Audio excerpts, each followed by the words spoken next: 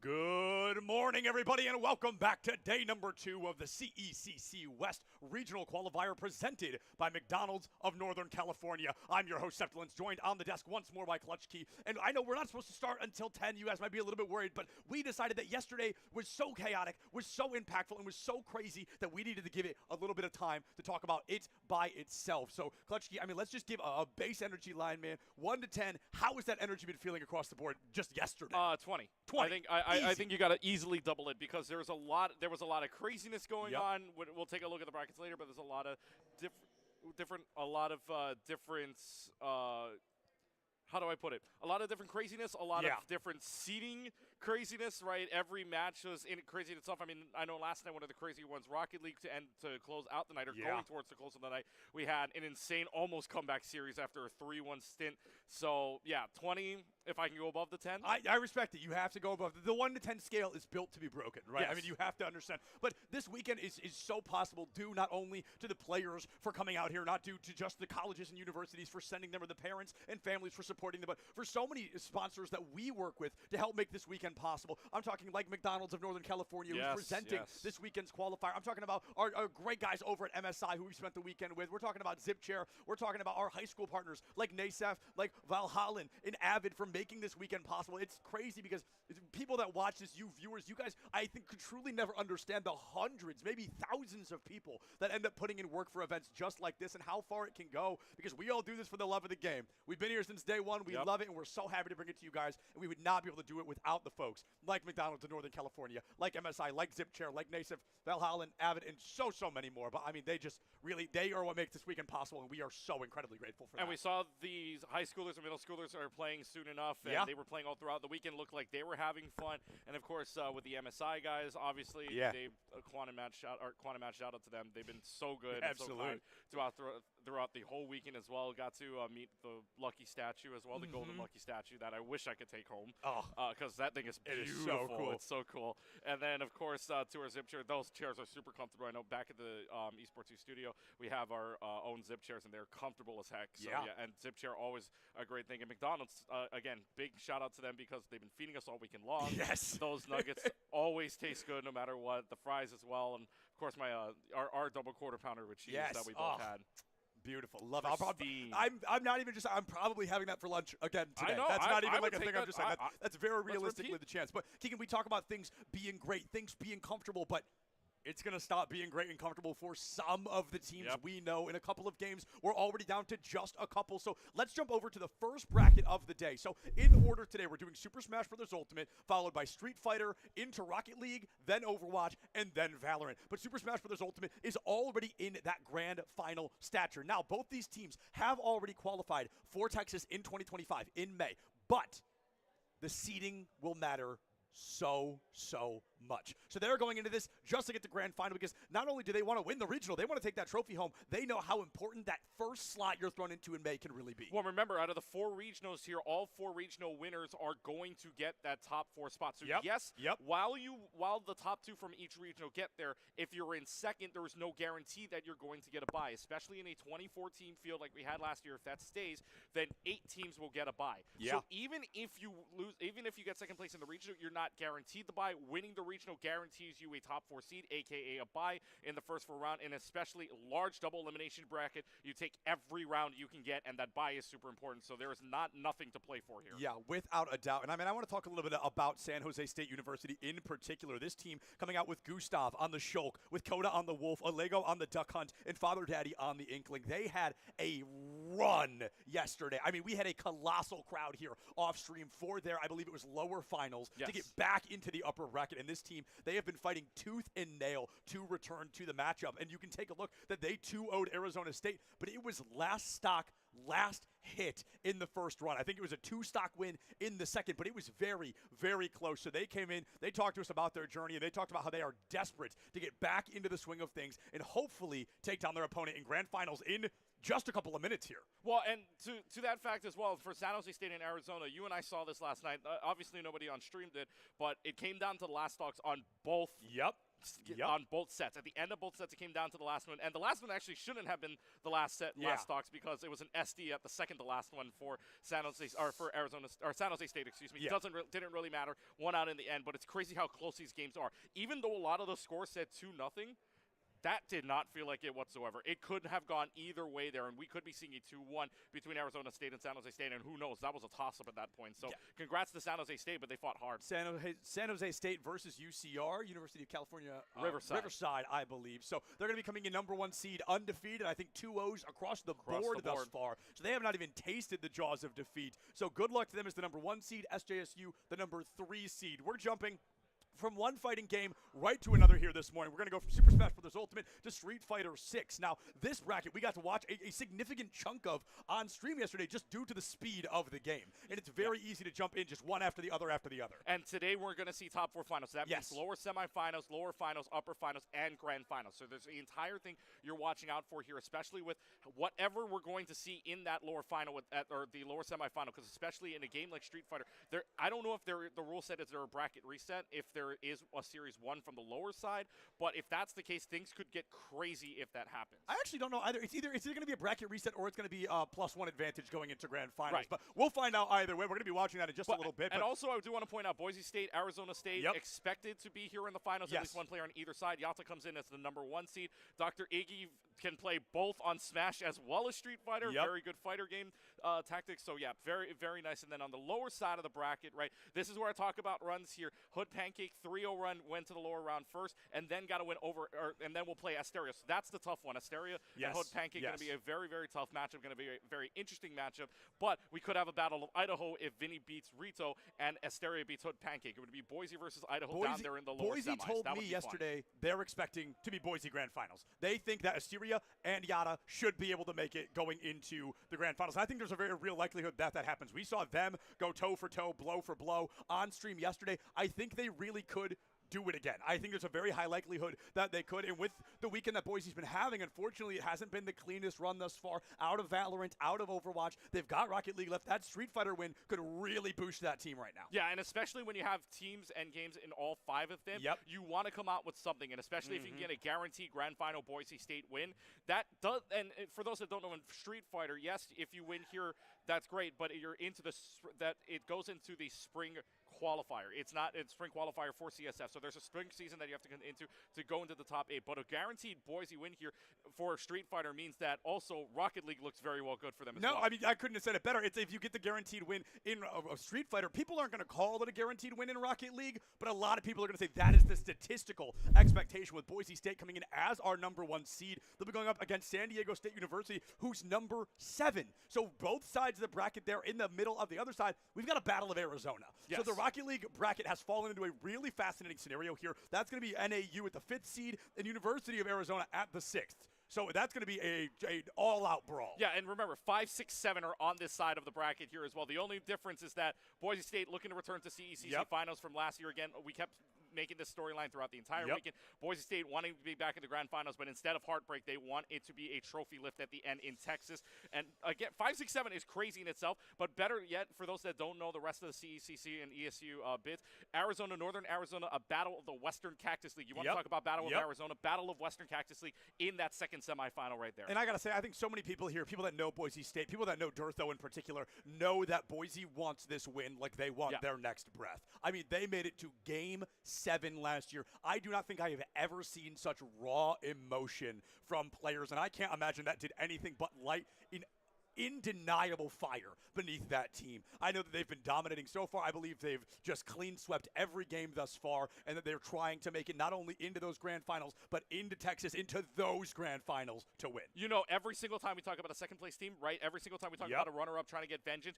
there's a fire. There's a certain fire that gets lit underneath that team, and it feels like they want that clean golden run and vengeance run all the way to Texas. Without a doubt. And speaking of Texas, we've got my personal favorite game always making an appearance there, Overwatch 2, one that we love to watch. Keegan and I both just truly enjoy through and through. Now, we've got a couple of banger schools going head-to-head here, Keegan. We've got Arizona State University, #1 seed, Washington, #2 seed, UCLA, #3 seed, and then I'm going to call them the wild card, CSU Long Beach, the 6th seed, and they've made it this far. Yeah, Long Beach, one of the wild card teams here, but a dark horse team, if you will, a #6 seed squad going into this. And by the way, to the first round points, Arizona State versus UNLV and UC San Diego versus CSU Long Beach in that quarterfinal round, both reverse sweeps. UNLV put Arizona State on the ropes, and then the #1 seed made it all the way back. UC San Diego 2-0 lead. You thought that they could sweep that out, but CSU Long Beach wagged the finger at them and says, we're not out until it's over. Came back all the way up and got that 4. So right now, as you're looking at seeding, Arizona State versus Washington is a 1 versus 2. That usually should not happen until a grand final situation. We get it in the semis. UCLA and CSU Long Beach, that's a 3 versus 6. That's normally in the quarterfinals. So instead, we get a 3 versus 6 in the semifinals. Really cool to see. I'm super excited to see who wins out here because it's going to be a California team guaranteed in versus a non-California team from Arizona State or Washington. I mean, I cannot wait to see how that is going to shake up. But just like Overwatch, we've got another first-person shooter that's going to happen just after that. We've got Valorant, which, as we all saw yesterday, has been a wild, wild ride thus far. I know our first matchup is San Jose State University versus Simon Fraser. That is the 1 seed versus the 8. Simon Fraser, a team that we harped on over and over, not supposed to be here this weekend. They get in on a matchup, and it is the repeat of the West Finals last year. So there is blood in the water. There is history between these teams. And Simon Fraser, they have been playing out of their minds. Beyond definition, this team is overperforming,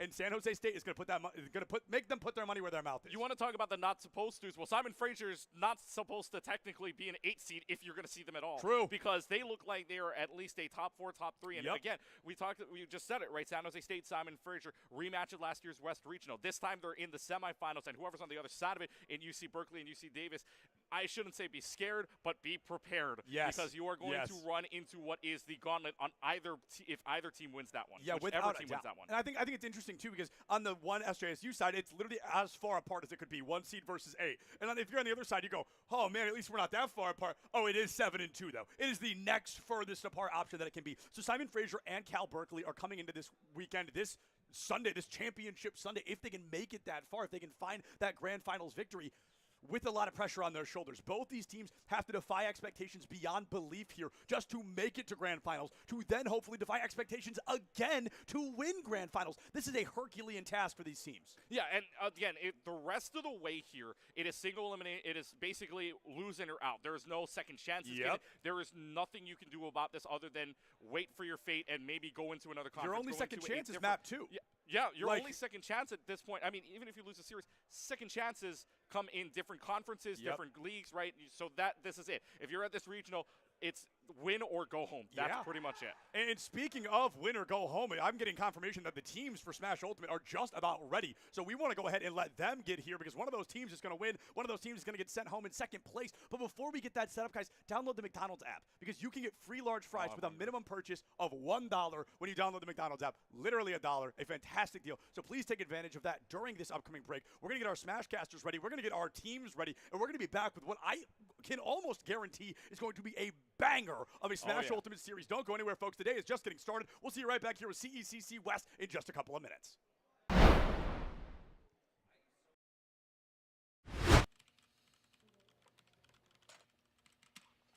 All right. We got this win streak. Let's go. Let's go.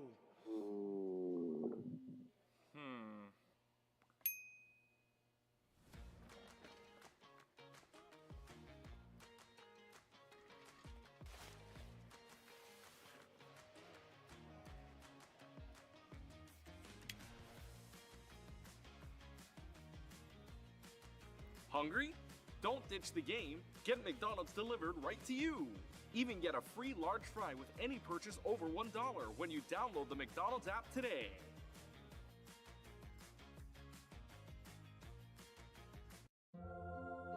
You can go ahead and try to talk about fries without mentioning McDonald's hot and crispy golden fries, all sprinkled in salt. Woo. But there's really not much to say, is there? We've got a deal for any occasion. Get a $10 combo meal featuring your favorites, plus a medium soft drink and our world-famous medium fries. Here's your gaming chair, and then an Expression Pro. No pain, just gain.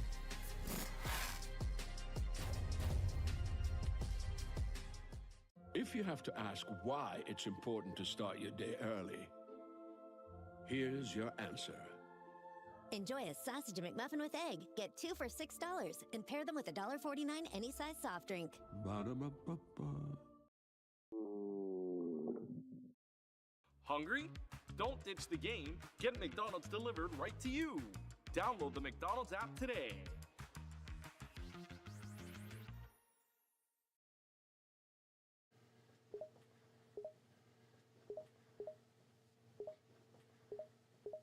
What I miss?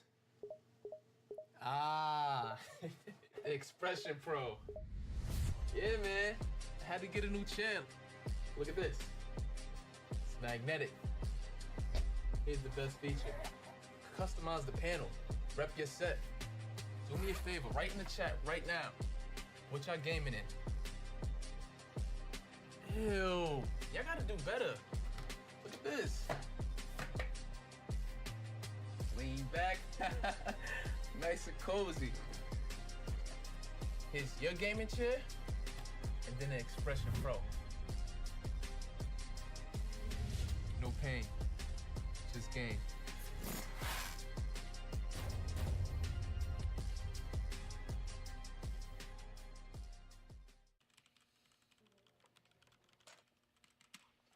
All right, we got this win streak. Let's go, let's go.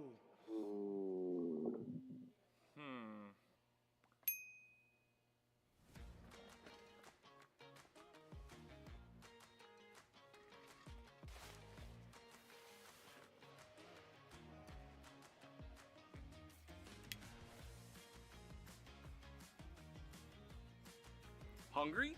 Don't ditch the game. Get McDonald's delivered right to you. Even get a free large fry with any purchase over $1 when you download the McDonald's app today.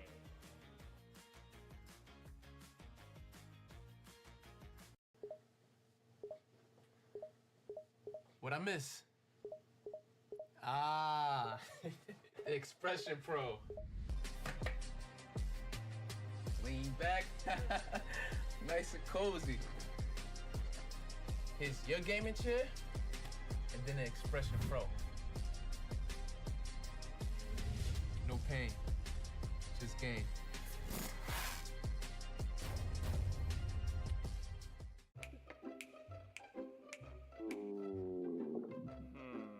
Hungry? Don't ditch the game. Get McDonald's delivered right to you. Download the McDonald's app today.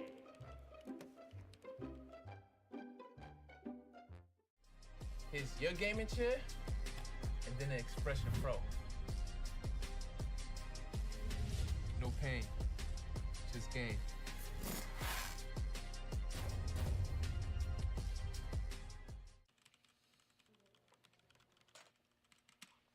All right, we got this win streak. Let's go, let's go.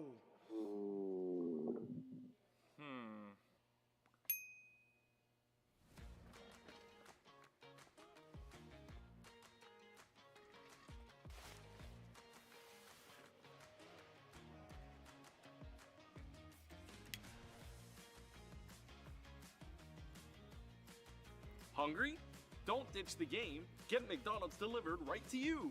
Even get a free large fry with any purchase over $1 when you download the McDonald's app today.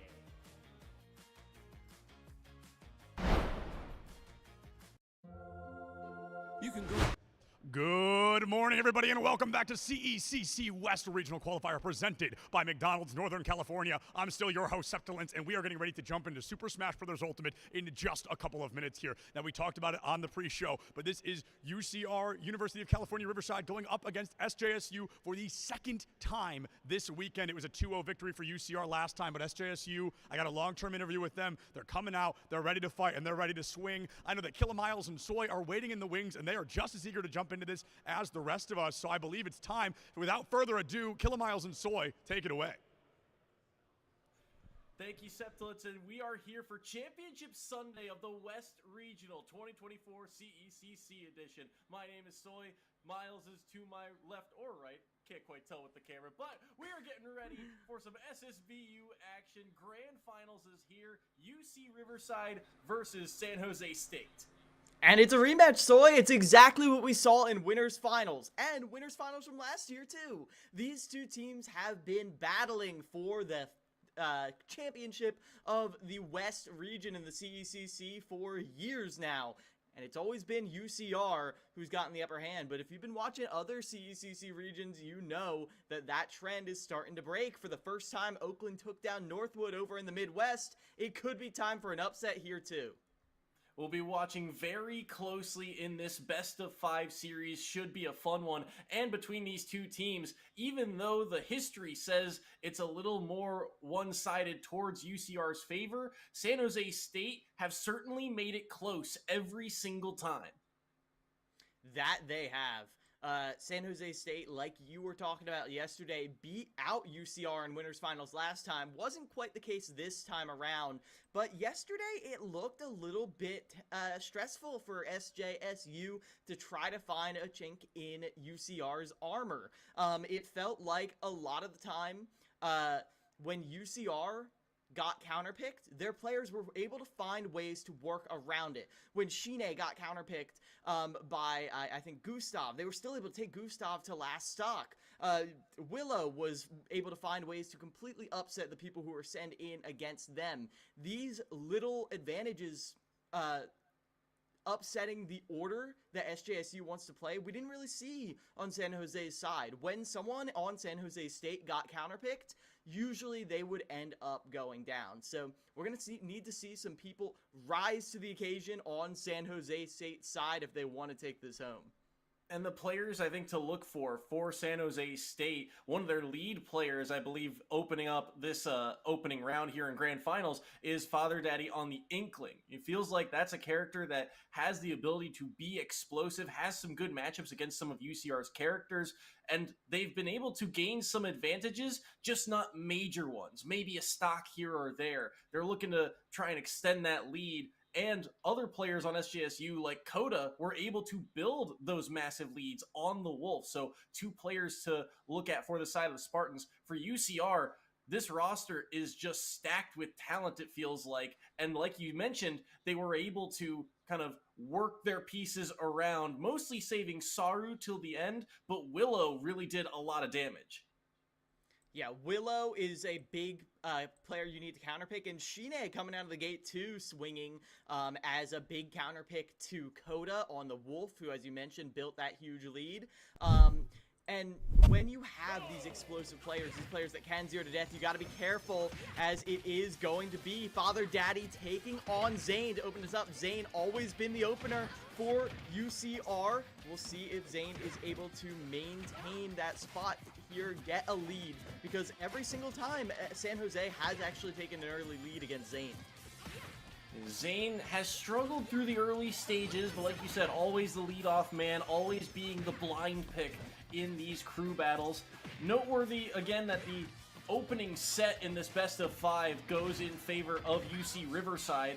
They only need to win 2 sets, whereas the Spartans will need to win 3. But so far through the first stock, Zane, a little bit more, they've got the advantage here in terms of percentage. Not so much of a slow start that we're kind of used to them having. 120 to 43 in terms of percent. They're looking for this kill, but instead they get grabbed up there, will do some damage. And Father Daddy will have to reset, look for another open. Father Daddy playing around this low profile, and that's crucial. You can get around a lot of Wii Fit Trainer's hitboxes by playing close to the ground, playing around your shield. And I'm liking what I'm seeing, trying to set up tech chase scenarios against Zane, where Father Daddy can use their neutral advantage to get a lead and build it and compound it. We'll see how Zane reacts to this. Playing this distance game now, 4th row, even with Deep Breathing online, still not going to kill, but 1 stray hit. That's all Zane needs at this point. Good parry on the neutral B as well. Goes for roller, like the idea here. Father Daddy gets a grab underneath. Good air dodge by Zane to get out of that up air. Could have potentially been the stock with now all that rage. Father Daddy's done a great job. It feels like he's been above 120 for seemingly 30 seconds, maybe closing in now on a minute. So a great job of surviving on this first stock, but he'll run out of time as the forward air comes through and cleans that one up. Now he's looking for a response. Up air. Will it be enough to get him off the top? No, not quite yet. Stalling out for a long period of time. Both will make it back to the ledge. Does he have the opening? Doesn't find the down smash. Another grab, another up air, another stock off the board. And it's tack for tack here in the opener. Yeah, it feels like while Zane can chalk up a lot of damage from a distance, at the end of the day, Zane needs a stray hit to finish the stock. Meanwhile, Father Daddy gets confirmed off of the grabs, off of falling up air, neutral air, back air. The edge guard game, I feel like, is stronger on the Inkling as well. So even though the percent differential goes in the favor of Zane, as we're seeing off of this combo, it feels like Father Daddy was able to claw it back on that first stock. But right now, if Zane can find a finisher, that would be huge. But it is Father Daddy taking the wheel. Once again, just finding these grabs, finding these aerials, and slowly chipping away at the Wii Fit stock. 55 to 101, similar to the pacing of that first stock here. Holding the outside, gets deep breathing, Father Daddy going a little deep on that edge guard. Finds another back air, tries to sneak that down smash underneath, finds a good down tilt, trying to find this edge guard, can't quite get there. That dash back, just unable to find a grab opportunity, and so Zane gets to survive at 84%. They've got center stage, but these back airs by Father Daddy doing so much work. Wanted another one, and he nearly would have gotten the stock off the back of it. Both playing dangerously around this ledge, and they'll both make it back to stage again. Neither of these players are afraid to take risks. As Zane at the ledge again slaps Father Daddy away. This has been the story of the match. Father Daddy finds a way through the projectiles, but ultimately the hitbox at the on the approach is a little too strong. But again, I want to chalk up, even though Zane had a huge advantage, is getting the stock first. Father Daddy was able to even it out. Again, we'll see if that trend remains true as Zane does get an opener. Lots of damage. Neutral B used there, kind of stalling out that projectile from Zane. Roller underneath again. Zane just constantly staying airborne.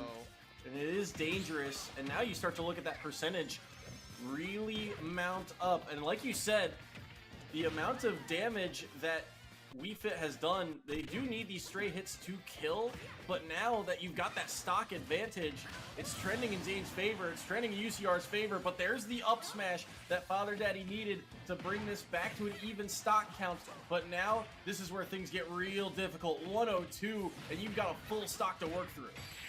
Father Daddy not able to avoid that projectile. One more lease on life. Zane has a lot of pressure at the ledge, but goes for an up smash. Father Daddy, it's the only opening they need. Trying to hold on to this neutral advantage, but shield kicks it back to neutral. A stray salute the sun in neutral is all they need. Father Daddy off the side of the screen. Zane gives UCR the first round advantage that UCR has ever had, and UCR has won every crew battle we've seen them in. This is not great for SJSU. No, they've been able to grab some early advantages throughout these matchups, and even though it is just a one stock lead, it was a significant one. And Zane seemingly warmed up in this series. The Wii Fit had been shut down through that winners finals matchup, but here they are now gaining a lead against a player that I said a little bit, we were expecting more from in this series if San Jose State was going to be able to mount a comeback. And now we're seeing that second name locked in, one of the anchors of previous rounds for the side of the Spartans, Olego's Duck Hunt being that second player into the ring. And I like this. I like it a lot. Not only was Olego the anchor, so, I mean, you didn't really see a lot of opportunities for UCR to counterpick them, but I feel like Olego will do well in this sort of mid-range battle that's going to be taking place between Wii Fit and Duck Hunt. Duck Hunt has a lot of tools to apply pressure while still approaching. Throw out a discus, approach while it's going in. Throw out a gunman, approach while he's firing up. There are a lot of ways for Olego to just be a slow moving wall towards their opponent. And then I didn't feel like UCR had like this person is the hard counter for Olego. I felt like Saru was very consistent against them. Was able to two-stock them at one point, but even so, it didn't feel like there were any shutout players against Olego. Here, when you're trying to retake a lead, gain a lead, I feel like Olego is an excellent pick. Yeah, and San Jose State, too, they were the team that was very flexible with their lineup, right? Flexing around certain players. No, you never knew who was going to be the leadoff man. You did feel like Olego was going to be the anchor more times than not, but in grand finals, you've got a set to really play with here. Why not send them out, see if they can shut down Zane and this Wii Fit? First time, though, we're seeing Final Destination as the stage locked in. Both characters like it, but like you said, feel like Olego will probably be a little bit more privy to it. We'll see how this one plays out. Can Zane build up more of an advantage, or will Olego tie things back up here? Projectile warfare, back and forth they go. 30% dealt to Olego, but like you said, slowly working their way closer and closer, but now Zane goes in, gets some good damage here. I'm curious to see how the combos end up really playing out, because you talked about that can a lot in the previous series on winner's side. So impactful, especially in a matchup like this. Yeah, it's a great combo breaker, but Zane's not really going for a lot of huge combos. Actually catches a Lego on the landing there, and I know I talked about it, but it feels like Lego is having a lot more trouble getting in than I would have hoped. Combine that with the fact that Zane has gotten a lot of good combos with the landing neutral air like that, and Lego is actually on the back foot, on a very good chance, Soy, that they lose another stock here. Yeah, they're up to 113 already here, and Zane only at 84, deep breathing online as well. Olego's got to be so careful. They go for down smash. They get caught by the grab instead. Has to jump around the soccer ball. Once more, able to grab the ledge. Deep breathing online again here. Zane just finding so many opportunities, but down tilt will buy some time for Olego. Shooter underneath, and he'll find the up air, so down goes Zane. Little bit of bleeding for the side of Olego, but the first member of UCR is off the board. And all's well that ends well. Olego really did their job. They lost the stock, sure. Zane really giving UCR a great advantage, taking 4 stocks off of the beginning. But Olego has shown great performances even with 2 stocks. I feel like even with Saru coming in, like we said, Saru was very consistent against Olego before. I feel like Olego can still get some work done. It didn't feel like a shutout previously. But Saru still definitely had the edge, and I felt like that was a combination of the fact that Saru had very excellent ledge trapping, a good awareness of how to use Pit's unique defensive options, the super armor on the side B to recover, that down B, the shield, which was nullifying a lot of these timed projectile moves that Olego has. We'll see how Olego plays around those defensive options that you don't usually have to think about.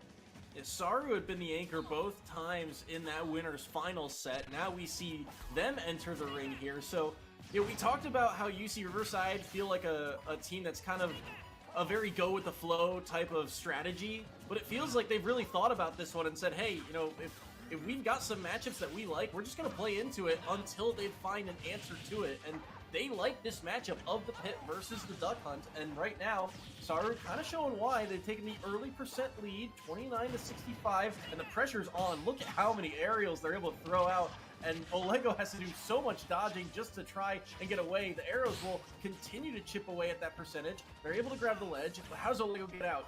Neutral get up, or get up attack will actually trick them away. Can knocked away by the down B as well. And as these percents start to trend towards the red, we'll see who can find that strong move first. Ooh, I'm liking the grab out of that shield. Olego is starting to find ways through the defenses, but it is Zane who gets the reversal, and we're seeing Zane force Olego into the opposite of what Duck Hunt usually does. Usually you're chasing Duck Hunt, but it's Zane who is weathering the storm of Olego's offense, forcing Olego to come in and then catching Olego on their own approach. Fantastic stuff from the side of Saru. Dude, Saru is playing so good. I mean, you can see that there's great options being thrown out by Olego. And like you said, there's classic Duck Hunt traps, right? You throw the can out, you get the shooter out there, you go for a forward air to try and catch a jump, and somehow they're sneaking underneath with things like the up tilt into up air to take a stock. They're also finding down airs around the discus throw. They're just so well positioned right now. They're able to take a stock off the board, Olego is, but still, they're at 102 right now, and Olego, or rather Saru, only at 10% here. Great awareness catching that jump, and now you can see how scared Olego has to be on that recovery. Good conversion off of that reversal off lead. Saru is out of jumps, but is able to touch back down to the ground, fighting their way out of the corner now. Olego holding strong in center stage, but Saru inches closer. Gets caught by the up air though. Olego taking advantage. Olego has landed about 5 up airs in a row here. Racking up that percentage up to 70 now on Saru, and you can find some strong hitboxes. Good combo here. Oh, got the drag down, but doesn't get the up smash. Just barely able to get away is Saru, and now the conversion the other way. Down goes Olego. Saru takes a 2-stock lead. Heartbreaking for all you Olego fans out there. That was an artful combo at the end. Discus into falling up air, single hit into up smash. You could see the idea just didn't work out against Saru there. And, well, You drop your one chance, you miss your one opportunity. Saru's not going to miss theirs to swing back. Saru only dropping a single stock against Olego's 2, and UCR with a solid 2-stock lead, which again, at this point in the match, yesterday, San Jose State always had that lead. This could be an ill omen for the side of San Jose State, but I gotta say, they are looking good. They're playing well. A lot of opportunity to adapt and improve throughout this set.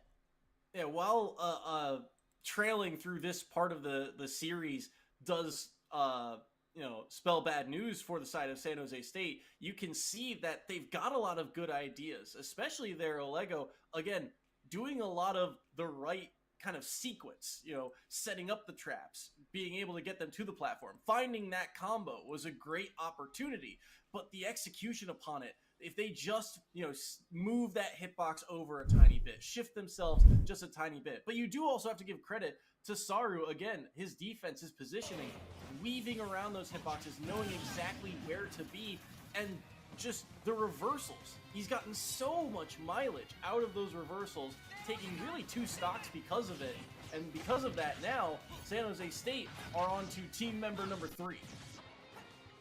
Yeah, Coda called out immediately, jumps back to ledge, but Saru putting on their signature pressure, catches the get up with an up tilt, and now this is a little bit scary, but a starter from Coda out of the corner. Finding an opportunity here. Said it will be the neutral air by Saru. Grab as well. Went for the down air instead, then tried the up smash. Tried to scoop with him as well. Maybe an anti-air, but instead, both kind of swinging here. A couple smash attacks back and forth. More like get off me tools, but back air will land. Coda looking for the opening. Heavily charged down smash, but no fear by Saru. Just says, yeah, I'll get up attack into it. Now there's a turnaround. Yeah. There's a good back air as well. Tries to get back to the ledge. And all of a sudden, Coda, they've turned on the Jets here. After an early trailing in percentage, it's starting to get back to even. Coda catches that get up with a back air, and like you said, it's back to even now. Here at the edge is where it feels like Coda should have the advantage, or Saru rather, but Saru is making it very difficult to get back on. Neutral get up caught by all these lingering hitbox that Pit has. It's so difficult to find your way off. Even if Pit isn't killing you at the ledge, he's still stacking on damage, still holding stage advantage. And does it really matter if you're getting a combo if you're taking 60% every time you're at ledge? Air dodge back in, and all of a sudden you can see Coda finding these opportunities here, finding some combos. Oh, there's a missed tech into a down smash. Won't be able to take the stock quite yet. Tries the 2-frame, won't be able to. These back airs, again, doing so much work here for Coda. I think kind of the move with the longest reach. And he actually gets the scoop of the up smash. Down goes Saru. It's a 1-stock lead for UCR, but Coda knocks another member off the board. Piece by piece, stock by stock, San Jose is getting back into it. Coda doing to Saru what Saru did to Olego. Perfect stuff there. Now, this is what Coda does best. They come in, they fight through their opponent's game plan, they find the ways to get early stocks. A single missed tech was the opening Coda needed to get stage advantage, to get an edge guard. It was clean, it was crisp, I liked it. Shine 3, was it 2 stock? Was it 3 stock? Shine messed up Coda yesterday. It was not great. Coda was called out on a lot of their jumps from ledge. Anytime Coda was without resources, it felt like Shine teleported over there. Random chimp event, back air into back air off the side of the screen. It was tough to deal with. We'll see how Coda is able to remain disciplined now, find the openings, find your advantage here against Shine. Shine definitely had Coda's number yesterday, but Coda was able to bring it back a little bit closer in that second set. I want to say it was a 2-stock victory the first time and a 1-stock victory in round 2. But we'll see how the Donkey Kong does here, as Shine, kind of the unsung hero for UCR yesterday. You know, we talk about Willow, we talk about Saru and their performances, how explosive of players they can be, but Coda was the member that was getting, you know, they opened the series with a 3 stock, and they were the player shutting down players like Willow, players like Saru, and yet Shine comes in on the Donkey Kong of all characters and was just shutting the door, closing the window. Coda had no opportunities back into the match once this Donkey Kong entered the arena. Yeah, and Shine was oppressive against other players as well. And here on a small stage, I like this. Shine has been counterpicking here a lot because it gives the opportunity for the ding-dong up top, the up throw up air, and also it means there's not a lot of room for Coda to get away, but it goes 2 ways. Door opens both, and right here, Coda is showing you can't get away from me either on Smashville. Tough spot, like you said, close quarters combat. Who's got the better CQC? Now, maybe an opportunity to find something. Tries to up tilt underneath, but it is actually Nair that comes through for Shine. Opportunity now as they get the up tilt. They catch a jump as well. Has to grab the ledge. That down tilt looks scary, but here's the grab. To the platform, to the up air. Air dodge, but it leads to a back air instead. And an early lead that Coda had is completely mitigated. Practically dead even in terms of percentage. You saw the up smash get charged there for a moment. Coda's looking for an opening. He nearly timed it. Somehow Shine gets around. Ooh, but the super armor there, Shine takes him out, and Coda, after that early lead, is looking a little bit lost, trying to find this stock. It feels like Coda is so good at these early percents, and then now that Shine has the opportunity to kill, it's looking difficult for this wolf to do anything. Both of these players are so aggressive. Coda's just searching for an opening, but he's eaten 75% for doing so, and he needs to find something now to try and bring this back in close. We talk about playing against UCR, you want to try and keep things within that kind of 1 stock range to give yourself a good opportunity at those final members, and there's the stock they're looking for. A forward tilt will do the trick, knock 1 off the board, but Coda's down to their final stock here. They get grabbed as well. Patience, another up air, another back air. Coda's at 124. He's off stage, and he somehow gets around it. The side B clipping through. A trade there on the back air, and Shine will shut down Coda yet again. Fantastic stuff from Shine. Good on Coda for getting one of those stocks out of there, but at such low percent, someone as heavy as DK, even your strongest move like back air isn't going to give too much hit stun to think too much about. Between that and getting caught by that neutral beat in the beginning, I mean, if Tyson had some more of those in him, my weekend would have been a lot better. But like this, it's tough when you know that a single hit, you're going to get punished for it. Coda did their best, but now Shine maintains, takes back the lead that Coda was starting to build back, and there's only one player left on San Jose. It's Gustav rounding it out on the anchor. Gustav, I think, has been more and more the anchor for the side of the San Jose State Spartans. I believe, you know, credit to the media team yesterday for catching the end of that matchup against Arizona State, that losers finals matchup. I believe it was Gustav who closed things out for that series, so he's been getting the anchor role more and more, and I like the idea to leave Gustav as the anchor here, considering the character matchups you have at the end of this. You get Donkey Kong and likely Willow, the Luigi player, at the end. Can they find an early stock here, though? Trying the edge guard, they'll find more aerials. Up air, smash art, but the turnaround from Shine again, and they get a grab here with the platform moving. Jump art will get them away. Oh, I like that.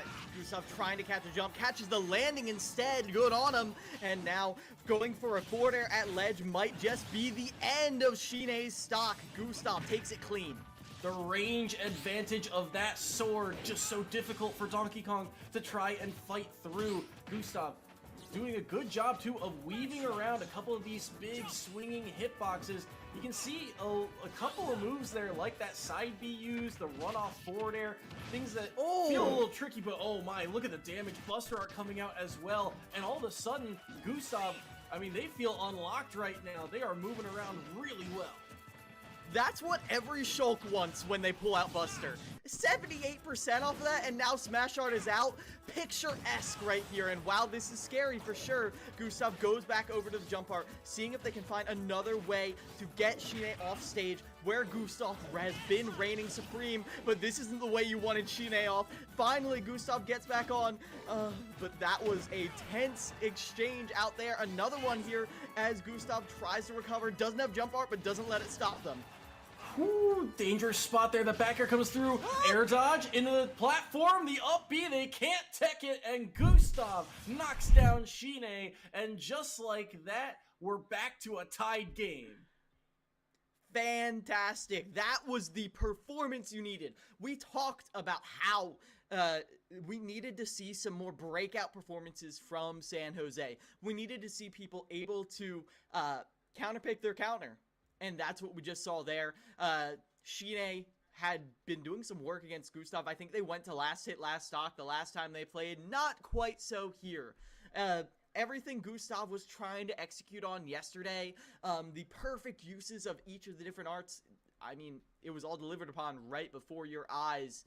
Problem is, now for the first time is the anchor Willow stepping in, and that is not going to be an easy task when Willow was being very oppressive against Gustav previously. I want to say in that opening set of winners finals, it was Willow who took down Gustav. Gustav was about the third member, I want to say, in the lineup for SJSU in that first set. And he only had to take down, I believe, one stock, but still, it was a pretty clean stock overall. Willow barely took, I want to say, roughly 30-40% overall.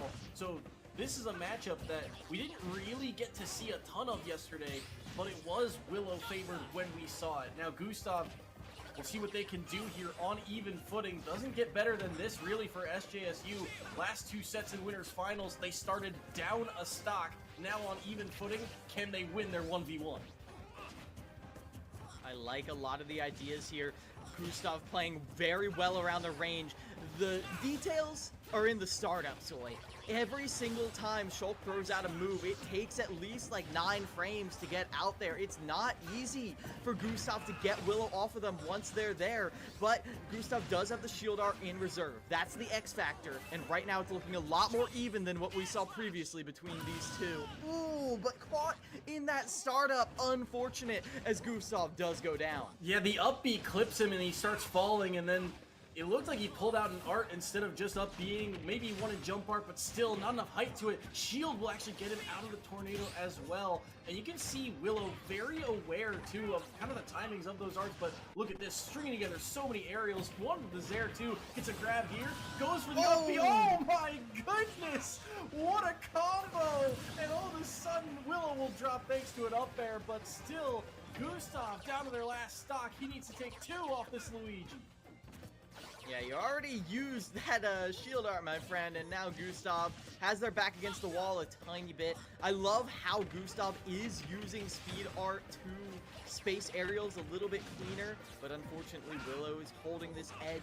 Willow has been calling out jumps, calling out these laggy options with the Zaire. Not necessarily getting a huge punish off of it, but forcing Gustav into unfavorable positions. But here at the edge, Gustav, this is where you could make your mark, and the misfire actually seals Willow's fate.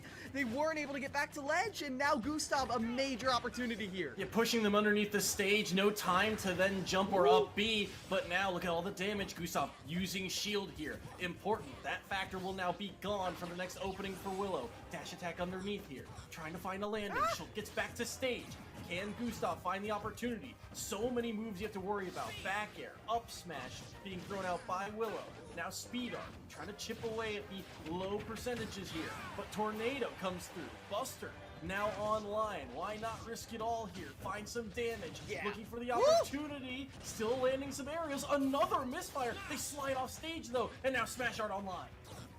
putting it all on the table here. This could be it. The Smash Art's down. That means Gustav's the only one who's really in danger of dying. Goes to Shield Art, just trying to stack up some more damage, but just trying to get the pummel. I actually love the pummel to stack up damage. I think that was optimal to actually get a punish there as the Nair puts them off stage. Smash Art, one more chance, one more aerial, but the dash attack will do it. But with the speed art, Gustav's just barely able to survive. Gustav's still in this. 166 to 86 in all this rage. Schultz certainly got the damage to do it. Can he find the opening though? Needs one more good hit, one Nair or forward air to knock this Luigi off stage. But on the other hand, you have to worry about so much. You have to worry about back airs, up airs, all the aerials, the shield art again used here. Potentially a grab now coming through, but it's speed art now to get away. Looking, dancing around center stage, dancing around this platform as well. Neutral air underneath. Beautiful. Got the air dodge, but still, now another forward air along the ledge. Willow off stage. A third misfire. The Should be able to misfire! get back, but he can't tech it. And that's the end of the game. Some way, somehow, Gustav's brought it back, and the Spartans take the first set. We called it out. San Jose State needed to be able to beat out whoever was sent in to counterpick them, and Gustav just did it. Right there, live on tape, it's Gustav who came in clutch. Still another crew battle to go. Don't go anywhere, but this is intense right now. Gustav able to take down Willow, who we touted as maybe the best player on UCR's roster. And one thing I want to touch on, in the first crew battle, it was actually Gustav sent in to counterpick Willow, and it didn't go so great for Gustav that time. Gustav showing exactly why they did it in that first crew battle, and exactly why we need to keep an eye on them going into the future matches. We asked who would be the step-up player for the side of San Jose State, and we have our answer. It's Gustav. 5 stocks to round out that first crew battle. 2 stocks off of Shine, 3 stocks off of Willow, and they do it in the most clutch moments. They were up to, what, 160 or something in terms of percent? Such a scary situation, but they end up clutching it out. Gustav survived 3 Smash Arts above 100%. That just doesn't happen. Like, that, if you go on to Smash Art, I feel like half the time it is Shulk who goes off the side of the screen. It is an all or nothing play, and yet somehow it wasn't all or nothing. Gustav, their movement was clean. They were able to keep Willow off of them to protect those slow startups on all of their aerials. And I love the way the speed art was used. Did you see that standoff at the end there? Gustav in speed art, just dashing back and forth, back and forth. Willow not wanting to approach until finally Gustav gets the Nair that set up the sequence that ended that game. Fantastic stuff from Gustav right here.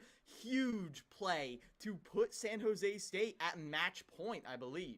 And I want to say, too, it looked a little shaky off the start for Gustav. Against Shine, you could see there was a weird, backslash onto the side platform of Smashville that you went, that probably was a misinput. And they had that weird runoff as well where it looked like they were going for dash attack, but they slide off and do instant forward air. It ended up working in their favor, but it just felt like they had some moments where it was a little bit of skew. Maybe it worked in their favor, maybe it didn't. But at the end of the day, they were able to bring it all back. And like you said, playing with confidence in the stare down, the back and forth dashing, and finding those opportunities, making Willow really work for it, and not giving Willow the opportunity to just do something like run up smash or go for something like those back airs being thrown out time and time again that we're catching in winners finals, but not here on Championship Sunday. Yeah, Willow did have some great conversions there, going for the Nair into the up B.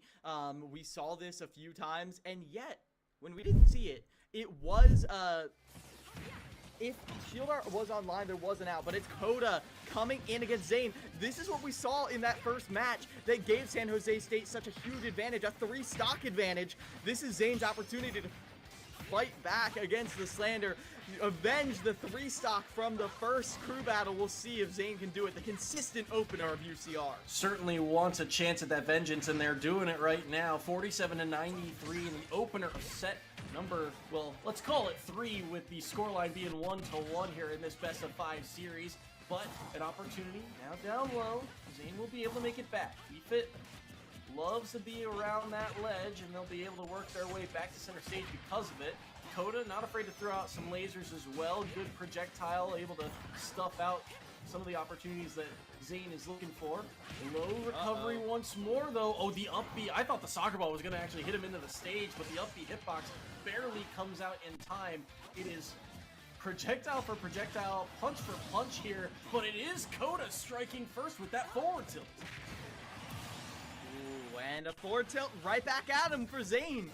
F-tilt for F-tilt, it's 0-0, but already Zane's taking more stocks from before. This is Zane playing with a vengeance, catching that tech chase. Coda, not quite as free this time, is it?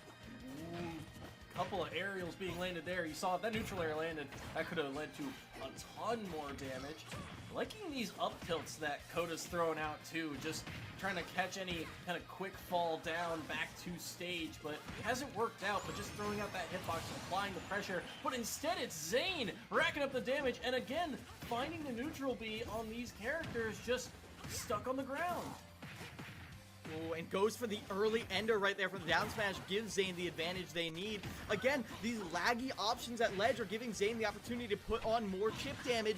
Zane, even playing from 100%, even playing knowing that one ledge trap could be their death, is still finding the openings that they need. Coda taking more and more chip damage. Zane is so hard to track down. You can see in the player cam too, Coda a little bit upset with himself, just going for some of these down smashes, looking for the opportunities, getting a little antsy with it, and now Zane has a chance to shut him down. 117-0 on final stocks here for the opening members of round number 3. Now an opportunity, parries the soccer ball once more.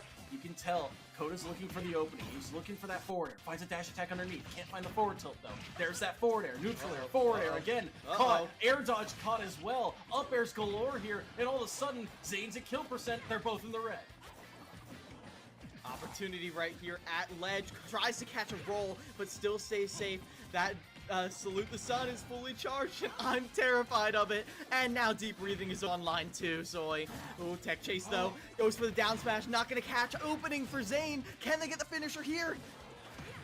You saw the reflect come through as well. Wouldn't be surprised to see more of that. Remember, that neutral B's already taken one stock off the board. It's still fully charged. He backs away, tries to buy some time, tries to buy some space. An immediate spot dodge upon landing. Coda's up to 176. One strong hit should do it. The soccer ball nearly at the right angle too. He snatches to the ledge. There goes the Salute the Sun. It's gone. The neutral B is out. But a grab here and a back throw from center stage. Good DI by Coda. Makes it back to the ledge again. Gets another nair. Gets another grab here. And he finds the back air. And Coda claws his way back. SJSU, they will not go down without a fight. Oh my gosh, it looked like Zane had the number of Coda towards the middle of that game right there, and you could see a lot of head shaking from Coda in the middle of there when they were just going for a down smash at ledge, caught by the header, going for a forward tilt, caught by a nair. It felt like every single time Zane was finding the edge, and yet surviving through thick and thin. Coda fought their way back on stage, found the one tech chase that they needed to set up that game ending scenario, and then the back air. Consistent, clean. Love to see it, as Coda has given SJSU an advantage going into the second crew battle, which, mind you, they didn't have in that first crew battle where SJSU ended up winning. And I have to say, it is a little distressing for the side of UCR. This is 2 games in a row now where you've been on even footing, 3 stocks apiece. You felt like you've had the lead, and instead it goes completely awry. You drop the last stock in another clutch situation. Fool me once, shame on you. Fool me twice, shame on me. Fool me 3 times, that's a pattern. So we'll have to see if that continues here. But Shine's coming into the ring to try and shut down this Wolf once more. All of this off of 2 trips from a down tilt, by the way, from Shine, rather. But Coda's fighting the way back in. Wolf puts out some damage when he gets the chance. Unfortunately, he's also very mobile. Shine having trouble tracking him down. Caught in the air, double jump used, and now Coda has an opportunity to finish, but the air dodge gets Shine back in advantage. There from the ledge as well, and you can tell Coda really wanted those down smashes, but he just hasn't been able to land one quite yet. Tries to get the get up attack as well, but the forward smash won't land. Coda back to the ledge here. Both in the red. Both looking for that strong kill. Up smash doesn't land. There's the down tilt. Get up attack. Saying get off, and he finds the forward tilt. Just barely able to sneak that one out. That's the opener. Uh-oh. Only one option back to the ledge there from Coda, and Shine was ready to cover it. Most people are terrified of being anywhere near that Wolf Flash off stage, but if you have the hitbox out, if you have the disjoint, you can get the job done. Shine only dropping a stock, but it's a very impactful stock. A 1 stock lead for San Jose State going into their second player. And Coda getting that stock, like you said, not only giving them the advantage, but it shows that Coda is kind of growing and adapting throughout this tournament, right? He gets the 3 stock against Zayn. He struggled against Shine throughout this tournament, but now just 1 stock apiece is probably the best performance he's had. It is just 1 stock apiece, but with only 1 stock on the board in that matchup, you don't get to choose when you go up against Shine. You know you're going to play against him the way that UCR has decided to strategize and how to formulate their lineup. That's the way things have been going, and still Coda able to eke one out. Yeah, this is interesting to me. Gustav coming in. I thought Gustav did have a great performance against Shine. I don't want to, I feel like a lot of other crew battles, Soy, they have a moment where you're like, this could be the crew battle. And as much as the last crew battle makes me want to say, if Gustav gets shut down, it's all over. But San Jose has been digging deep in their pockets. It's felt like all the players are stepping up. It felt like that loss yesterday. I mean, you learn more from losing than you do winning every single time. So we'll see what they are able to make happen here as maybe a few technical difficulties. Gustav coming in. I worry. I do. Because even combo-heavy characters like DK, you know better than anyone. If you lose the entire game, realistically, you only have to win once if your punish is good enough. Yeah, I think what's interesting to me and immediately caught my eye when Gustav gets sent into the ring here is that these are the 2 players that have had the largest leads formed for San Jose State. Coda getting the 3 stock on winners in the opener of winners finals. Gustav able to take 5 stocks in that previous set. So they are coming out with the big swingers early in this matchup, and they're now relying on the players who have maybe gained some small leads, 1 stock leads here and there as the anchors. Olego and Father Daddy, we'll see which one steps into the ring second here.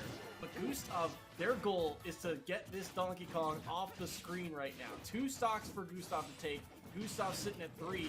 On Town and City, what can they do here? They go for backslash early. Shield Art immediately burned. They'll get the down air as well. A couple times they've been able to convert that into a combo, but not in this opportunity. You know, I've talked before about how Shulk doesn't have a lot of tools right in your face, but Speed Art, I lied, sorry. It is tough to deal with nairs being thrown in your face like that, especially as DK. Shield Art gonna make sure that, oh, never mind, you get a lot of punish off of it with that up B. Labbing those Shield Art combos is what you gotta do as Gustav gets put off stage. Shine is in a little bit of a tricky situation getting to the ground, but it's an even game thus far. Well-timed air dodge around that up air attempt with jump art. Well spotted by Shine, but now spacing. Forward air again. Shine off stage. Tried to reverse up B, and that allows Shine back to stage. Shield art used. Grab. Now burned as well. Good patience there as the art wears off, and they're carried all the way back onto center stage, and it will be an up tilt to come through for Shine, knocking the first stock off of Gustav's pick. And Shine now an opportunity with Smash Art out. You could see a little bit of hunger in those eyes, but calls out this speed art. I feel like Gustav is most lethal on the speed art due to their ability to drift back with the aerials, put on pressure safely. A lot of good stuff comes out of that blue form. Very proficient with it. It is Shine who's done a good job of surviving here. 136 and not taking too many extra damaging hits. Even though they got hit by the back air, it was all the way across the stage. These forward airs that have been so good, so dangerous, they are privy to the timing of it right now. There's another one, gets the parry instead. There's the back air finally to come through. Shine doesn't find a back air of their own. So 2 stocks to 1 now. Still a lead for the Spartans, but it could be quickly mitigated. Dangerous spot here. Shine going for the edge guard, but instead, Speed Art. Again, look at the combo. You were talking about it. The pressure they are applying. Already 32 dealt from that interaction. And I love how Gustav is never afraid to go for a reversal at ledge. Buster Art stacks on some great percentage, but safe with that shield art there. Not overextending too much. Smash art at ledge. It's dangerous. 4th throw puts you in a dangerous situation, but a back air will take out that stock. Things are looking pretty even right here. Whoever wins this is moving forward with an advantage between these 2 titans. Just got a little antsy with that call out, but there he gets it. Forward throw into forward air. The edge guard comes through, and Gustav knocks out Shine, and the Spartans maintain their 1 stock lead here in set 2. It's not much, but it's more than the Spartans have had before. SJSU have found ways to navigate their weaknesses, and now you've got to deal with the fact that you've put UCR on the back foot. It felt like in the first crew battle, Koda's huge performance 3-stocking Zane forced UCR to adapt. And then UCR just kind of stayed adapted. In the second crew battle yesterday, SJSU didn't have a lot of huge innovations. Today, they've all come to fruition.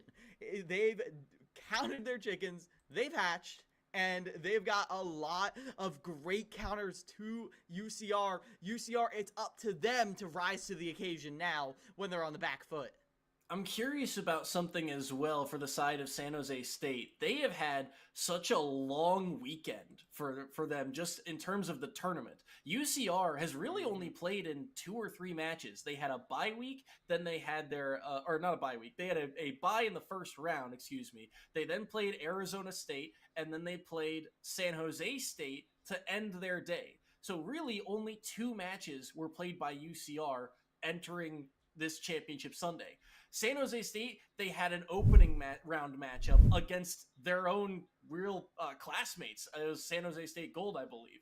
They then played against Sacramento State. They then went on to UCR. We saw that matchup on winner's side. They then had to fight their way through loser's bracket. So there have just been so many more games played, so much more opportunity to warm up to this stage for the side of the Spartans. And you can see that little bit of advantage playing into these matchups as Saru now enters the ring for UC Riverside. Gustav trying to play safe around the ledge with shield, but as soon as it expires, back to center stage with you. Saru has been shown, especially against Alego, to have a lot of ways to navigate through the strong defenses of their opponent, but down throw, buster, forward tilt, it's always done a lot of damage. Jump art as well makes it tricky, but speed art is always where Gustav wants to be. He's using it now, but he's stuck in shield. Good. He's neutral airs, continuing to chip away at that percentage. Arrow as well, good projectile, up B, doesn't land through the platform though, instead falls through, and it gives Saru a chance to find another aerial, but now Smash Art online, 82% here onto Saru. Good tech, good read on the play, but no tech the other way means Saru will tie things up. Gustav goes down, and it's back to 6 stocks apiece. It's a little bit poetic, Soy. I feel like Gustav has gotten way more stage spikes than they have any right to get with all of their reverse up Bs. So for Saru on the recovery to catch him with the side B, a tiny bit of just desserts, tiny bit. But overall, Saru played a great game there, always ready to stay right outside the distance, catching the landings of Gustav very crucially with the Nair, with a lot of the damage stacking tools. I liked what I was seeing. Saru now is going to be the one getting counterpicked. We haven't seen that a lot. I'm curious who San Jose State wants to send in. But this is an opportunity here. Even stocks across the board at the halfway point of this second crew battle. And whoever wins this one goes to match point. Interesting pick here. They've put in Father Daddy on the Inkling to go up against Saru. This is one of the few matchups that I don't think we've seen throughout Winners Finals or Grand Finals. This is their real first time playing against each other. And Saru's got the early advantage here. 59 and a jump already used. Down air instead knocks them up, one of the spike hitbox. But now Father Daddy with an opportunity to try and turn things around here. Ink stacked up as well. Can they find any more damage? They'll find a grab underneath. They get the up air as well. And just like that, tied in percentage. And now that they're tied, look at this, an up tilt. Ooh. Even though they're tied, Saru has advantage again, and we saw just how lethal Saru was on the edge guarding against Inkling, who's not exceptionally easy to edge guard due to how fast Inkling's recovery does end up coming out a lot of the time. But the back air on neutral get up will finish off the stock. Saru in an early lead. Saru is just an expert at landing that back air at the very last frame before he actually lands on that platform. That back air comes out every single time. And he gets the strong hitbox of it too to ensure that that stock goes down. And oh my, he really wants the spike. Tries to turn it around on him, but instead it will be Saru grabbing the ledge. Good movement out of that roller. Could have been trapped and it could have been another reversal. Saru's reversals have been strong, but there's another roller. That's a forward smash, and it's Father Daddy able to answer right back. Beautiful little scuffed wave dash to get back to that punish. Father Daddy getting the most out of every inch of his movement as here at the ledge puts on the pressure, dashes right under the pressure actually, as Father Daddy looking for some sort of strong opening, but Saru is a bastion, a brick wall. Father Daddy is unable to find the opening, but that up tilt will be what you need. Now Father Daddy can get the damage stacked up. Both of these players have done a really good job of landing their backers, but oh my, Saru! They finally get an arrow into down air, knocking them just far enough away to connect the spike, and Saru now with a commanding lead here, 53%, but here comes the combo game. Father Daddy on the chase down, looking for an opening, looking to find more, but instead the neutral air defense by Saru, so tough to fight through. Neutral B will help stack up some paint, they'll find another up air, but can they find that killing blow? Okay. Mistake there, but Pit has a long recovery. The problem is it's a linear recovery. One misinput there from Saru, and Father Daddy takes the stock. Even across the board here, whoever wins this gets a big advantage going into that final crew battle. You need every advantage you get. This is not a done deal whatsoever, as Father Daddy, after being down in the initial stages of this match, is finding a lot of this early percent. Jab puts on the ink as well. A huge chance right here. Another up throw. Can the up air finish it? No! Saru, one more chance at the landing. Ooh, the movement's so clean, but here's the chance at the reversal. Hasn't landed yet, gets caught again, has to use the up B, doesn't get the timing of that down air, was looking for the spike, gets a grab now, into a back air, percentage, once again starting to even up, the arrows are landing, the up B will be used, he'll be able to snap to the ledge, rapid jab will knock Saru off stage, paint landed as well, looking for the back air, doesn't quite get the timing of it, spot dodge, grab, back throw, and it's enough! Again and again in the clutch moments, the Spartans are coming out on top. Father Daddy, a great counter pick there. Finding ways to nullify Saru's advantage that he usually gets at ledge. Just Inkling's mobility has consistently been the game ender there. How slippery that little squid kid is. It's uncomfortable to try to track them down, and Soy, now it's down to Willow to close out the last vestiges of this game. If there's any player on UCR that can do it, a player like Willow on this Luigi absolutely can. But yet again, everyone on San Jose State finding ways to survive in the red at these high percentages and finding their one window, the one opportunity where they can get the kill and executing upon it. Father Daddy in that sequence, I want to say, you could tell as that game went on, got more and more confident. When you were able to just perfectly time those back airs on shield and dash away repeatedly on Saru, who we said their defense had been perfect so far through this game, fighting neutral airs, finding reversals, and yet continually Father Daddy was able to dash away, use their speed to their advantage. it shows how San Jose State has grown throughout this tournament. And now it's up to UCR to grow. You've been the top dog in the West for a long time. San Jose State is knocking at your door. Another stock lead here as Willow needs to take this clean in order to have a better shot in the end. Puts Father Daddy off stage. This is what we saw Saru do as well. Ooh, very scary when Willow starts to get those chains going. You can see Father Daddy immediately backing away. The tough part here, I feel like, is that Luigi's got so many combo breakers. Things like the tornado, the neutral air. Father Daddy wants to go in and get the damage. He doesn't find the strong hitbox of up B. Only the coin will come through instead. But there's a grab. Looking for the opportunity. Patient play. Was looking for the defensive option. And Willow, he's searching, hunting for this stock. He smells blood in the water. And he is looking very deep for that up smash. Won't be able to find it though. 39% to 122. Just barely able to back away and air dodge out of that back end. Perfect DI each time as Father Daddy does put Willow off stage. Scary situation. Stacks on more ink as well. One big combo, and this could be looking a lot more even as Willow uncharacteristically struggling to find this kill. Coming down with the tornado. That's some Wi-Fi Luigi stuff, and yet Father Daddy is still avoiding it. Ooh, gets a grab. Didn't turn it around there, so another opportunity. Ooh, gets caught by the side B though. Has to recover low. Will be able to do so, but he can't hang on the ledge for too long. That down tilt just so fast. Rolling as well. Another back air. Roller landed. Forward smash, up smash instead, and that's it. Father Daddy takes a stock off of Willow. That's the lead they're looking for. The back air will come through, but the damage has been done. The Spartans have a lead headed into the final matchup of these three players for the third set between these schools. So many 4-stock takers on the side of San Jose. Coda taking 4. Father Daddy taking 4.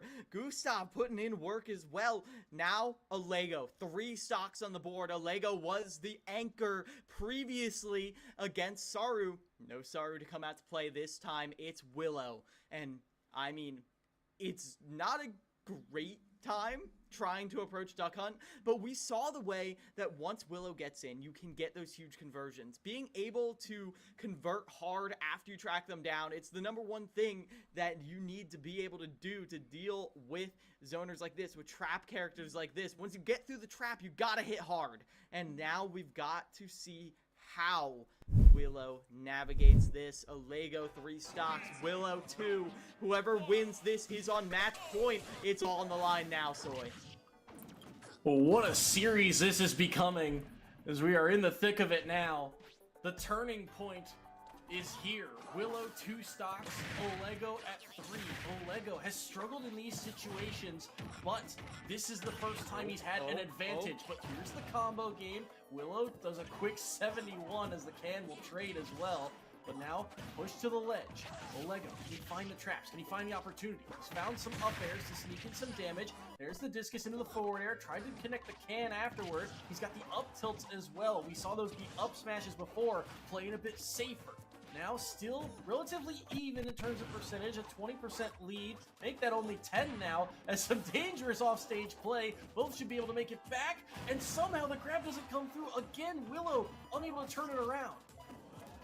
It didn't come into play the first time these two fought, but this can being a frame 1 combo breaker is so devastating when Willow is down a stock, when every single trade benefits a Lego more than Willow.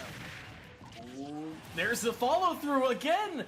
Discus in the forward air. Finally, Olego's able to connect on it, just playing a bit more patient, waiting to see what Willow will do, and he connects that strong hitbox, and all of a sudden, it's 1 stock remaining for the side of UCR's Willow. They find the back air, though, get 1 back. Luigi still has the 0 to death combo, but he needs to find a grab, and he's not finding any opportunity to do so. Too many projectiles for Luigi to work through.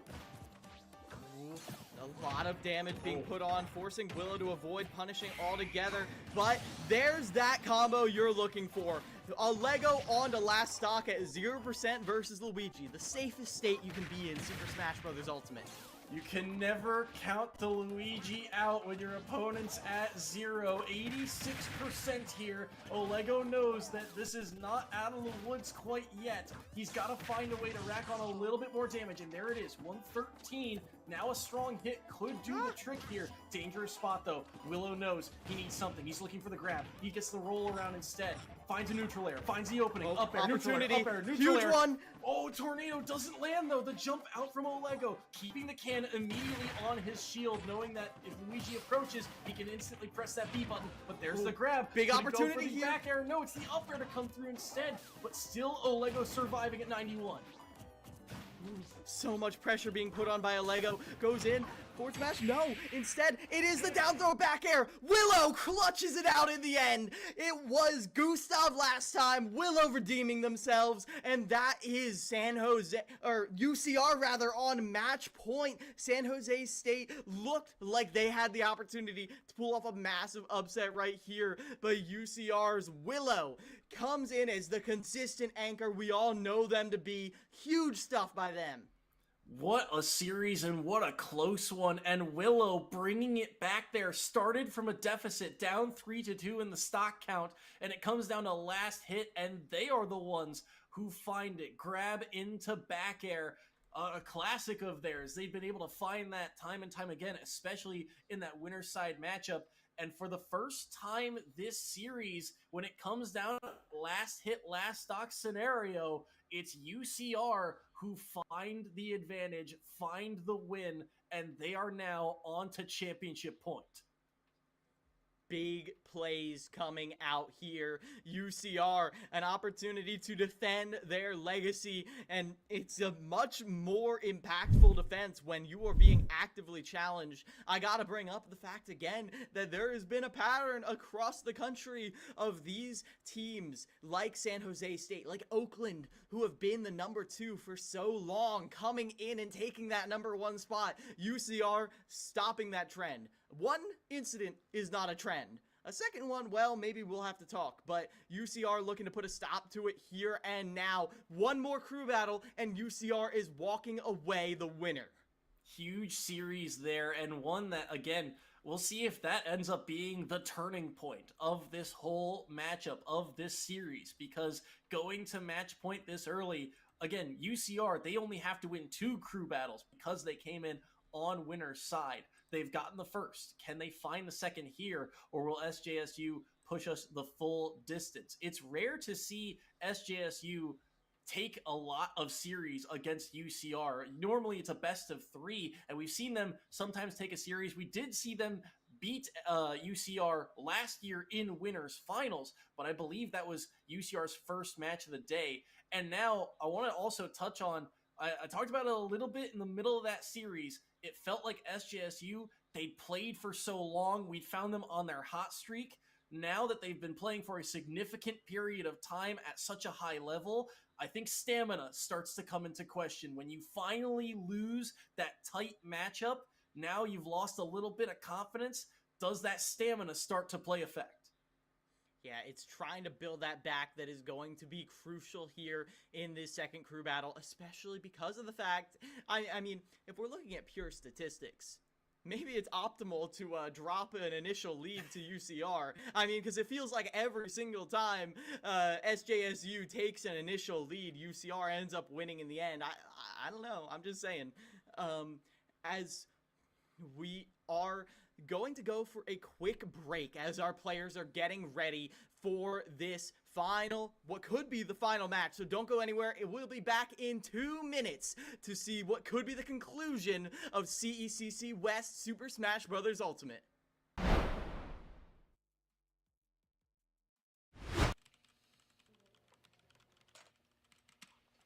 right, we got this win streak. Let's go, let's go.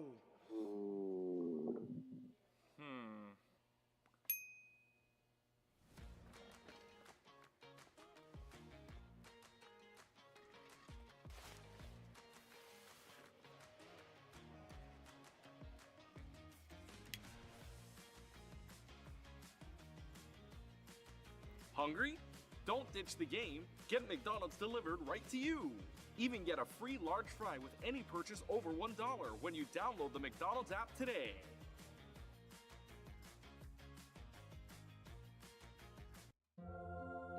You can go ahead and try to talk about fries without mentioning McDonald's hot and crispy golden fries, all sprinkled in salt. Woo. But there's really not much to say, is there?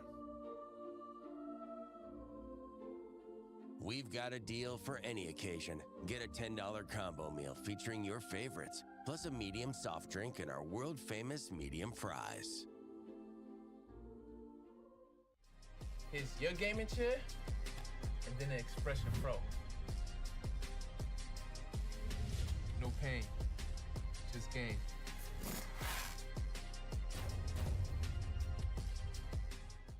If you have to ask why it's important to start your day early, here's your answer. Enjoy a sausage McMuffin with egg. Get 2 for $6 and pair them with a $1.49 any size soft drink. Ba-da-ba-ba-ba. Hungry? Don't ditch the game, get McDonald's delivered right to you. Download the McDonald's app today.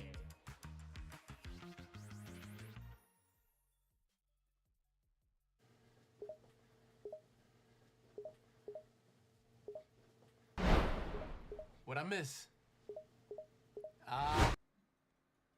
Welcome back to the CECC Super Smash Bros. Grand Finals here. Our scoreline through the first 3 sets is UCR 2, San Jose State 1. So UCR are on championship point as we get ready for set number 4. They started the day off with a series victory because they came from winner's side of the bracket, and we are underway in set number 4. Gustav stepping into the ring as the Shulk Shine on the Donkey Kong.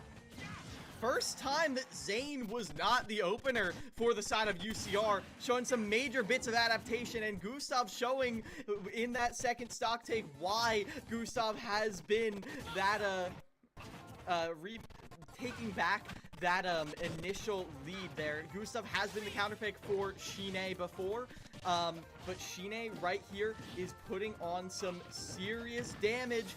But Gustav, anytime Shine is off stage, my heart stops a little bit, Soy. Yeah, just 2 stocks apiece here now, both dropping their opener. But it is interesting to see these 2 players at this portion of the game enter the lineup first here. Gustav has been one of the clutch players for the side of San Jose State, winning some close battles, close bouts. But here, at a little bit of a disadvantage as they get forward tilted off stage once more. Should still be able to snap to the ledge here, just enough height on that recovery.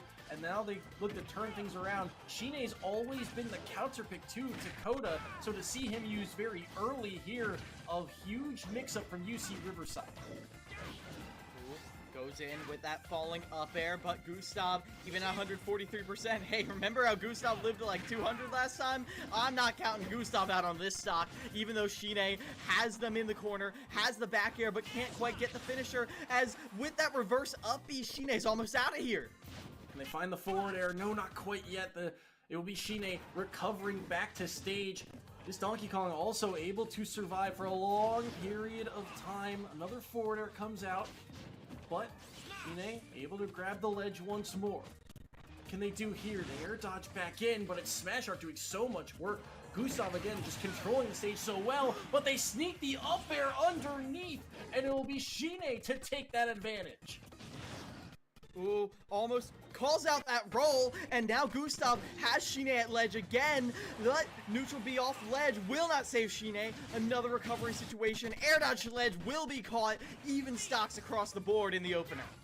Just so big for both of these players to take that early lead. Even though it's been a lot of comeback scenarios, whoever's won the opener has actually, I believe, ended up losing losing that set by the end of it. But still, you want to take that early advantage. You want to give yourself the best chance at victory here. And San Jose State again backs against to take 2 series against UC Riverside. Shine certainly not making it easy, but here comes the combo game. Great extension. Ooh, Smash Art is online. Goes for that reverse back air, but it's going to be the up tilt. Fight through it. Gustav caught by the down air. Can't get the shield art out. Gustav's off the top, and Shine takes it home. A lead for UCR.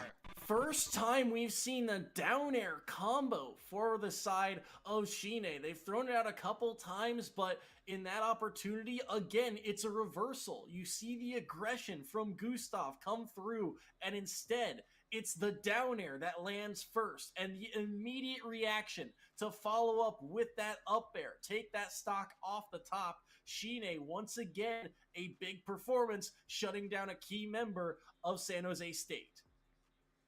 Yeah, as Gustav, as the clutch player to bring them home like that, to only take 2 stocks, not a good sign of things to come.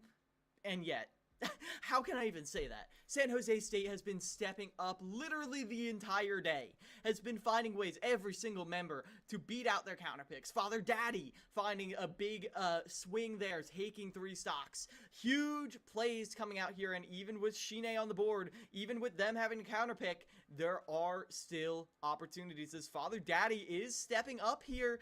The Inkling looking to take 1 stock from the side of Shine. Not going to be easy, but if you're able to do it without dropping one of your own, which Shine with, or Father Daddy with their impeccable movement might just be able to do, you put an even score count on the board. It is that, yeah. No, sorry, I gotta say, it is interesting to see Father Daddy stepping into the ring here, just as the second member, because we were looking at, when you look at the roster and how these teams have played each other, it's been a lot of the counterpick war, right? But now, as this series is developing, they're starting to play into the matchups that we haven't really seen. Another matchup here where Father Daddy really hasn't had the chance to go up against Shine, and they're leaning into it. I was wondering if this is where they potentially say, hey, we're not afraid of the Wolf versus Donkey Kong matchup if it's just stock for stock here, and send in Coda. But instead, they're leaning into a little bit more of the unfamiliar. And so Father Daddy, who was key in that second set that we saw, has to step up yet again to shut down this opening member. Yeah, I love the saving the players who have been consistently counterpicked, like Coda, for later in the match. And even though Coda was able to clutch it out in the end previously, I still think it is a safe bet, because who knows how much of a tear Coda can go on once Shine's off the board. And that is, of course, if Father Daddy is able to take down Shine. Shine has shown some insane punish game in the past, but not able to get it off the rip, as 20% off of a jab is nothing to scoff at. We'll see what Shine can do here. A key member of this team, especially on that winner's side matchup, doing a lot of work against a lot of members of the Spartans. Can they grow that advantage here, or will we go back to a tied game? Neutral air, wanted the forward air. If they got that would have been a massive chunk of damage. But they are too low to recover. The up B doesn't get them to the ledge, and just like that, they are off screen and off the stage, which means that we're back to a tied game. Shine down so fast, so early, and even though I thought it was definitely a possibility, now you've got to send in a counterpick for Father Daddy, who has been winning these 3-stock to 3-stock matches, and more than that, you have to be aware that whoever you send in is going to get counterpicked again. Now, in the past, I have felt that Willow did great against Father Daddy, but you want Willow to be in the reserve. I say, no, but it doesn't look like Willow is stepping up. That scared me a little bit. I'm scared. I'm scared whoever this is going to be. I think that's Saru, but regardless, it's going to be tough to find this finisher here. It is going to be Zane stepping up. Well, we see Zane. Saru's on the jersey there. We'll see who's stepping into the ring here. We are getting word it is Saru on stage. So Saru, the pit player, entering as that second member here, going up against Father Daddy. I mean, this is an interesting spot, right? However you look at it, because we look at Saru and Willow as the more traditional anchors for the side of UCR, and they often can send one in early, but they usually don't here, except for this is an opportunity where they feel like they have some leeway. They can try and mitigate a player who's played a lot of players on UCR very close here. So we'll see how Saru does. And I feel like we get kind of the antithesis of playstyles here. On one side, we get Father Daddy with the cleanest movement probably on San Jose State versus Saru, who's also been very good at movement, but they've got stronger defense.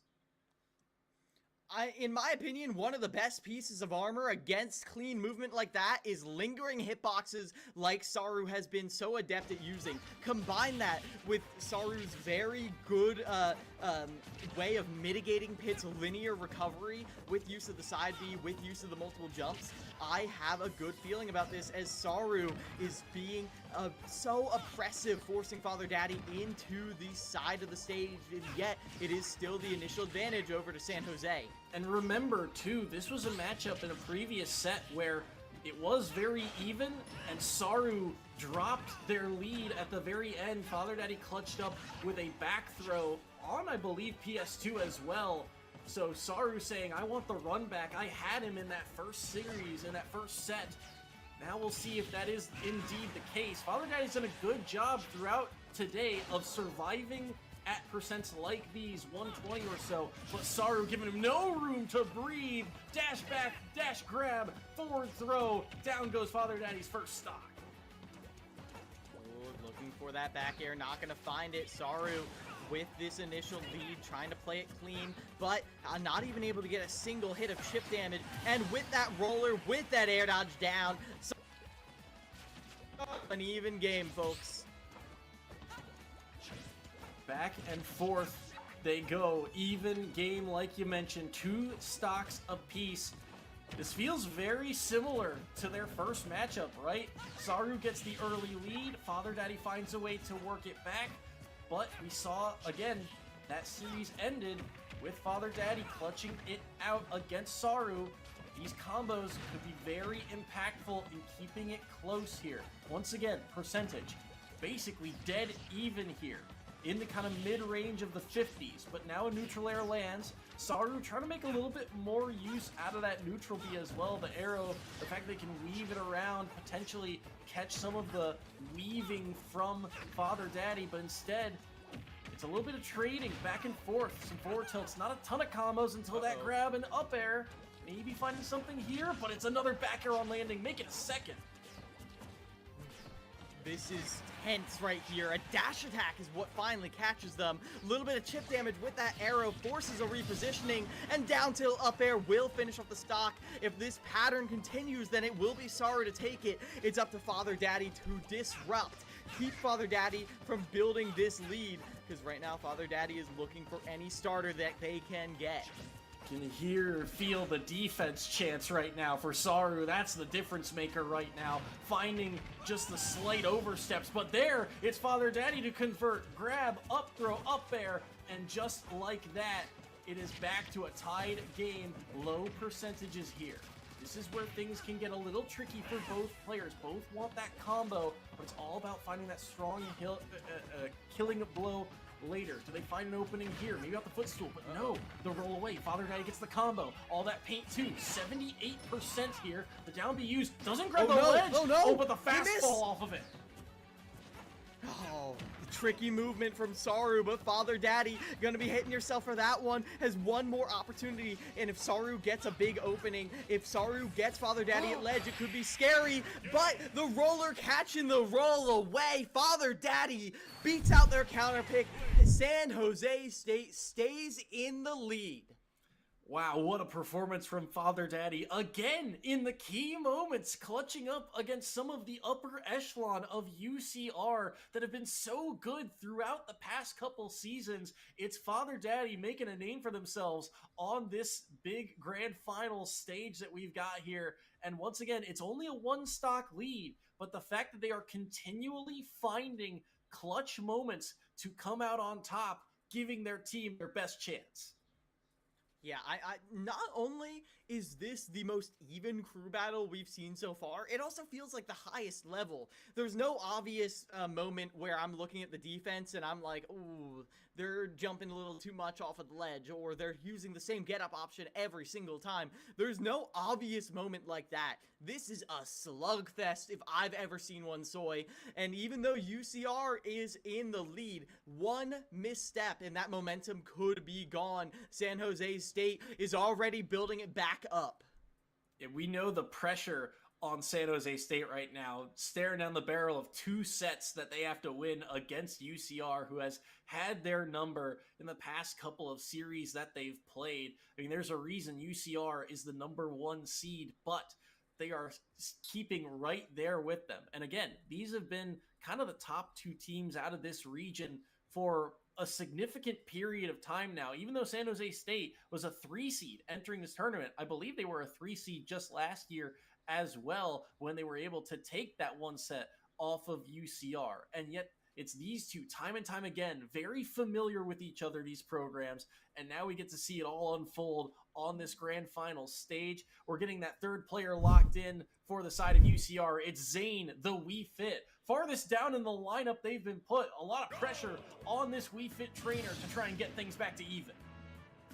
Yeah, Zane was a hero player in the previous game where they ended up taking 4 stocks. An opportunity to do just the same. You can take Father Daddies here and do more work down the line. As Zane looking for their initial opening. Loves to go for that nair off the opener, but Father Daddy is so ready for it. And grabbed off the deep breathing as well. As long as Father Daddy is on stage, the ground speed is just too high for Zane to go for any sort of setup. Another forward or air in the underneath. air, rather. Yeah, just no time at all. Sneaking underneath with a dash attack, though. Maybe an opening. Still, no time. Zane getting smothered right now. Father Daddy's movement, again, just able to weave underneath these hitboxes, find grabs, find combos, but now it's about finding that strong move to take this stock off the board. Instead, it's a grab by Zane. No deep breathing, but still good damage landed, up to 51. Relatively light characters, I think, in the overall scope, Inkling and Wii Fit. Maybe Wii Fit more on the kind of middle ground side, but still, a couple grabs here have really racked up the damage, and now deep breathing is online with all that rage. This could be kill percent. Dash attack landing. Father Daddy forced to recover with the up B once more. Yeah, this is good.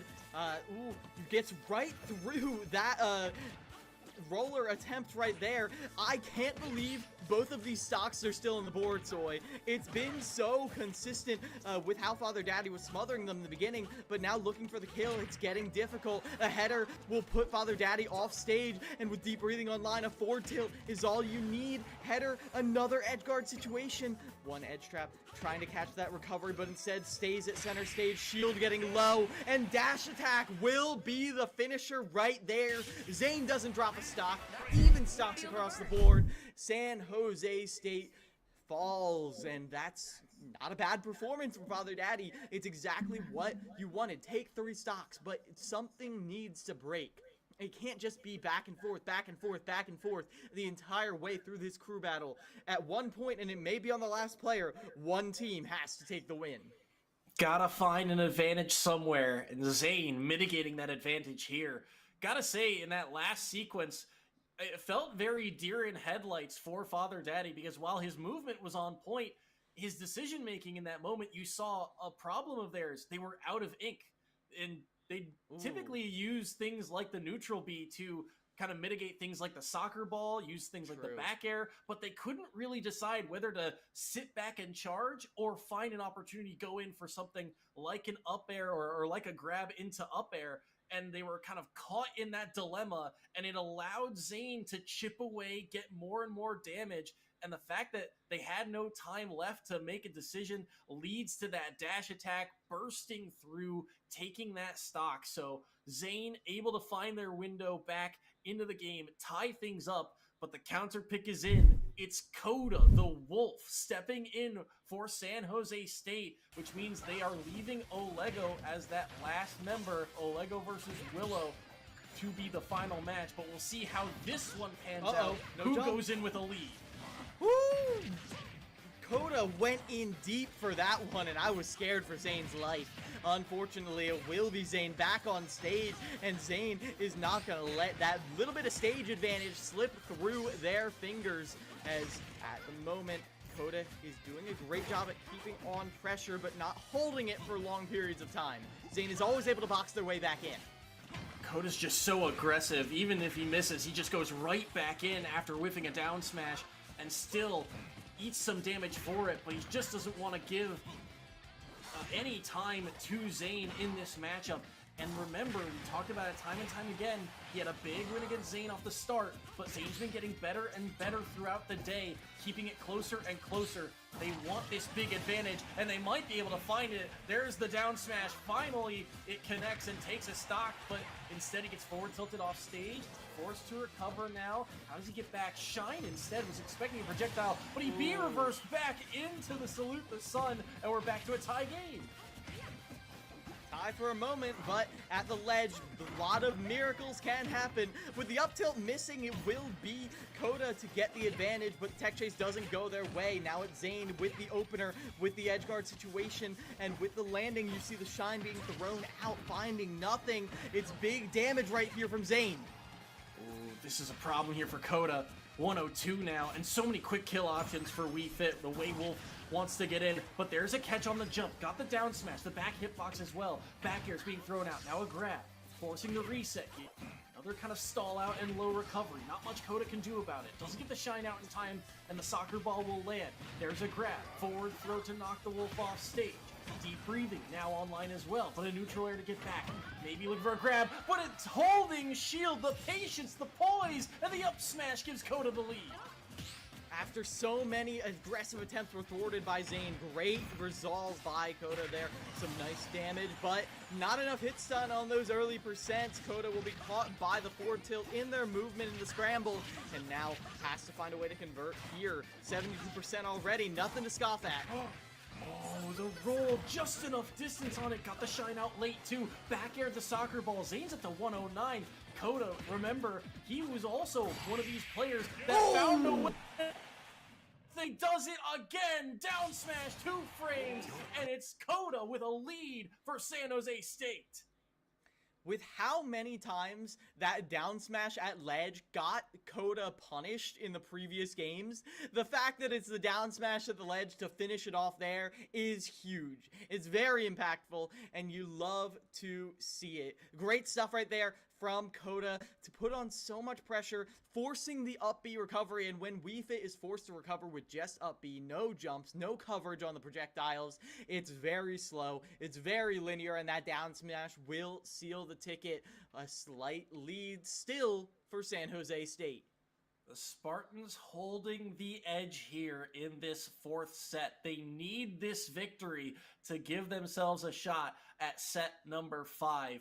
But here comes the big anchor for the side of UC Riverside. Willow, the Luigi. They clutched up in that previous series. Got the win for UC Riverside to get them to match point. But now, Coda versus Willow. A matchup again that we haven't very frequently seen. Only one stock for this Wolf, but if they find any advantage, it would mean so much for the anchor of the Spartans, Olego. Willow calling out Coda's out of shield options, and yet it's still Coda with the stage advantage, with the percent advantage. An opportunity for an edge guard right there, but Willow playing it safe. Forward air off a ledge doesn't lead to much of anything, and yet with the slide off DI, Willow is getting an opening. A big chance right here. The deep breath here for both players. So aggressive around this ledge. Get up attack will land. Down smash or down air, but instead they trade. He goes for side B instead. That's gotta be a misinput. But he gets the grab into the back air. Still not enough to take the stock. Coda used his jump. He's able to get back to the ledge. 125 to 123. They both know one strong hit should do it. But the back throw was from center stage. So he gets to live. But a jump from ledge gets caught by the tornado. Hollow Bastion keeps him alive. Second one! But not a second time. Coda will drop. Willow survives, and we get an even match for set number 4. Need to catch a landing? dual tool right there. 99.9% of germs eliminated by Luigi Cyclone, and that will be the most even final game I think we've had in a long time, Soy. This is an opportunity to counterpick, of course, from Willow, but now it falls to Olego. You gotta remember, Willow had 2 stocks last time when they took down Olego, and Olego, they don't have that slight advantage this time. Now, cards on the table. Stage advantage in Olego's court. This is Olego's chance to find that redemption arc and put San Jose State onto match point. Years of work leading for this moment. Can they clutch up against the anchor of UC Riverside, Willow, the Luigi, trying to end things here and now and give UCR another West Regional Championship? Can they do it?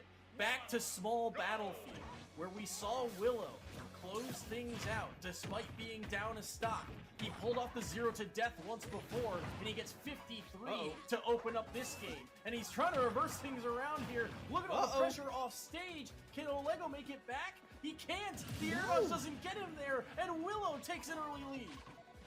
Did you see how Willow was using Olego's can against them in the opening stages of that match? Great stuff. I'm loving it, but that pressure with the can and the multi-hit in air, Willow will end up eating some damage. Opportunity at the ledge right here. This is where Olego shines, and yet it's somehow Willow who threads the needle, starts getting damage. It's looking so even right now. Another misinput. He can't get back to stage. He neutral beat and won't be able to upbeat back to the ledge. And all of a sudden, Olego is on their last stock. Looking oppressive. It's Willow looking at all the damage. And the up B! Off the top they go! And Willow, with a 3 stock against Olego, will win Grand Finals for UC Riverside. In winners finals, we hyped up Willow. In grands, we hype up Willow. This is why. When everything is on the line, when there is nowhere else to turn, Willow has your back. Clutched out the last crew battle, taking 4 stocks. Clutches out this one, taking 3. Fantastic stuff from Willow. Anytime there is a counter pick, anytime there is a big swing, it is going to be Willow who comes in to take home that win for UCR. What a series it was. 3-1 the final, but a fantastic effort from the side of the Spartans to keep things close. And time again, the Spartans had kept clutching up in those key moments, getting the 1 stock advantage time and time again. But this is what great teams do. They don't care if they go down early. They don't care if they drop a set. They find ways to win, and Willow and company doing just that. Everyone on UC Riverside had their moments throughout this series too. Zane, who we'd been talking about as the leadoff man, who'd been shut down time and time again, he gets a big win against Coda. He gets a big win to shut down the final member. He gets them back to even, to give Willow the opportunity to shine in the spotlight of that third final matchup. What a series this was, and UC Riverside back-to-back Western Regional champions. Back to back to back. It felt like UCR, University of California, Riverside, has just been impeccable throughout it all, and it comes back to the culture they facilitate with all of their locals, with the way they support their program. The Highlanders doing a lot of work to foster not just an environment for competition among their students, but among the entire community, bringing them in and engaging them. It's what leads to high-level talent like we see in Willow, like we see in every single one of these team members. I'm loving it. It's amazing to see just how much a little bit of practice in the community goes a long way. And what a matchup, what a series. This roster in particular, too, we talked about it.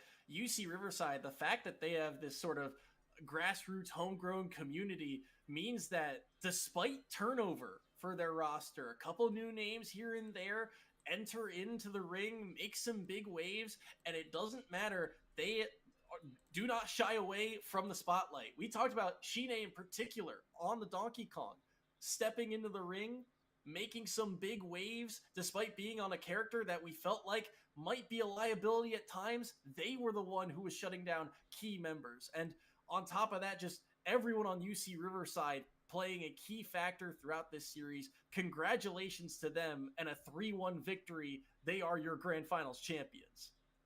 Yeah, they earned this trophy, and now it's time for them to receive. Take it away.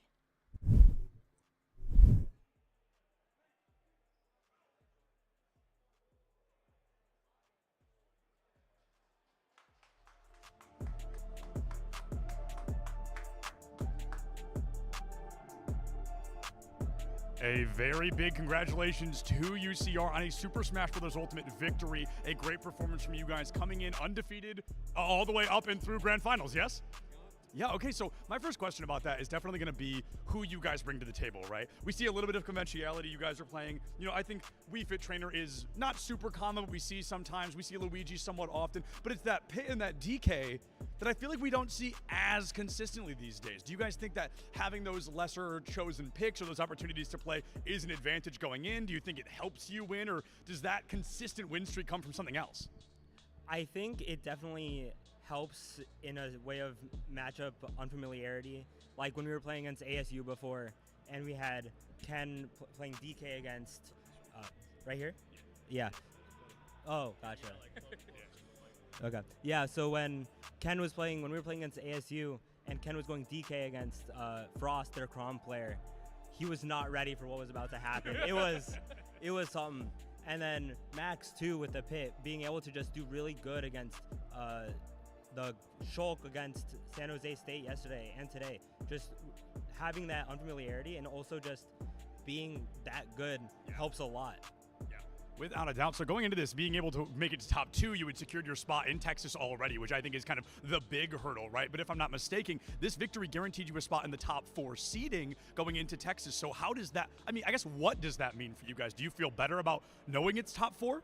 Oh, absolutely. Knowing some of the other schools in the other regions that can be pretty scary, like Fisher and Winthrop, knowing that we won't have to face them until much later on in the bracket, definitely like is a relief in a way, where we know we'll be able to make it far and not face those like really super top tier teams. Yeah. Without a doubt. So, I mean, in terms of just your program, the 4 of you being here, being able to win, being able to make it to Texas, how does this kind of help you guys as a team back at school? How does this help kind of the recognition you might get? How far does this go for you guys to continue doing what you love? Yeah, we definitely, so this club, we're just recognized as a recreational org, and there's definitely a desire from a lot of the staff, a lot of the teams, for us to be recognized as more under the sports category and get that funding so then we can participate in more stuff like CECC and other leagues that exist too. So bringing home something like this is great. It helps improve our rep, helps just make our status better, and hopefully gets us recognized more in the future to get more funding. Absolutely. I mean, the status has been set, the reputation has been gained, and you guys are absolutely a team to watch out for. So thank you so much for joining me for the interview, and a big congratulations to all 4 of you guys. A hard-fought victory for UCR, and a big congratulations to them once again. We're going to go ahead and throw it to a break, but we've got Street Fighter 6 coming at you guys in just a couple of minutes. Don't go anywhere.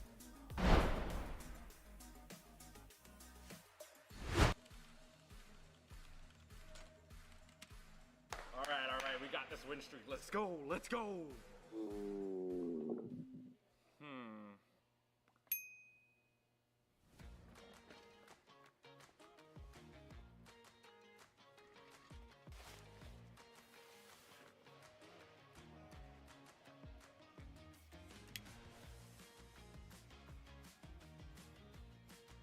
Hungry?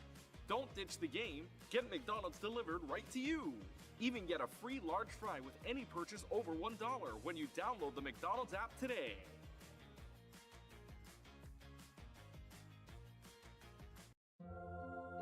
You can go ahead and try to talk about fries without mentioning McDonald's hot and crispy golden fries, all sprinkled in salt. Woo. But there's really not much to say, is there? We've got a deal for any occasion. Get a $10 combo meal featuring your favorites, plus a medium soft drink and our world-famous medium fries. Here's your gaming chair, and then an Expression Pro. No pain, just gain.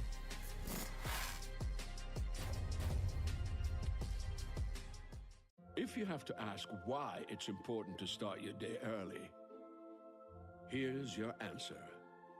Enjoy a sausage McMuffin with egg. Get 2 for $6 and pair them with a $1.49 any size soft drink. Ba-da-ba-ba-ba.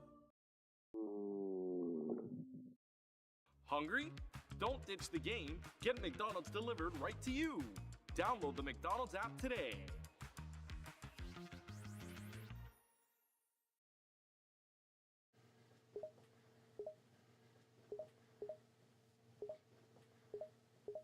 What I miss? Expression Pro. Yeah, man. I had to get a new channel. Look at this. It's magnetic. Here's the best feature. Customize the panel. Rep your set. Do me a favor, write in the chat right now. What y'all gaming in? Ew. Y'all gotta do better. Look at this. Lean back. Nice and cozy. Here's your gaming chair, and then an Expression Pro. No pain, just gain.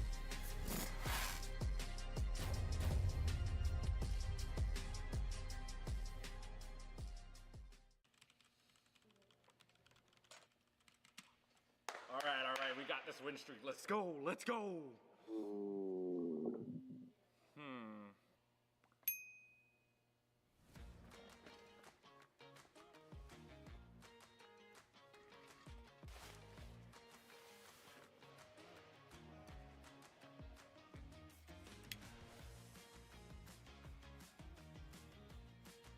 Hungry?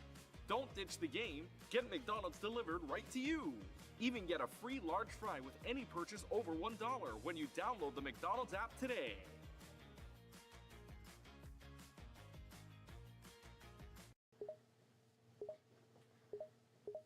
What I miss? Expression Pro. Lean back. Nice and cozy. Here's your gaming chair, and then an Expression Pro. No pain, just gain.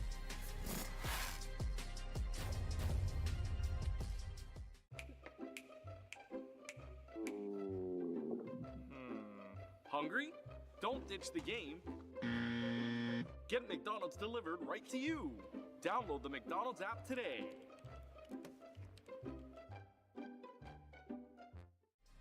Here's your gaming chair, and then an Expression Pro. No pain, just gain.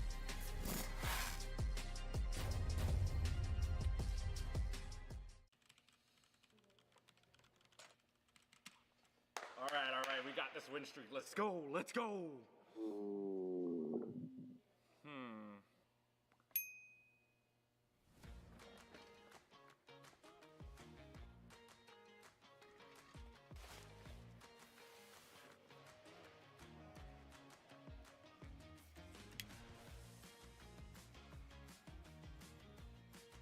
Hungry? Don't ditch the game. Get McDonald's delivered right to you. Even get a free large fry with any purchase over $1 when you download the McDonald's app today.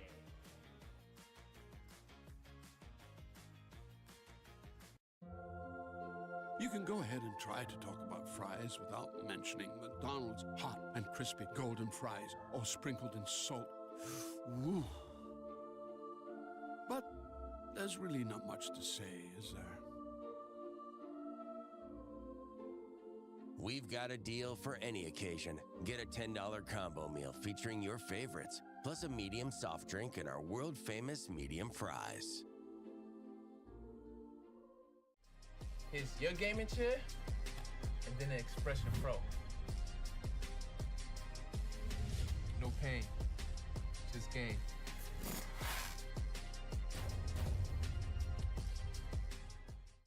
If you have to ask why it's important to start your day early, here's your answer. Enjoy a sausage McMuffin with egg. Get 2 for $6 and pair them with a $1.49 any size soft drink. Ba-da-ba-ba-ba. Hungry? Don't ditch the game. Get McDonald's delivered right to you. Download the McDonald's app today.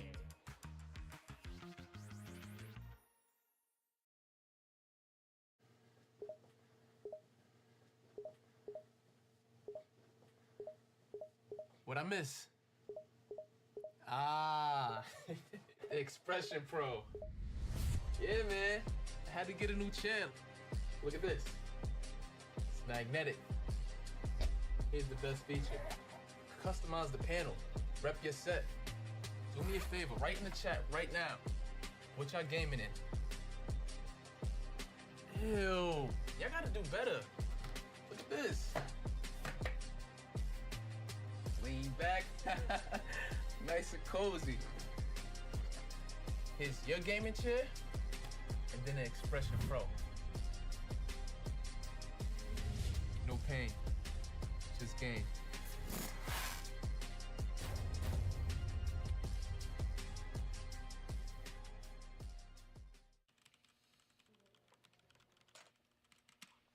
All right, we got this win streak. Let's go, let's go.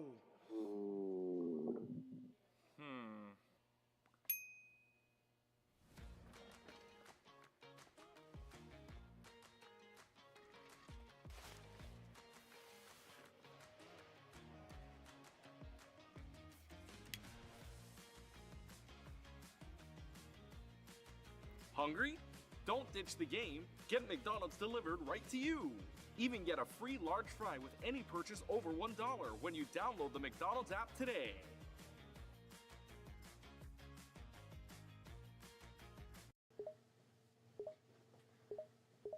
What I miss? The Expression Pro. Lean back. Nice and cozy. Here's your gaming chair, and then the Expression Pro. No pain, just gain.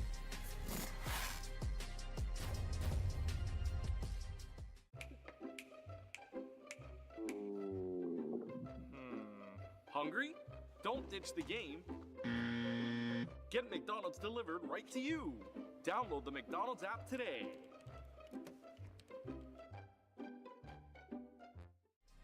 Here's your gaming chair, and then the Expression Pro. No pain, just gain.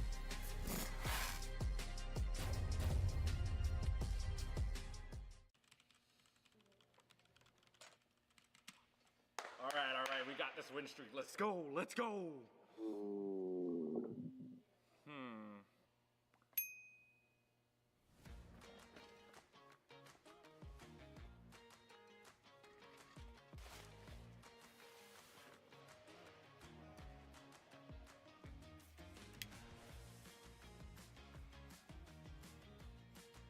Hungry?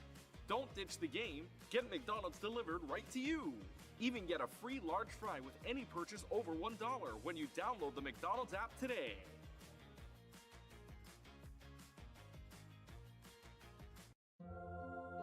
You can go ahead and try to talk about fries without mentioning McDonald's hot and crispy golden fries, all sprinkled in salt. Woo. But there's really not much to say, is there? We've got a deal for any occasion. Get a $10 combo meal featuring your favorites, plus a medium soft drink and our world-famous medium fries. Here's your gaming chair, and then the Expression Pro. No pain, just gain.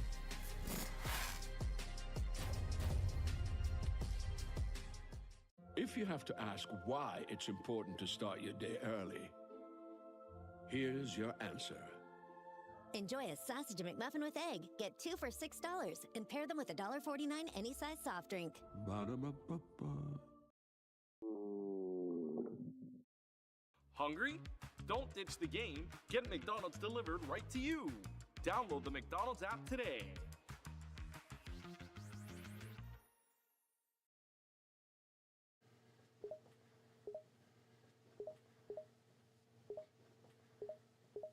What I miss? Ah, Expression Pro. Yeah, man. I had to get a new channel. Look at this. It's magnetic. Here's the best feature. Customize the panel. Rep your set. Do me a favor, write in the chat right now. What y'all gaming in? Ew. Y'all gotta do better. Look at this. Lean back. Nice and cozy. Here's your gaming chair, and then the Expression Pro. No pain, just game.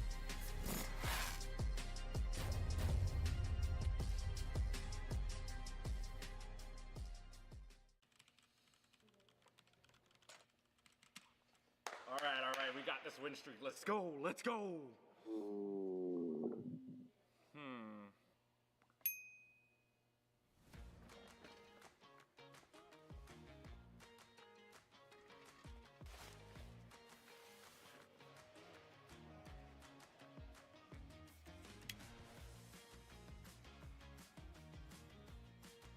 Hungry?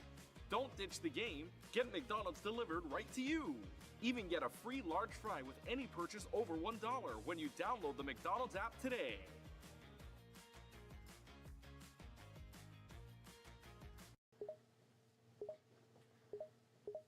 What I miss? Ah, Expression Pro. Lean back. Nice and cozy. Here's your gaming chair, and then the Expression Pro.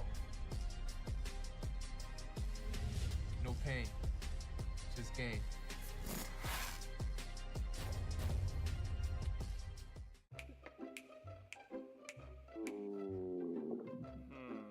Hungry? Don't ditch the game. Get McDonald's delivered right to you. Download the McDonald's app today.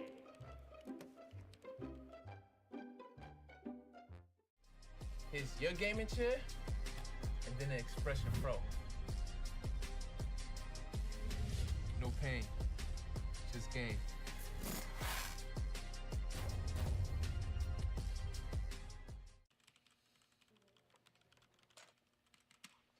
All right, we got this win streak. Let's go, let's go.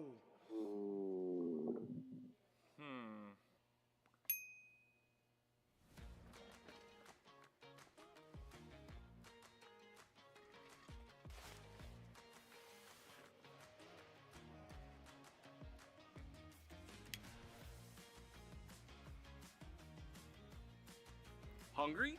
Don't ditch the game. Get McDonald's delivered right to you. Even get a free large fry with any purchase over $1 when you download the McDonald's app today.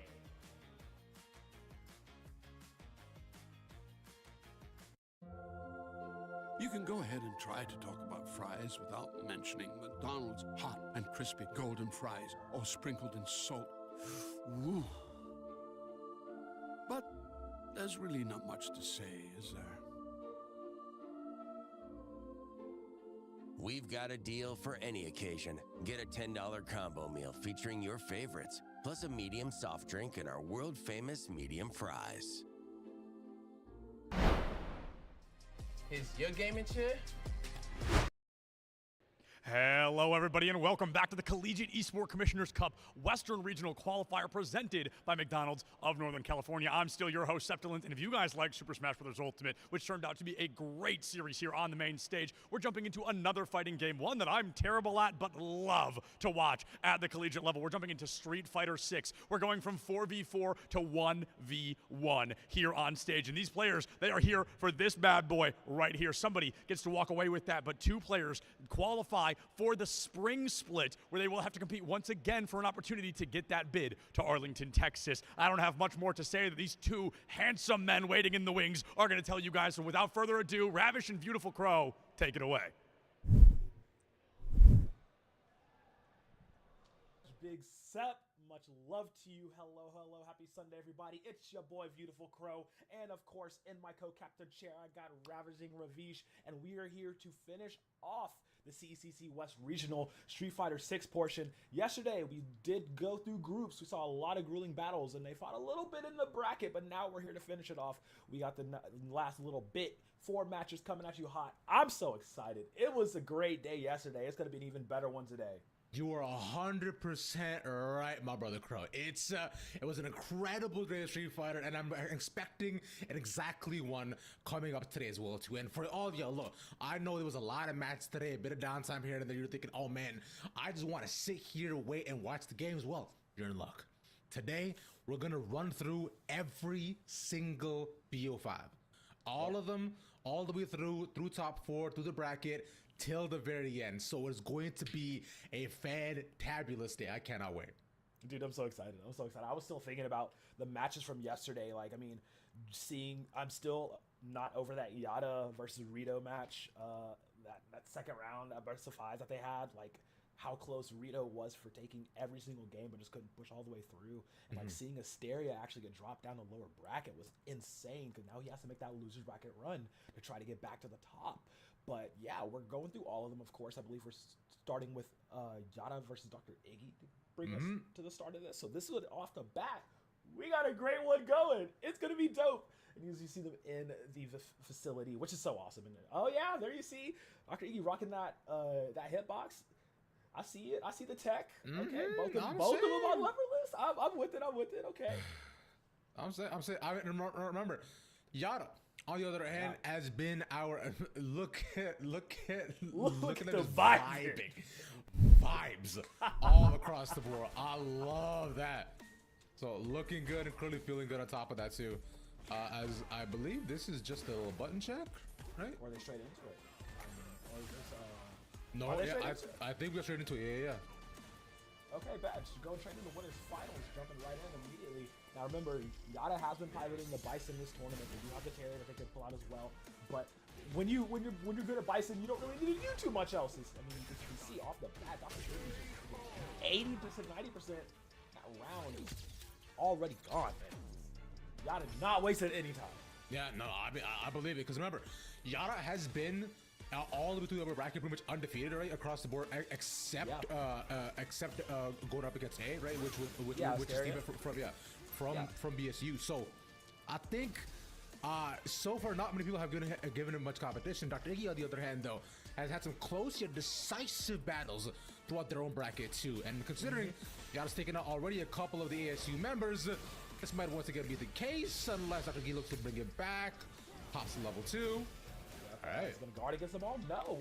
Okay, I thought Yada, had that scouted, but unfortunately does not. He gets hit with a few of them, but Dr. Iggy doesn't get capitalized just yet. And now, yeah, pushing in. Like, the pressure that Yada had on round 1 is not there here for round number 2 as he goes to KO these type of pressure. So low, but still opting to fight. Beats him out of the anti-air. Comes out a little bit faster. That's the first. Pressuring him in the low. Like, ooh, whoa. Reactions. Counters DIs. Has him in the corner. Does it? Completed, no level 3. I think that might have been a misinput there. Yeah, that's unfortunate. Considering out of Yada too as well, that ends up costing the round. And considering it is like a level 3 like that too, we've actually seen him do that on wake up off reaction too. He has been known for the level 3s throughout the entire bracket, so a rare whiff, but one that they're trying to recuperate here. Yeah, they will have all 3 bars of super going into this final round, so that is a little bit of a plus. Oh man, this uncharacteristic mistake in the BSU. Yada is now, putting the pressure on. I love that you're playing very slow, very, very slow, not like going absolutely abrupt, but here's the level 2. And we'll see if he guards through this. No, once again, gets caught by basically every part. And now Dr. Iggy pushing him all the way to the far side of the screen. Yada has to watch out for those fires. Yeah, and speaking of fires, though, movement has been the tech that we talked a lot about with Yada so far. Dr. Iggy's been actually countered each and every single time. And look at that, one after the next. Yada, second crusher to get in Dr. Iggy's face, but with the burnout imminent, okay. Gets the confirm off the jump. Dr. Iggy with the first. Yeah, parried the mid, but didn't get the low. Unfortunately, that's how it was going to go. And I was like, okay, that's all right. Yeah, you see that? All right, that's fine, vibe. All right, whatever. Is it best of 3? 3 out of 5. So nothing too crazy, but yeah, Dr. Iggy will take that first game. Very high contested matchup. I knew from the start when we saw that this is the match we're starting from the date. It was gonna be crazy, and it's exactly what I wanted to see. You know what? I think so too. Because considering, look, I love y'all doing well, but them actually have some more competition. The bracket is what makes Street Fighter a lot more fun right now for Dr. Iggy. Doing exactly that, the jump over. Oh, come on, we just eat that straight to the face. Love that. Love that. Take it immediately, and yeah, position reverse. Get that drive impact stun off. Show him the scissor kicks. Hit the heavy. Yeah, go ahead and end it. Yada's like, all right. Look, game one. Hey, that wasn't supposed to happen like that. Now we fighting for real. And man, what a way to do it. Okay, let's see if we keep this up. Those Dr. Iggy still looking very good. Nice air throw. Hello. Okay, and what the change has been too is that Dr. Iggy's actually been putting on more of the spikes, because we've seen that he's been more of a proponent of actually getting in the face with the spikes and use the teleport too. But so this time though, I wanted to keep the spacing going. I mean, naturally so. Once the Bisson gets in front of you, things becomes a lot tougher. As right now though, health advantage not necessarily in either person's favor. Up against the wall, the Dr. Iggy finds the high. Ooh, the amnesia clean. Absolutely. Sick damage. Oh, actually takes a TP to get under the Devil's Reverse, but that puts him in bad spot. Wow, God actually had time to guard that. I didn't think he would be able to. This time does not mess up the combo into the level 3. He says, ha, I'm pressing these buttons correctly this time. And will bring the game back to his favor. Tied up the series 1-1. Yeah, okay, I mean, that's solid. And considering that what we saw between them two in the first game was a little bit much more contentious. So what I'm thinking about too with Yara right now, right? What do they manage to actually contend against, right? Because with Dr. Iggy hits them with the lob, that's the immediate OD Psycho as well too. I don't like the change up here to Crow, because Yara's decided not to give him a second to breathe.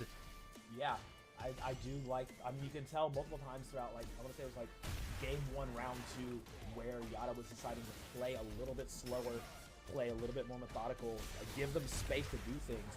And, like, they're not afraid to slow down the tempo for a moment as, yeah, you're going to go in. No, you did it a little too fast. Overestimated the jump. Messed up the level 2. Iggy has to capitalize on it with a level 2 of their own. You're in burnout. You're in danger. But actually, a danger for whom? Yada says call an ambulance, but not for me, young blood. Oh, but the amnesia! Iggy, what are we doing?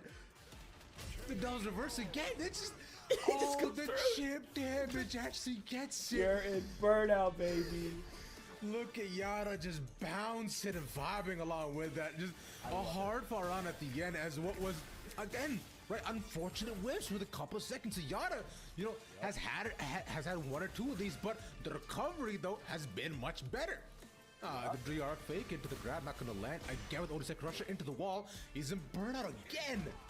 Man, they're not afraid to push them all the way through to burnout and just play off of that state. Like, it's just, Yada is just vibing all the way through the headphones, through the game, and you're seeing it here. And Iggy is very well adapted to, like, you know, a little bit of this interesting, quote unquote, we'll say, fight style.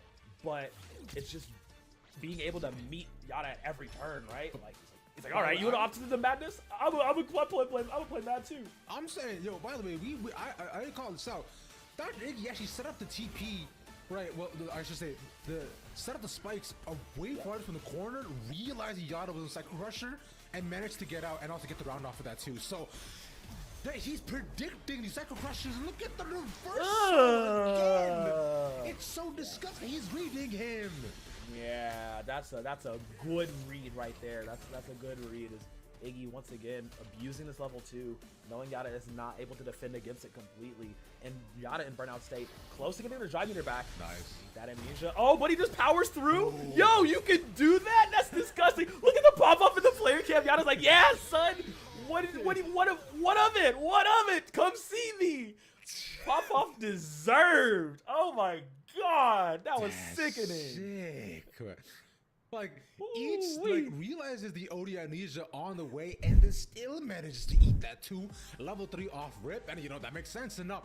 So now the score is not accurately represented. It is now only 2-1 for Yada against Dr. Iggy. Now, potential final round between the two of these in the best of 5 set in the upper bracket.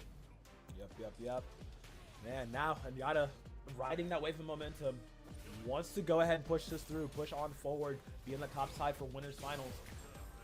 They're poised to do so. Dr. Iggy holding on very, very well, but it's just a matter of can you know, get back to that game 5, right the wrongs, right the ship, and send Yada down to lower bracket. It's entirely possible considering right now a lot of the people from Arizona have been kind of sitting over in lowers too, having a decent go of it, but right now for Yada, playing it much safer, which as we cut up Dr. Heap so far in Burnout, the anti-air gets caught, and it might be Chip City again. What are you jumping for? Oh man, getting caught out again. That's a very solid round. Dr. Iggy, I told you, wants this game 5. Wants this game 5. And I understand right now for Yada is they're playing it actually, man, safe, eating overheads. I mean, they're countering the antis for a little bit, but I want to see what they try to get going off of it. Who's 4? Get out of here. It just where's crouching? All right, interesting. Playing a little bit defensive in this corner, looking for the next move. Oh no, gets caught. Yep, gonna take a chunk out of that. Just eating all this damage while 2 pops to level 2 from this. Now Yada's gonna be so low after all this. And close to Burnout as well, not much to do. A huge grab to reverse, but also critical art available. Could be exactly what they need to even the odds. Looking to get it done. You're in Burnout. You're very low. Rips to level 3. Predicted, blocked, countered. Dr. Iggy puts us at a game 5. As it should be, heading forward into our upper bracket, right? And we're right into the game, no time wasted. Dr. Iggy has finally got the read on Yada, and I think for Yada at this point, you cannot let up on the gas, because when you're playing aggressive in your face, I understand you're Bison, but you can't let Iggy breathe, because once he has enough air in their lungs, then guess who doesn't have air in theirs? Yup. Now Yada gotta clutch up, gotta make sure they finish strong. Dr. Iggy not playing around, both similar with 1 bar of super, low on the drive gauge. Ooh, nice jump to try to avoid it. Gets caught again. No air to air. Met TP's away from the OD Psycho Crush. Iggy's like, I got you, son. I know what you're trying to do. Gets met in the air. Push forward down. Grab. There's the throw. 1 goes for 2nd. Slow approach. Ooh, I like that. I really like that. Keep him guessing. Go for the crouch. Don't even attempt just yet. Jumps over. Side switch. Bets it on the Cycle Crusher. Might have lost it on that air actually. Meets them both. Yo, level 2 again, and you're stuck in the air. You got no meter. You have no drive. You have no chance. 1 sliver elf. Bets it on the Devil's Reverse. Hits it with the light jab to come through. What in the world? Yada, this is disgusting. Look, you gotta pop it off of that. Honestly, I would as well. A ridiculous run to bring back after all seemed lost. Not enough damage being put down from Dr. Iggy in the final couple seconds, and leaves them again. I want to give a huge props to Dr. Iggy for actually reading so much of Yada. Want to get them with these Cycle Crushers, man. The team has been used as such an expeditious, right? The amnesia again popped out, and he's gonna eat all that. Just absolutely disgusting plays from Yada. Gets the stun. Walk him down. Level 3. Old Faithful. Gets it done. That's going to push Yada all the way to winners finals. 2 winners finals. A little small pop off for Yada as well too. Now she's really proud of their win, and as they should be, because it was a hard fought dub as well. Getting 3-2 by the end of it. Moving forward in the upper bracket towards grand finals. So it's wild how that set managed to go, but close on its own. And here's the thing, folks. We're not stopping anytime soon. That was the first match. That was the first match of the day.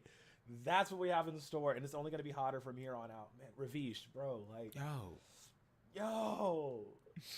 They are hooping out. They are hooping out here today. I'm saying, everyone on the court right now, bro, they're doing their thing. They're putting out double fakes, triple doubles, no assists. You might as well. It's just, which I can't even talk about ball right now, bro. As a Raptors fan, Hey man, I'm about to say, hey. It's tough, man. It's tough. We lost again last night by 3, bro. Anyway, I'm not gonna get into ball talk right now. I'm gonna get so sad. Anyways, point is now though, but you know who knows ball is the rest of our players right now. Because here's the thing, even Dr. Iggy, who was on the lures, I don't think he's out just yet, considering at the level that he's been playing at. Right, he's. I'm sure he'll definitely make a contention to move forward as with some of the other matches that we have going on. Right, so we had Estrella and Hood Pancake and Rido Vinny move forward. So it'll be Estrella versus Rido going forward in the lower as well too. And the winner of that will be facing Pancake as well here. So you know it's not too far off for what we're gonna see. What we have seen, pretty much like be the most competitive games, even throughout the bracket as well. Dude, it's gonna be so insane. I this Vinny versus Rido matchup is gonna be so dummy. Akuma versus Akin. Are you serious? Like, that's gonna be ridiculous. But right now, I believe you're setting up Asteria versus Hood Pancake. I want to say, is this a run back from groups yesterday? Yeah, it should be Asteria versus Rido, I believe. Yeah, but okay. it might Asteria be. versus Rido. Yeah. It should be, because you know what, let's go ahead and glance at the groups, shall we? Yeah. Look, if we look at Asteria, because if you remember, we're actually praising a lot of the BSU players for what they've actually get done, especially with Asteria playing that the incredible modern Ed. Yes. Asteria, absolute demon, first seed in this tournament. I'm telling you, BSU got some killers. Kelsey Moser, what are you feeding your team down there? I'm saying, man, Doc Haskell, what are you guys doing down there? Doc, what's going on? Doc, I built the facility. What's going on inside there? In the rooms.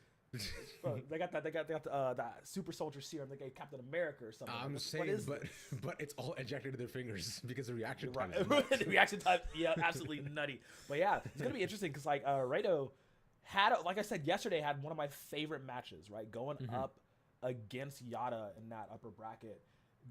It was a 3-0 for Yada, but every single game was literally down to the last hit scenario, and like Rido just couldn't finish off those rounds, unfortunately, to get those wins. So yes, on paper it says 3-0. You go back and watch the VOD, you're just like, hey yo, what do you mean Rido didn't win? Hey yo, what's going on over here? Like, what we really doing, you know? Like, hey, just let's go ahead and get it together, huh? We're gonna go play some Street Fighter out here. I'm gonna stop. I can't be caught with this. Let's go. Get into the next game. Let's get into it. Yup. You know, Asteria. Checking the table. Oh, finally here. Hey. But yeah, once again, Asteria rocking the modern Ed. Rido on the Kin. We're gonna get into it. First to 3, baby.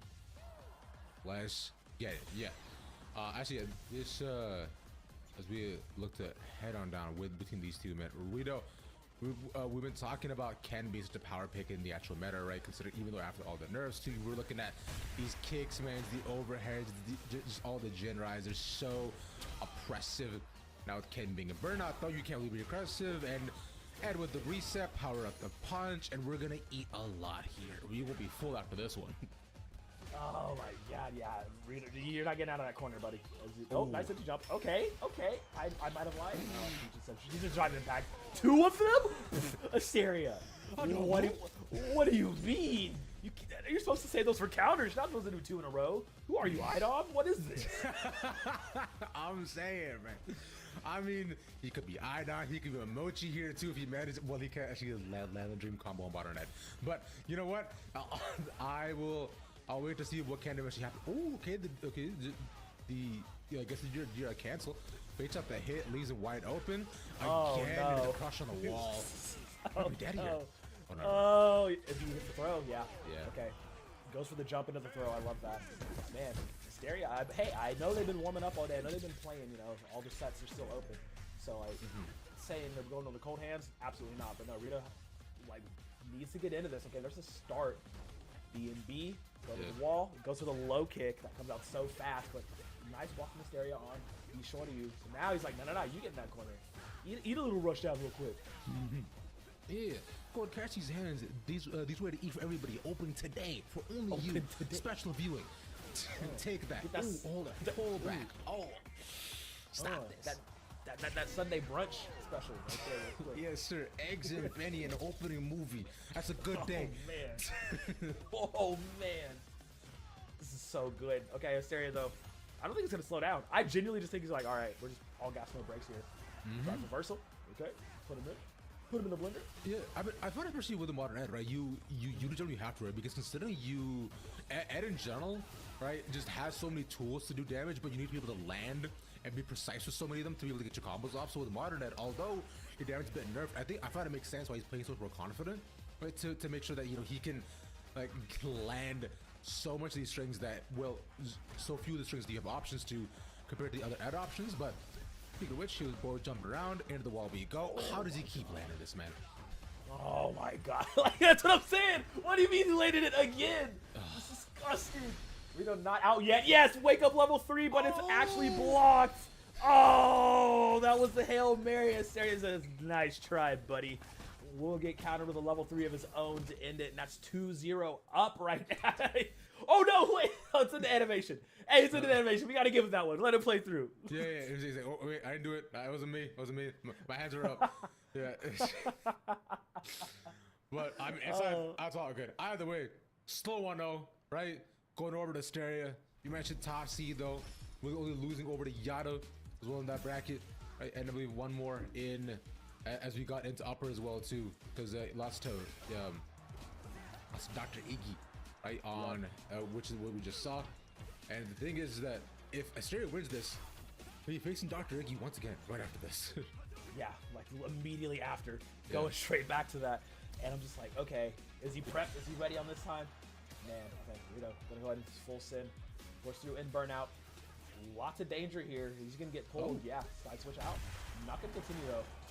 Not gonna the guard against that one, Soldier.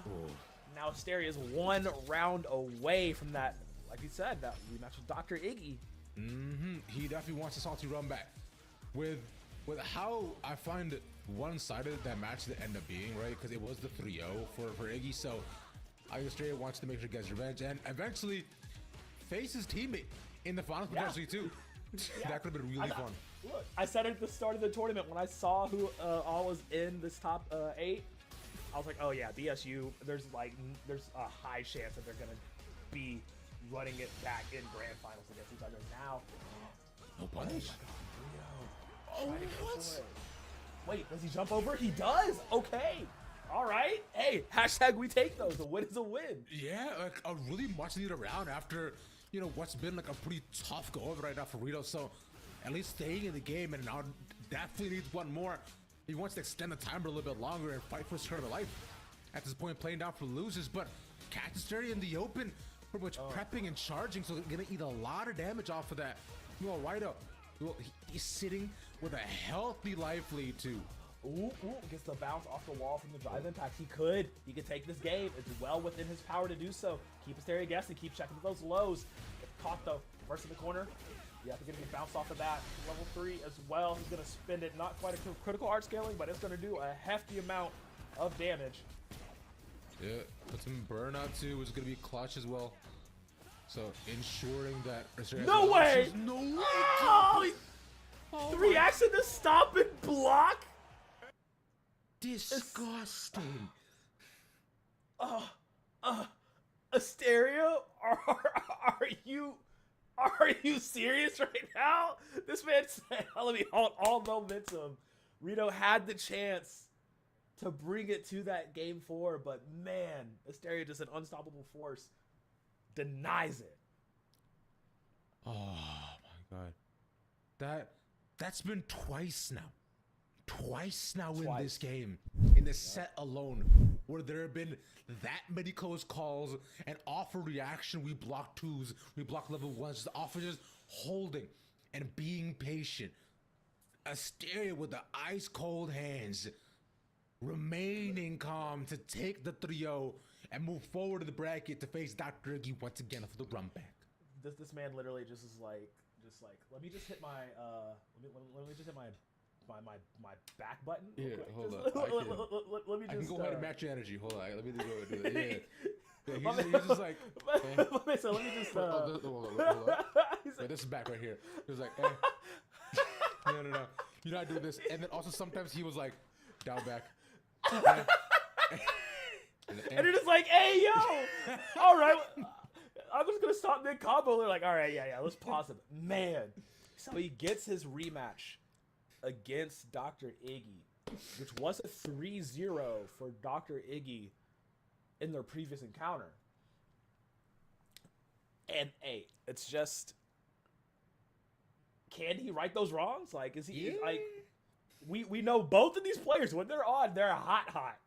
So it's a matter of, like, who wants that, rematch against Yada at the end of it all? Because, man, you're right there to do it.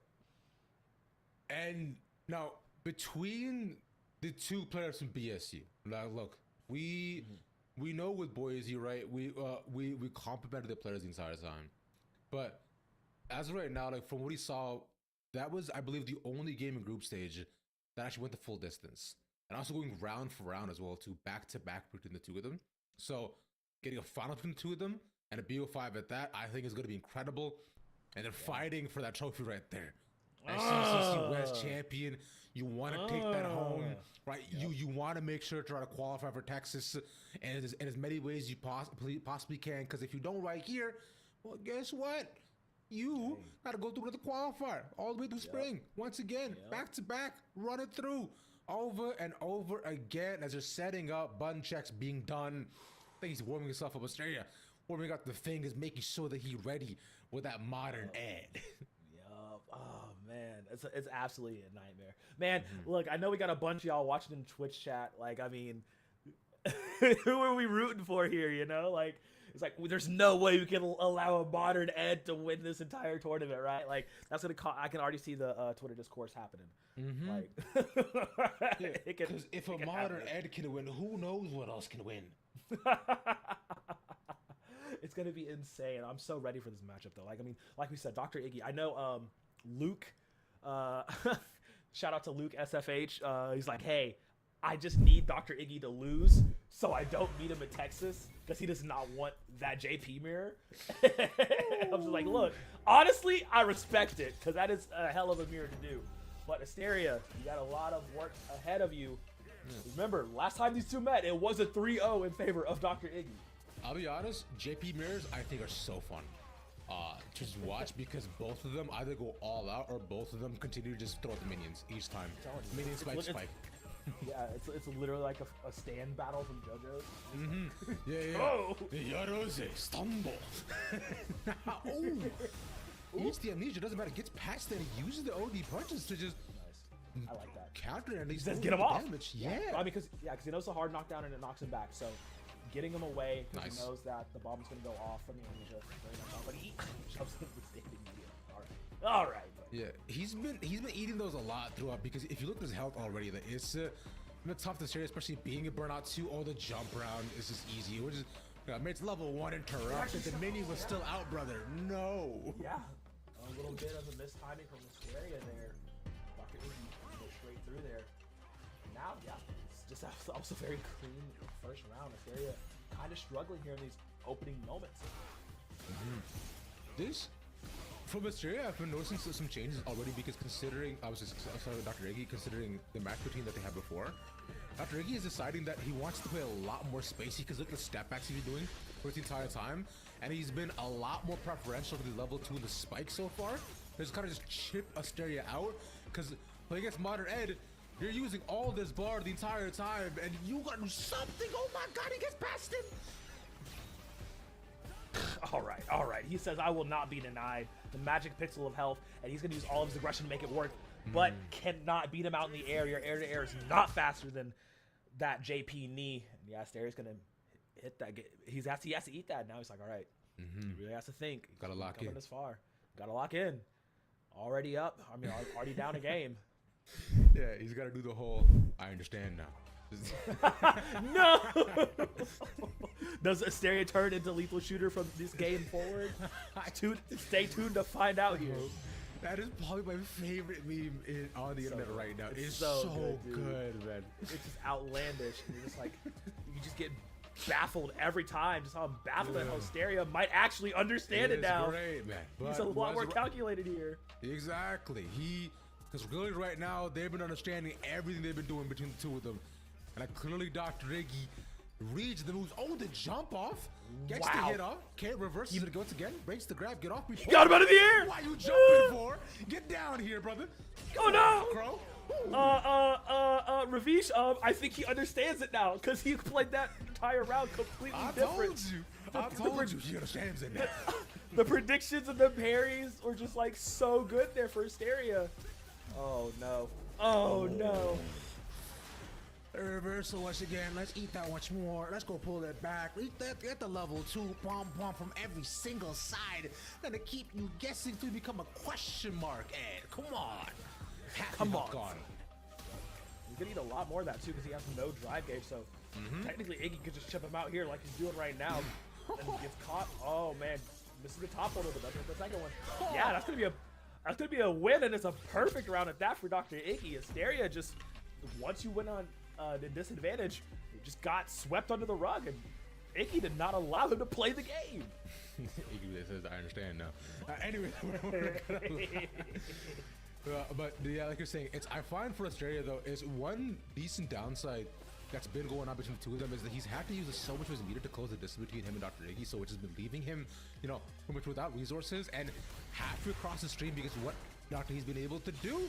Because not look at even this, right? Puts up the 2 once again, and Hysteria again running on empty. Oh wow, burnt out all the way. Has enough life to make that work, but now you're stuck in the death loop.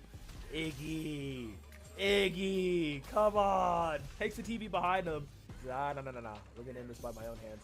That's again goading him forward, but oh no! He gets hit with the air knuckle. You gave him a chance. You gave Hysteria a window. He's super low. This is gonna scale up. This is a critical art right now. And this is going to be massive damage. Iggy is going to be there with a sliver of health. But what's the rush in? He says 4! Call him Tiger Woods. The way he knocking him back like that. Gets the drive rush in for the low kick. And oh my God, snatches victory away. Hysteria thought he had it, but Iggy says, no, sir. Not today. Are you kidding me? The slide into the pushback and also predicted the rush in too when he gets the golf club out and swings him out. He has 4. Like, it's, you're out of there, man. Come on. Like, Dr. Iggy, the reactions have been ridiculous. And I know what we saw just before against Yada, right? Like, sure, it does tell a different story in terms of score, but not in terms of the round and the health differential and how close it's been. So, Iggy definitely wants to make the run back and see Yada once more. Yeah, but he's playing absolutely out of his mind this game. Hysteria, you know that they have the possibility to get this back. Look, he's like, hey, I don't want no BSU on BSU violence. I'm trying to take them all out myself. I'm saying. I'm repping a state, baby. What is going on with it? Hover to the southwest. Let's get it. Oh, my goodness. This is gross. Yeah, run that Australia again. Ooh, that's 3 in a row? But it may not really matter here, though, because look at this. At least he managed to get him in the corner. And now he has level 1, also almost level 2 available. He's just running the cycle, the window machine 4. Get him out of here once more. Chance. Yep, that was his best chance. Oh, wow, that is so interesting.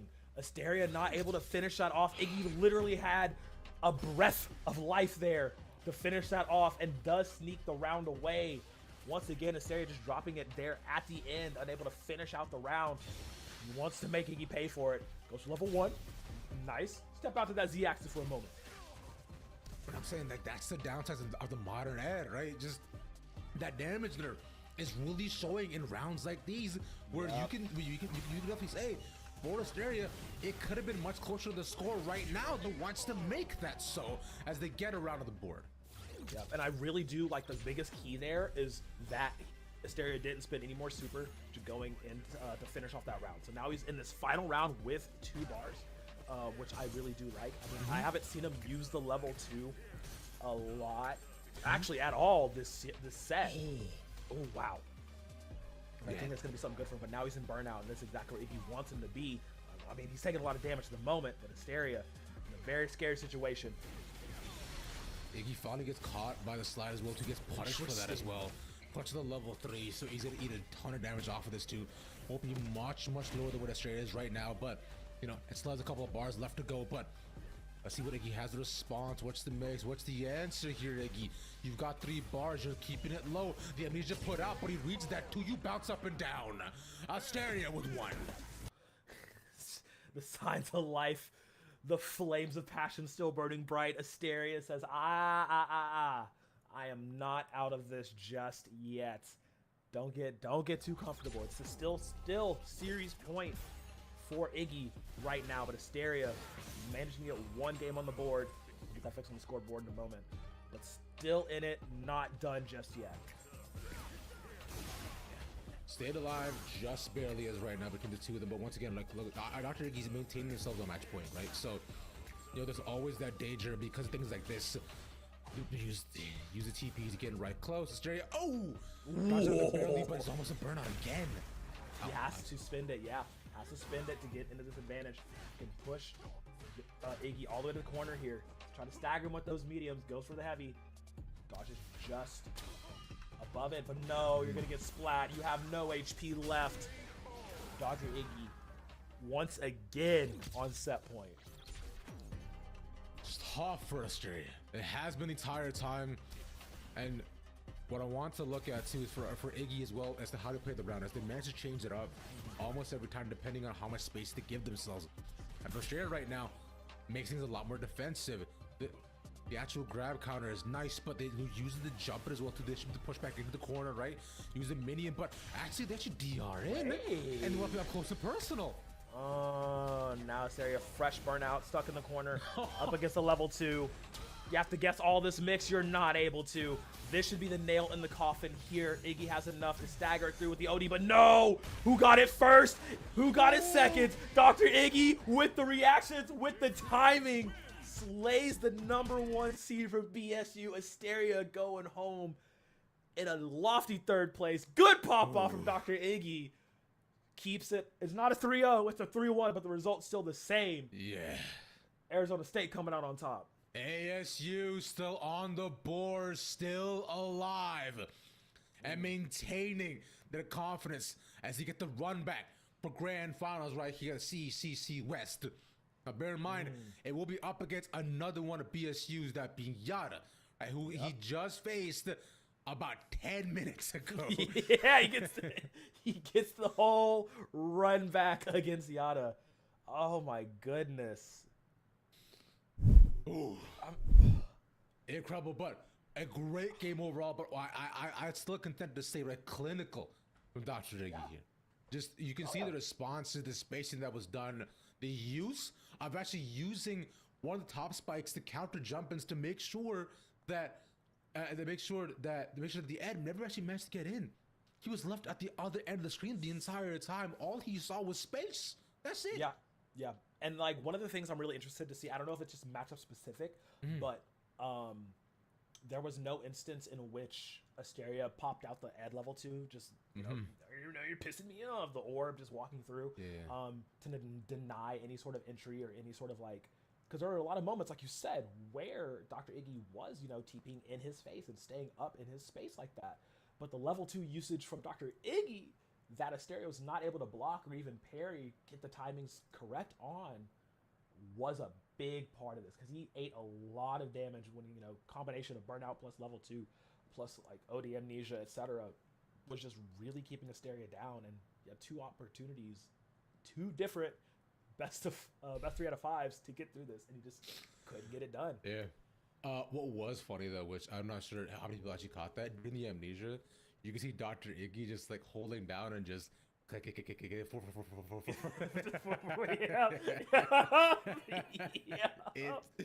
Like, that just feels wrong, man. Like, why are you just like, why is your character manager just doing like just over and over again? He gotta show him. He gotta show him. I mean, I understand. It's okay. It's okay, but we'll see now if the true run back can happen as we head into our final game of the day.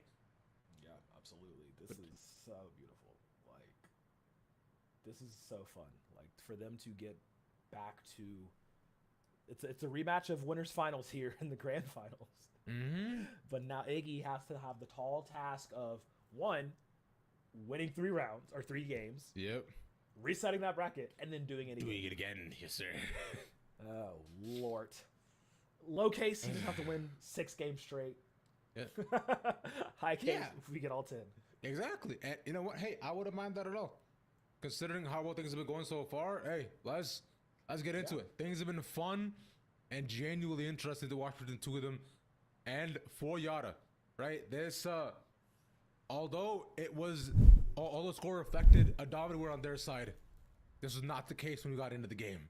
And I don't think it will be either because Diggy's coming off hot. Yeah. Yeah, this is going to be interesting. Yada's had a little while to cool down, coming in. Probably playing from some side sets to, stay warm as most fighters will do.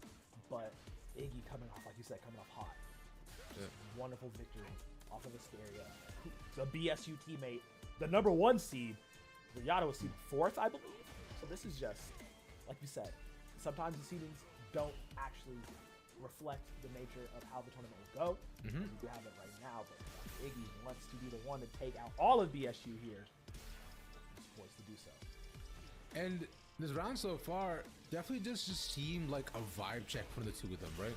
For the first half, it was just very standard neutral play between the two of them. Like nothing flashy, nothing crazy, just some scissor kicks, maybe some double reversals. But finally, Dr. Iggy starts to get going. Gets a space back, second crusher immediately into the face of Dr. Iggy. Gets the overhead and the toss back here to Yada so low. And it eats that low too. Oh dear, oh dear. Okay. Dr. Iggy, hey, that's a hot start. I'm just saying. It's not bad at all, man. And I think Yada wants to pull things back here too. I think you have to start to get a lot more aggressive.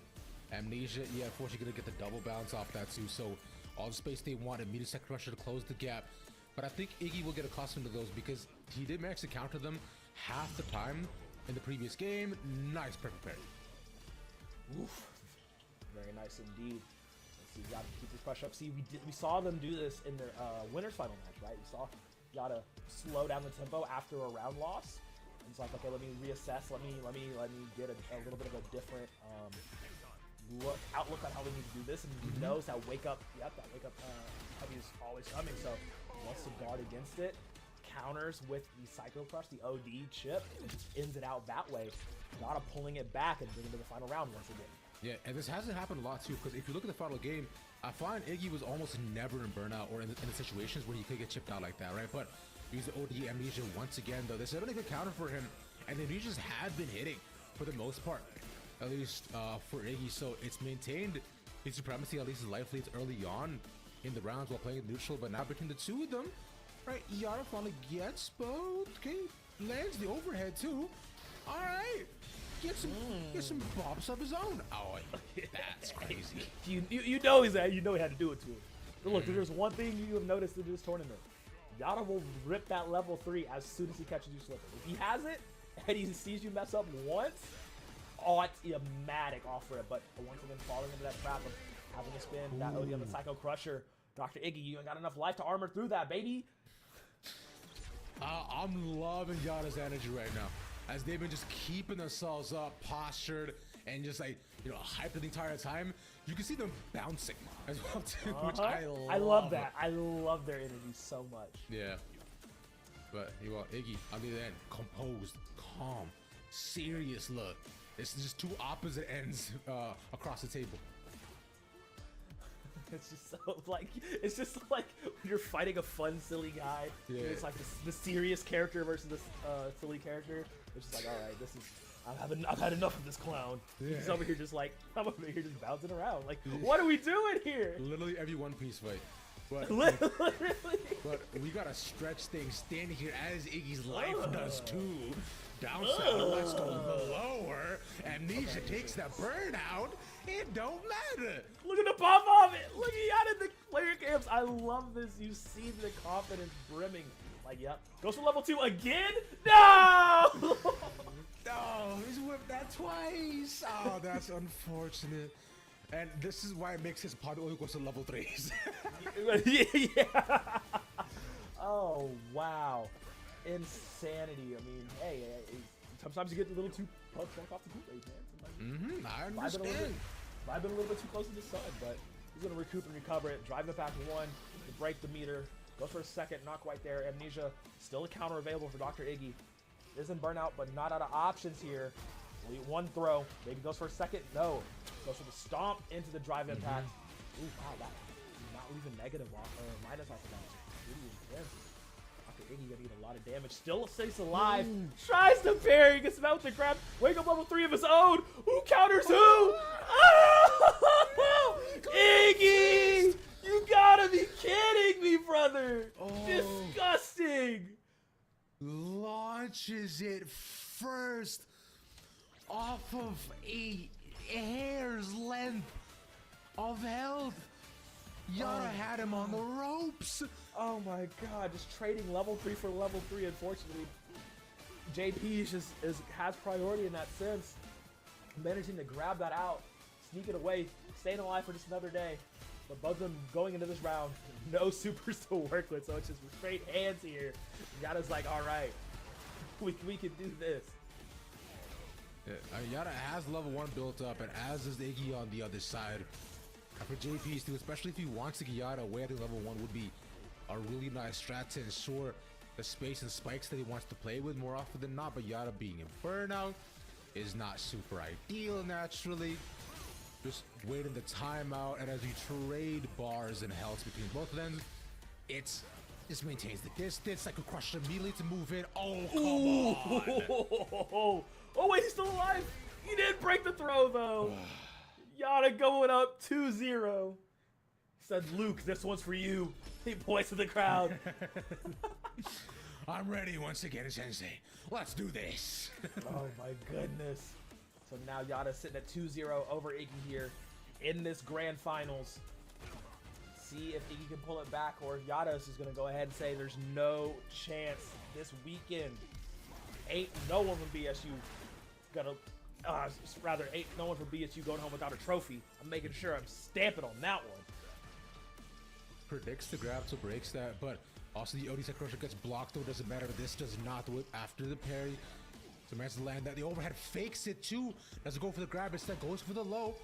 Doesn't manage to land the head of the overhead, but finally, Yada's been faking him out, but the amnesia lands. Oh my goodness. And one thing with JP, even if you are in burnout, being able to time and get the amnesia, saving your life every single time, he's been using that to great effect. He's been saving his life each time. Both of them, same idea. Dry brush, low kick immediately. Wait, is it gonna happen? Oh, he lands the level 2! He lands it! He lands it! After all this time, when Yada needs it most, he gets the stop, Crow. Sickening. He said, I was bound to get it eventually. And he gets it to put himself on match point, on series point, on tournament point here. Holy cow, Yada. Always got to make it entertaining. That's crazy. Oh, can't keep you away from the reversal this time, but Yada just with it again. Both times they've been tenses where both these characters, both these players could have died off of an inch, and right now Iggy seems to be eating every single blunt force of that too. Another stop to eat. Come on, man. He's already gotten a haircut and a concussion. Yo, Yada, don't play with your food. You're giving him too many chances here. Goes to level 1, try to ship him out. Level 2 from Dr. Iggy's keeping him alive. What is the finish here? Now you're both burned out. You're both in a dangerous situation. Dr. Iggy has his drive gauge back here. He can chip him out. Opts to go for the TV. The drive push into the heavy kick. What's the mix here? Jumps over. This is terrifying. Absolutely terrifying.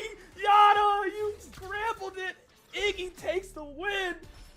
One more round, still in this. And you can hear the crowd popping off there too, and rightfully so, as both these players managed to stay alive. Iggy with a massively close round and landed a crucial overhead in the exchange here too. Now Iggy once again starting it off tougher, but that amnesia had been doing work for him the entire game. Gets a space back, reversal TP away. Meet me on my edge, not on yours. Cycle crusher to take the headbutt, air out your lungs and get back there. Oh my goodness, Iggy. He knows. He's on death's door. He knows He has to win this to stay in here. He wants to get that victory, to get to the game 5, get to the reset. He could do it potentially here. Mix, though, has to be the question, right, as to what he wants to get done. Level 3. Right now for Yara, we know how much he loves that, but the issue is the burnout, right? The shit that could potentially come. Iggy knows he's playing with it. He realizes that he sees it. If the crush he got gets the grab! And that's it! It's Yara to take the game for BSU with the most awkward FGC handshake. The pop-off energy too great, unfortunately. Oh my goodness. Yada from BSU holding it down, making sure they're leaving with, he said, we leaving with something here. Absolutely insane. Just very, just dominant this entire bracket. Like, you just don't miss. Not at all. We talked about Yada the entire time. We talked about how good they've been. I don't think Yada's actually dropped a game the entire bracket, except in group stages. And if I look at it, actually, never mind. I was wrong. Against, only upper Iggy, bracket right? to Dr. Iggy. Yeah, that was Dr. a 3-2 Iggy, by the end. But now 3-0 to end it off here between the two of them. He's only been scaling the entire time. Incredible stuff to win CECC West. Dude, insane. And yeah, will absolutely stamp that win definitively. I mean, Dr. Iggy tried to get the run back, tried to bring it all the way in, but Yada was just Bison power too strong. He said, I'm the OG psycho leader. What are you talking about? Get out of here, JP. You just see counting. Go back to counting. Literally insane. But man, all it took was landing that one level 2. He did it. That was it. It was just all leading up to him landing that level 2 and managing to get it done. But congratulations on Yada. Will be stamping their ticket to Texas for spring. That's gonna be sick. Oh, we'll see y'all in good old Texas then, baby. It's gonna look good, I assume, and I know with what they've done. Just Yada feeling good out there with the Bison, and considering the competition that we had to deal with almost the entire time, we can actually get to hear a little bit from Yada, Sep, and get them presented with a trophy as well too. Considering their phenomenal performance, get to hear from them after that win. And ominously, I said before, I say it again, Yada's vibes are immaculate. You saw it just bouncing. Bobby hyping up the crowd there too, rightfully so. In a phenomenal game. I am really excited to actually hear from them.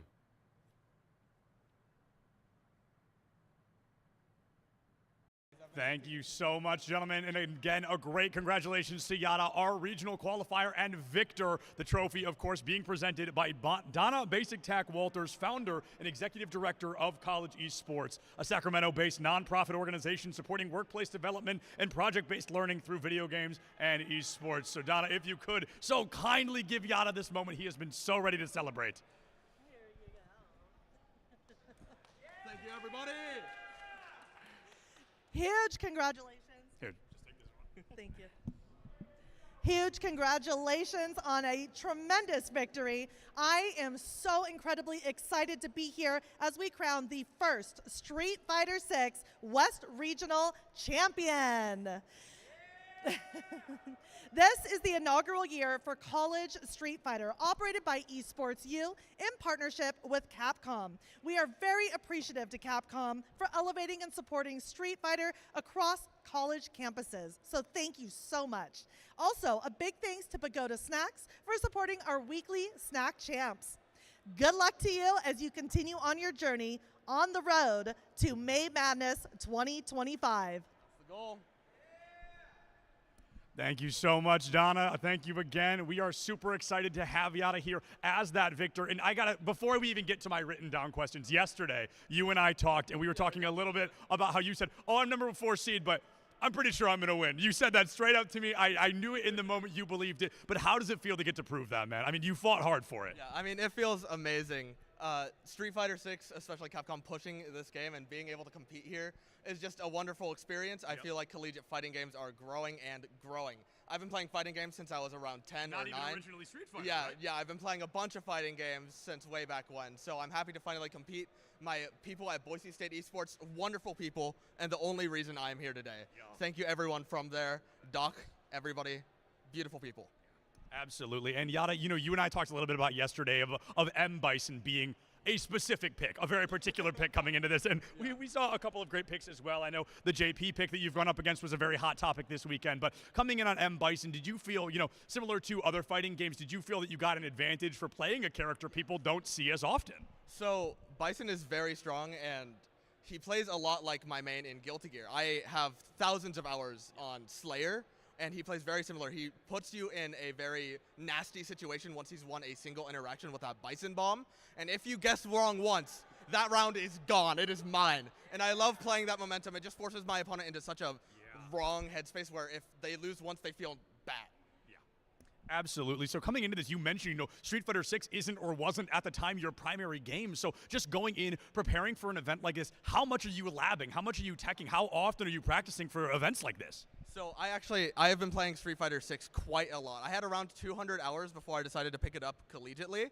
But in these past around 5 to 6 months, I think I've logged around 1,700 hours or something ridiculous. I have been grinding Street Fighter 6. That might be a slightly wrong number, but in the ballpark. Yeah, I've been playing a bunch of it. Yeah, absolutely. So Yada, you are, you know, you just kind of signed yourself up to play a lot more. You know, you've got to go into the spring now. You've maybe got to go all the way to Texas in May, but you had a lot of confidence coming into this weekend. You thought this region was yours, and it is. But now we evolve from the region to the nation. Does that confidence stay the same? You know what? I'm just going to press buttons and be happy. I can go to EVO. I've been to EVO multiple times. I got 17th in Strive as Slayer, just this EVO 2024. So I'm just going to look at my challenge and try to win. I love it. I love the mindset. Well, again, Yada, a huge congratulations, because not only have you qualified for the spring, but so have Assyria. Your school teammate has qualified as well. And, of course, Dr. Iggy, the JP, in grand finals. So the 3 of you going in, 16 of you get to qualify in the spring. Sorry, 8 of the 16 get to qualify in the spring. So the odds are certainly in your favor. If you can keep this up, a big congratulations again. Folks, we're going to go ahead and throw it to a break here as we get Rocket League ready. After that, we've got Overwatch, and after that is Valorant. Don't go far. CECC has plenty of the day left to play. We'll see you soon. All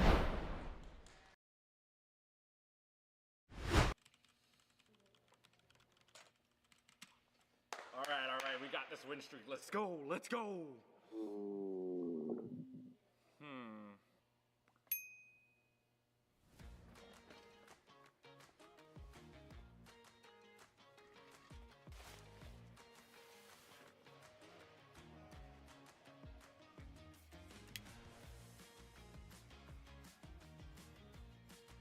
Hungry? Don't ditch the game. Get McDonald's delivered right to you. Even get a free large fry with any purchase over $1 when you download the McDonald's app today.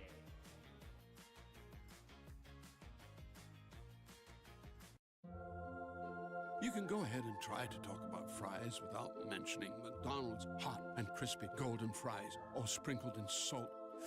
Woo.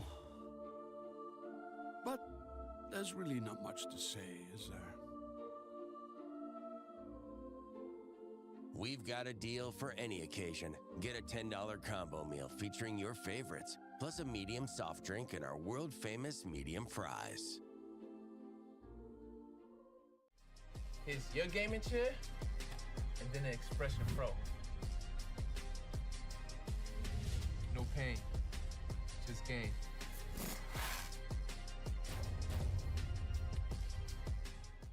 If you have to ask why it's important to start your day early, here's your answer.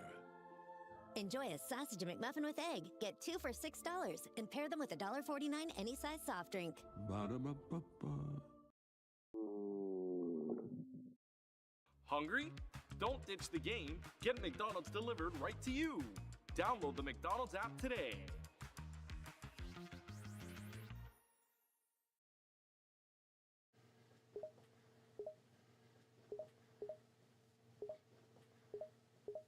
What I miss? Expression Pro. Yeah, man. I had to get a new channel. Look at this. magnetic. Here's the best feature. Customize the panel. Rep your set. Do me a favor, write in the chat right now. What y'all gaming in? Ew. Y'all gotta do better. Look at this. Lean back. Nice and cozy. Here's your gaming chair, and then an Expression Pro. No pain, just gain.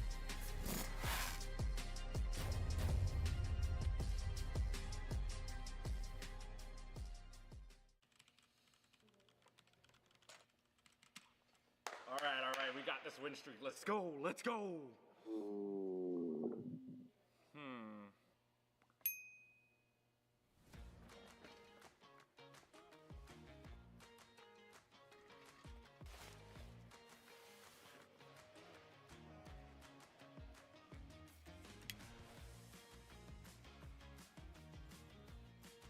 Hungry? Don't ditch the game. Get McDonald's delivered right to you. Even get a free large fry with any purchase over $1 when you download the McDonald's app today.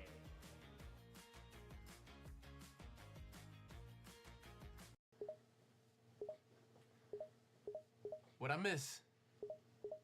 Ah, the Expression Pro. Lean back.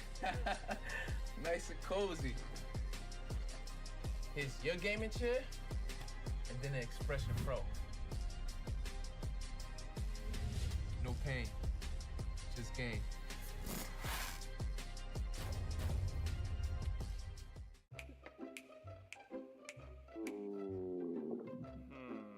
Hungry? Don't ditch the game. Get McDonald's delivered right to you. Download the McDonald's app today.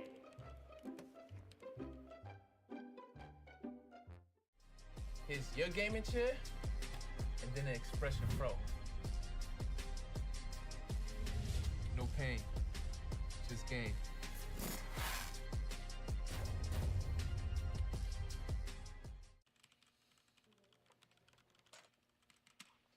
All right, we got this win streak. Let's go, let's go.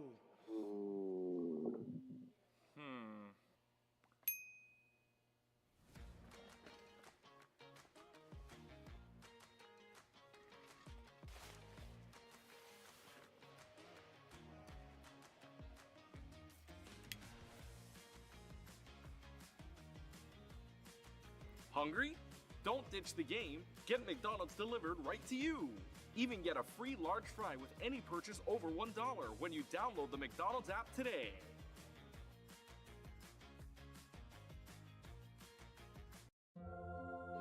You can go ahead and try to talk about fries without mentioning McDonald's hot and crispy golden fries, all sprinkled in salt.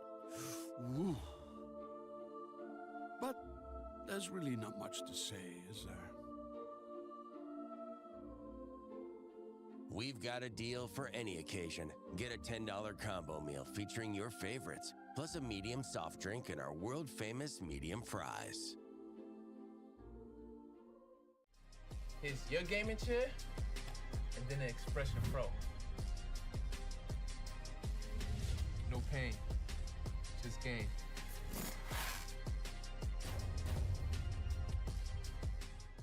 If you have to ask why it's important to start your day early, here's your answer. Enjoy a sausage McMuffin with egg. Get 2 for $6 and pair them with a $1.49 any size soft drink. Ba-da-ba-ba-ba. Hungry? Don't ditch the game. Get McDonald's delivered right to you. Download the McDonald's app today.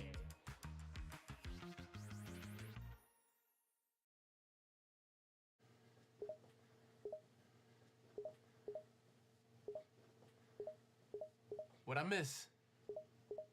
Ah, the Expression Pro. Yeah, man. I had to get a new channel. Look at this. It's magnetic. Here's the best feature. Customize the panel. Rep your set. Do me a favor, write in the chat right now. What y'all gaming in? Ew. Y'all gotta do better. Look at this. Lean back. Hello, everybody, and welcome back to the Collegiate Esport Commissioners Cup West Qualifier here in Northern California, presented by McDonald's of Northern California. I'm Sil Septilance, joined by Clutch Key, and we have CEC seen so much today, Keegan, that we just have to give a rundown once again on what has been happening thus far. First and foremost, talk about some incredible Street Fighter. Yata going absolutely off, and I know barely dropped any games at all within an entire series. Didn't even need the bracket reset. On M. Bison, by the way. On M. Bison, yeah, which is crazy to think about. Yeah. And then, of course, bracket resets, the only bracket reset inside of our entire CECC lodge here. But for Street Fighter, that bracket reset can mean everything and can mean nothing. Obviously, in this case, nothing because it didn't even happen. Yes. Yata playing absolutely out of his mind, and then actually books a spot in, whereas Dr. Iggy already booked a spot into CSF in spring. Yes, absolutely. So that's important to talk about as well. I believe I misspoke during the interview portion there, so I wrote it down to clarify. 16 students have made it to College Street Fighter in the spring qualifier. Those were actually the last 2 slots to be filled. So if I'm not mistaken, those 16 slots are available now. 8 of those students will move into Texas in that spring qualifier, in CECC 2025. But there will be 4 more slots available, 2 in the last chance qualifier and 2 in other conferences. So we have more openings if the spring doesn't go somebody's way. There's a couple more opportunities to try and strike. So while these students don't qualify for Texas through today's performance, they have a 50% chance of doing so in that spring qualifier. So there's more of a road ahead of them, but one that they should be able to have pretty effectively. And the one big thing here was the lower semifinal, because that lower semifinal winner got that spot because Iggy was already in there That's in right, the first Asteria. place. So because of that, Asteria is going to get that spot here from the west side, whereas Dr. Iggy already gets it. And a 3-0, you see there in the lower bracket side, gives, or even 3-0 against Rito over Sac State's Rito, gives the 3-0 win for Asteria and gives the spot, the third spot, mind you, again, a 3-0 and a third spot into the CSF spring qualifier. So Boise State gets to double up on their luck on players inside CSF. They really do. And with the week we've seen from Boise State so far, you know, Overwatch wasn't able to end in their favor. Valorant wasn't able to, but they're kind of running the streets over here in Street Fighter 6. They have a great performance. They have 2 players qualify for that spring conference, and we're super excited to see how they do in that spring qualifier. But Street Fighter 6 has come and gone. Blink and you miss it, already down the road. Our other fighting game, Super Smash Bros. Ultimate, has also ended. That was a really heart-wrenching matchup there. San Jose State, it's just to fall short in that last moment. You feel for San Jose State, too, especially Olego, because I know there was misinputs. There was the SDs. You feel really, really bad about that. But the Smash Brothers Ultimate double elimination bracket turned out to be very exciting as well, because for San Jose State, right, Arizona State, that San Jose State-Arizona State game we saw yesterday was a really, really fun matchup, and it came down to final stocks in both of the sets. It was crazy. It was crazy to talk about, and then at the same time, when they moved up, it was still crazy in itself, because you felt like San Jose State was giving Highlander Gaming a run for their money. Yeah, absolutely. And run for their money has been what feels like almost the defining statement of this weekend, because so many teams that we expected to come in here and clean sweep have not been able to do so. I think Yata is actually the first expectation. We thought, oh, he should go across the bracket, and he did. Everybody else has lost a map or a set or a season. They've all had to reset one way or another, and they've been trying to figure it out. But as we mentioned, you know, Boise State not able to do well in Overwatch or Valorant. They do a great job in Street Fighter, and they're still standing #1 seed in Rocket League as well. A team that I truly think, as of this moment, have a very high chance of being our Rocket League regional qualifier. Yeah, and remember, regional qualifiers sure is fine, but I know they want to get back to that CECC finals in Texas. Oh, yeah. And for those that haven't watched it, or for those that don't know it, go check out CECC 2024 Texas, where that grand finals game 7 overtime heartbreaker, and as well, credit to the Boise State team for making a kind of a mini documentary out of it. It's called Above the Line. Check out Boise State Esports YouTube page, because that was an excellent mini docuseries. But now you talk about wanting to get to the regional. That fire is stronger than just wanting the regional. That fire is wanting to win this regional, get back there. They know they're going to be 8 months away from it, and they're going to be, or they're 6 months away from it. They're going to be hungry. The regional is just around the corner, Keegan, and they are hungry for a win. But speaking of hungry, dare I say, if anybody watching right now happens to be hungry, well, you can get a 10-piece chicken nugget for $1. Chicken McNuggets in-app only, available once a week from McDonald's. So a big shout out to McDonald's, specifically of Northern California, for helping us put a beautiful weekend together. And guys, take advantage of those chicken McNuggets because Keenan and I believe, are going to be eating those somewhat soon. At least my fingers are crossed. So I'm hoping that happens for us in just a bit as well. I'm telling you, the once a week thing, I'm just taking it every Friday. I'm taking those McNuggets every I love that single it's once Friday. a week. And this might be a hot take here. Dip it in the ranch sauce and give myself a good, I brought this cool up yesterday, but so many promos are like once. You know, it's like one time ever, but it's like every week, once a week. Every week. I genuinely, that really excites me. Like I really like that the promo is once a week instead of just like, oh yeah, one time you get this, whatever. It's like, no, run it back week after week, run it back till the promo disappears. You might as well. And honestly, I'll say, funnily enough, when I was, I did the commercial for. Right. I did the ad here for the West Regional, and when our producer was telling me, "Act like you're hungry," I actually was. And then when I had the nuggets afterwards, I was. You're a method actor. Yeah, I'm a method actor. Beautiful. I think that's beautiful. You know? My stomach actually was growling. That growling effect was probably not scripted. That growling effect was real. I was so in the role. I took it so personally. I took it so deeply that I truly became hungry. I got hungry. Absolutely. And we filmed one as well for McDonald's of North Texas when we were in Texas, and we found that opportunity of like when we started, they're like, "Acceptance, act hungry," and I was like, "No, like you don't understand." I was like, "I've been in this venue for 14 hours. There's no acting." Like, honestly, when I was there, I saw you guys filming it, and then Herc's holding up the two. Hercules, by the way, Herc's holding up the 2 bags. I'm like, I'm willing to steal one of them right now. Listen, they had real food in them. So like it smelled like McDonald's. We were so hungry, but we did get to eat the food after we filmed. That's still one of my favorite things I've had the opportunity to do here with the CECC and with McDonald's, of course. It has just been so fun, and it's great. They help us do so much, and I'm so grateful for it. I know, and also speaking of fun and grateful, throughout the weekend as well, and all of these PCs, MSI, shout out to Quan and Matt. They've been doing a very, very good job, and they're very, very like, you meet them, you're going to like them for the first time. No, you have to. They're so personable. They're so funny. And we are just so grateful to get to know them, to get to work with MSI. Like, it has really been a great weekend of a lot of great connections. And I'm so glad that we've had the opportunity to bring this all the way out here to Northern California. It's the first time the CECC's had an in-person event here like this. And honestly, we talked about it way back this morning. But the exclamation point on my statement, the energy in here is palpable. Teams have been so energetic. The emotions are at an all-time high, and everybody recognizes how much is truly on the line here. Yeah, and especially not just on the collegiate side where I will tell you, there's been a lot of smack talk. There's been a lot of energy in here. That's what you want from a LAN. But it's not only from the collegiate side. It's from the high school and middle school side as well. Shout out NASIF as well for having their entire kind of competition going on over there on the other side of the pit area. But we have our side going on, and there's 2 different kinds of energies. But it feels all electric in here no matter which way you talk about it. Truly and completely, the electricity is at an all-time high. And I think you bring up such a fun point, too, right? Is that smack talk is such an inherent piece of collegiate esports, of any competitive nature thing. In general, But one of my favorite things about collegiate esports is how we all, without any kind of training, without any kind of agreement, without any kind of anything, we all learned to keep it on the field. And it's as soon as the game comes to a close, there's hugs, there's handshakes, there's tears, there's thank yous, there's how can I improve, and that just goes so far for me as an individual. I think that really just means so much. That helps separate the good teams from the great teams, because the moment that game comes to a close, the moment that cart hits that last point, the ball touches the ground, the health bar hits 0. I mean, the game has come to an end, and you're 2 people sharing just unbelievable passion on that stage, and it's what this is all about to me. Yeah, you know what? It's kind of funny too, because when you talk about all of the schools that are here, right? All of the 11 California schools that are here, whenever they're infighting in the same state, there's a lot of smack talk that goes in the game. But then after the game, they're like, all right, so scrims later. So we play later again. It's like these guys, you know, know the passion of the game. They know the passion of the esport, and they know that there is always something on the line, a lot on the line. Whenever you have fun, it's great. But whenever you're excited, it's even better. And especially when that happens inside of the competition, inside of the game, it just gets that so energetic feeling, right, that it's that rush of adrenaline. But then afterwards, you're like, all right, let's go get lunch. You want to go get lunch after that? The moment that adrenaline wears off, it's like, wow, what a great game. And again, like we said, I'm probably starving.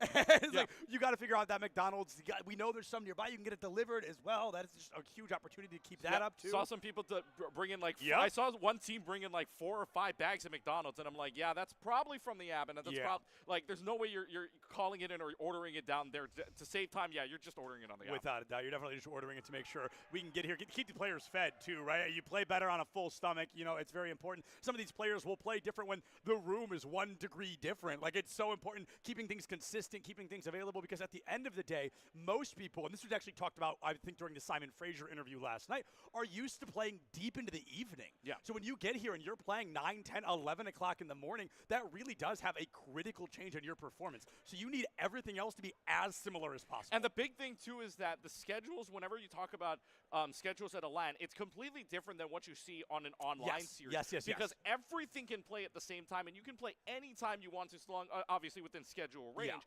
but they play at night. These guys play, maybe it's past 6 o'clock at night or past, 5 o'clock at night as well, right? So you're talking about, but any game can play at any time. The problem with the LAN one that you have to get accustomed to is that if there's a running schedule like we have right now, where it's Street Fighter or Smash at the top, Street Fighter next, and then we go to Rocket League very, very soon for Grand Finals. With a rolling schedule like that, you have to get accustomed to playing at these different times, and that's one of the challenges of LAN. I know we talked with Doc Haskell yesterday from Boise State. Some challenges of the LAN, right? There's always going to be trying to get accustomed to it. There's always trying to get your mind there's trying to get your right mindset in there, right? So there's all these different accumulations because you're not playing in your own esports arena. You're not playing at home anymore. You're playing in a completely different environment where every single team is in the same area, and all the times can change, and everything changes for you in this one scenario. Yeah, and I mean, it's really exciting, right? Because sometimes we'll do these regionals and we'll go to a university, we'll go to a college, and there is kind of that discussion of, oh, is there a home field advantage for that team? Or whatever. But we're not at somebody's esports lab right now. It's a neutral We are a brand new venue. Everybody had to travel here. Everybody had to join us here. So everybody's playing on truly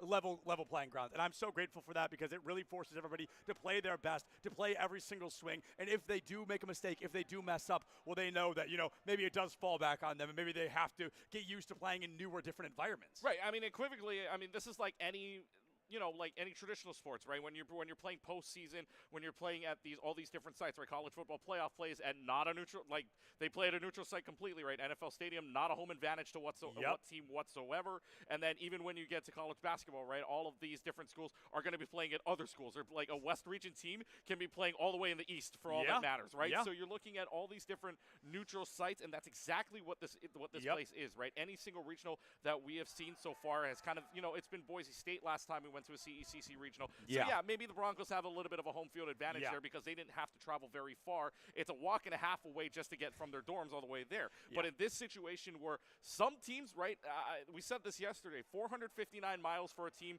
from the same state. California, From the same state. That was UC San Diego, I think, in comparison to Boise State, who was 440 miles away. So it shows even if you're in the same state, traveling up here makes a big difference. And I do realize that I'm recognizing, I was going to make a comment about, and being from Ohio, which is a much smaller state, and then I realized who I was talking to. Yeah, you realize who you're talking to, by the way. I'm from Hawaii. I'm an ocean away. I am across the pond from literally an ocean away in the entire state of Hawaii. Probably not even close to 450 miles. No.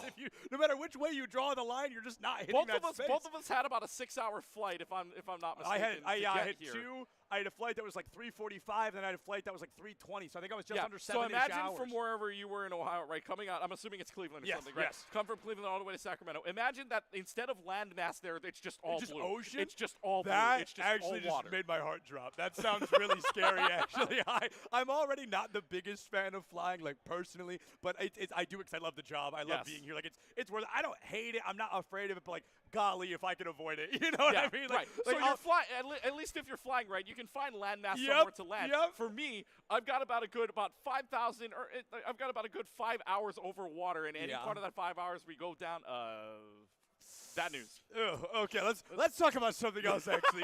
Let's change the subject. But speaking of, a lot of people are probably watching this, and you guys are probably wondering why we're getting ready for this Rocket League Grand Finals. Maybe what's taking the players so long to ready up or to warm up. And it's because their drives, their trips have been so worth it. They're going all the way every game, and they're just taking a long time in the semifinal. They're trying to get wrapped up, but there's no point in rushing them either, right? We got to give them that space. We got to give them that time. We got to make sure that the teams in the grand finals have fought tooth and nail to deserve those slots, and I'm sure we'll find out who they are in just a couple minutes. I mean, yesterday, if you were watching day number 1 here towards the end of the day, was that quarterfinal matchup between Northern Arizona and Grand Canyon University. Shout out GCU for giving NAU a run for their money. Yeah. But I talked to NAU. They were running out of breath yesterday during their interview. Like we saw Chronicle, we saw Beast over there running out of breath. They were breathing hard. So I walk over to the guys today and they're like, "You got your oxygen tanks ready?" And they're like, "Yep." I mean, they said, "Look, we want to go 4-0, but can't rush anything, right? Yeah. Can't rush it. Yeah, a win is a win. That's always what you're thinking about, regardless of if it takes 4, 5, 6, or 7. A win's a win, and especially when all of these games from here on out are a best of 7. Yeah. Like as Dude, a I Rocket forgot League that actually. Right. As a Rocket League player, it's kind of insane to think about that you have to reset after every single time as that long of a match. And LAN is so fascinating for that, right? These in-person events, you don't get to just kind of, finish the series and go home. Finish the series, walk to your dorm. Finish the series and do whatever. You have to play out every game, every series. This is the definition of running the marathon instead of the sprint. You have to win every series, ideally as fast as you can, right? But you often don't have control in that part. So these players, they're running it long. They're playing every game they can. They're playing it strong, and they're looking for those opportunities to win. As we're looking, I hear the crowds getting louder and louder behind us, which makes me think that they're getting closer and closer to the end of those semifinals. So we are going to go ahead and throw it to a break here. We're going to give it ideally about 5 minutes-ish, have the players back on stage, bring that Rocket League Grand Finals to you guys in just a couple of minutes. Thank you all for watching. Thank you more so for your patience, but get ready because whichever teams are going to be on that stage, I guarantee you it will be a banger. We'll see you right back here in just a couple of minutes.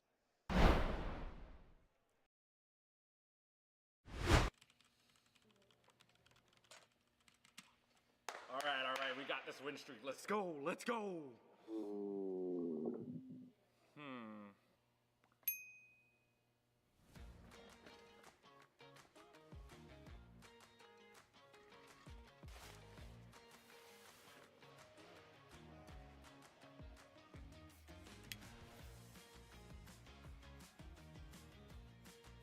Hungry?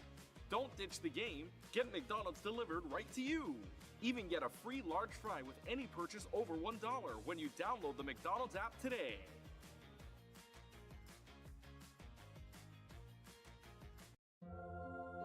You can go ahead and try to talk about fries without mentioning McDonald's hot and crispy golden fries, all sprinkled in salt. Woo. But there's really not much to say, is there? We've got a deal for any occasion. Get a $10 combo meal featuring your favorites, plus a medium soft drink and our world-famous medium fries. Here's your gaming chair, and then an Expression Pro. No pain, just gain.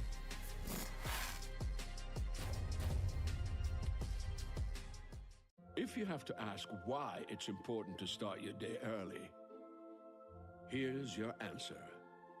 Enjoy a sausage McMuffin with egg. Get 2 for $6 and pair them with a $1.49 any size soft drink. Ba-da-ba-ba-ba. Hungry? Don't ditch the game. Get McDonald's delivered right to you. Download the McDonald's app today.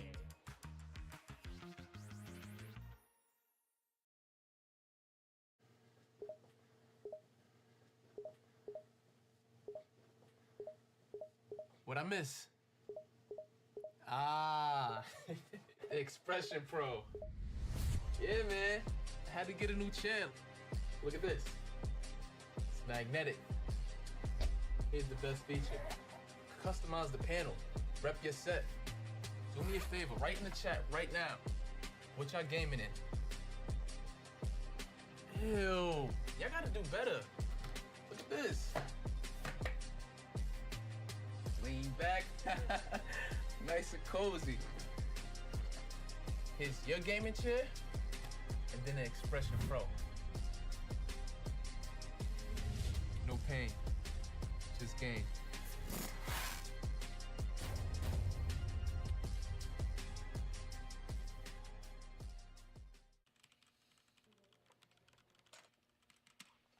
All right, we got this win streak. Let's go, let's go.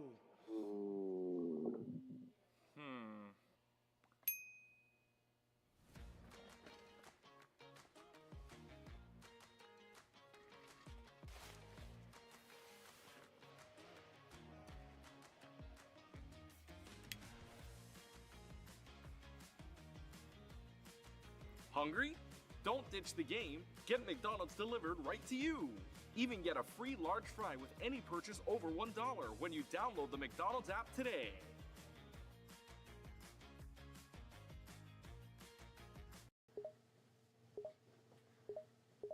What I miss?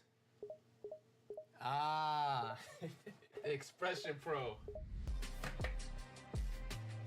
Lean back, nice and cozy. Here's your gaming chair, and then the Expression Pro. No pain, just game.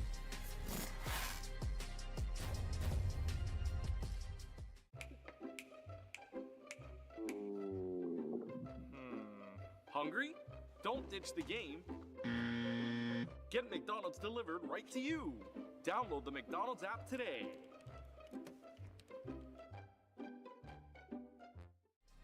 Here's your gaming chair, and then the Expression Pro. No pain, just game.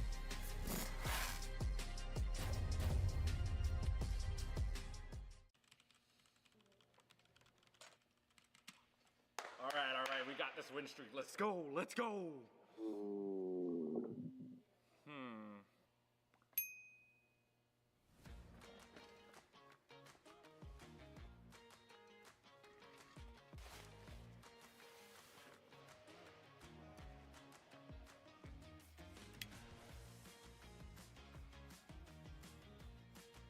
Hungry? Don't ditch the game. Get McDonald's delivered right to you. Even get a free large fry with any purchase over $1 when you download the McDonald's app today.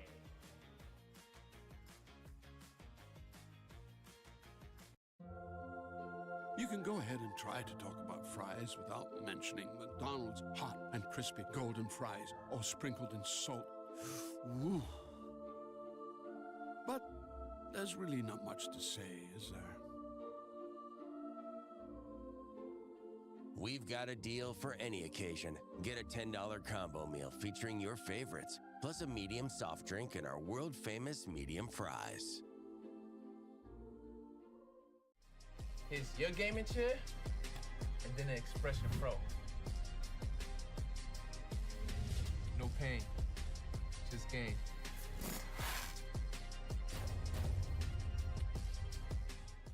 If you have to ask why it's important to start your day early, here's your answer.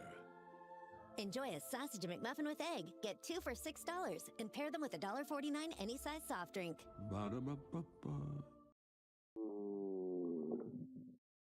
Hungry? Don't ditch the game. Get McDonald's delivered right to you. Download the McDonald's app today.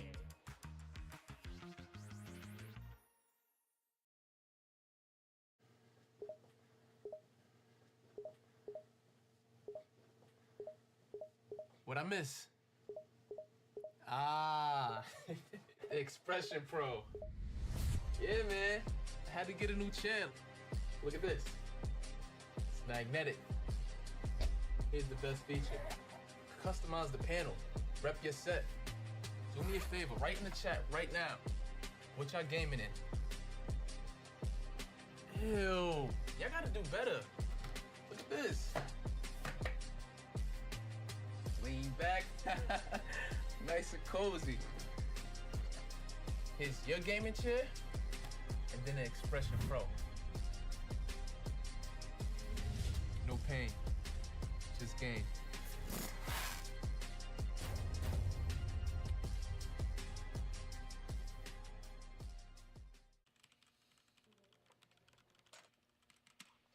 All right, we got this win streak. Let's go, let's go.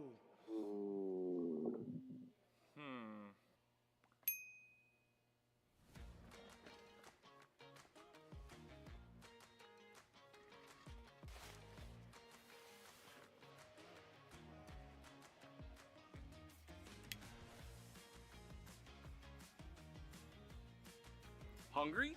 Don't ditch the game. Get McDonald's delivered right to you. Even get a free large fry with any purchase over $1 when you download the McDonald's app today.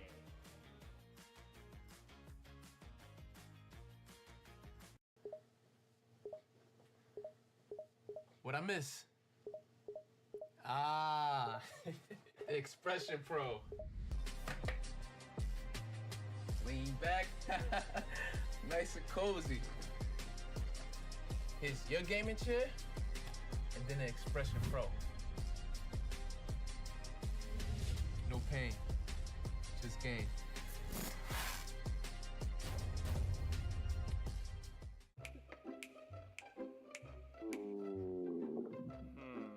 Hungry? Don't ditch the game. Get McDonald's delivered right to you. Download the McDonald's app today.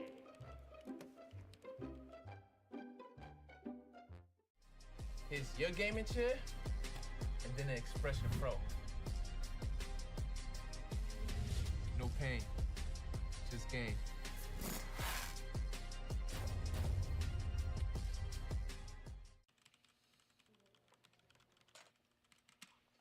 All right, we got this win streak. Let's go, let's go.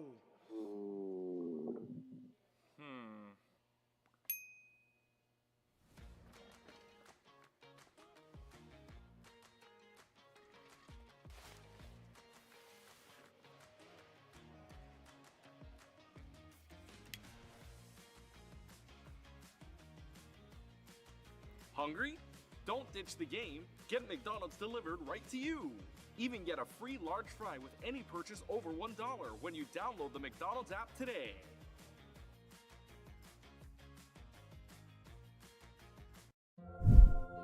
You can go. And welcome back to the Collegiate Esport Commissioners Cup West Regional Qualifier presented by McDonald's of Northern California. I'm still Septilence, and if you've been in-house, if you've been on our social media, then you've seen this sign a lot, I'm sure. You've seen this sign coming in a lot somewhere, talking about a McDonald's PC giveaway. So it's important to note that the PC has been given away. Now, it hasn't physically been given away yet, but the victor does know who they are. And historically, there's a giveaway like this in Texas every year. So perhaps if this one wasn't your run, maybe you'll have the chance soon. But without further ado, and for the second year in a row, I'll leak a little information before the name.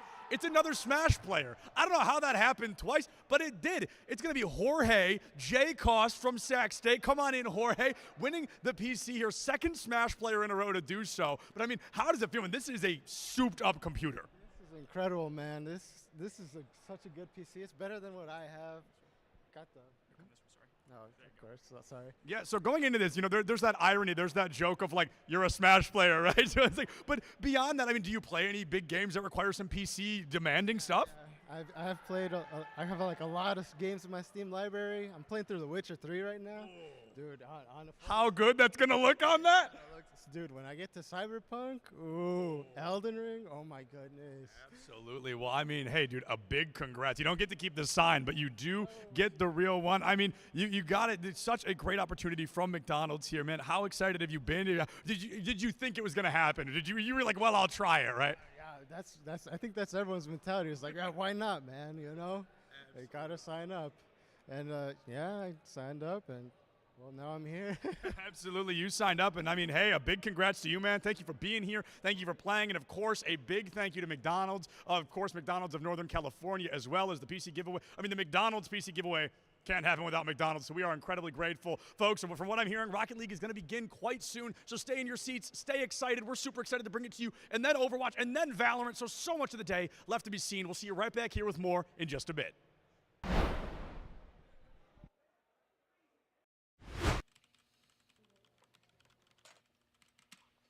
All right, we got this win streak. Let's go, let's go.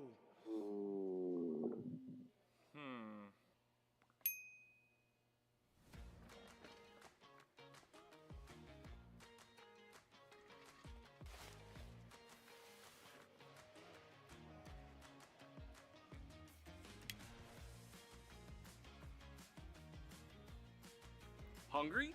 Don't ditch the game. Get McDonald's delivered right to you. Even get a free large fry with any purchase over $1 when you download the McDonald's app today.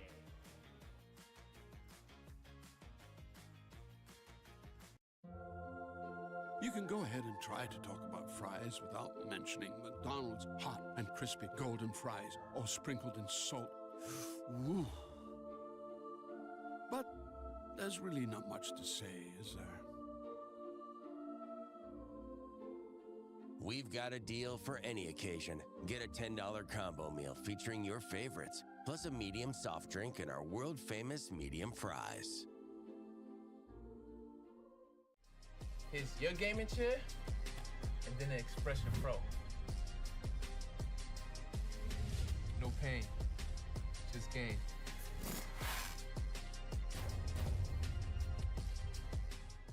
If you have to ask why it's important to start your day early, here's your answer.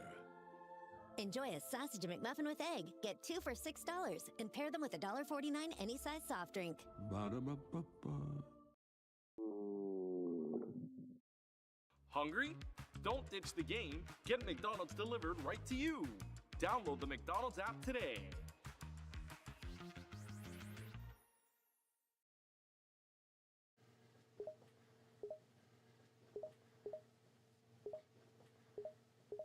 What I miss? Expression Pro. Yeah, man. I had to get a new chair. Look at this. It's magnetic. Here's the best feature. Customize the panel. Rep your set. Do me a favor, write in the chat right now. What y'all gaming in? Ew. Y'all gotta do better. Look at this. Lean back. Nice and cozy. Here's your gaming chair, and then an Expression Pro. No pain, just gain.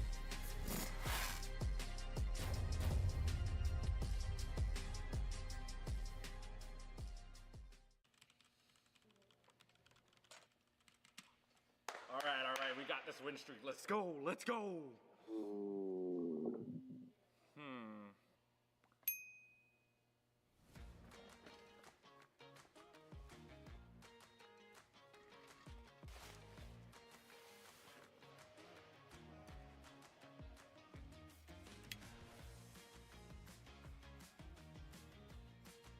Hungry? Don't ditch the game. Get McDonald's delivered right to you. Even get a free large fry with any purchase over $1 when you download the McDonald's app today.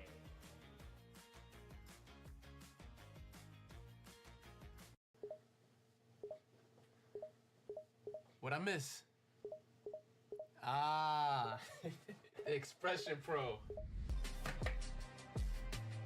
Lean back.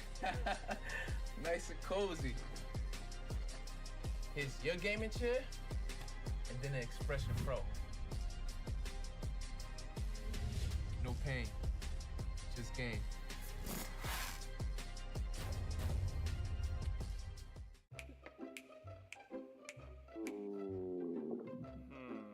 Hungry? Don't ditch the game. Get McDonald's delivered right to you. Download the McDonald's app today.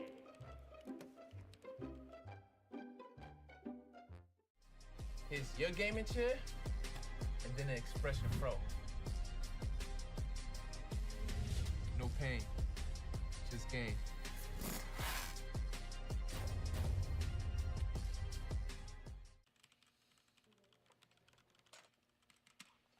All right, we got this win streak. Let's go, let's go.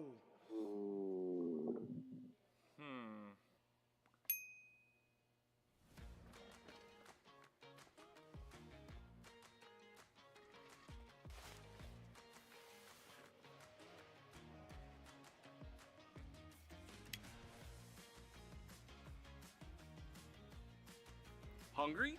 Don't ditch the game. Get McDonald's delivered right to you. Even get a free large fry with any purchase over $1 when you download the McDonald's app today.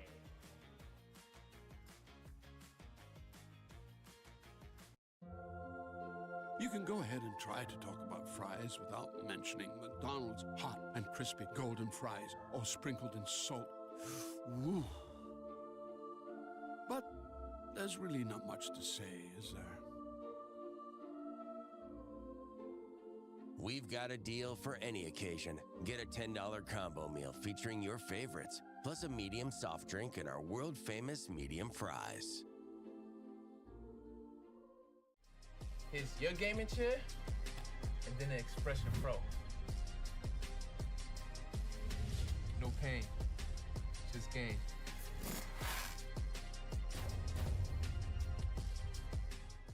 If you have to ask why it's important to start your day early, here's your answer. Enjoy a sausage McMuffin with egg. Get 2 for $6 and pair them with a $1.49 any size soft drink. Ba-da-ba-ba-ba. Hungry? Don't ditch the game. Get McDonald's delivered right to you. Download the McDonald's app today.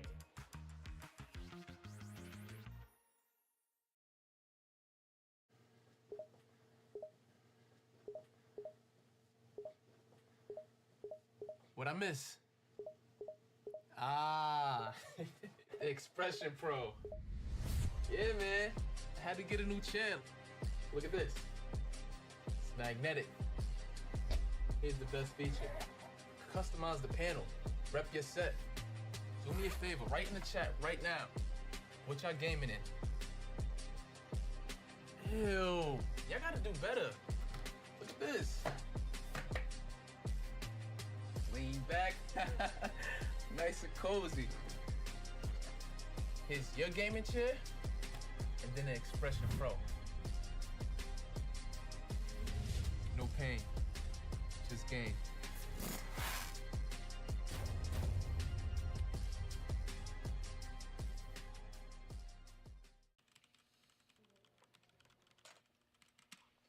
All right, we got this win streak. Let's go, let's go.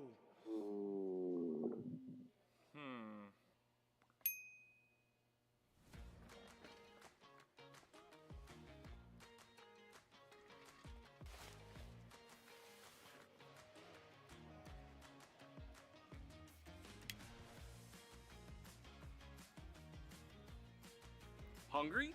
Don't ditch the game. Get McDonald's delivered right to you.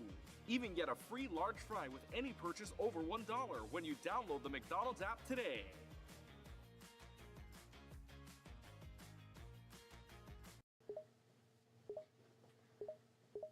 What I miss?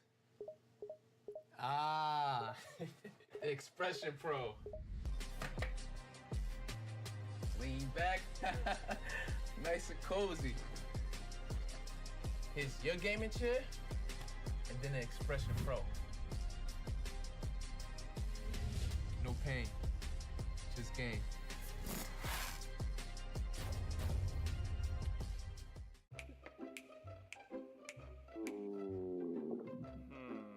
Hungry? Don't ditch the game. Get McDonald's delivered right to you. Download the McDonald's app today.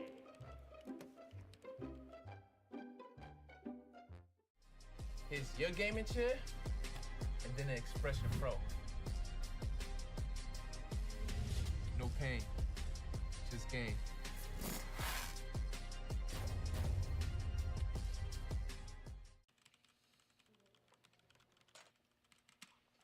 All right, we got this win streak. Let's go, let's go.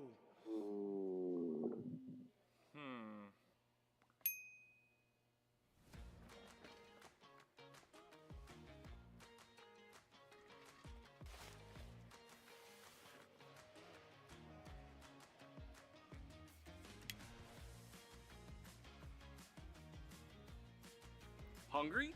Don't ditch the game. Get McDonald's delivered right to you. Even get a free large fry with any purchase over $1 when you download the McDonald's app today.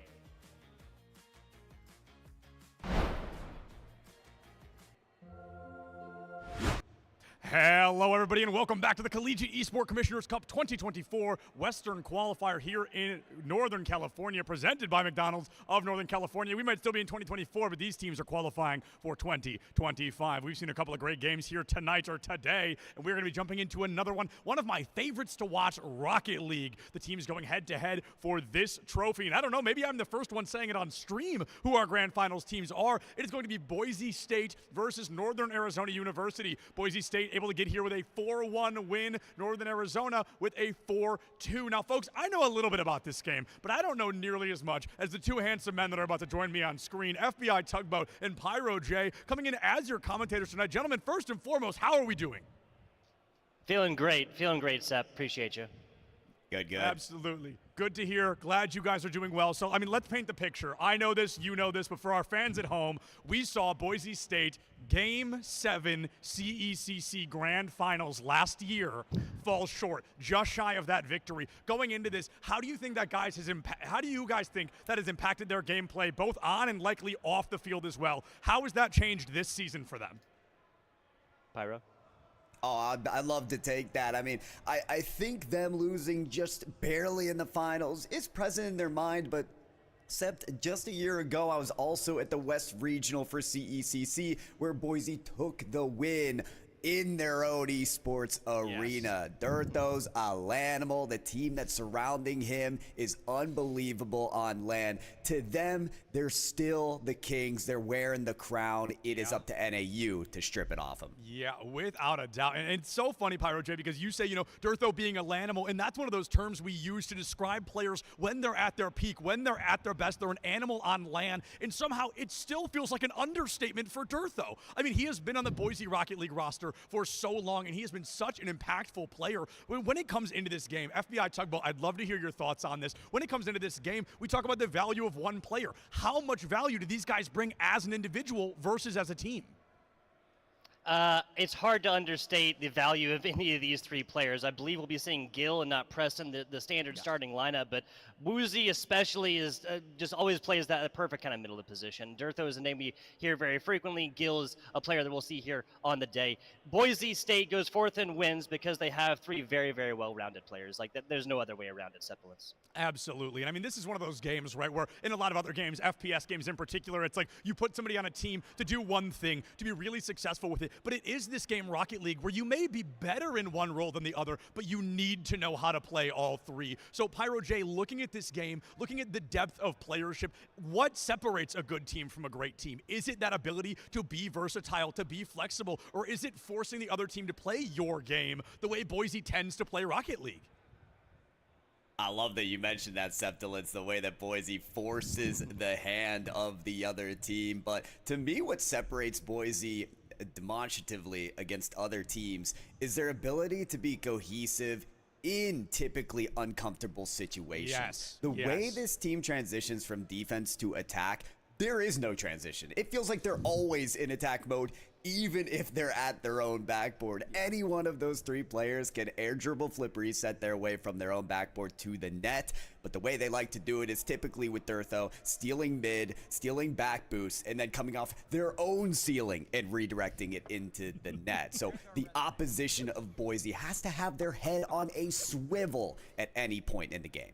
Yes, guys, so I want everybody to know, if we can jump back to me on camera really quick. Doc Haskell just walked over to me, put this down on the table. I'm gonna come around my table. I'm gonna show this off for everybody. I think a lot of folks watching might know exactly what this is. I'm not sure if I'm gonna be able to get it in focus. This is the Boise State Championship ring, and they've got many that Doc brought with him. I don't think I'm gonna be able to get it in focus, but I mean, this thing's huge. I've got pretty big fingers, and this is still dwarfing my hand. So, I mean, he put it down, he looked at me, and he said, here's our resume for how this should go. So, I mean, he's got the resume on the board. He knows what Boise's looking to bring to the table in Northern Arizona, a school that I admittedly know less about, but that almost, I think, gives them an advantage here. Boise State, they've got hundreds, maybe thousands of VODs that you can go online and watch, that you can see them perform strong. In Northern Arizona, well, they're a team I don't know a lot about. They're still a team I know the name. I know they're coming to swing. You don't make a grand finals on accident. So going into this game, guys, do you think there is a benefit or an advantage for them for being the team we don't know as much about?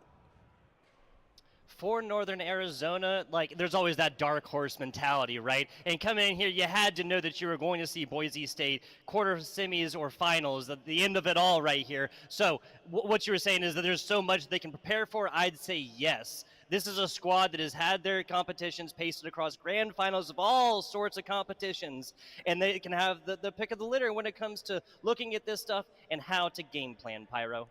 I'm going to interject here. Yeah, I'm glad you called me out here, Tug, because these teams met already in the group stage, and it was not pretty for NAU. So you're talking about, okay, what can they hide? How can they be this dark horse, this surprise factor? Well, I'm hoping they still had some cards face down on the table when they met. I'm hoping that players like Beast, who have gotten better across this event, are hitting their peak in this game, rather than leaning on Chronicle and Carve, this NAU roster, to pop off. Yeah, the peak of this mountain is just a smaller mountain set up for CECC Texas, in which the team that wins this punches their ticket to being there. I know the teams are excited. I see them on stage. So without further ado, gentlemen, take it away and have a great time. Thank you, sir. Thank you, sir. Ready to get this one going. And let's talk a little bit about these two teams just a little bit more, right? Northern Arizona, we got to see them yesterday. It was Carr, it was Chronicle, absolutely popping off. But there's a third player that when we look for improvement, you can't make a statement about it without including their name. It's not just the way that Beast has surprised me for Northern Arizona University as they've gotten better, but it's more so in the moments that he's needed most. The match that we broadcasted yesterday, in case you missed it, was the quarterfinals of NAU and Grand Canyon University, a team that is a staple in the West region, and NAU knocked them out in game number 7. Beast was the one slotting the goals at the end of the game 6, game 7, making sure that they could get the win. So you need players that are composed under pressure. Tugboat, when you have players that are for the first time experiencing a LAN event, or, you know, we talked in interviews against the team that they just beat of Arizona. They're like, we were really nervous. Calming those nerves and performing at your peak is what I'm expecting out of NAU. Yeah, like kind of like Septulin said, no team gets here to the grand finals by mistake. When you're talking about skill ceilings and stuff like this, every player, all 6 of the players are going to be taking the virtual pitch here in a minute, have the skills to pay the bills. But again, we start talking about Lanimals, about experience playing live in person. Boise State has got that in spades, man. When you're talking about they have been here before, they played on the lights, the sounds. You can talk about preparation all day long. It's in-game performance, and that is just something that Boise State has a lot of experience with over years of time now. Yeah, it feels almost rudimentary, mundane, this LAN performance for players of Boise State. You have to remember that they're not only the returning champions of the last West Regional for CECC, they were finalists in the CECC Texas, which the winner of this match will get their bid for. So Boise State, they're not only wanting to keep that crown, they're wanting kind of this revenge arc to get back to Texas in April, I believe it is, and get that win there. So yeah, you talk about the LAN experience. This is their comfort zone. I talked about it earlier. They were at the Boise State Arena. We throw out the term LANimal. It's not just because of their performance on LAN. As you see Boise, they're chit-chatting with each other. They're making sure their peripherals are perfect.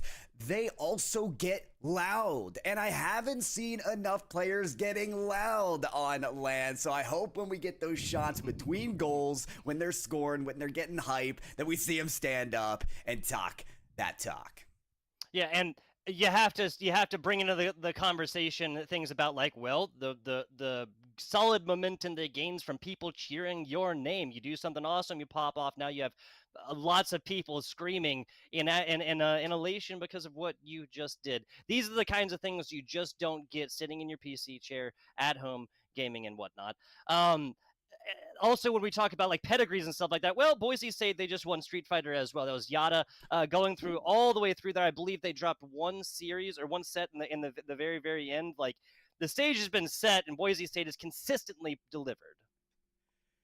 They deliver from different titles to different games to different venues, and I love that you mentioned they've got that support system around them. I don't know if there's family or friends at the event now, but I remember at the Boise State Arena the last time, I got to meet Thurtho's family. Like he has the family, he had the parents, he had the siblings all there rooting for him in the crowd. So you got to keep that in mind, right? When we think about gaming, when we think about esports at the collegiate level, we think, okay, everyone's in their gamer chairs in their room, you know, just clicking away at buttons. No, this is different. This is very it's community driven, very much so, and you can feel that in your heart when it's palpitating, when those high pressure moments are hitting you. And so that's why when we look at Boise State in this finals, we say, yeah, they should take it, but this is land. There is so much at stake to make CECC Texas tugboat that with all these factors at play, anything can happen. Yeah, and going on down to Texas, right? I believe that's going to be at the Esports Arlington as well. I always call it the Mecca of esports down there. Truly a beautiful sight to behold. At the end of the day, when we're talking about travel and stuff, this is also something. I mean, they talk about this in traditional sports all the time, like travel time. How much players literally had to leave from where they're at and travel across the the country, whatever else, like flights, drives, however else. And at the end of the day, I mean obviously Northern Arizona is a little bit farther away from Sacramento, California than is Boise State, than is I actually don't know exactly where. Obviously it's in Idaho. What city is Boise State in? Not 100% sure, right? I was there a year ago and I can't remember. I think it is Boise, Idaho. Isn't it Boise? Yeah, there you go. Yeah. No, they're traveling. I was just playing GeoGuessr yesterday, Tugboat. You're reminding me of all this. Hey, are they equidistant from the land center? I'm not sure, but I'm sure travels were smooth for them. They have a day's worth of competition under their belt yesterday, so they're in their comfort zone today. That's what I'm thinking. Yeah, and especially now that we're here, third day of the competition and whatnot, all kinds of things wrapping up, all kinds of other esports here as well. We got a little UC Riverside, right, coming in, winning Smash. That was the 4v4 crew battles as well. Just trying to give you guys a little bit more of an update as far as the other esports before we hop in and get a little more specific here with Rocket League. We do have a bracket here as well, and we'll talk about that in a bit. Yeah, we have a bracket. I mean, we had yesterday's experiences was just for seeding. We actually had the 8 Rocket League teams already showing up for that seeding competition, trying to make sure that they're best set for the competition that went underway today, which included that top 8 all the way now to the finals. So we've had a lot of land experience to get through and set up for finally our finals, Tug. Absolutely. The finals coming in right after a very, very short break, getting to get the last few things figured out, and we'll be back with you in just a minute.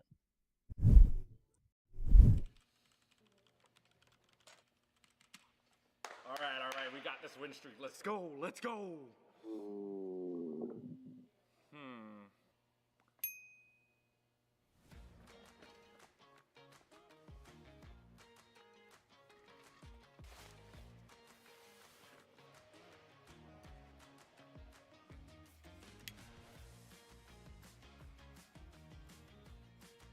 Hungry? Don't ditch the game. Get McDonald's delivered right to you. Even get a free large fry with any purchase over $1 when you download the McDonald's app today.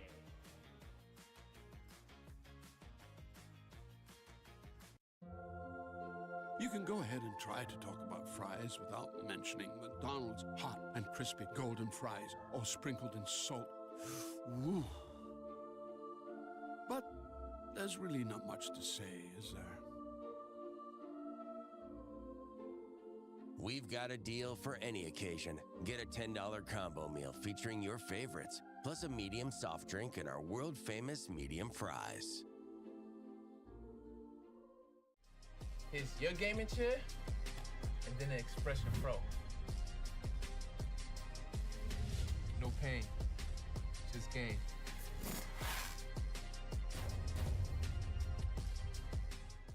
If you have to ask why it's important to start your day early, here's your answer.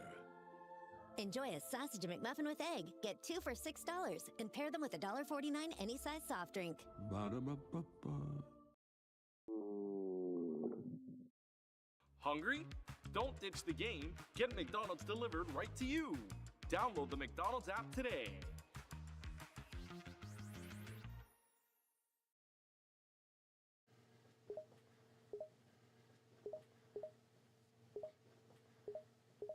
What I miss?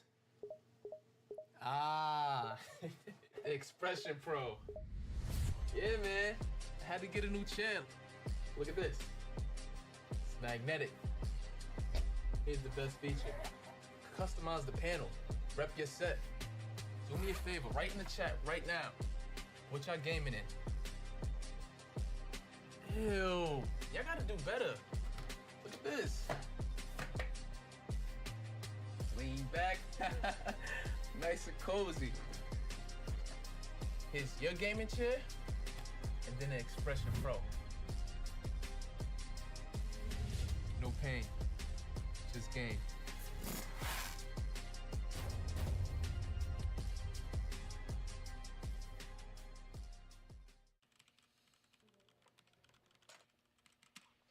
All right, we got this win streak. Let's go, let's go.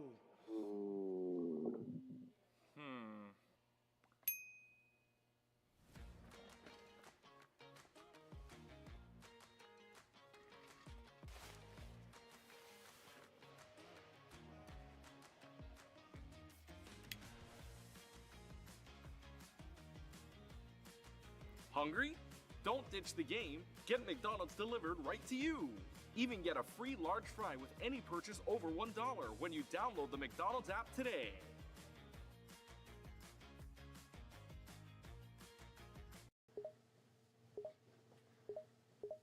What I miss? Expression Pro. Lean back. Nice and cozy. Here's your gaming chair, and then the Expression Pro. No pain, just game.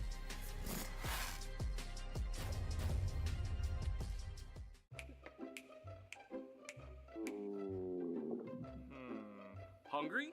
Don't ditch the game. Get McDonald's delivered right to you. Download the McDonald's app today.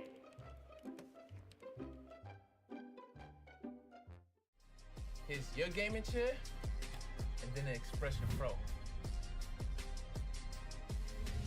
No pain, just game.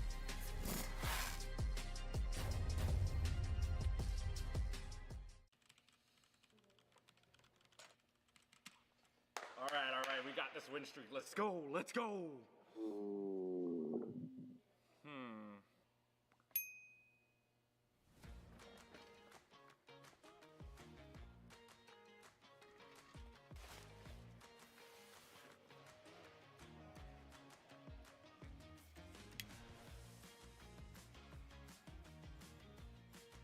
Hungry? Don't ditch the game. Get McDonald's delivered right to you. Even get a free large fry with any purchase over $1 when you download the McDonald's app today.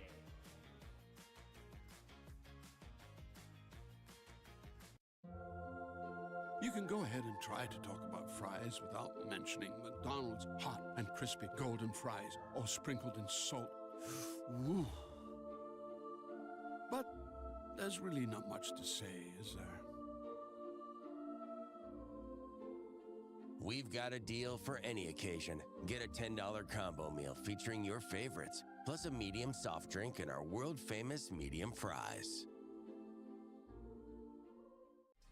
Here's your gaming chair, and then the Expression Pro. No pain, just game.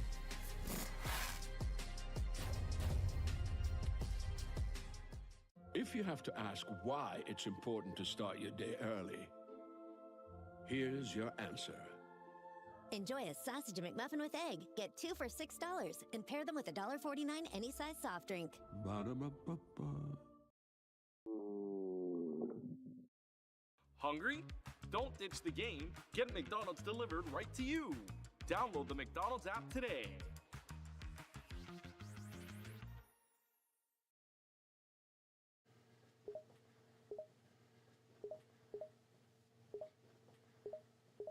What I miss? Expression Pro. Yeah, man. I had to get a new channel. Look at this. It's magnetic. Here's the best feature. Customize the panel. Rep your set. Do me a favor, write in the chat right now. What y'all gaming in? Ew. Y'all gotta do better. Look at this. Lean back. Nice and cozy. Here's your gaming chair, and then the Expression Pro.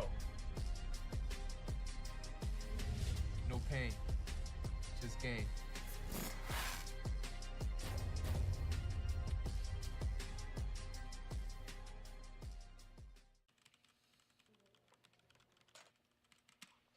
All right, we got this win streak. Let's go, let's go.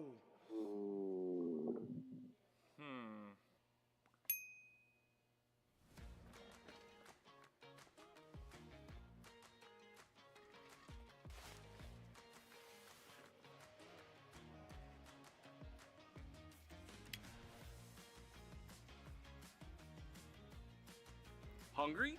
Don't ditch the game. Get McDonald's delivered right to you. Even get a free large fry with any purchase over $1 when you download the McDonald's app today.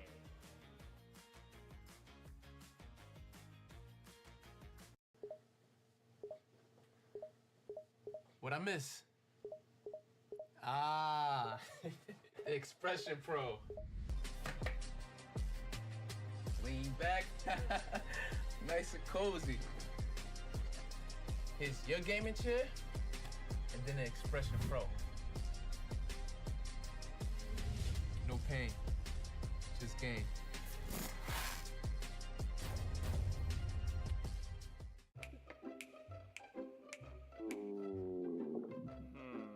Hungry? Don't ditch the game. Get McDonald's delivered right to you. Download the McDonald's app today.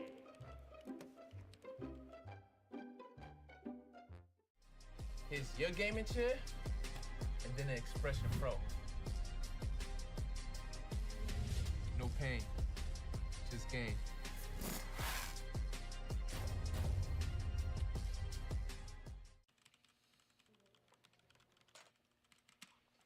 All right, we got this win streak. Let's go, let's go.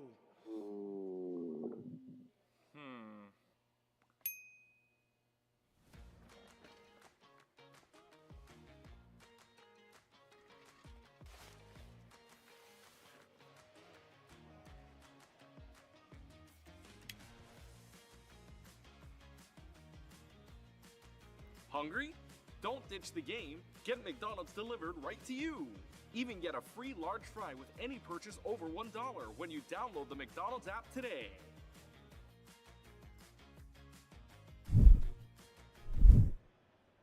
Hello, everybody, and welcome back to the Collegiate Esports Commissioners Cup West Regional Qualifier presented by McDonald's of Northern California. I'm still Septilence, joined this time by James Wood, representative of NASEF. So, James, first question, let's get it out of the way. For those that don't know, what is NASEF? All right, NASEF is a worldwide nonprofit, and we are the current partners of the CIF Esports Initiative.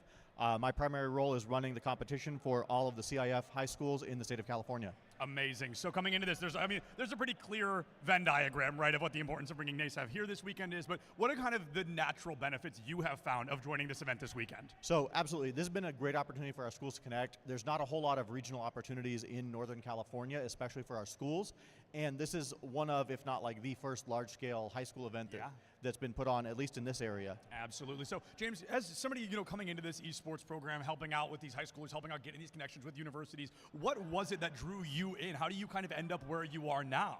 I'm a former high school and middle school teacher who really just saw the benefits of this, and I got accidentally really good at organizing these leagues. Yeah, we put this on with the help of some awesome folks here, working with Esports Foundry, Esports U, CSMG has been awesome. Super special shout out to the people that helped put it on regionally. We've got the Valhalla Esports Center in Folsom that donated all of their PCs for us to use. It was incredible and super wonderful. We've got Gilmore Computer Services out of Orville helping with all of our on-site IT. And we have Game Crossing from Southern California that provided all of our Nintendo Switches as well as Switches that are here. Wow, I mean, that is incredible. And what is the phrase? It takes a village, right? It takes so many people to get jobs like this done. It absolutely takes a village, and we brought a village here. We had about 110 kids playing yesterday across 3 game titles. We've got another 40 or 50 playing today. It's been great. Yeah, so James, final question for you before we get ready to throw it into Rocket League. If somebody's watching right now, they're in the area, they're somewhat local, and they want to know, how can I be a part of NASEF? How can I help? How can I get in touch with you? What would be the proper path for them to do that? Look on the NASEF website. You can find me under the CIF competitions page. Book some time, talk with me, email me. It's easy. James at NASEF. I'm super easy to find. Perfect. Super easy to find here as well. That's why we got him for the interview. We wanted to hear so much more about NASEF and what they're going to be able to do here in this regional. We're so happy to have them here at this regional. James, thank you so much for taking the time. Thank you. We're going to go ahead and throw it to FBI Tugboat and Pyro Jays. They get ready for the Rocket League Grand Finals, folks. Stay excited. They'll be at you in just a minute. Good luck, teams. Septilence, thanks you to you, James Wood. Wow, it's been a long day already here. FBI Tugboat, Pyro J, we're getting ready to kick this one off here a little bit. In case you guys are just joining us, let's try and set the stage for these folks just a little bit, Pyro. Would love to. You've got your returning champs of Boise State University coming here at the West Regional Land once again for CECC, looking to take that title and their bid to May Madness, the CECC LAN in May.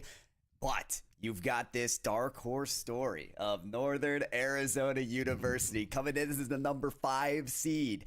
Then in group stages, elevated that seeding to the number 3. And now they've taken down their brother University of Arizona to get to the finals. It is a underdog story like no other that Boise State is ready to put down. Oh, absolutely. Absolutely. These are two teams as well that have already met each other here within our CECC West competitions. That was, of course, yesterday. That was also a competition that Boise State went on to take. Now, Boise State, talking about this squad, they've only dropped 3 games across all of the competitions, group stage, into seeding and whatnot, this entire competition. It's crazy stuff. It's crazy stuff to even think about, Pyro. It is, because to me, Boise State, like, they could take almost any team out here in the West in the collegiate scene. Gill being someone who will be a starter today, I believe, in place of Preston. We'll see once we get to the players, but Woozy and Durtho, these are some of the top collegiate contenders here in the nation. So I'd like to see this team bleed a little more if I'm looking at NAU, because when they did match up, Northern Arizona did not be one of those teams that hit Boise where it hurts. I also want to see what kind of play style Boise are coming in with. They're a team that kind of likes to play with their food a little bit. Durtho isn't your down to the fundamentals kind of player, and neither is Woozy. Both of them love to take to the ceiling, steal boost on the opposite corner, and go for these insane counterattack, passing, redirect options. I'd like to see NAU try to punish them on those risky maneuvers. Absolutely. Like, it's the idea of making them play your game. Boise State is so comfortable being, playing from the lead, having possession, getting crazy things going off the top walls, off the ceilings and everything else like that, and generally having solid bit of boost in the bank. As it is, if you're NAU and you throw a monkey wrench into those plans, I think they're going to have a serious shot in this best of 7 series of coming out on top. Winners, like you said here, going to be getting a punch in their ticket to CECC down there in Texas, where everything is bigger, as well as some awesome trophies. So, like, you get a trophy as well as the opportunity to go forth and play more Rocket League. How awesome is that? How awesome is that? Or could you ask for at that point? I think it's even more than that, though, for Boise State University, right? They want the bid to May Madness, not just to appear again, but to win. This team is on a revenge arc. Last year, they got to the finals and lost. They do not want that experience again. They want to go to the top and be the ones to earn that big, bright trophy in May. So that's kind of the concept in their mind. They want to play that style that you said, force the other team to work up to their end, to work up to that pace. That's going to come through swift counterattacks, as I mentioned. You got to keep an eye out for resource management as well, though, Tugboat. What I'm worried most about for NAU is resource management, having boost to play defense. I mentioned the boost steals are huge for Boise State, but if NAU find themselves in a position where their corners are stolen, they're not doing a good job being efficient with their boost, and they're not grabbing pads and pennies on the floor, it's going to become a problem. It definitely is. Something else that I could see Boise State breaking away with this is just high-scoring games. If you're NAU, the path to success is paved by low-scoring games. I'm talking 2-1s, 1-0s, 2-0s, or even a bunch of overtime performances where you just have to go forth, get one, take a game, move along within the series. Take a look at these 6 players on the stage as of right now, preparing and communicating their teammates, getting ready to get this one going. Another way I feel like NAU could go forth employ an advantage here is by the physical play. We do have Gil, where I believe we have Gil in for Preston here. So the sub coming in, if you're consistently bumping this player, that may not be something that they have prepared for, Pyro. Yeah, and you have to remember that Gil was a starter for this roster with Durtho a year ago. So I believe that is Gil, Durtho, Woozy when you look down the line there. They are getting ready on the Boise State side. On the left, we got Northern Arizona University there on your right-hand side. Chronicle, Car, and Beast in no particular order. I haven't had the pleasure to meet those guys yet, but if they win today and we join them at CECC, then we will find out for sure. I want to thank everybody for their patience as well. I mean, the players for sure, they're ready to go. They've already played their semifinals matches and gotten their bid here to this finals. I know we got our co-streamers out there. We got Tenacity and Basilisk. Thank you guys for joining us for this match. And finally, we will be joined on the pitch. It is Boise State against Northern Arizona in our finals of CECC West. Great pickup there from Chronicle. A little bit of early aggression from Boise State University. This is generally where Boise starts, like that slow climb up. That slow climb, just point after point, minute after minute, perfectly slotted, and that is what the doctor ordered. Oh boy, expect more of this as we go today. Gil with the tee up, Woozy with the dime, and I guess the boost was fine, right? I was talking about resource management. This is pretty shortly after the kickoff. Now it's up to denying that shot accuracy. Lovely top corner from Woos. Everybody on Boise State tries to get a handle on that initial kickoff here, and AU just trying as best they can right now to get this ball on the other side of the pitch. It lived the entire 20 seconds before the score over on the side of NAU. Now physical play negating the abilities that some of the defensive players can do. Now a hit on over Durtho. Wild wonky hit that might be able to be picked up. Nope, Durtho once again and passes to the teammate. Durtho back with it. There's a tap. Now double commit. This may be dangerous. Oh, wow. Northern Arizona, though, surviving for their efforts. Take note, though, that give and go passing situation was all from the counterattack. I'm telling you, that's the most lethal component of this Boise team, expected to come tenfold in this game one.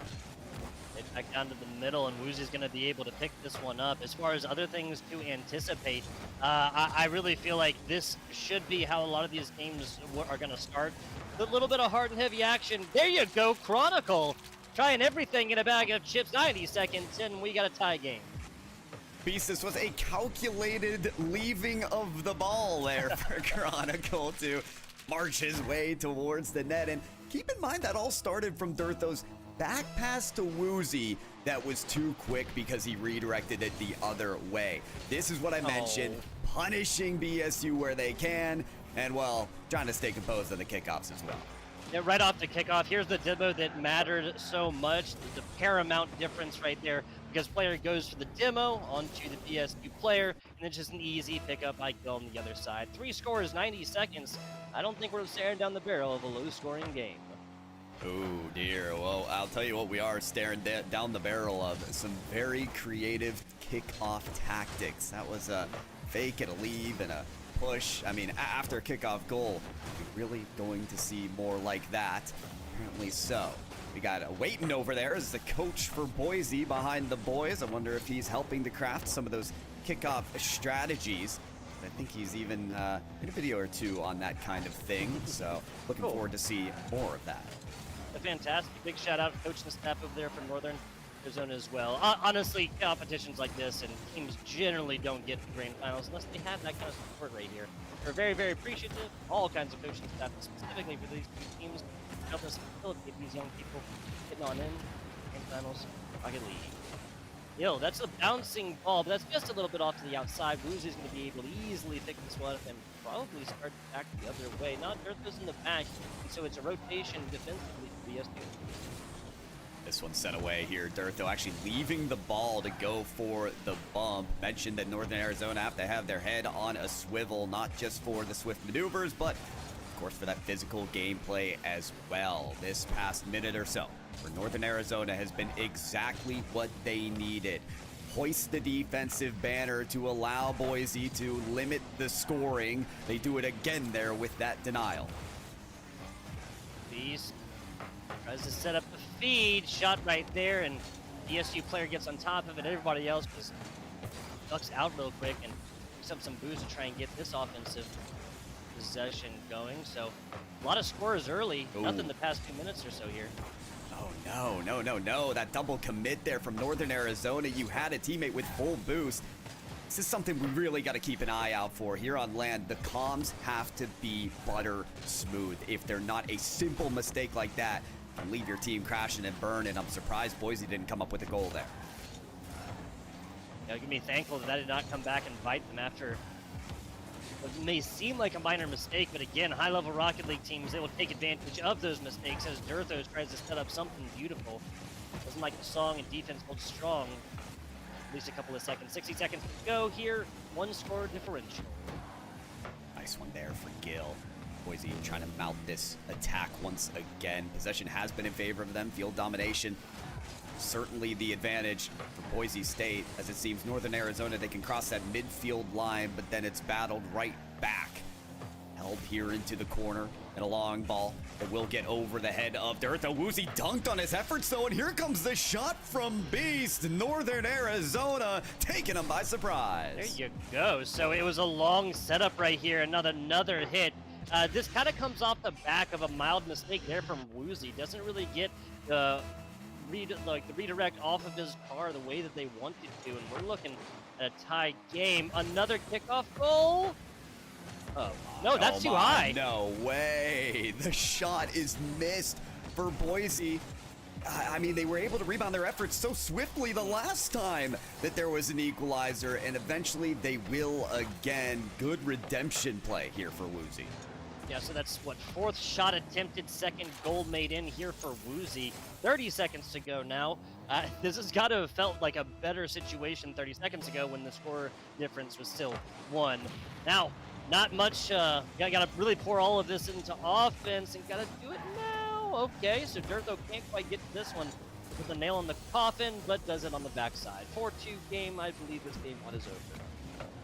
Oh, man. I won't call it till I see those 000s, but I think I'm feeling the same thing you are here, Tugboat. It's at this point, it's about stabilization after the kickoff. I mean, how many situations have we seen Boise score in the first 10 to 15 seconds after that kickoff? And look at the situation here. Woozy finding the double flip reset to a teammate of Dearth, though he can't quite stretch across the field for that shot, but those are the kind of plays that you gotta expect from Boise. Time dwindling down in this game one, well in favor of your Boise State University.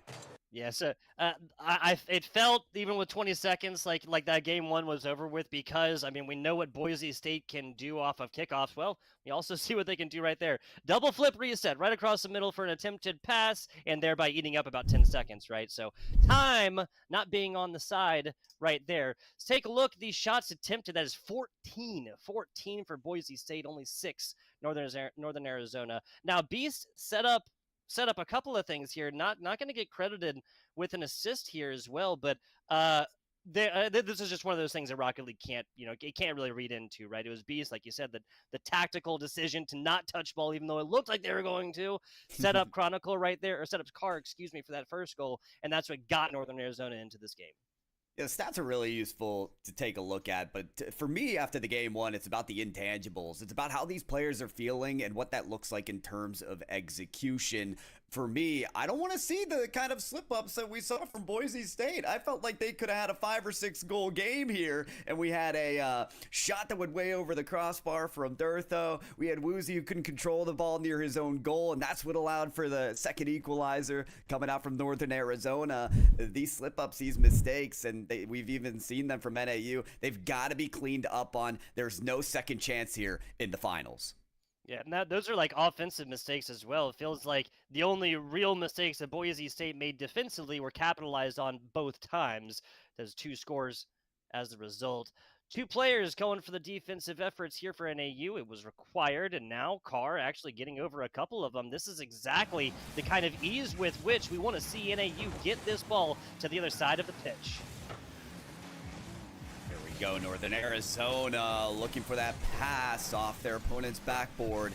Durtho saw this one coming though. How about the bomb? to the other side. Northern Arizona trying to stake their claim at the start of this game with crosses from the other side of the field, passes off the backboard, and it's all cleaned up on by Boise. Okay, a little demo play right here. We talked about anticipating this. Durtho looks super dangerous and just twist and turn with 0 boost. Nothing doing right there. Teammate picks it up, makes it look easy. First score coming about 60 seconds in as Gil hits a shot that even I can. You gotta give yourself more credit there, Tugboat. I'm sure you're a beast out there on the streets, much like beast there over Northern Arizona. But for NAU, can they respond as quickly as Boise State did? Because what happened every time that NAU tied the game, Boise State within 20 seconds would score just to get the lead back. I think Northern Arizona has to take some risks to send that punch right back. Like, you got to be unpredictable, you got to take risk, and you got to be aggressive in a game like this. They have not been controlling pace of play by any means. A lot of that does come down to maintaining possession and making those possessions matter, you know, turning those possessions into points on the board. And I realize that's a lot easier said than done, but it starts with just simply controlling that ball, not allowing BSU to consistently play their own game. Wow. Okay. I need a replay on this, bud. Well, just give it up to Chronicle, because this is not the first time we've seen from him to get the ball to the end zone. The 50-50 magician of the day so far is Chronicle with a couple low 50-50s. To get that in the net, that was well done. It was beautiful. Absolutely beautiful. Gonna have to check the pitch for a couple broken ankles or axles or something. Well, that just made it look easy.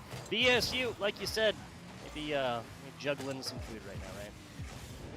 I mean, this is lovely. You gotta love the chemistry in the air. Most teammates struggle to do it on the ground, but it's BSU high-flying, improving, finding those goals swiftly. In Arizona, they gotta take the fight to the skies. Otherwise, they're gonna be denied again and again in that same fashion. Bouncing, wayward, errant ball in AU. These are the kind of situations you gotta capitalize upon. That was almost bad one there. Back passes here for Boise State. I understand what they're trying to get done here, and it's not like they've really been in a situation where, like, you know, they make a mistake and bam, now they're going to be losing, or now, you know, there's only a couple of seconds left and they've dropped crucial moments. But at the end of the day, these back passes, if they're going to happen, they have to be a lot crisper.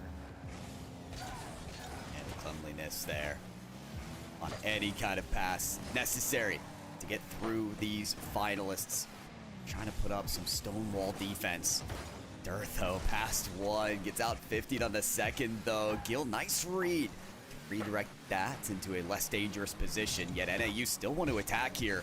Pass from backboard, caught by Woozy though. Wonderful positioning on the defensive end. Loses that ball for a moment. Now Durtho off the backboard. That's popped up by Northern Arizona. They've got the answer to some of these attacks from Boise, and we're back at that midfield line. Over to the corner right here, but there's going to be a couple of VSU players who are going to be able to pick this one up. Flipping, twisting, turning, Woozy trying to get it down to Gil right there. And an easy takeaway from Carr, actually. Again, kind of making this one look a little bit easier, and that is a errant ball. Beast has to burn a lot to pick this one up, just to send it into their own corner. Well, I don't mind the idea at all from Northern Arizona. I think they actually want those 50-50s in the corner because at times it will spill out to a shot taker that is in position for it. That one, unfortunately, just went a little bit farther back, but I like this from Carr. Flip reset. Doesn't get the juice or the sauce that maybe he was looking for. And Boise State, if they continue to keep NAU at just a goal, might just walk away with another win. Woozy, great challenge right there. One score difference will do it right here. And because of that, I feel like NAU, you got to pour a lot in offense here in just a little bit. Loss of 1, loss of 10. Loss is a loss, even in a best-of-7 series. Down bottom, perfect break up there from Gil. Might have been a sub, playing like a starter today. Like you said, has been a starter before, right? No lack of experience there. and I believe is just the start of this semester for Boise. So this team knows really well how to work around and with each other, but they've got to do it for the last 30 seconds of this game, and that's not going to be a play that's included in the highlight reel. Mistake there towards the goal line, allowing NAU with some space. However, that ball just doesn't get to their teammates, and now they've got to contend against the top corner shot from Woozy. We saw it before. We almost saw it again. 10 seconds for NAU to produce some magic. Nose in, nose down. Of course, NAU scoring. They got to get this ball on the other side of the pitch. See triple zeros here in just a second. Ball does not touch. That was a close one right there. Still a little bit of life here for NAU. Up, can't get it over one, unfortunately. Now twisting back to it. Can't quite get it done. It was a 4-2 in game number 1. It's a 2-1 in game number 2. And that tells me, Pyro J, a little bit of market improvement here for Northern Arizona, and that's what we look for. It is, but it's at what point is improvement really not enough, right? Because now it's 2-0 to a team that 3-0'd you earlier in the group stage. Here's the thing for me, a dose of reality, really, Tugboat, is Boise State came into this match not really needing a different strategy, right? They beat Northern Arizona earlier. If they come with the same thread of cloth, they're gonna do it again. Northern Arizona, they're the team that needs to surprise them, and we see that in the form of demolitions, right? 6-3 against the other team. We've seen that with some really great defense, but still there needs to be more. Needs to be more here. NAU, I know that they have more tricks, right? In the bag, cards up their sleeve, whatever else it is. Maybe it comes off the back of physical play as well, because we saw them dominating the demo game right there. I think it was 6-3 on the other side. If that's what gets it done, then go forth with it. It can be an irritating way to play, to always be bumping your opponents here. If it works, don't fix it. If it's not broke, don't fix it. You get what I'm saying. There it is. You got it. And so does Dirtho. Another kickoff goal for Boise State. It just keeps coming. Yes, it does. Yes, it does. Early pressure right here. And this just kind of seems like BSU going forth to kickoff, knowing that they have various strats to go forth within 10 seconds, 7 seconds on that one. Get a score. That's top bar and down. It's not going to be another early one, at least not yet. Okay, so danger alleviated for right now. There you go. And NAU hopefully something else. So we're past kickoff now. This kind of seems like a BSU squad that's looking for this early score and then just kind of playing time. I think you said it beautifully, Doug. I think that really is the strategy at this point. Boise State, they're almost clairvoyant in the way that they can expect the next play and be positioned for it. Look at the way the Woozy's already prepared for that shot off the sidewall. This is what I'm talking about. So when we get into this trench warfare type of play style where you're just trying to gain inches across the field, it's really difficult to put Boise in a vulnerable position, especially now that they have the lead. Playing from the lead, where BSU has lived for much of their Rocket League careers, and specifically here for the CECC West. Shot over, and Woozy finds an easy pickup. I think this was the result of NAU the ball comes in and fire alarms go off, right? And immediately it's like, okay, what do we do? Who's got a ball? And everything else like that, instead of just, this is a very methodical shot, right? Off a backboard, picks up their own rebound, and just puts it right in. There's no musty flick, triple entendre reset, right? It's just very, very methodical Rocket League. Indeed. And part of that methodology can be punishing, capitalizing where it's necessary. You talked about it. Feels like we're entering the panic room sometimes when NAU are transitioning to defense. It certainly was like that in that case. Close call for Northern Arizona as Woozy tried diving in and cutting off that shot. Though unable to climb to that ball. Now this one is put out in front of NAU. It's probably their best chance to score here. They'll rip a shot that's too high, and Boise clean up again. And it's about cleaning up these plays when they are unsuccessful, right? BSU has absolutely dominated that so far, and Woozy puts in their second. 3 shots, 2 goals, and I believe that's a save as well, as Chronicle got hit and tripped up a little bit, and nothing more than that front row seat. You can see all 3 NAU members are there, and it's just like the tiny little tap against the closest player that yields a not even an opportunity to make a defensive save. well, you wonder, what do you have to do to defend against players like Woozy? Oh, that one close there. Because Woozy's not going to go for that routine shot. He's placed it top corner at times, but that time around on the double tap, how do you defend against that? How are you supposed to expect the best play to be produced every time?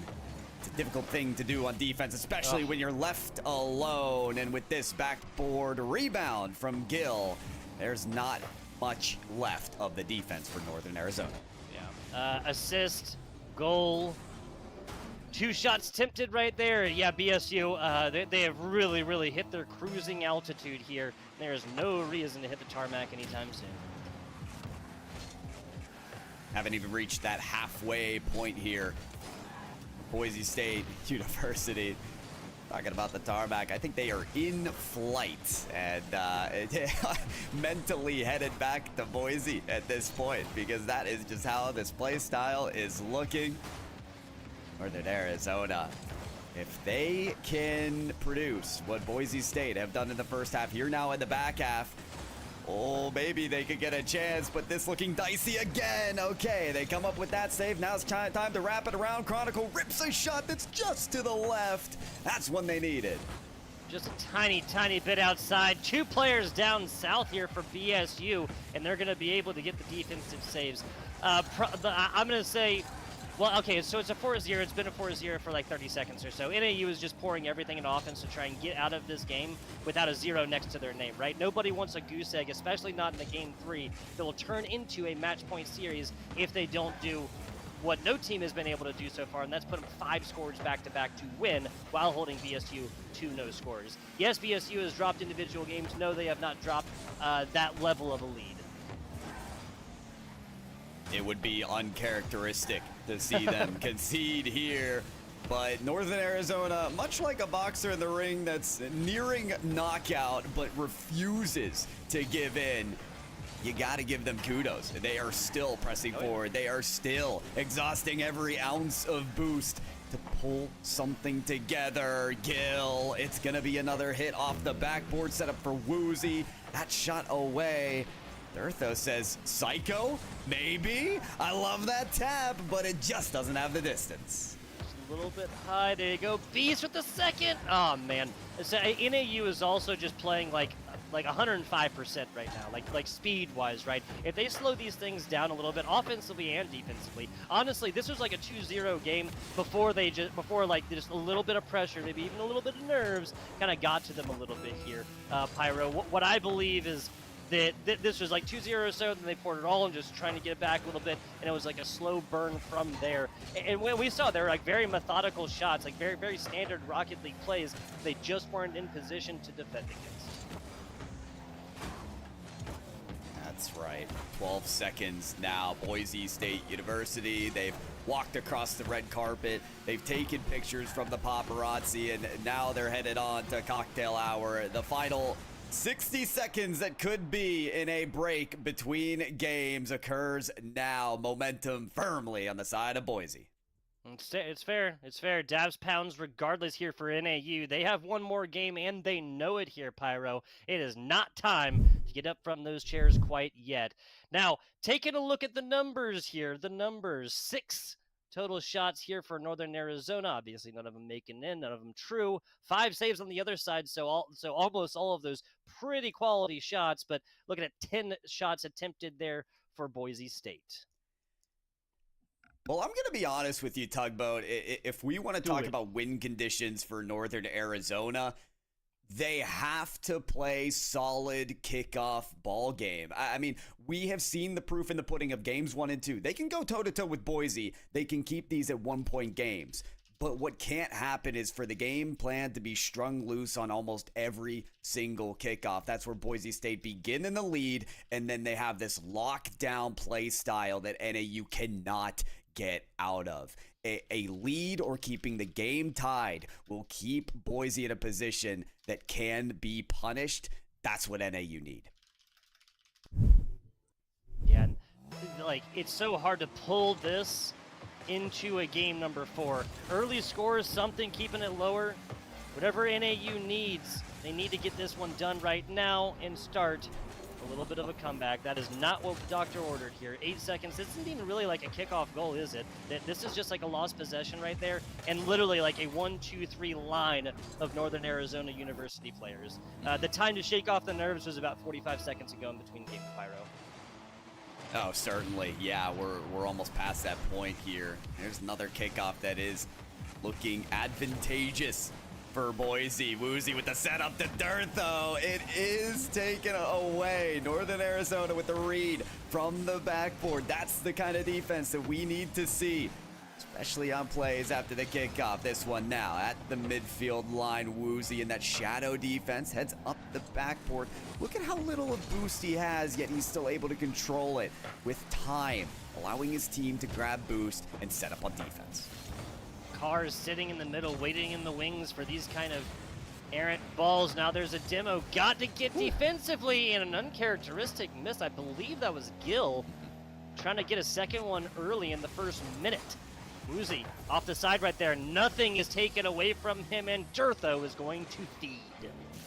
This is your returning champions from the former CECC West Regional finalists of the CECC in Texas, the LAN that's happening in May of next year. That is where their focus is. A win here in this match will qualify them for that LAN. That's what they've got their sights set on. You got to, especially after how last competition went down there. You got to look at this one. No one wants to get all the way down to the grand finals and have dropped it. Boise State did that last time. NAU is about 3 minutes, or 3.5 minutes and 2 scores, unfortunately, away from doing that one. Now, getting to second, losing to Boise State is nothing really to be sad about. Obviously, this is a great squad here, and getting here was no easy feat. Certainly not, and you can tell with the type of caliber of play. Hold on, demolition recovery, is it there in time? No, Chronicle beats the respawning defender to the net. Love it, absolutely love it. A little bit of a scoring drought here for NAU, and this just got a lot more manageable, Pyro. Even as VSU, like they flipped, twisted, turned, burned a whole lot to try and get there, couldn't even get a handle on the ball, and this was, this zero is gonna turn into a breadstick. Very important, eating good, just a little bit, but need to feast a bit longer here. This is from the backboard. NAU will take this ball. I'm not sure I like the trajectory of that one. That's still in the danger zone. Dirtho leaves the ball for Gil. Sends it into the corner, and that's almost in no man's land in terms of Boise players. So Northern Arizona take advantage of that. Good progression upfield now as they'll try to work this shot opportunity from the corner. Looks like Boise has it on lock. Yes, they do. Some short passing plays, some longer passing plays, some takeaways. Dirtho gonna lose that one, but as BSU does, there's a player there always ready. Chronicle losing a little bit of boost through the air right there, so couldn't maintain possession. The second hit, Dirtho is so nasty, bro. That, jeez, I don't know. That is so nasty. When you have a player like Dirtho and he gets that first touch off the backboard, you know it's in. Just sing his praises before you even see the second touch. That is the type of high quality shot that is simply routine for Dirtho. It gets to the point where it's almost hard to cast, man. Like, it's like, how exactly? Well, there you go, Beast. And I just meant, like, not in a bad way. It's just like, how do we even anticipate Dirtho doing something like that? But a fantastic job here from Beast. A quick answer. This is exactly what we've been looking for from Northern Arizona University, especially off of kickoff, Pyro. Like, I mean, that is the exact opposite of what we've seen so far. I'm wondering if this is the turning point here, right? They needed a kickoff goal to sort of bring themselves back to a symmetry, right? It's been imbalanced against them. That is the type of narrative they need to work against, and they have. We have a 1-point game, 2 minutes remaining. It ain't over, NAU says, until it's over. A 2-score difference in game number 1, got down to a 1-score difference in game number 2. Then it kind of looked like all hope was lost for NAU. A 4-0 right there, but this is inspiring hope for the great folks in Arizona. I mean, hey, they're going to be representing a state that has half the Rocket League teams here at the CECC West, right? Oh, yeah. University of Arizona was the team that they just took down. So yep. I think they want their brethren collegiate mates here to, yeah, show off for them. That they are attempting to do. They'll have to challenge Woozy, though, who has that first one off the backboard. Boise State unable to relinquish this possession just due to their persistence on the ball. Nice corner read. That Demolition providing a little bit of space, though, for Northern Arizona. Beasto read there, and that's going to be unfortunate because now there's just one defender of Carr at the net, and he is beat. Just too much to take on. Take a hat throw on top there for Jertho. That is a hat trick. 3 of them, up, down, and inside. Love it right here. This is even a challenged ball as well. For him to be able to angle that one off the cross post, even a little top post as well, and inside, 2-score difference. This just got a lot harder. Here we go. Another kickoff to keep your attention peeled towards. This play actually peeling off to the side. This is anyone's ball here. Northern Arizona got a chomp at the bit here. Double tap, set up, and missed. Northern Arizona running out of chances here in the final minute of Boise's match point. Woozy gets hit right there. There's a little bit of physical play. Gotta follow this up with an actual block there. 2 players go over and get it done. Gill across the top right there, gets it to the teammate. Woozy, though, a lot of boost in the tank, and there's the pass. It's just a little bit too fast. And again, this is Boise's MO. Take him by surprise, put him in a blender, and produce yet another showstopper goal. It's from Gill. Yeah, so this is the block right there, and it's technically an own goal because an NAU member was trying to get up, make a defensive play, and stop this onslaught in its tracks. As it is, 3 scores, 20 seconds. I'm not going to say it, but we're closely approaching. Woo. What a highlight reel performance out of Boise. We saw the double tap from Durtho. We saw the air dribble from Gill. And now the cleanup crew of Woozy. My arguable MVP, actually, for this match will seal the deal. Boise State University, 8 seconds shy of being your CECC West Regional champions. Yes, sir. Yes, sir. They has earned this all the way through. 2-score difference, 1-score difference. Northern Arizona got a little bit close right here, but at the end of the day, this is going to be a repeat situationally of what we saw in the group stage. That was a 3-0. This one's a 4, and Boise State has done it again.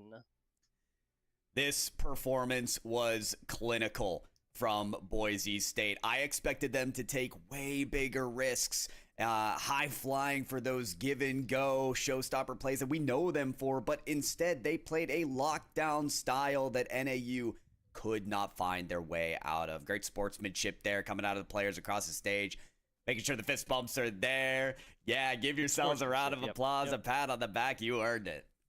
Yes, they are elated. It is very, very important to state sportsmanship, and as we saw going over there, dap some pounds to their rival or to their opponents there within the virtual Rocket League pitch, but sportsmanship, most important. Big shout out to everybody getting involved in that. Also, in case you didn't know, right, like generally I feel like, and this has been the case since I was a kid, if you're the winning team, you're the one that gets up and goes over to the team that lost to give them the daps and good games and stuff like that. Not the other way around, dude. If you beat somebody and you expect them to stand up and come to you, that's a little bit different. Obviously, again, Boise State doing it correctly there. That's just one old man caster's opinion. How about that? I like it.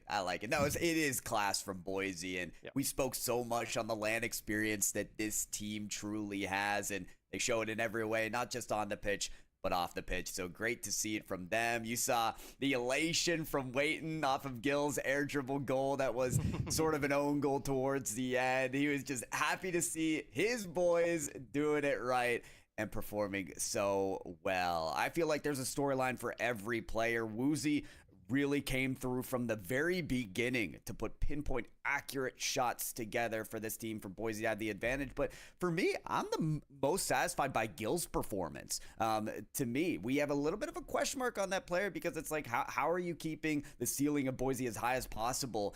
Gill, for me, hardly made mistakes this game. Had some showboat performances in this matchup and looked like he fit right in this roster as a #1 team.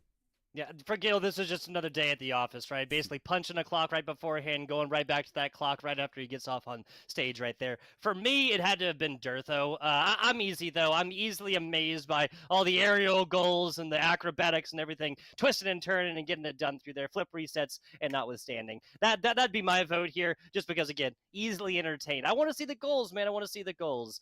Gil had a fantastic performance, but again, like a much more standard and like well-rounded, right?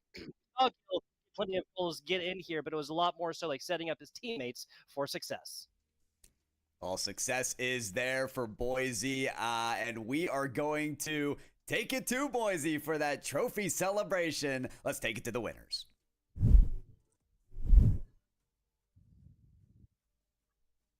State for that Rocket League victory here today, boys. Go ahead, celebrate that trophy, celebrate your guaranteed bid to CECC Texas 2025. They were there once. They give us the story of a lifetime, and the legacy continues as they find themselves headed to Texas once more. We're here at the roster. You know these people we've got waiting here, coach of the team as well. First and foremost, man, you guys had a crazy run last year. I've talked about it all weekend. One of the most iconic series we have ever seen. How does it feel knowing you're that much closer to being back, be able to run that back? It's great. You know, it's just the first step towards redemption, and we're really excited to keep it going. Yeah, without a doubt. Keeping it going is what you guys have done thus far. As early as yesterday morning, I said if I had to bet on one team winning this weekend, it was Boise Rocket League. So thanks for proving me right as well, guys. I appreciate that. But going into this, you know, is there anybody that stood out to you guys in terms of giving you the most trouble? Was there one team that maybe you were surprised or maybe they were just as consistent as ever? But who felt like that biggest hurdle this weekend? Honestly, they all played great. I was, as a coach, I was impressed. You know, there wasn't really a single series where I could just sit back and, you know, do nothing. I really had to be locked in the whole time because every other team was a threat. Without a doubt. I mean, I've said this a million times. The West often feels like it can be the most sporadic. There's no consistency of who's good and who's bad. It changes year after year, semester after semester. But one thing is consistent, and it's you three. So, I mean, it's a good thing to see. But a lot of what we saw in that series, and so much so that the casters messaged me and were like, ask them about this, is your guys' weaponization of kickoffs. Whether you went for them on purpose, whether you chose not to. What were you doing? What made it so possible to use those kickoffs for a 4-0 victory in grand finals? I mean, we've always been a fan of kickoffs. I know I have, and that was one of the first things we talked about this semester. So it was great to actually see it. You know, that's something that's new in like the Rocket League meta overall this year, and it feels great to really be pushing that forward in the collegiate scene. And I'm excited to ask you this question because often I ask it to the players, and of course there's a little bit of bias because they have to pick amongst themselves. But as that coach, as that third party, was there one of these three that really stood out as that MVP to you this weekend? I mean, if it's the grand finals, I got to give it to Woozy. This guy, dude, his shooting was excellent. You know, it's been up and down, but he really stepped it up in the finals. I'm really proud of him. Absolutely a great victory, one you guys should be proud of. That much closer to that main stage in Texas once again. Another big congratulations to Boise State here this weekend as they are the Rocket League Grand Final champions. Folks, we've got Overwatch and Valorant coming at you in just a bit. Don't go anywhere. We'll be right back.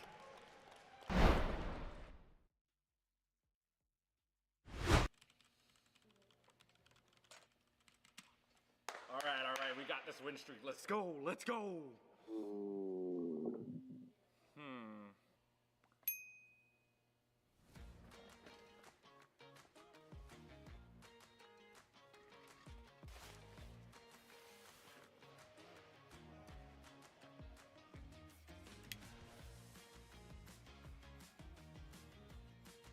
Hungry? Don't ditch the game. Get McDonald's delivered right to you.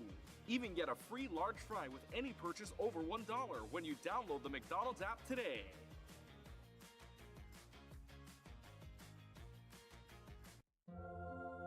You can go ahead and try to talk about fries without mentioning McDonald's hot and crispy golden fries, all sprinkled in salt. Ooh. But there's really not much to say, is there? We've got a deal for any occasion. Get a $10 combo meal featuring your favorites, plus a medium soft drink and our world-famous medium fries. Here's your gaming chair, and then an Expression Pro. No pain, just game.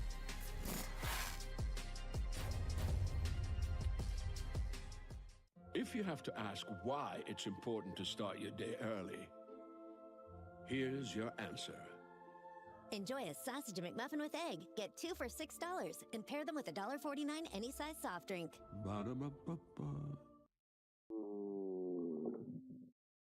Hungry? Don't ditch the game. Get McDonald's delivered right to you.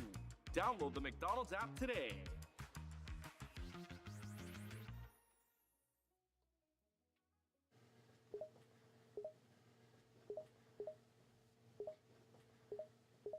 What I miss? Expression Pro. Yeah, man. I had to get a new channel. Look at this. It's magnetic. Here's the best feature. Customize the panel. Rep your set. Do me a favor, write in the chat right now. What y'all gaming in? Ew. Y'all gotta do better. Look at this. Lean back. Nice and cozy. Here's your gaming chair, and then the Expression Pro. No pain, just gain.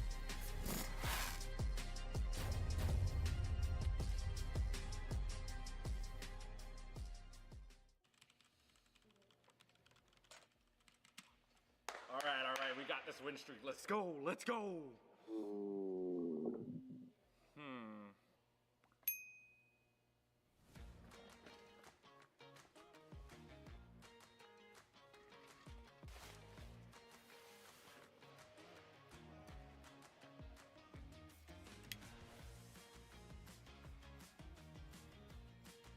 Hungry?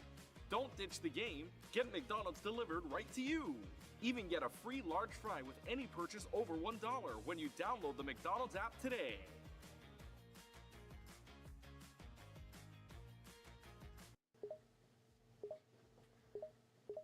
What I miss? Expression Pro. Lean back. Nice and cozy. Here's your gaming chair, and then the Expression Pro.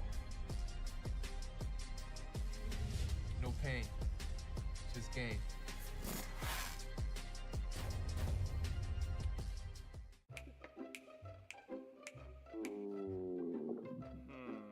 Hungry? Don't ditch the game. Get McDonald's delivered right to you. Download the McDonald's app today.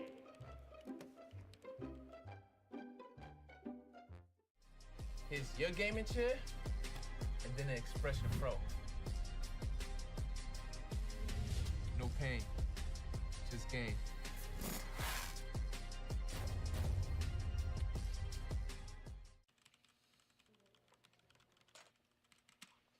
All right, we got this win streak. Let's go, let's go.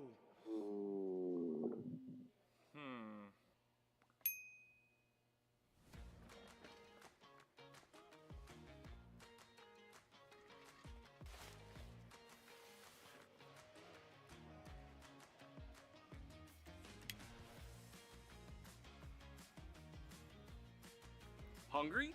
Don't ditch the game. Get McDonald's delivered right to you. Even get a free large fry with any purchase over $1 when you download the McDonald's app today.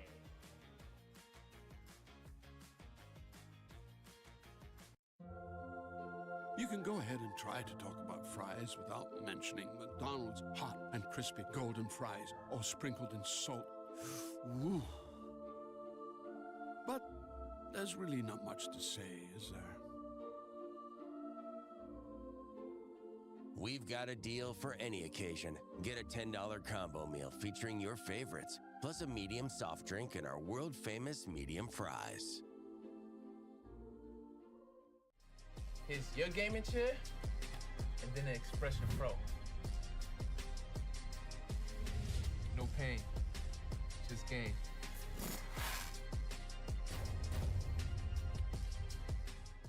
If you have to ask why it's important to start your day early, here's your answer. Enjoy a sausage McMuffin with egg. Get 2 for $6 and pair them with a $1.49 any size soft drink. Ba-da-ba-ba-ba. Hungry? Don't ditch the game. Get McDonald's delivered right to you. Download the McDonald's app today.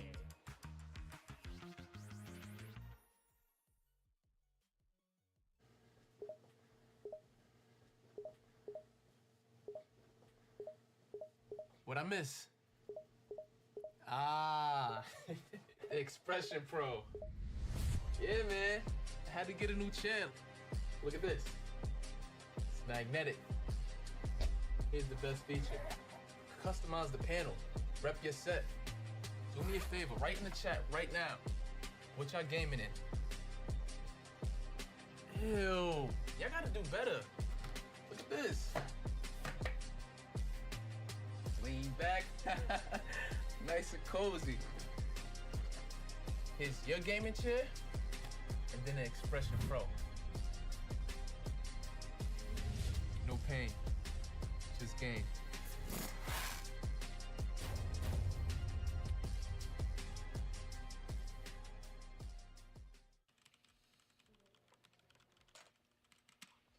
All right, we got this win streak. Let's go, let's go.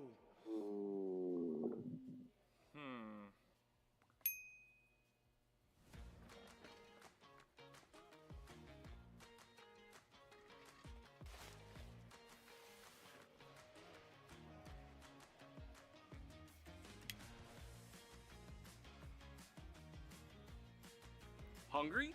Don't ditch the game. Get McDonald's delivered right to you. Even get a free large fry with any purchase over $1 when you download the McDonald's app today.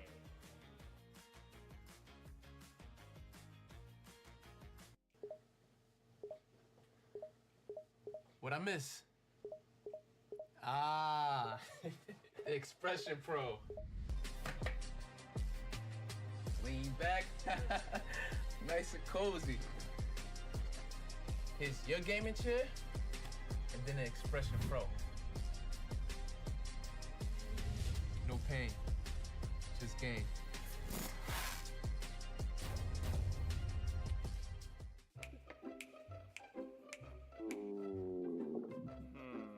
Hungry?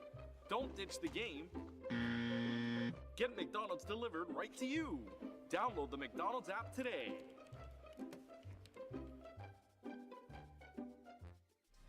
Here's your gaming chair, and then the Expression Pro. No pain, just gain.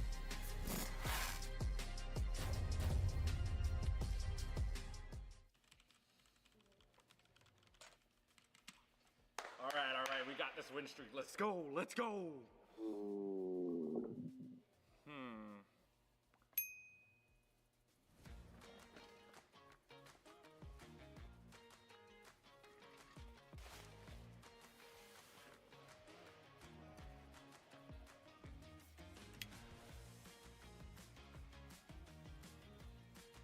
Hungry? Don't ditch the game. Get McDonald's delivered right to you. Even get a free large fry with any purchase over $1 when you download the McDonald's app today.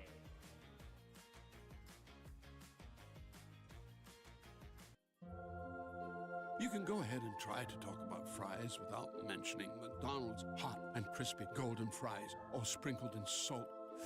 Woo. But there's really not much to say, is there? We've got a deal for any occasion. Get a $10 combo meal featuring your favorites, plus a medium soft drink and our world-famous medium fries. Here's your gaming chair, and then the Expression Pro. No pain, just gain.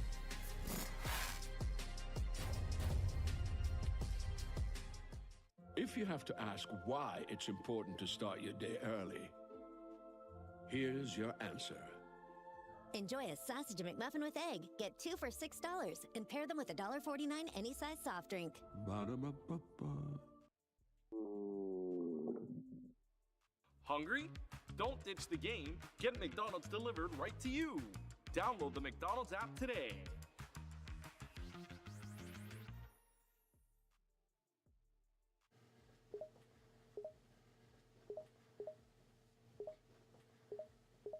What I miss? Ah, Expression Pro. Yeah, man. I had to get a new channel. Look at this. It's magnetic. Here's the best feature. Customize the panel. Rep your set. Do me a favor, write in the chat right now. What y'all gaming in? Ew, y'all gotta do better. Look at this. Lean back, nice and cozy. Here's your gaming chair, and then the Expression Pro. No pain, just game.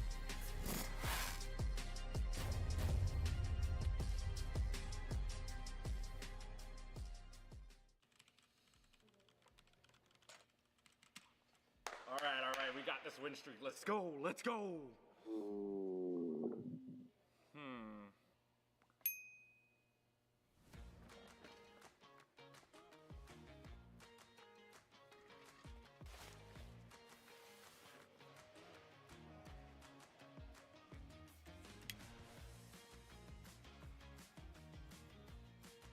Hungry? Don't ditch the game. Get McDonald's delivered right to you. Even get a free large fry with any purchase over $1 when you download the McDonald's app today.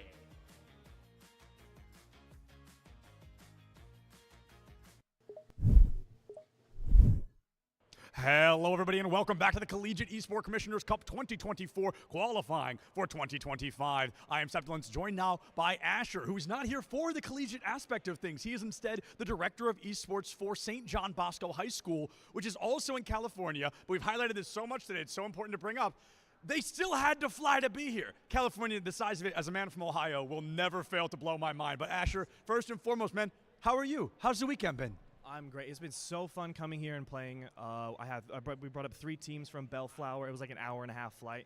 And yeah, they're all having so much fun. This is such an amazing event. Thank you guys for putting it on. Oh my goodness, of course, thank you guys for being here, right? I mean, we do this not only for the college students, but for the high schoolers that will one day be, you know, and it's so important to build those bridges. And coming into this, you and I just got to talk about the fact that we're both esports directors, we're both just about the same age. And I mean, just being one of those people that I'm sure just like me, maybe you just missed us getting to play, right? We didn't get to be those high schoolers, those college students as much as we wanted to. So how does it feel now knowing you get to be that bridge and build back for students that get to live what we wanted to do? Oh, I love doing this for them. I mean, these are a lot of the students that they don't get to be in an organized sport, right? And so this is that outlet, and this is where they learn how to like work on a team. They get that like respect for a coach, and they learn how to they have that discipline to work hard for the teammates around them, and they always have so much fun. It's awesome doing this. Yeah, without a doubt. And I mean, having the opportunity, we talked to James Wood earlier a little bit about kind of what was going on in the connection and the collaboration and creating that regional, kind of that local energy. How important is this for you guys as well, kind of in that same aspect? Oh, awesome.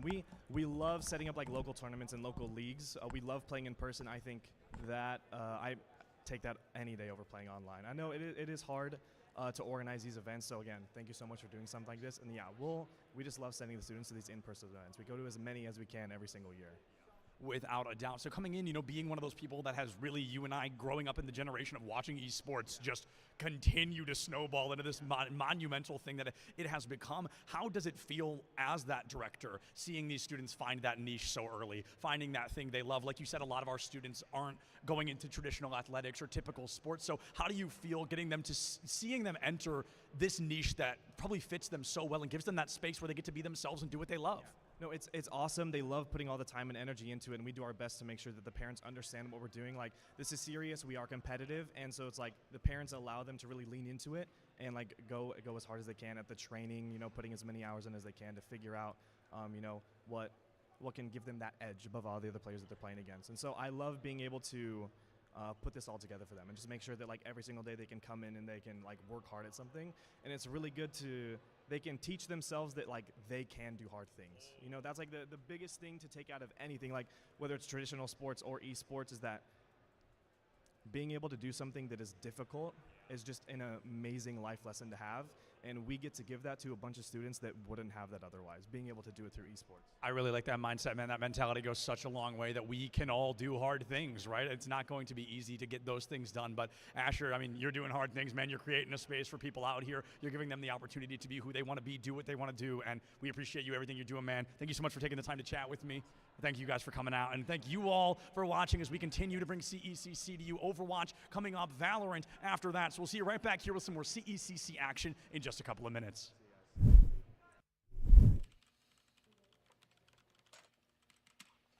All right, we got this win streak. Let's go. Let's go.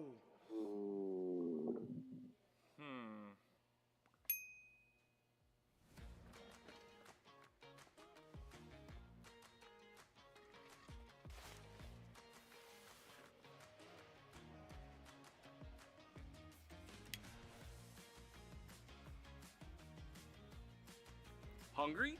Don't ditch the game. Get McDonald's delivered right to you. Even get a free large fry with any purchase over $1 when you download the McDonald's app today.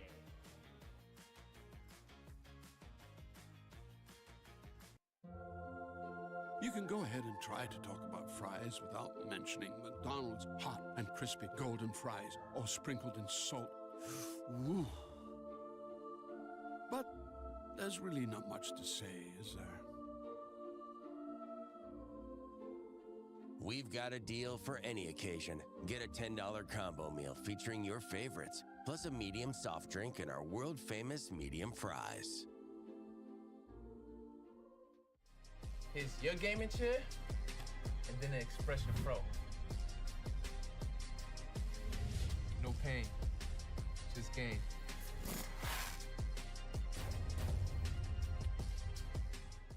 If you have to ask why it's important to start your day early, here's your answer.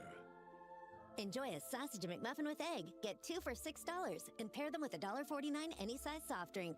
Ba-da-ba-ba-ba. Hungry? Don't ditch the game. Get McDonald's delivered right to you. Download the McDonald's app today.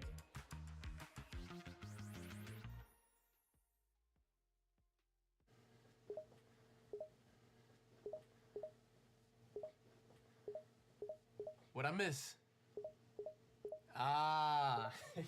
Expression Pro. Yeah, man. I had to get a new channel.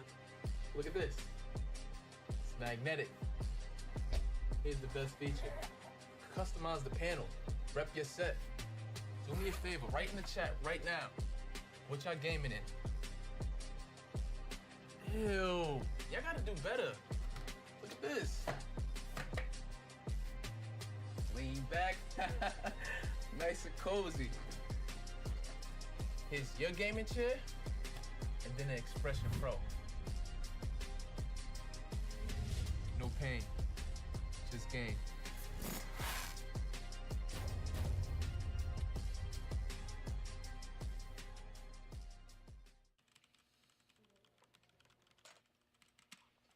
All right, we got this win streak. Let's go, let's go.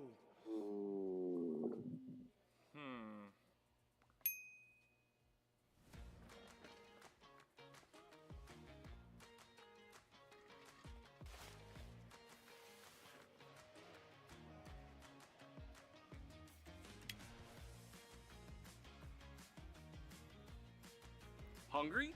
Don't ditch the game. Get McDonald's delivered right to you.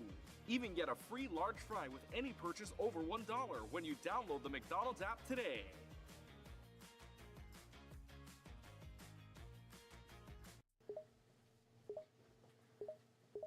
What I miss? Expression Pro. Lean back. Nice and cozy. Here's your gaming chair, and then an Expression Pro. No pain, just gain.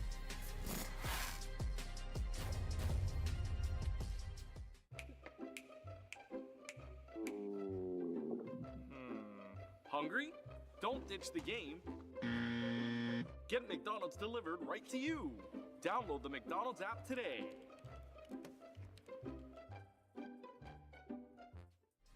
Here's your gaming chair, and then an Expression Pro. No pain, just gain.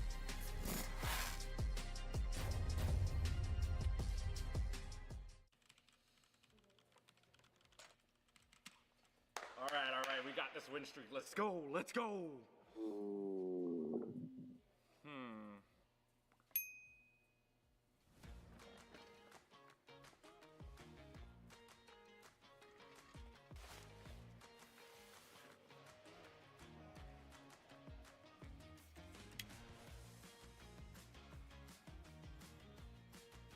Hungry? Don't ditch the game. Get McDonald's delivered right to you. Even get a free large fry with any purchase over $1 when you download the McDonald's app today.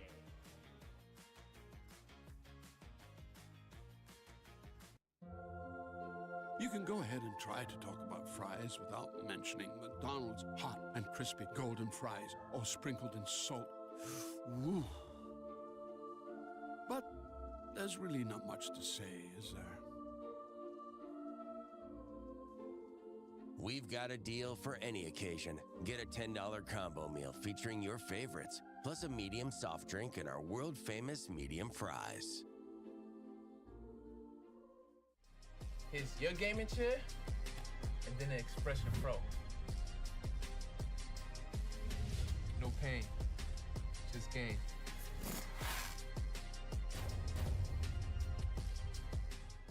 If you have to ask why it's important to start your day early, here's your answer.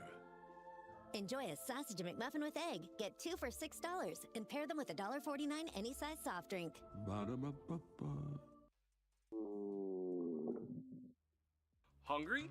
Don't ditch the game. Get McDonald's delivered right to you. Download the McDonald's app today.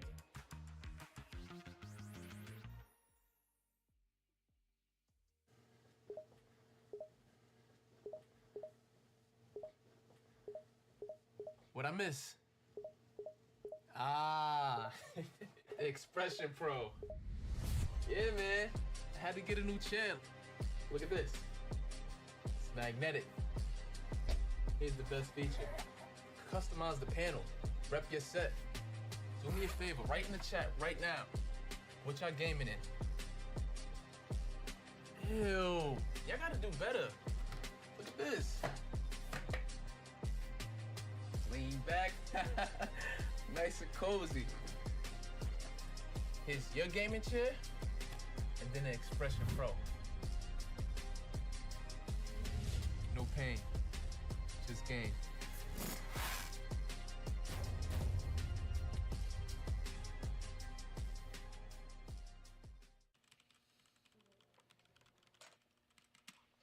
All right, we got this win streak. Let's go, let's go.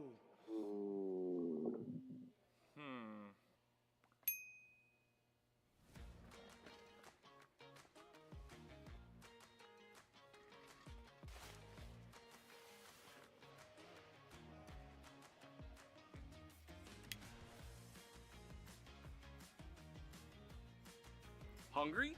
Don't ditch the game. Get McDonald's delivered right to you. Even get a free large fry with any purchase over $1 when you download the McDonald's app today.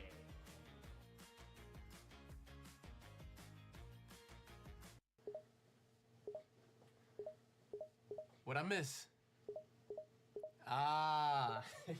Expression Pro. Lean back. Nice and cozy. Here's your gaming chair, and then an Expression Pro. No pain, just gain.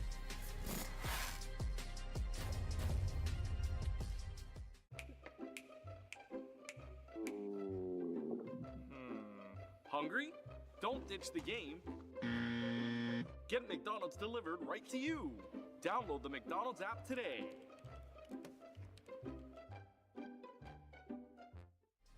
Here's your gaming chair, and then an Expression Pro.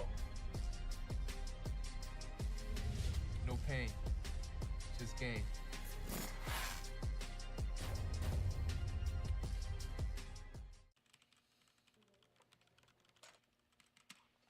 All right, we got this win streak. Let's go, let's go.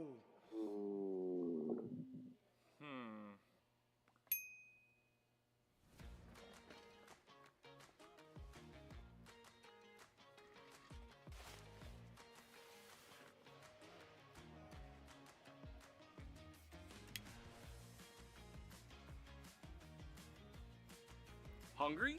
Don't ditch the game. Get McDonald's delivered right to you. Even get a free large fry with any purchase over $1 when you download the McDonald's app today.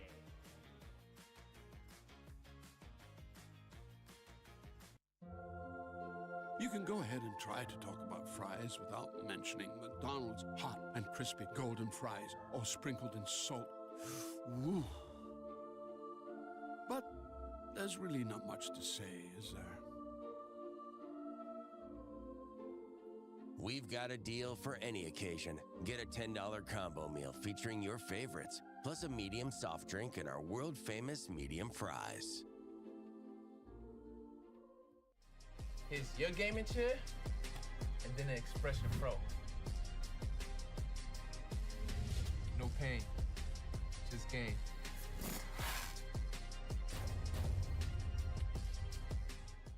If you have to ask why it's important to start your day early, here's your answer. Enjoy a sausage McMuffin with egg. Get 2 for $6 and pair them with a $1.49 any size soft drink. Ba-da-ba-ba-ba. Hungry? Don't ditch the game. Get McDonald's delivered right to you. Download the McDonald's app today.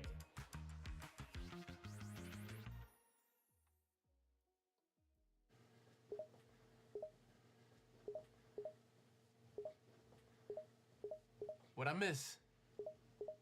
The Expression Pro. Yeah, man. I had to get a new channel. Look at this. It's magnetic. Here's the best feature. Customize the panel. Rep your set. Do me a favor, write in the chat right now. What y'all gaming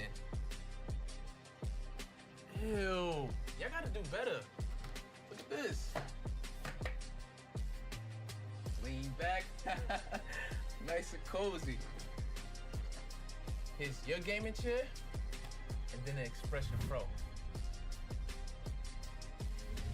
No pain, just game.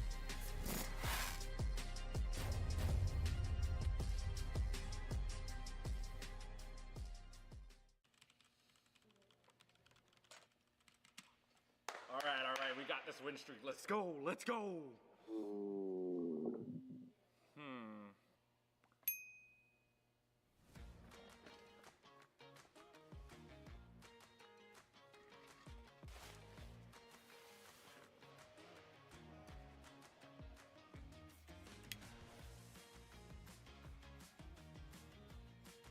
Hungry?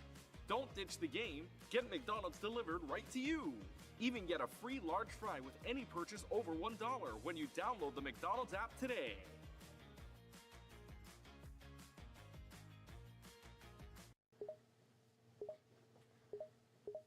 What I miss? The Expression Pro. Lean back. Nice and cozy. Here's your gaming chair, and then an Expression Pro. No pain, just game.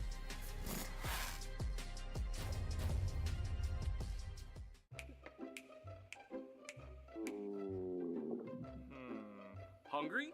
Don't ditch the game. Get McDonald's delivered right to you. Download the McDonald's app today.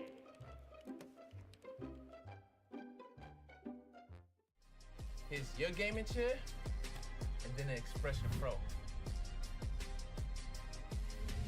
No pain, just game.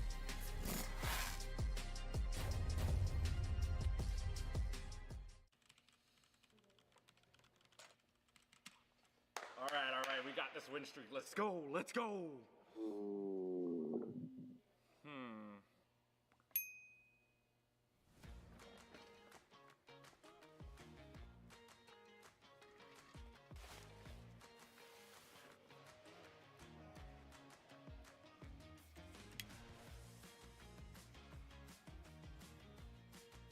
Hungry?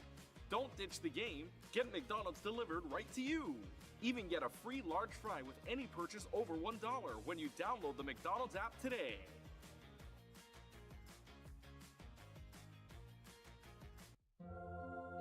You can go ahead and try to talk about fries without mentioning McDonald's hot and crispy golden fries, all sprinkled in salt. Woo. But there's really not much to say, is there? We've got a deal for any occasion. Get a $10 combo meal featuring your favorites, plus a medium soft drink and our world-famous medium fries.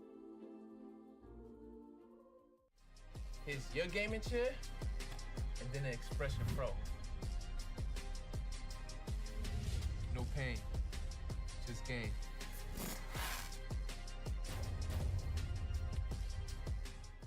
If you have to ask why it's important to start your day early, here's your answer. Enjoy a sausage McMuffin with egg. Get 2 for $6 and pair them with a $1.49 any size soft drink.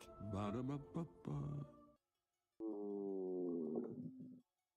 Hungry? Don't ditch the game. Get McDonald's delivered right to you. Download the McDonald's app today.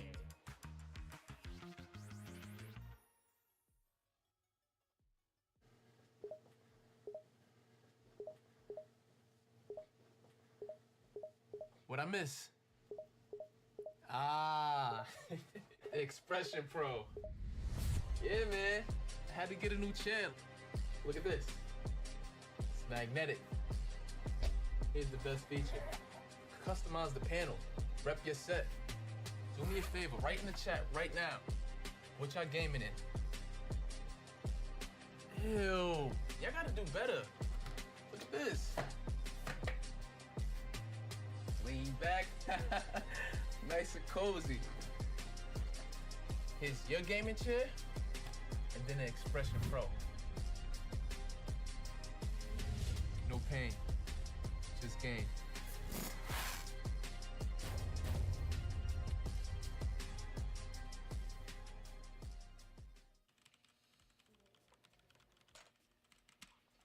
All right, we got this win streak. Let's go, let's go.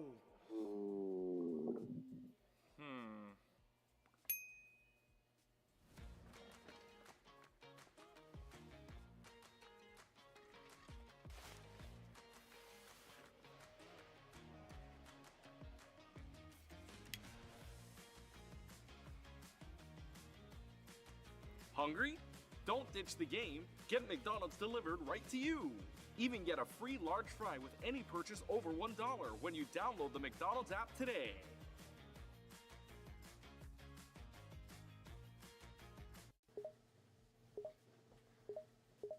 What I miss?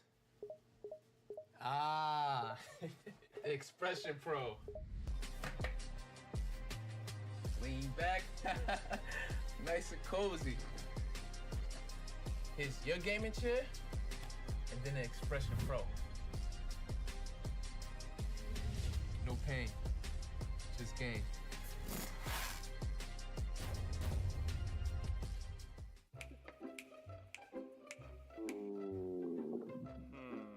Hungry?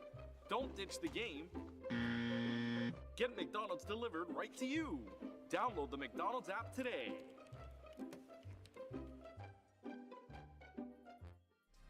Here's your gaming chair, and then an Expression Pro. No pain, just game.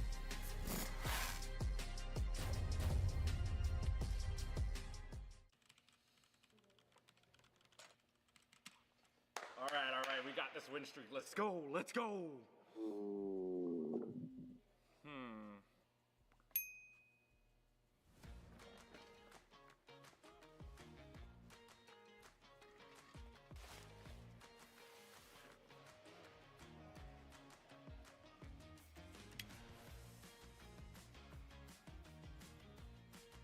Hungry?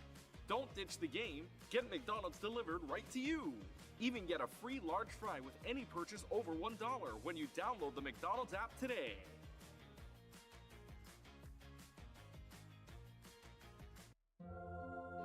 You can go ahead and try to talk about fries without mentioning McDonald's hot and crispy golden fries, all sprinkled in salt. Woo. But there's really not much to say, is there?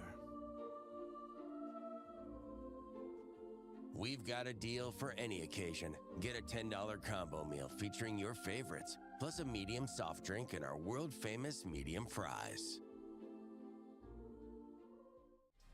Here's your gaming chair, and then an Expression Pro.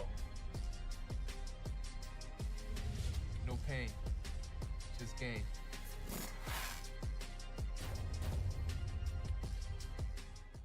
If you have to ask why it's important to start your day early, here's your answer. Enjoy a sausage McMuffin with egg. Get 2 for $6 and pair them with a $1.49 any size soft drink. Ba-da-ba-ba-ba. Hungry? Don't ditch the game. Get McDonald's delivered right to you. Download the McDonald's app today.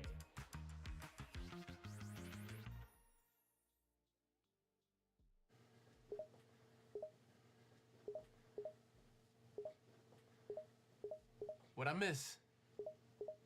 Ah, the Expression Pro. Yeah, man. I had to get a new channel. Look at this. It's magnetic. Here's the best feature. Customize the panel. Rep your set. Do me a favor, write in the chat right now. What y'all gaming in? Ew. Y'all gotta do better. Look at this. Lean back. Nice and cozy. Here's your gaming chair, and then the Expression Pro. No pain, just game.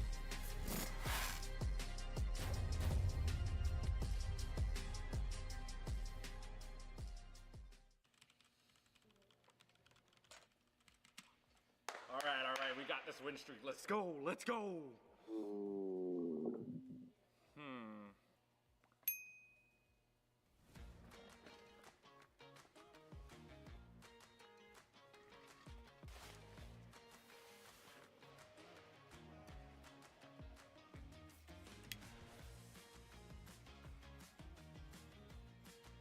Hungry? Don't ditch the game. Get McDonald's delivered right to you.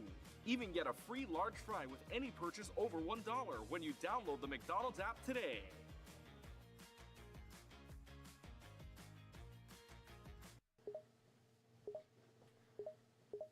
What I miss? Ah, the Expression Pro. Lean back. Nice and cozy. Here's your gaming chair, and then the Expression Pro. No pain, just game.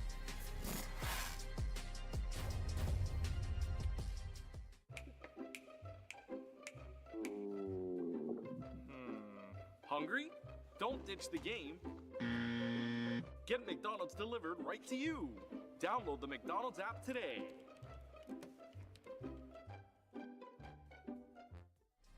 Here's your gaming chair, and then the Expression Pro. No pain, just game.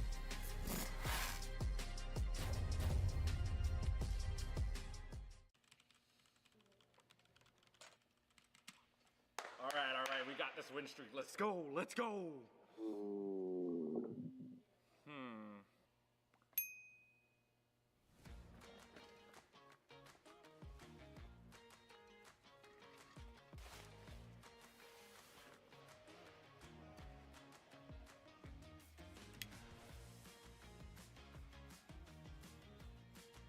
Hungry?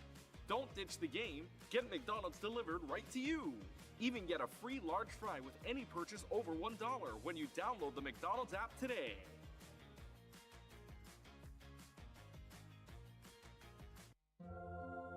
You can go ahead and try to talk about fries without mentioning McDonald's hot and crispy golden fries, all sprinkled in salt.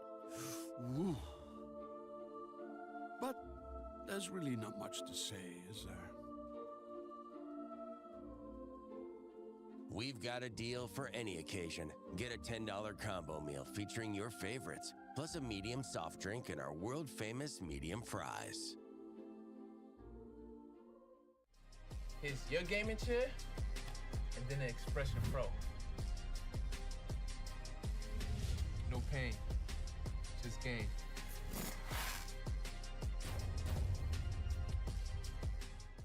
If you have to ask why it's important to start your day early, here's your answer. Enjoy a sausage McMuffin with egg. Get 2 for $6 and pair them with a $1.49 any size soft drink. Ba-da-ba-ba-ba. Hungry? Don't ditch the game. Get McDonald's delivered right to you. Download the McDonald's app today.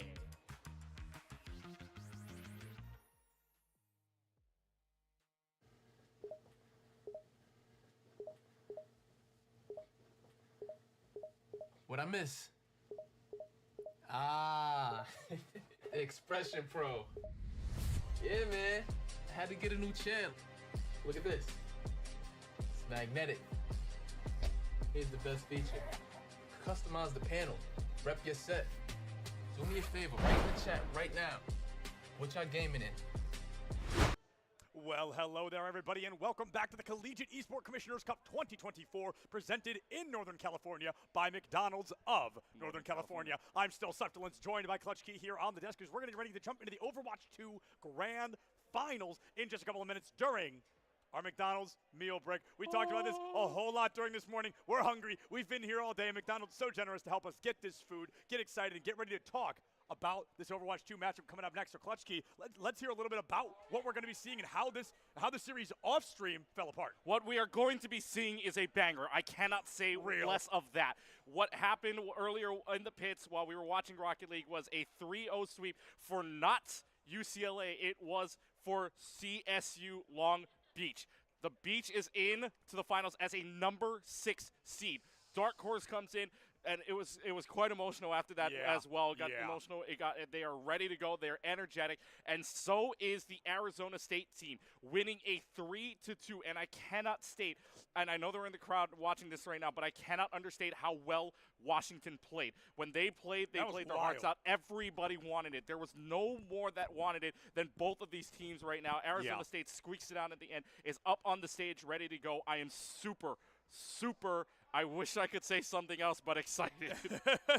I wish I had a synonym, but excited is the only way to It's the only one I can come up with. It's going to be an exciting matchup because, like you said, Washington going tooth and nail, blow for blow with ASU, a team that we've seen for a while. I recognize almost that entire roster just having been in esports at the same time as them. But Keegan, just the way that you can't eat nuggets, McNuggets, without any sauce, you can't make any predictions without any sauce either. So you and I both have a sauce in our hand. We did the sauce predictions yesterday. We're going to do them again here today for this Overwatch 2 matchup. So would you like to go first, second, or do you want to go at the same time? I'm going to go second because I think everybody knows what I'm going to pull out all here, right. but there's a twist. All right. Fantastic, fantastic. So a twist on the board, but I think it's sweet and simple from me, and it's not sweet and sour in the sauce packet either. I am going to go spicy buffalo. I did it yesterday. I'll do it again today. I think this is going to be a very spicy matchup. I think we've got two teams desperate for this victory, two teams really trying to prove themselves, and now just hypothetically 3 maps away from doing so. Everybody's going to play their best, everybody's going to be their best, and everybody's going to do their best. But as games work, one team walks away with a win. I am going to also match you on the spicy buffalo, but I'm super hyped for this game, and I think this is going to be a ridiculous game that I am not only going to pull out one spicy buffalo, I'm pulling 2. I think this is going to be such a good game. One team is an underdog in the number 6 seed. Their goal was top 2. They're there. The goal now is to get top 1. And the other one we expected to be here, but had a tough journey to get here. 3-2 against UNLV on a reverse sweep. 3-2 between these two teams. And I talked with Long Beach before their game. They said ASU looks beatable. Well, if that's the case, then this should be something cooking in the kitchen that it requires 2 spicy buffaloes right now. And my mind is definitely split on this too, because part of me, the recency bias of a brand new team like Long Beach doing this well goes a long way, but the other side, the nostalgia bias. I've seen ASU for years. Many of my friends have gone to and played for ASU. So I've got this big kind of split in my mind of which one of these teams do I want to see succeed. The real answer is either. I want a good game, I want a close game, and I want a fun game. That's the only thing I can ask for today. I want to point out too, talking with the Washington team afterwards as well, they were very split. They were very, very talkative about who they wanted to win and who they think was going to win. In their minds, it's going to be an Arizona State win, but in their hearts, they know that they want the upset to Long Beach to win. So this is a very split room right now. Who the heck knows what it's going to be? This game is hot and ready to go right now. I mean, it's a beautiful matchup here, and I think you just really broke down to collegiate to its core minimum, the heart versus the mind. You put that energy down on the board. You try to win, but sometimes the mind is right or the heart is right, and things do change regardless of the outcome you are hoping for. Two teams are going to enter. One team is going to leave. But before we throw it to this break, before these teams get ready, let me remind everybody of Free Fries Friday. Now, are we eating French fries? No, we're eating some very delicious McNuggets. But you can get a free medium fry with a minimum purchase of $1 in-app every Friday. And we are now, check this out. Let's go. We are now Let's going to eat some fries right here on stream. So, Free Fries Friday. Can I get a cheer? Can I get a cheer for one? I ate that fry. There you go. Free Fries Friday. Get a medium fry with a minimum purchase of $1 in-app only every Friday. If that's not great, get it Friday. If that's not great, I don't know what is. Overwatch 2 coming at you guys in just a couple of minutes. CECC West, not even close to done. We'll see you right back here in just a couple of minutes. Let's go.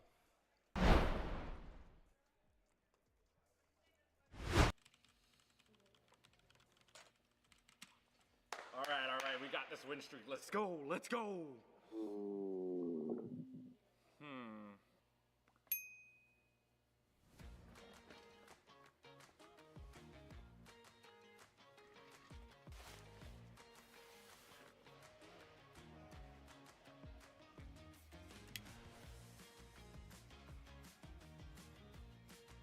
Hungry?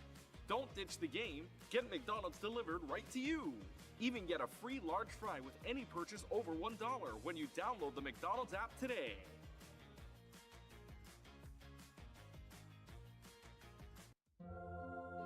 You can go ahead and try to talk about fries without mentioning McDonald's hot and crispy golden fries, all sprinkled in salt. Woo. But there's really not much to say, is there? We've got a deal for any occasion. Get a $10 combo meal featuring your favorites, plus a medium soft drink and our world-famous medium fries. Here's your gaming chair, and then an Expression Pro. No pain, just game.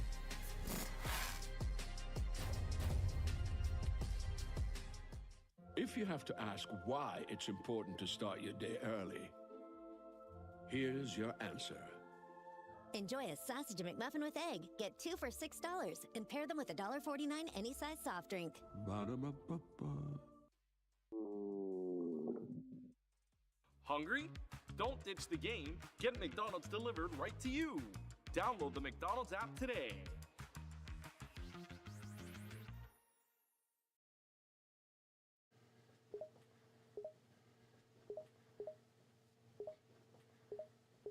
What I miss?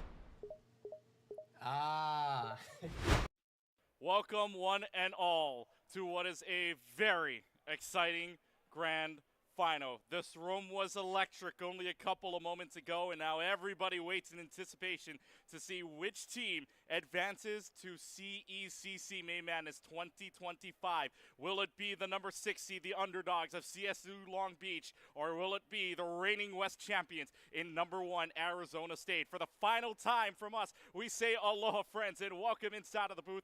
Nerdy Bird, my partner here all throughout the weekend alongside Clutch Key with you, as we get set for what should be a very exciting 1 versus 6, Artie. I am super excited across the board for this entire matchup. I mean, you talked about it. It was electrifying there. Unfortunately, I only got bits and pieces of information of what's going on because I am still in my home studio. Obviously, I'm not there next to you, but I got enough to know that it was a nail biter. I mean, I was just sending emojis back and forth to you to express how concerned I was over the outcomes of some of the information you're giving me. I'm not trying to spoil everything for everyone, but I did get information from one of our caster buddies, Twin Salty, everyone who knows that he is from Arizona, and he was giving me some details. When I was asking you what they were going up against in particular, you're like, oh yeah, they're going up against that. I'm sitting here like, oh no. Oh no! Yeah. I really want to cast ASU today. Did this team figure out the Achilles heel, the kryptonite for ASU? Because unfortunately they were kind of in a situation like that. But nonetheless, they became more powerful. They evolved, and they managed to overcome such a feat. At least I hope Jesse is proud as he's watching or like hearing this information like I am back home to see his team make it this far. I mean, I would consider ASU to be one of the strongest teams here, if not the strongest. So Long Beach definitely has a fight ahead ahead of them. My only concern at this point is ASU just did a 5-map series. The mental stamina, is it there? Are they going to be able to hang on for another 5-game series? Because there's no way this is ending at 3 maps. I don't think so either. I am ready and super excited for what could be a 4 or 5. If it goes 3, it would be very, very disappointing. But at the same time, on the other side, we know you talked about ASU being the best, or one of, if not the best teams. So on the other side, an underdog, if you will, a number 6 team that came into this losing the first game to UCLA 0-3, and then beating UNLV 3-0. But then here comes the train. UCSD, they played against them in a reverse sweep win over the Tritons for the Beach, and then their next game, a 3-0 sweep over the revenge game on the number 3 seed UCLA. They are in the seats, on the chairs, waving right now. You know they're excited. You know they're pumped. And you know that that underdog story is what's going to try to carry them to this top of the hill where Arizona State sits at the moment. Well, let's see if they can do that. I mean, lots of love and respect to all the teams that were there. Hopefully both these teams recognize how much work they've put in to make it this far. Regardless of the outcome, congratulations on how much work you've put in. Hello. There is so much waving happening from that side of the desk. Hopefully someone says hello on my behalf. So best of luck to both of these squads. I'm excited to see what comes out. We're looking at the Sun Devils right now, and Twin Salty, if they win this one, I'll be happy for you as well. But my goodness, I hope the exhaustion does not set in too soon for these guys. No, they know it too. They're ready to go. They're hyped, and especially after a game 5 like that, that's what you call momentum. That's what you call something that you are looking forward to playing in this next one. They've all set up on the stage. They are all ready to go here in only a couple of more moments. And the first map that we get to see, you want to take a guess as to which control map we're going, Artie? Take a wild guess. Is it Lijiang? It is Lijiang Tower. First map we head to is the classic of all maps. And number 1 versus number 6 starts off on the control map that everybody knows and loves. Well, so many things occurred recently in regards to these maps that have been selected. I was shocked that the last game for ASU, the final map ended up being Circuit Royale, if I'm being totally transparent. For those of you that were hoping to catch those deets later, sorry to spoil that for you. They did end out their 5-game series on Circuit. I'd assume something like Dorado. No, they wanted to be on the Sniper's Playground. So we got to reel things back in, go back to the old reliable, and beginning things on Lijiang Tower. Seems fair, seems suiting. We'll have to see, though, if that's kind of a blessing in disguise or not for some of these players, because when you've been playing on it all day long, sometimes you try to shake things up how you shouldn't shake them up, and it does not work out in your favor. But looking at the compositions for both these squads, we've got the Diva Juno comp. We've got, Diva on one side, and then we're going to have the Zarya on the other. Best of luck to both these teams and these frontline tanks. Here we go, 1 versus 6. The game is on, and the game's afoot for a spot in Texas. On who's going on over to the Pharah first will take down Quaver. He will opt to go for the Zarya instead. Aurora's on the Diva, so that does win the tank fight at the very least. For the dive aspect, not really worth it here for CSU Long Beach. Just waiting and waiting for that perfect moment. Yes, you lose one early on, but is it long enough so that you can reset, try to get a touch on? No, Arizona State gets first flip onto the points. And J-Man with a coach gun shot onto input. Logic will help that out as well. This is just a little bit of poke damage here from Arizona State, but that's what you want from this kind of composition. Unless CSU Long Beach gets in your face, it's not going to work out. Arizona State off and running here. I thought CSU was waiting for the opportunity to flip things back in their favor. You know, it's okay to give up the first control of the objective if your whole team's alive, but losing that Reaper, one of those paramount frontline characters, or just off-angle menaces, was devastational for them. And now they're going to lose their Zarya before the full fight has even begun, and we're too far into the enemy lines at this point to disengage safely. This is going to be dangerous territory. We might get staggered out a little bit. The dynamite lands. I do think that Genji, unfortunately, oh, nope, I was about to say it doesn't make it out, but he does. Now we're staring down the barrel of a Bob as well as a rocket barrage coming from Arizona for this next fight. And they're disengaging, trying to get optimal spacing for these ults to come online for themselves. Trying to find an optimal position, an optimal angle here. Arizona State's got some online. Long Beach looking for a few.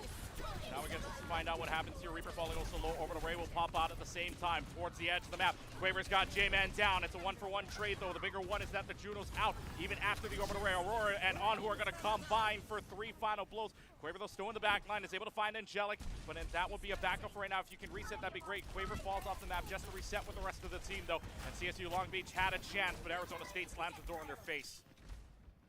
Arizona, I think, really only wanted to go in with the 2 initiating ultimates that they used, but then unfortunately losing their Ana, Silica had to drop the orbital ray. Now they're kind of at a disadvantage. There's a lot of ults about to come online for CSU, so we have to heavily rely on this Nano being well-timed to do a disgusting amount of damage in their favor. They're going to give it to Farah, who is by and large one of the least oppressed characters here coming out for Arizona. It's great, but the issue is we're forced outside right now, so that Nano might be too little too late, and for not, if we lose Angelica as well as Silica, our backline is now gone for ASU. That also forces out the self-destruct from Aurora too, so Arizona State tried all their best to get the first 100%, but it will not be clean. CSU Long Beach having some advantages of their own coming up in this next fight. We'll find out where and when, if they decide to use it at all. As again, maybe a little bit of a swap. Angelic moves on over to Lucio instead. Try to get that speed pressure up to the middle line. Blade will come out. Blade finds nothing. Quaver's down immediately. And now it only comes up to the rest of the team. Arizona State gets to flip back in the meanwhile. As now the Graviton Surge will come out. That's a big one with 1 inside of it, but that's a Death Blossom killed away as J-Man takes that win. Quaver switched on over to the Tracer just as on point, and that's not even gonna matter. Overtime clock melts away. The Devils off and running. It's 1-0 to start Control Center. Arizona was in such a disadvantaged state going into that final fight. I mean, they just swapped to the Lucio. There was no way there was a saving ultimate in sight when that Graviton Surge got lobbed at them. But J-Man from the long-distance safety zone away from the grab in conjunction with that Reaper Death Blossom absolutely demolished Input Logic's health bar. And it was phenomenal. CSU, they had 3 ults online. Arizona, nothing in the gas tank, and they still managed to come out on top of that one. And a little side note here, I do know that Arizona State, there is a composition that they're a little worried about running into today. And if it comes out from CSU, if we manage to get through Gardens and go to, say, Night Market, I'm going to be terrified for all of the Sun Devil squad. Well, let's find out how terrified they're going to be when they know that some of this composition is swapped off. They pinged out the Brig at the very least, but again, no pressure coming to the far at all. Instead, this composition is looking to excuse the far from play and see if you can get around the team and put the pressure on with the Junker Queen instead. Trying to play into the small room here, but Arizona State doesn't want to play ball. They do not want to play inside of the small room. They've got a great separation. What a whip shot there from at least the Brig here for right now. They shot away Aurora, and that's going to give them at least first opportunity on the point. Far can't look into the window here. They may even get a pick for this, but instead, CSU Long Beach the first one on point. I mean, CSU, they don't mind fighting in a small room. That's exactly where this JQ can find the optimal amount of sustain. The Brigida can get in some decent amount of cleave damage to get their aura online as well. But Arizona, with the Sigma, you're required to play a spammy, taking multiple angles, swinging together comp that does not go well against what they had. So Aurora's swapping over to the Horse, bringing out the Battle Cattle. This should theoretically work, but the issue is the places of engagement here are much more difficult for this Farah to find value, especially if Genji's going to go harass your Farah off cooldown. That's a great knife to hang on for right now. Dabbing Ninja gets the torpedo kills, and this is just going to start to melt away. They play in the small room. You don't want to be in there when the Junker Queen is ready to play, and it's just all the damage falling off. They're going to try to stagger out the Orisa with nobody falling. They do so, and CSU Long Beach getting under the fight win. Can you get rid of the Farah? No, escapes, but still CSU Long Beach halfway home. The scary situation that we're seeing Arizona in is we have a failsafe of, you know, J-Man can use a grenade if Aurora can't land the spear onto JQ during massive cooldown moments, such as, you know, the axe coming through, looking for that cleave onto multiple members of ASU. But if either one of those don't fall, Bolt is just going to be having free reign, and that's exactly what's happening. We're not paying enough attention to this tank to prevent this JQ to do what she wants. Oh, a little bit of a small room scuffle here. Blade's going to get popped out. That's right behind everybody. And this Blade might get a few more. Quaver's got one. Quaver slashes away for another, looking for another couple of swings. And the Genji finds 3. 84-0. They'll use the barrage out of desperation to see if he can get anything, but Quaver finds a 4th. It's a team kill for CSULB. And they are excited. You see the nods away from Quaver getting 4 out of 5 on the final blows. Rally comes up, over to Ray will come out as well. Aurora's on point though, this is a separated out fight, but it is a very lonesome Brig using their powers all the way through, but it's a good pulse bomb that lands onto Angelic, 4 for 2 trades. CSU Long Beach caps point, it's a clean 100-0, and the Beach tie it up in one apiece.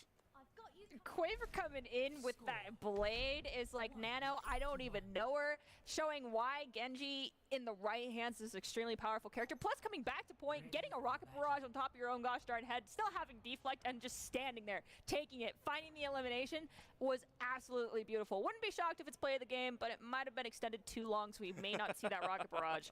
Now, I'm looking to see if there's any composition swaps. I mean, CSU Long Beach, they have a solid comp. It's working well. Likely Input Logic is going to swap over to something else after we teleport out of spawn. Same with Anhu.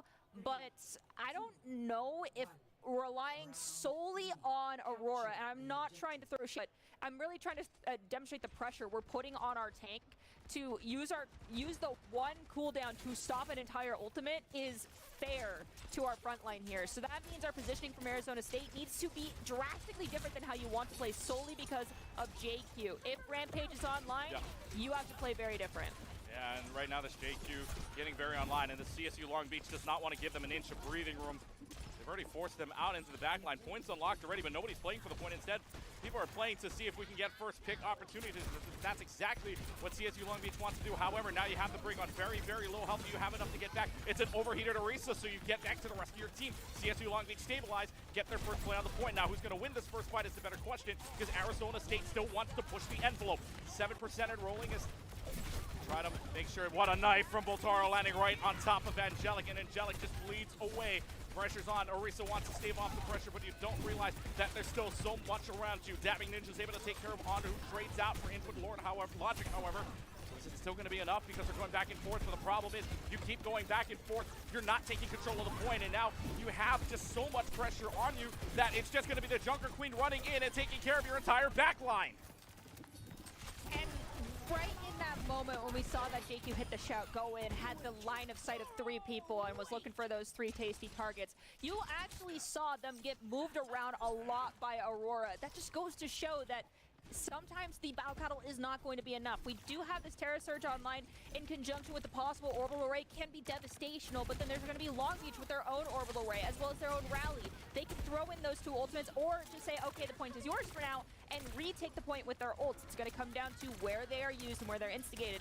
Looks like Dabbing Ninja is going to play a little bit further back, so orbital array not likely to happen as we've also lost Input Logic. Rampage got absolutely stalked, and the Rampage gets stopped by the spear of the Orisa, so they don't have that any longer. J-Man and Anhu will both find picks, and on either side, good discipline from CSU Long Beach to hold, but that was an insane spear from Aurora.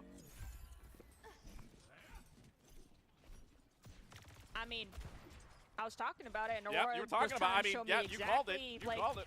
They can do it, 100%.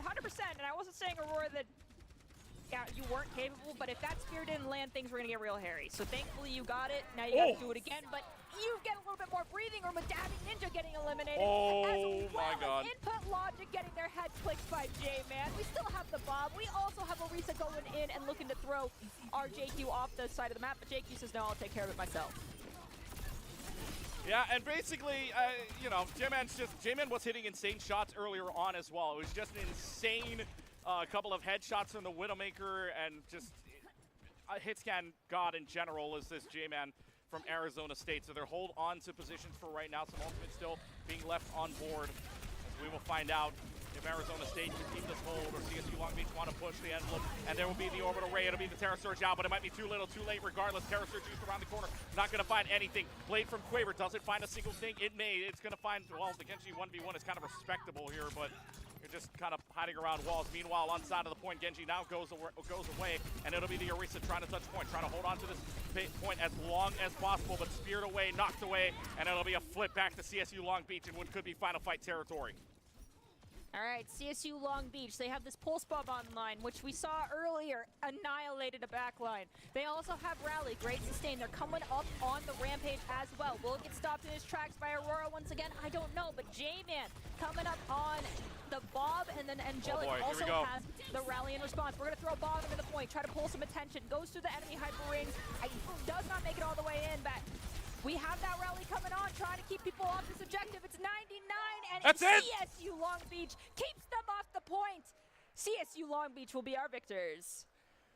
Nobody touches the point. They were well aware of the situation, and Long Beach is able to score .1 off of Arizona State.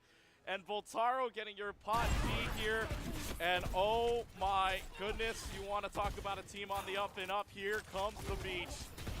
And this was just an insane play. By the way, with the Junker Queen and all right, they were the ones to just push them up. They were the ones to just pressure out everybody. So you credit Voltaro, the tank sophomore out of Huntington Beach, California. Same state playing in right now. They are off and running here, Artie.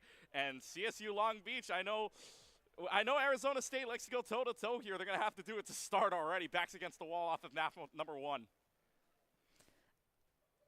To that, I also say they did just come off of a full long going all the distance game, so they're more than capable of doing it. But I mean, they had to do 5 maps already, whereas Long Beach, they get to come in fresh. They probably were just warm, making sure that they didn't get too cooled off, aren't getting iced out by anything. They performed swimmingly, honestly. And I mean, it's not like ASU doesn't have their moments. That spear on the JQ ultimate, supreme. But unfortunately, one moment like that is not going to win an entire series or win an entire map, unfortunately, as we just got to witness that JQ being absolutely dominant. Now, the one thing I want to point out, though, is chat room, y'all have some weird ways of saying that you're fans of people. That is where I'll leave that at. If anyone else wants to pull up in the chat and take a look at how people are fanning over these DPS players, and also Boltaro. Boltaro, you have your own set of fans, but my goodness, y'all are a little weird. Well, I won't take account for chat. Remember, chat is now a 4th-person terminology in the dictionary. So, well, chat can do what chat wants. We'll leave them alone. But let's move on to our next map here, and it will be Survasa. This is Arizona State's pick. For those that don't know how the map modes work, it is similar to OWCS, where it is unique map mode pick. So as long as it's unique to the series, you can pick any map so long as it's in the map pool. One of them is Flashpoint, and we get rid of it early on. We go to Survasa here, where things can get a little bit dicey, and it did earlier on for CSU Long Beach, because I believe they won that 3-2 earlier in their 3-0 match against UCLA. So things are going to get dicey here for both teams. All right, so the one thing I want to point out that I'm pretty sure most of our viewership does know is that JQ, Jotes, a variation of Jotes, is very powerful and dominant on Siravasa. So for this to be a pick for ASU, that's a bold statement. Are we going to go toe-to-toe with the JQ? Do we have a plan to circumvent the JQ front line that comes in? Because there's so much sustain that comes from that. A good axe can basically give a JQ back her entire health pool. Well-timed shout will turn an attack on its head, making you think you could have eliminated the JQ, but unfortunately now her health is full. So I'm curious to see what the plan of attack is here. Right now, it looks identical to how our last map ended for both sides right now. It all starts off with the first point on market side. Finally getting a chance to see both sides. Voltaro will stay on to the Junker Queen. Aurora will stick onto the Orisa. Didn't work out last time on Lijiang Tower. See if Arizona State has a different strategy for what's coming up. J-Man, though, from a long-range distance, is able to find input logic that's traded out for the Genji. Don't want a 1v1. So now with first point, again, the pressure's just on. CSU Long Beach almost has priority on this point here, but Zilla is taking care of dabbing into as a big chunk of healing gone. And so Arizona State is going to get priority, and Arizona State will get first flip if everything goes well here. Whip shot up to Voltaro, and this Genji has no chance of playing this point. Runs away to the team. Sun Devils off at first.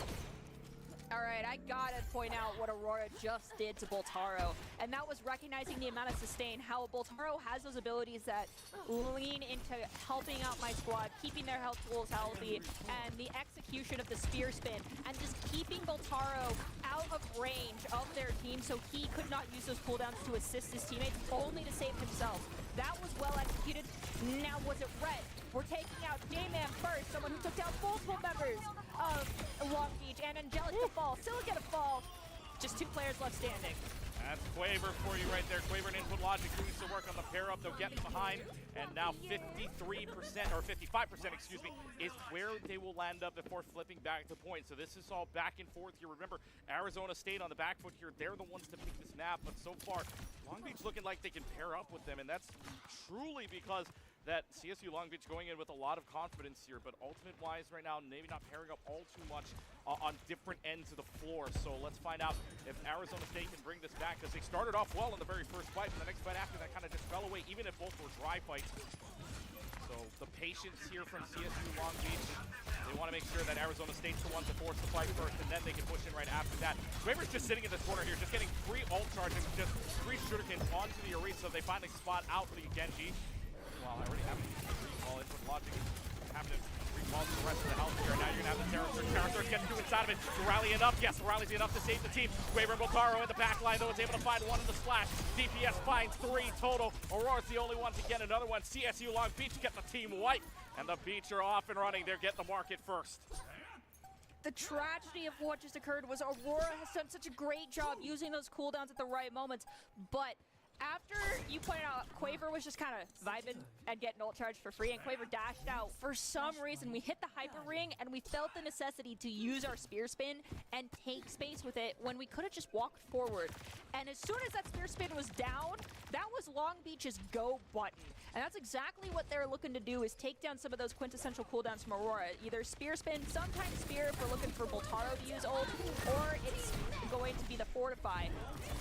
Obviously, we need to be aware of it as we're hitting both our support ults and the Genji blade. We still lose Angelic in the moment for Arizona. Might not matter too much anyway, since they do have both of the supports. Regardless, they get rid of the bigger one with the Juno. J-Man switches on over to the Cassidy instead to try to see if you can stave off this pressure, which is that nade, and that's exactly what happens. J-Man gets the nade on the Quaver, but this is still a scrappy fight. Input Logic's able to get rid of J-Man, and Input Logic trying to find that last dash away. It's a 1v1, but who wins this here? Orisa or the Tracer that's constantly going at each other. Arizona State's there, their spear almost taking Input Logic off the map. Good thing you had a recall to reset everything. They'll still try to play this out in an elongated fight. There's the stick. Is it enough? No. Fortify was up, so the Fortify still stands. However, Input Logic taking down Angelic is big. That backline pressure is so immense. CSU Long Beach flips the point in the meanwhile, and Input Logic staying alive and doing work. The Tracer putting on a show here as Arizona State backs off.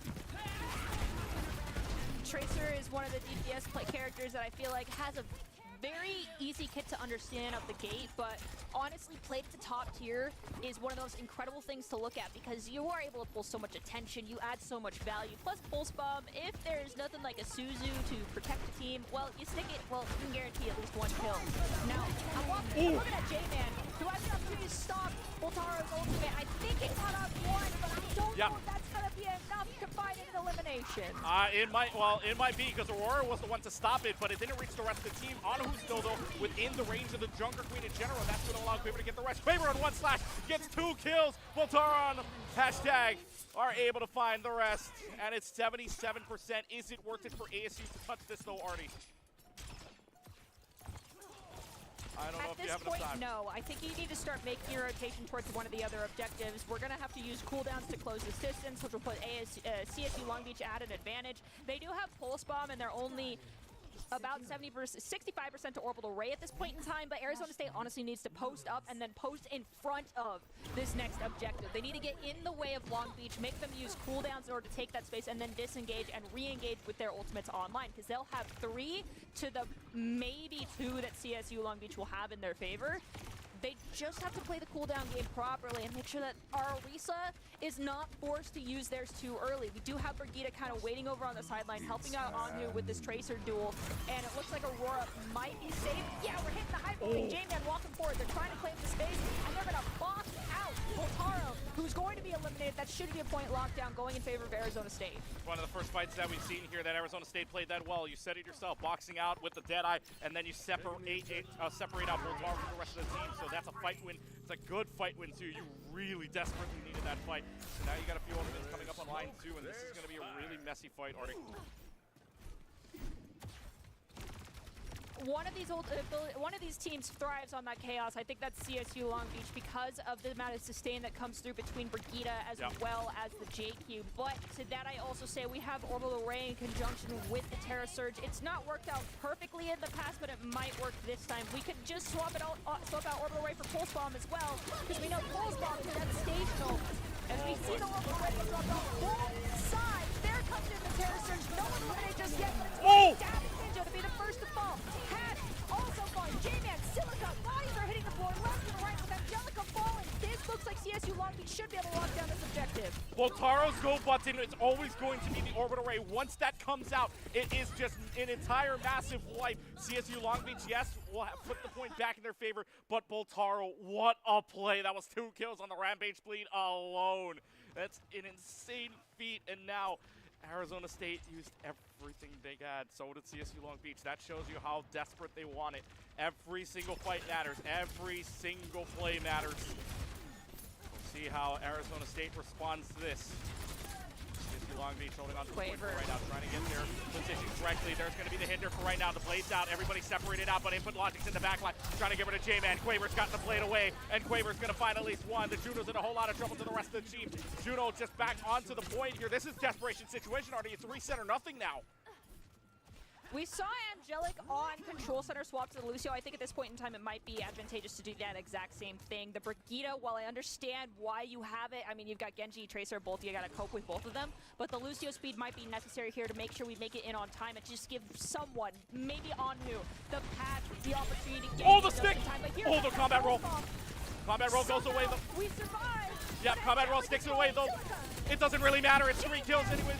CSU Long Beach, they're getting all the picks that they want. And now it's just falling away here. Overtime clock is just in desperation mode. On who is there? It's gonna wipe. And the number 6 seed, the underdogs, are only 1 map away from the upset and the trip to Texas.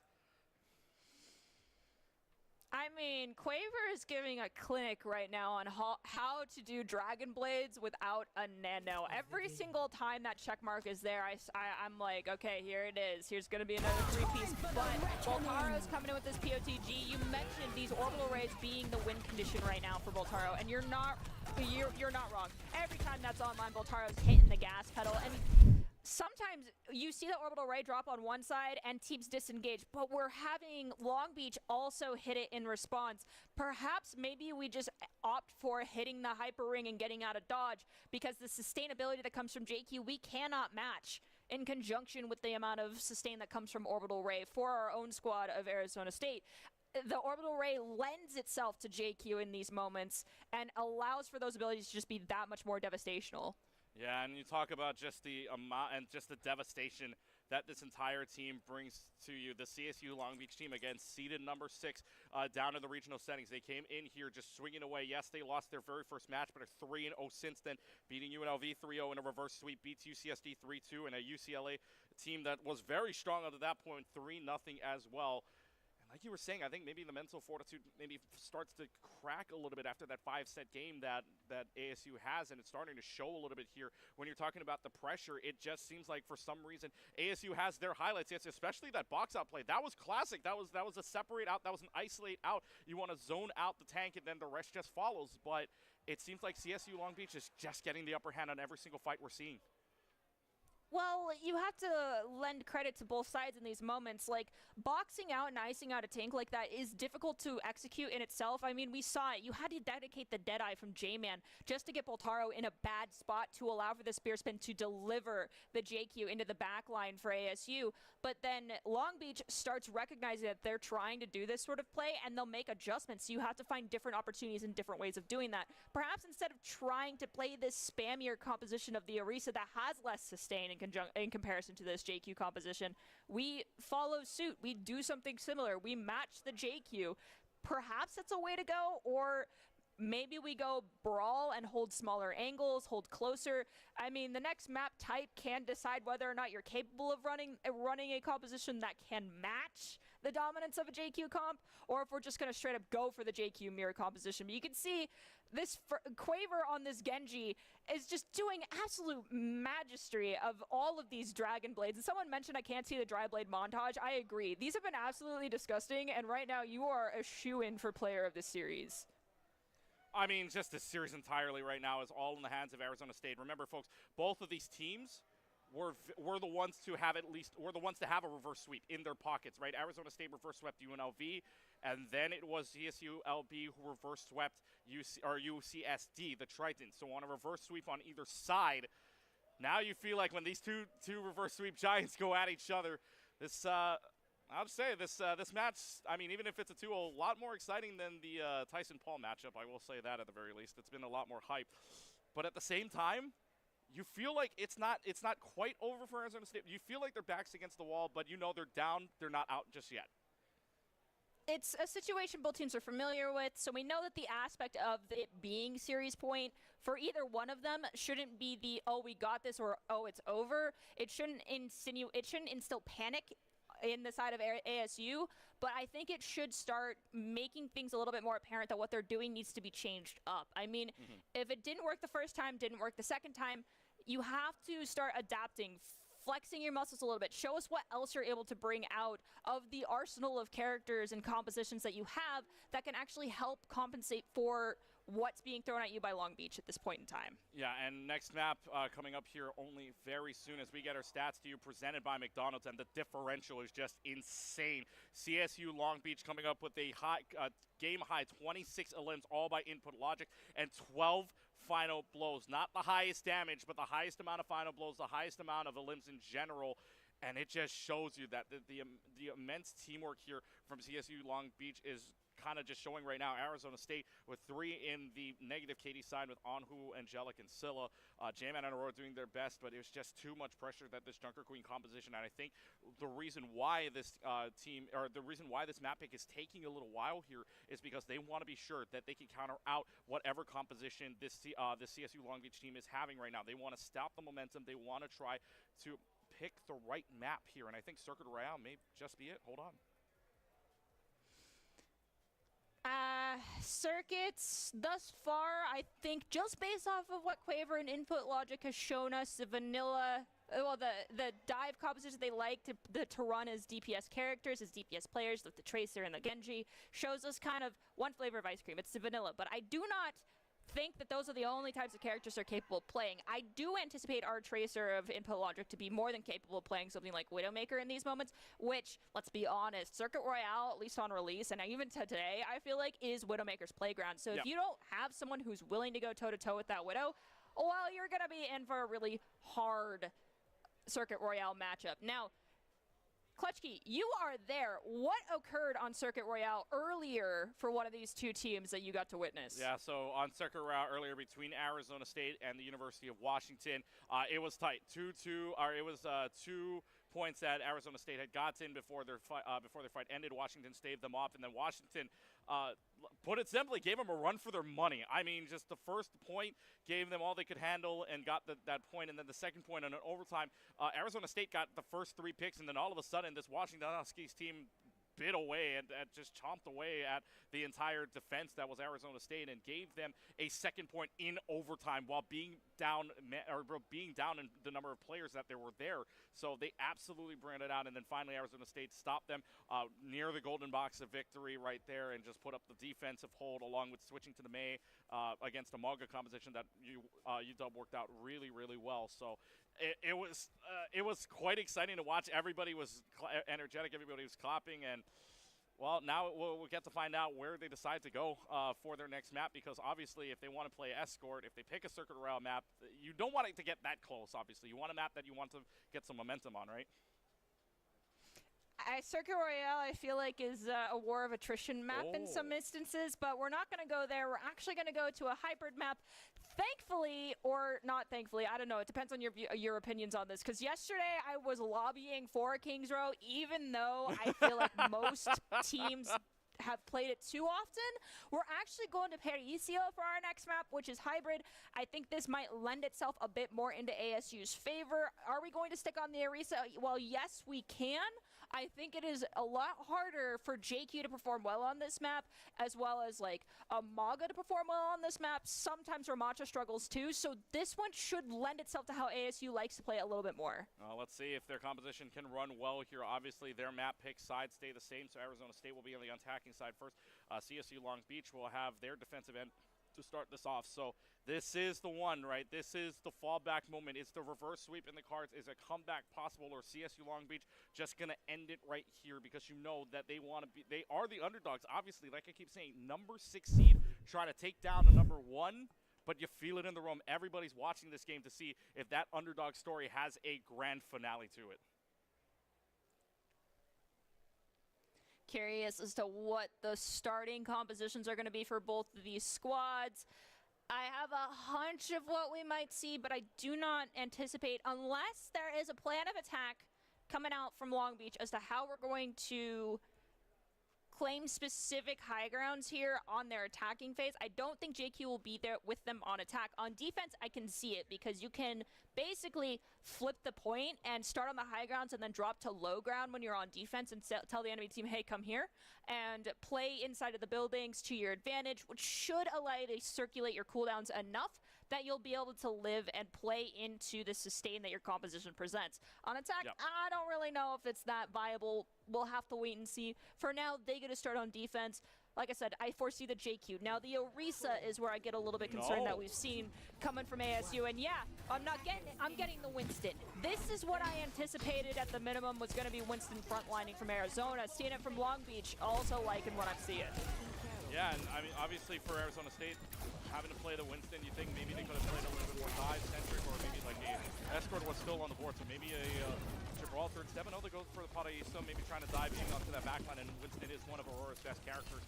In fact, for Arizona State, this is one of the heroes to expect here for Aurora to play in this case. But Quaver getting two there, especially one on the stick bump, is really good for you. However, it does favor the attacking side, at least for the spawn rooms, and Anhu getting two is an even better thing because CSU Long Beach having to come from a little bit far away now, just trying to, tick down this tracer a little bit. You know where the supports are, but you're just trying to make sure that this tracer is not so much of a problem. It's going to be the Winston diving into the backline here. They may be able to even get first pick off of that very first two picks, which they do. The question is, do they get the rest? Because the rest of the team starts to reset here, and Arizona State looking to claim some space up on this point, making sure that CSU Long Beach can't really poke their way out, can't really force their way out for the Winston on either side. What a big bio-nade, by the way, from Dabbing Ninja, who gets it onto 3, but it's still not going to be enough. And with 2:50 on the clock, trade fights usually go in the hands of the favor of the attacking team. Arizona State very comfortable with the situation right now. And we've actually managed to chase off Boltaro, drop down the shield bubble onto the point. We have one final elimination onto Quaver from J-Man. I mean, as soon as Boltaro decided to get out of dodge, I'm pretty sure Quaver also knew that their time had come. There was no choice but to get themselves eliminated. There was a chance you could go off coastline and try to make your way over to Mega Pack and make it out, but you'd have to wait for your cooldown. So with 4 minutes and 50 seconds on the clock, ASU will lock down this objective, and Boltaro is just looking to gather information for their squad. They miss the jump, and they might get punished for it. They do.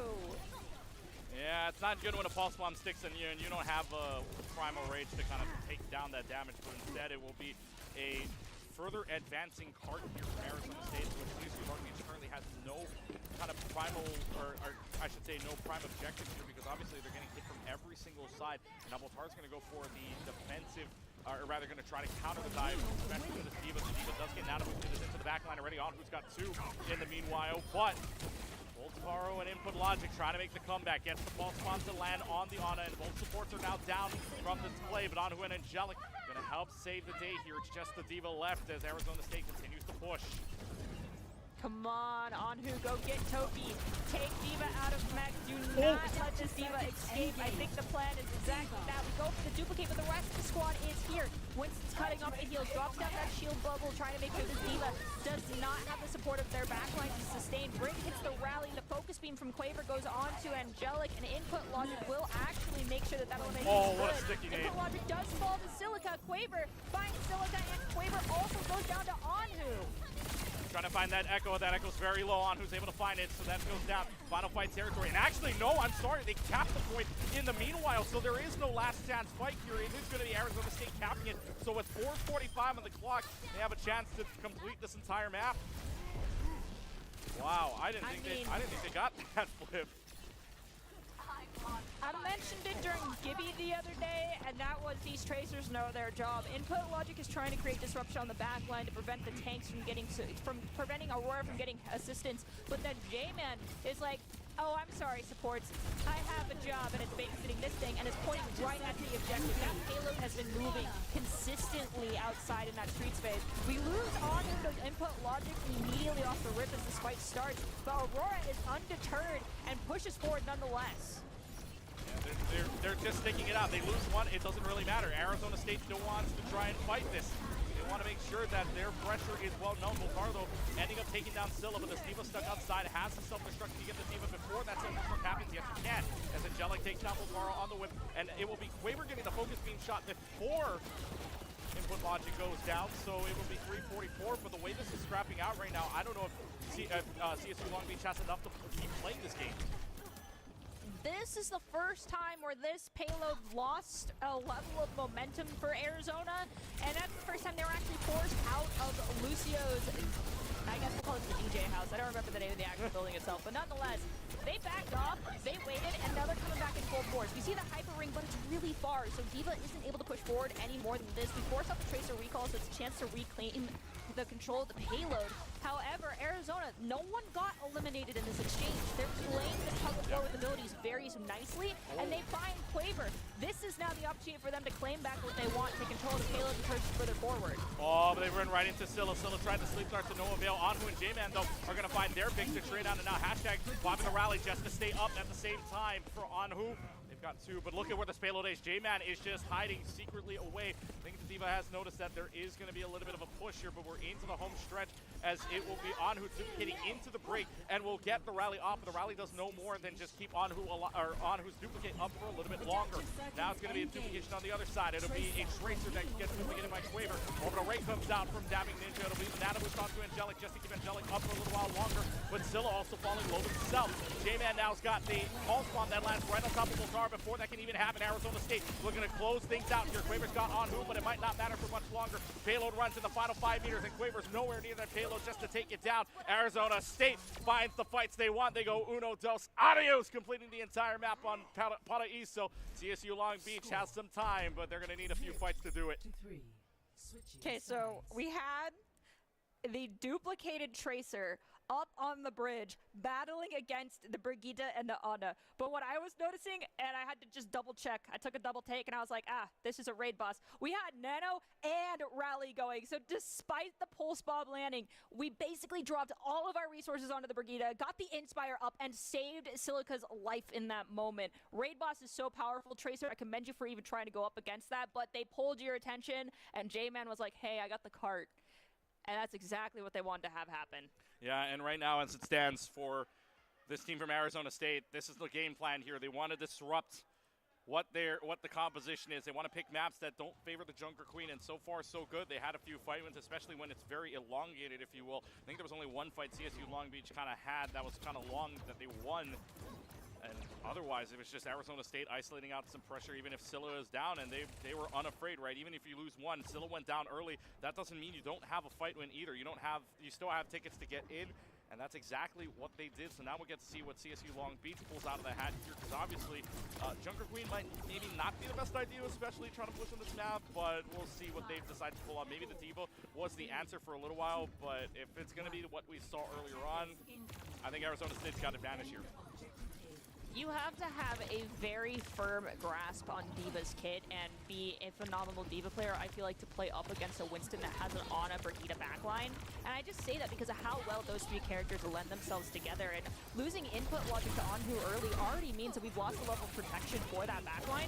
So that's going to make D.Va's life even harder. Exactly as I'm talking about it, we see the Brigitte ends up getting eliminated in that moment as well. D.Va is just in that war of the dive tanks. 9 times out of 10, I feel like, in a harder situation than the Winston. Yeah, and I almost feel like, too, that even if it's a counter-dive situation for CSU Long Beach, Arizona State's handling pretty well. They've got their target pryos on and trying to make sure that they can establish some sort of base to get rid of the backline exactly like that. On who gets rid of hashtag, and there's no pressure on that Echo whatsoever. They're going to try to force the issue here as they touch the point for a little while, but the Tracer backs off and input logic is spotted out. But that just means that it's a more of an advantageous position here for Arizona State. They don't have to get off the high ground if they don't want to, and especially even if they get back capped, you still got 3 ticks to go with a lonesome Tracer here. So now they're going to try to dive up. It'll be the D.Va that tries to touch here for a little while. Quaver's got the big bump and the focus speed onto Angelic and Scylla, and if you want to get the back line, that's the way to do it. Quaver finds another, or rather, Boltaro finds another onto Anhu. They got the trade-outs that they wanted. It took a little bit of time. It took 90 seconds, and Aurora's all the way back here, but it's still CSU Long Beach with advantage.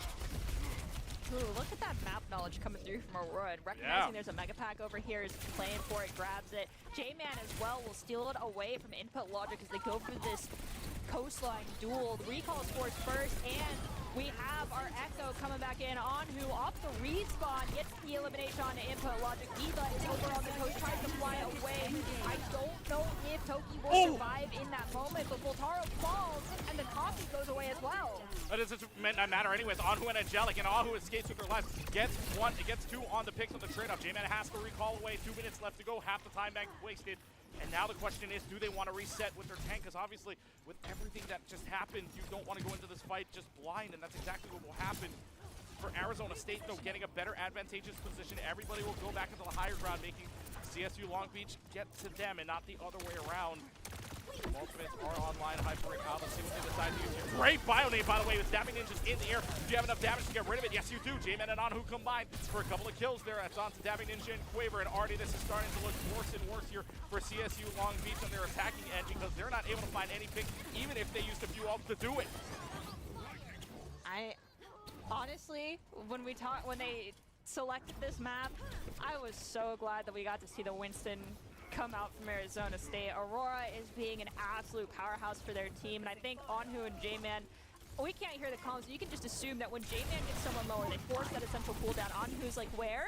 And throws those sticky grenades in. J-Man recalls, gets the safety, has the pulse bomb almost ready to go, but Aurora will have an insane amount of sustain coming in with this Primal Rage. Anhu, same thing, can copy the D.Va, copy the Brigida, get rally or get self-destruct. Just the opportunities here are immense for Arizona as we're ticking down underneath 1 minute here. Their prey, the sight was set on the Ana, unfortunately does get eliminated, but hashtag following suit and Dabbing Ninja, this fight favoring Arizona yet again. Yeah, that's favoring the fight right now for Arizona State. They have the rally up. The rally, it's actually a rally from a duplicated break. That's going to be enough anyways. Angelic and J-Man combining for those early on picks is good. So now it's for CSU Long Beach. You're in final fight territory here, but you don't have a lot of time to work with regardless. So what's the plan? What's the plan, Long Beach? Because you don't have a lot of time to work with. It's 10 seconds left. Final fight territory for these teams. It'll be a kill on the back line of Aurora. This is why they wanted to snap. They wanted the Winston to work, and work it has, as they will get another pick. Hashtag does get the Soundwave kill onto Angelic, but it might not matter much here. They're trying for the upper. Somebody's got a touch, though. They finally do get the touch down below. Dabbing Ninja's trying to clutch this up on the Juno at the same time. They have the team running around. Both supports alive, but self-destruct comes out. Overtime clock almost melted away, but they still have it. Aurora gets the Primal Rage up in time and is able to find Hashtag, able to find Voltaro, and Arizona State starting to clean up house. The Devils will not go down without a fight. They will force the issue here. There's one more tick left to go, though. Instant traits are left. It's all over, and the Devils are not done just yet. Arizona State brings it back for a map, and we go on to map number 4. Aurora, this pocket Winston that you've been hiding thus far, absolutely beautiful, coming in with the play of the game as well. And not only just that, also using one of the coolest OW skins, in my opinion, when it comes to the Pro League skins. But I digress. This Winston gameplay, phenomenal. The coordination that was occurring between the backline to frontline communication for this Winston comp was most likely could have been some of the most beautiful comms that any team has ever had. That was so well executed. Yep. They're showing their signs of life yet again. The series score is going to be 1-2. Granted, yes, we're still at series point favoring Long Beach, but Arizona looking at the opportunity to bring this in their favor as well. Yeah, Aurora, the junior from Cairo, looking very good on the Winston. Actually, one of the 3 heroes to expect, and that Winston pocket was so dang effective, getting to the back line. Even at the end, right, we saw it where it wasn't the supports that Aurora picked off. It was the Cassidy that was trying to make the difference, and yet got rid of the Cassidy early on, is able to jump back to the rest of the team in the Primal Rage. Yes, it was an elongated fight, almost thanks to Hashtag. I mean, Hashtag moves on over to Lucio, finds 2, and Dabbing Ninja helps out with that, but it just didn't matter. It was just all of it just started to just wash away thanks to Arizona State's quick thinking and, of course, Aurora. So now we go on to a map number 4. It will not be a sweep, but I know both of these teams have reverse swept. We're not saying that yet, but it's on a potential there. Who knows? But I know one thing for sure: for Arizona State or for CSU Long Beach, they're not picking a Winston. They're not picking a Winston map. They're not going to pick a Winston map. That's fair. There's a lot of opportunities here, though, for a JQ map to be favored, and I feel like JQ works good on a lot of maps. I think between what you saw on broadcast yesterday, if you were here watching yesterday and today, JQ is extremely powerful. Maybe it's the 6-pack, or maybe she has an 8-pack. I don't know. I've never counted. Either way, she's very powerful on a lot of maps, and regardless of map type, I think you can almost shoehorn her based off of the DPS that you pick into any map. It just is learning to play around the shout, learning to play around the cleave, and making sure your backline stays far enough away or close enough inside of your character model to either benefit from the shout or to help you when you are milliseconds away from getting a massive axe play in or getting the shout to make sure you're able to sustain through large fights. But with that being said, Arizona, you've got a hard matchup coming up for this next map, and I'm saying that because I already got told, and Clutchkey, you don't get to know, and I'm not sharing until it shows up on broadcast. I don't know. What could it be? I mean, I'll just be frank here in the background. I have a monitor that actually shows me the game that's going on here. So. Man! You wish you were here. Okay, you wish you were here. You wish you were here right next to me just to see what's going on. Yeah, cheater. You weren't supposed to look. That's anyway, why our producer K-Tad only told you on the mic because I can clearly see what's in front of me here. I was treated special. Yes, yeah, you were. Yes, because you actually special got to privileges. talk to her. Yeah. But I will say that without revealing the map, because you and I know it, yes. It's interesting that this is what Long Beach is picking because, in my opinion, Winston can be played on this map. Oh, yeah. Winston can be played on this map very well. I've seen a lot of Winstons on that. I'm going to wait until we get to the map reveal as well because this is, or the map fly-through, I should say, because this is definitely a map that can go the way of the Winston. I know it can go the way of the Junker Queen as well. This is actually, in my opinion, one of the more flexible maps of push that we could see here, and I'll give a hint that it is push, and you wonder which map it is, but at the same time, too, this is, I guess, a flexible map. We've seen Orisas here. Earlier on before that last patch, we've seen Orisas here. We've seen Winstons here. We've seen, Junker Queens, all the like. I mean, I know in some of my games, I've seen Sigma that I've seen recently within some college games as well. Who the heck knows what's going on this map? But I'll give you a hint. It's push. I'll give you folks a hint. Take a guess in chat. Take a guess. Find out. I'll keep an eye on chat for this keep an eye one, on chat for me. Keep an eye on chat for me. Truly, I think out of the push maps that are available, considering how dominant Aurora is on Winston, I think you're playing with fire. This is one of those moments where it's like, yes, I understand this is probably a map that your team has practiced to the core. You're very good at it. But you need to also give respect over to the other squad and understand that when you have a Winston player that has a back pocket Winston, didn't even pull it out on Night Market. Well, let's see what the map is, and they end up just... Come on. I don't there we go. Yeah, it's Runasapi. Yeah. So we're going to Runasapi here. And with that, I was just like, wow, really? I know JQ's powerful on this map, but Winston is also so powerful. It's the lesser of two evils. Do you want to feel comfortable, but at the same time give them the opportunity to play into their own strengths because this is your strength as well? Or do you want to kind of make both squads a little bit less viable in their ideal compositions and choose a different map type, a different map for this map type by opting to go to Runasapi, wherein both of the squads are comfortable? This comes down to an absolute game of mistakes. I actually also would like to believe that Aurora, I know we've only seen Aurora maybe on doing well on the Winston. Other than that, I wouldn't be surprised to see a Junker Queen either, because he told me that that was one of the three heroes to be expecting this weekend. And in fact, if that holds up, that might be a mirror match we're going to see here very, very soon. The difference is Quaver on the Genji and then Anhu on the Echo, and Anhu's Echo was doing work back on Paraiso. So this could very well be a game of inches, a very game of small mistakes here, and this first fight pretty much can determine it. Oh, Aurora.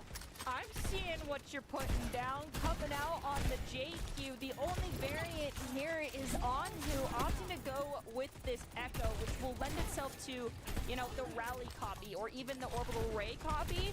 It just means that you gotta be a little bit more aware of where input logic is during these early fights. Oh, that's a little too far up, Rig. You're trying to best away and bounce away everybody else, but the problem is that CSU Long Beach is gonna go right into your face. It's gonna be Anhu trying to get the focus beam out, and Aurora and Anhu combined for 3. However, it's still not gonna be enough. It's gonna be the JQ trying to find any picture, no support anywhere to be found. And can you get to the Mega Health? Back you do. So Aurora still wants to fight this, and Aurora's still got a chance at it. This Tracer wants no business whatsoever. Lands the knife. And Gracie, but it's going to be enough as the rest of the team starts to bring it back. Recall still available now. This Genji doesn't want any part of it either. They contest, and this fight, by all intents and purposes, already is still going. That's the power of the JQ composition. Long fights, they're scrappy fights. You need to learn how to thrive in chaos. But what I think Arizona brings to the table here is Anhu with the sticky grenades in conjunction with that focus beam. J-Man, goal of the game here is force out input logic recall or maybe even deflag. And then it's a free-for-all, all-you-can-eat buffet for Anhu. Case in point, Dabbing Ninja goes down to those stickies, but Aurora didn't get enough tender love and care from their backline, ends up getting eliminated as we trade out our tank for Quaver as well. Input logic gets one back though on the headshot, but it's still a scrappy fight either way. Anhu builds up to the duplication, will go up to the Junker Queen, so there's not only one you gotta worry about, it's a second one now that could build up a rampage, doesn't even need it regardless. They get the wipe, and is this finally the lead? Is that finally the reset here for both teams? Because that took 2 minutes to figure out.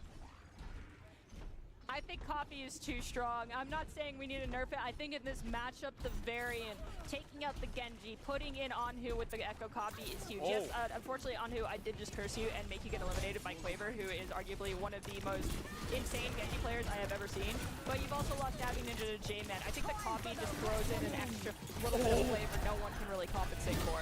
Rampage from Aurora is huge, hits the rest of the team now, and J-Man and Aurora want to take advantage of it. There's 2 players that are there, and it's just going to be the Tracer recalling, making sure that this payload, or rather this robot doesn't push any further. J-Man, though, is able to find it. That's both of the DPSs down. Surely that's a reset for CSU Long Beach. Arizona State, I want to point out real quickly, they got University of Washington gave them 0 meters, and they completed the distance. This time around, Arizona State wants a different story.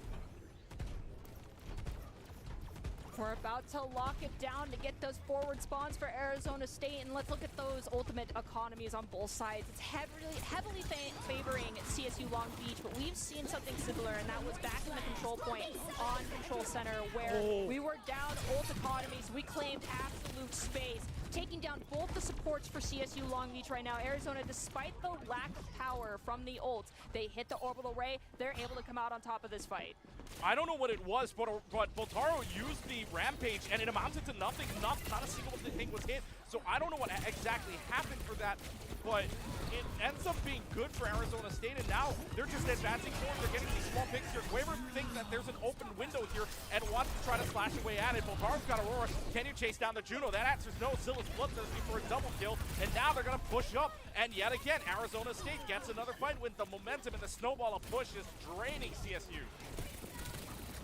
Aurora is taking the blunt force, I feel like, of a lot of the enemy team's damage and anger, while the rest of the Arizona squad's able to take off angles, pull it, not even attempt to pull attention anymore, but it's just able to do absolute damage to people that are too focused on Aurora in these moments and get them eliminated because they're not keeping their heads on a swivel. We're coming up on Anhu with this duplication online, but Long Beach, they have 2 ults, so Arizona is backing up, looking to force out cooldown, and waiting for the opportunity to hit that ultimate. But seeing the orbital ray come down, this might be a time to just die and get out if you're Arizona. Yeah, Anhu did use the duplication, but CSU Long Beach using a lot more there. That's 2 ults on the false bomb and the orbital ray, so they do get the fight win, but it costs them a lot, and it's a lot of distance to cover. It's 105 meters to cover. That is not easy. Artie, I would say that's maybe at least that would be at least 4 fights to cover it. I think we could probably do it in 3 based off how long these fights are lasting, if you can keep it in front of the objective, but that comes down to, are you willing to let someone be the TS1 babysitter in these moments and take these fights down 1 player? That means you have to take them early, but unfortunately we're letting Arizona come to the objective. We're forced to use amp speed. We do have this beat to help us sustain through this fight. Looking at hashtag currently, no one is dangerously low just yet. No ults have been hit as we take down Anhu. This means that Long Beach has the advantage. They're able to push forward. They force out that recall from the Tracer as well as predicted. Quaver comes in, and with the help of hashtag finds J-Man, this fight going to Long Beach. I know you didn't hear this, but this entire room just gasped at what Quaver just did to J-Man. Holy cow, what a combo. The shuriken into the dash, into the melee. Oh my goodness, that was insane.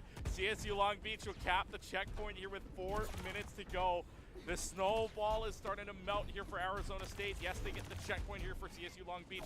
Like I said, the way these fights are going, I mean, 54 meters doesn't seem like a lot now, especially if CSU Long Beach can keep these sustained fights going and end up on the right side of them. But now we're going to get the Rampage up. The Rampage hits 3. Is it going to be good enough? No, the ball spawn's out. Ball spawn lands on the Boltaro, who goes a little bit too far, thanks to the Rampage. And now it's just the Brigida on the rally. Can the Brig stay alive? No, Angelic is gone. They're shouting away. The comms are telling them to try and reset back, but look at where the robot is. The robot's all the way back in mid. They're going to try to keep fighting this, but instead, that robot goes back. They have no more forward spawns. Anybody that falls here is all the way back, and so that's not a bad play here. They're going to try to keep moving it. But now it's just ultimates online, but that's not bad. J-Man actually did a great job there pushing it back. What's interesting is that typically what occurs when you cap the objective is you fall back and you play from the your own high ground and you let the defensive squad come forward a bit more, and your goal is to not use any ults in that fight that follows suit after you cap that point. But instead, Long Long Beach actually dedicated 2 ultimates into that fight. Actually, they also dedicated the beat. So it was a little concerning that they did that much, because now the ult economy heavily favors Arizona, so it's just letting Arizona take that fight and dump ults themselves. Rampage is going to come out. Rampage only hits Boltaro. In the meanwhile, that might still be enough. Quaver had the plate. It amounts to nothing. It starts to just dry out as it's 3-1 in favor of them, and it'll be a team wipe. Arizona State is going to get maybe a little bit more distance on this, but the distance the robot has to travel might not matter, but still a team kill with 2.5. That feels like a good shot in the dark right now for Arizona State. And they're going to be able to lock down that forward spawn. Now, are they going to opt to continue to push forward despite the high ground advantage going to CSU Long Beach, or are they going to disengage? They are. They're going to play around their own back high ground. There goes that orbital ray, and Aurora overstaying their welcome gets eliminated. And we also lose our backline very rapidly to Bataro. And like I said, you want to let those ults come out from the defensive squad. They let Orbital Ray get used. Unfortunately, they couldn't eke out anything else, but still, that's a massive ult that we know Bataro loves to use in conjunction with his own ultimate. Gone for CSU Long Beach. Yeah, and that's a big one too, especially with only 2 minutes on the clock here. You don't have a lot of time to build it up. Ultimate use, I would love to see what that ultimate use number is right now, because I know with some of these elongated fights, we might get more than we saw last map on Paraíso. Instead, Dabbing Ninja is going to get the torpedoes onto J-Man, and that might start to spell a good fight win here for CSU Long Beach. Also, in the meanwhile, while they're in mid, that robot's being pushed all over. Aurora gets one onto Dabbing Ninja, which might be good enough here, but the way this is staggering out right now, if you can stagger on this Junker Queen, you've got a good fight win on your hands, and especially if this robot's going to get pushed a little bit further, they get the Queen down. That's a stagger, and that could very well be CSU Long Beach closing the gap. They have to make up for half of the distance all the way to that final objective, but they have unfortunately lost hashtag their Lucio, the speed, one of those very toolkitty types of characters early to Anhu. And now the rest of Arizona State recognizing this goes forward. We land the pulse bomb on the Boltaro, and we've got sub 1 minute to make up half of the entire objective space we need to push, but the worst part is now Arizona has claimed the space. We're sending us back to the longer spawns. We're crossing that halfway objective point now here on Runa Sapi with 42 seconds left. This is an insanely Herculean task for CSU Long Beach to overcome, but they have Beat, they have Blade, they have Rampage. If they time these right, they can pull this all in their favor and win the next 2 fights and lock this map down. Rampage is going to come out. That hits Scylla, but it doesn't hit anything else. Anhu's going to duplicate into the Junker Queen instead, maybe to get a second Rampage at the same time. Boltaro and Quaver may save this, though. Aurora's down, Scylla's down. Angelic does have the rally to use it. Does Angelic want to make this last fight? Not just yet. Anhu, though, is out of duplication. Boltaro gets it. Arizona State playing a little bit of discipline. Angelic has the rally, doesn't decide to use it instead. Falls to reset with the rest of the team. We're not done yet. Pulse Bomb, Orbital Ray, Blade coming online for Long Beach. So let's look at Arizona. We've got that rally, we've got the Rampage, and we're coming up in Orbital Ray ourselves. But the scary thing is that we are in the advantage state for CSU Long Beach, despite the ult economy looking so equal. They're the ones who are closer to the end-all-be-all objective. However, Arizona, if you can force them back, J-Man taking that input on. It's only the blood easier for Arizona.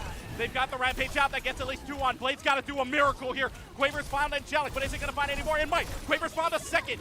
And this could be the comeback that CSU Long Beach want. Overtime, it will be the orbital ray that comes out from Scylla. J-Man finds Dabbing Ninja and hashtag, and that will melt away. The Genji doesn't touch. And the 2 words Arizona State wanted to hear in this series, map 5. All right, both these teams are in for a photo finish. That was an incredible showing from both squads. I think Aurora is just demonstrating the depth of their tank hero pool, but we can take a look at the play of the game here. Coming out from Scylla, manages to find 2 eliminations. Unfortunately, Aurora, this was the moment where I believe I said you are taking the blunt force of all the enemy team's damage, because you were. That is the Portal Combat at its finest. Yeah, that was Supportal Combat, and you know what? As a support player myself, I can get behind that. I can get behind the Supportal Combat play of the game here. You know, it's always. I know back in what was it? When they have classic Overwatch right now, right? It's always nice seeing the 5-man reses that the Mercy gets, but I think Supportal Combat's a lot more fun than seeing that kind of play of the game. But that might just be me. Who knows? But it's right now 2-2. It's in a stressful state. We're either going to get an upset or we're going to get a reverse sweep. Artie, I wish you were down here with me to experience what this room's energy feels like, because it is tense. I'm pretty sure there are moments where it feels like you could honestly hear a pin drop in that room, but both of these teams are probably needing to find a way to regain some energy, stretch their legs out a little bit. So I do believe that we want to give them a chance to actually take a quick break, take a breather, because with the area being so electrifying and so tense right now, I mean, this is the final fight, so to speak. This is their 11th hour. This is make or break. You get your ticket punched to go to Texas by winning this game here. This final map, it all boils down to this one. I think you and the players all deserve a quick breather. Yeah, I wish we do, but unfortunately, as it dictates, we got to keep playing on. It's a recover, it's a reset. And this is, I know we talked about this earlier, Sept and I, about Rocket League, how you have that reset mindset. After the 5 minutes is gone, you reset, you get to play another 5 minutes. That's what CSU Long Beach has to do. That's what Arizona State has to think as well, right? Reset. This is now from a 1st to 3 to a 1st to 1. You don't get any more chances after this. We will go to Escort on the next map as the final map possible, because we went through Control on Lijiang Tower 2-1 to CSU Long Beach. We went to Cervasa, clean 3-0 for CSU Long Beach, and then the turnaround, Paraíso on Hybrid 3-0 for Arizona State, and a good Runasapi win, albeit a little close, but Arizona State brings it back. So now the final map we get to go to is Escort, and the final map we get to go to is something that both of these teams are very familiar with. We are headed to Circuit Royale. I mean, it worked for them in the past, but now it's the question of who's it going to work for this time. Is Lady Luck shining down on you in this game? They should be warmed up enough, but are you awake enough now? Are you feeling less exhausted if you're Arizona? I mean, after coming off of having to, quote, reverse sweep, a situation they're not unfamiliar with, honestly, they're probably feeling great right now. But this map in particular, I will say across the board, I'm always scared of, because while it is a map type that favors, like I said, snipers previously, this is also the chance for some weird things to start to happen. Those compositions, the playstyles you would not anticipate occurring on these maps do start to happen, because if you don't have a sniper player on your team, or you don't have someone who likes Widow, you have to get creative. I'm thinking back to when I saw players TPing their entire squad above the attacker spawn and dropping down as needed, but playing for kills from up there and the payload hardly ever moving. That type of creativity is what a map like this brings out of players. It's almost like out of spite. Some teams refuse to play Widowmaker here and will not, because they're just like, it's not worth it. Let's play into our own strengths. Let's make this work to our advantage. And so, while yes, we'll likely see a Widow, there's still the odd chance of something creative coming out. Yeah, especially with the map changes that have been coming out recently, right? Maybe a little bit more defender-sided, if you will, defense-sided help or attack-sided help too in some parts. But okay, this is going to be interesting here for Arizona State. In the meanwhile, again, the storyline right now that you are watching is either upset from CSU Long Beach or Arizona State gets a reverse sweep. Both of these teams have one. Arizona State can look for a second, and that second one would give them the trophy. So welcome one and all to map number 5, and they already trapped the Genji in with the Mei. But the Genji escapes thanks to a lot of damage that was poured out. It is going to be the Reaper and the Mei combination here, and it is CSU Long Beach that wants to hold them close. Defending side of CSU LB, Arizona State on your attacking side. J-Man on the Widowmaker. If J-Man finds one pick, that opens up the door. And in fact, you've already got on over to the Pharah, and this Pharah is going to get untouched, and this Pharah is just going to rain down damage from above. Already a switch and already a pick on who finds hashtag. That's one support gone, and that's one tank left to go. It is CSU Long Beach that's going to have to kite and get the heck out. And that Mei, who's in cryo freeze, its Quaver is going to get eliminated. I anticipate we'll see some swabs. Quaver likely going to go over to it, forced into a hit scan, but we tried for the small mini room hold for CSU Long Beach. Like I said, this map breeds ingenuity, creativity, but sometimes it just does not work. Anhu, unfortunately, was the sacrificial lamb for a moment, walked in the room with a mini. Maybe it was trying to scout something like this out, knowing that it was in the cards for CSU Long Beach, or just anticipating, hey, sometimes people hold here. Gets eliminated, calls it for their team. The adjustments were made, and Anhu making the swap was huge. But Aurora already coming in with this Graphitic Flux means Boparo is getting sent back to spawn. J-Man gets traded out in that moment, but the front line is gone for CSULB. CSULB already losing 2 of their players. Input logic on as well. It's a good rock from Aurora to hashtag. They'll get this point easily as well. It is going to be over 5 minutes or right around 5 minutes, I should say, 4:53 on the clock to push the first to second point. Arizona State, after the last two maps, is looking like a completely different team, willing to flex a little bit, willing to change up their strategy, especially after Reaper may hold, and this is really good news for Arizona State. Well, they did cap with an immense amount of time. We've got a brawl comp that once they get set up at a spot and are able to maintain it, it's very hard to break that hold. We are disengaging rapidly now, and we've taken out Dabbing Ninja, which is not great because now Bataro is left without maximum amount of healing, and we find hashtag input logic Quaver. You know, I was talking about it, and I was going to say once they get a foothold, they're good, but the return orbital ray lends itself more in favor of Arizona, as the Sigma is allowed to live in conjunction with Briggs standing on top of them, but the rest of the squad's just falling back and doing insane amounts of damage, i.e. Widowmaker one-tapping, I think, 3 people. Arizona State looking a lot different than they did back on this map against the University of Washington. J-Man's hitting shots. J-Man's warmed up. Gets another headshot onto Input Logic. Gets a 2-for-1 trade. Angelic getting the whip shot on the hashtag. Gets a Genji trying to guide, but a Genji not alive. It'll be just trying to get this Widowmaker any more picks. This Ramacha falling also low. This Ramacha's in a whole lot of dealing trouble. They want to touch the point one more time. Nemesis form is out. You have an ultimate to work with. Aurora does, and that is going to be the Grid Flux up, but nothing doing there either. Input Logic has a death loss, but is it going to be enough though? It's back up 0.01 meters, 100th of a meter, but CSU Long Beach wants no part of it whatsoever. They get the pick, and it's 4:47 for the Sun Devils to travel 3 points. Honestly, when we capped first, I thought the amount of time, you know, that 4-minute mark, I was like, here on circuit, you can't always bet on that being, you know, a signifier of how well this second area is going to go because of that hill. No. Arizona took that and they ate all of it. That was insane. Now they're coming in here with almost 5 minutes on the clock. My only concern is Aurora. I saw cooldowns get used that I think are very paramount into compensating for what Input Logic is about to do. But losing Quaver and Input Logic being this deep into the backline, yeah, it's going to hit the ult, but I think Arizona has already conceded this fight over in favor of CSU. Yeah, maybe not just yet, though, because J-Man does get Input Logic during the Death Blossom, even if it gets one, but you're okay with this. You have plenty of time on the clock. You can reset. You can make sure that there's plenty of space for you to play with, and if J-Man gets a shot like that onto Dabbing Ninja, you're in for a very good push coming up. This payload's going to get around the next corner already on me. J-Man cannot be stopped.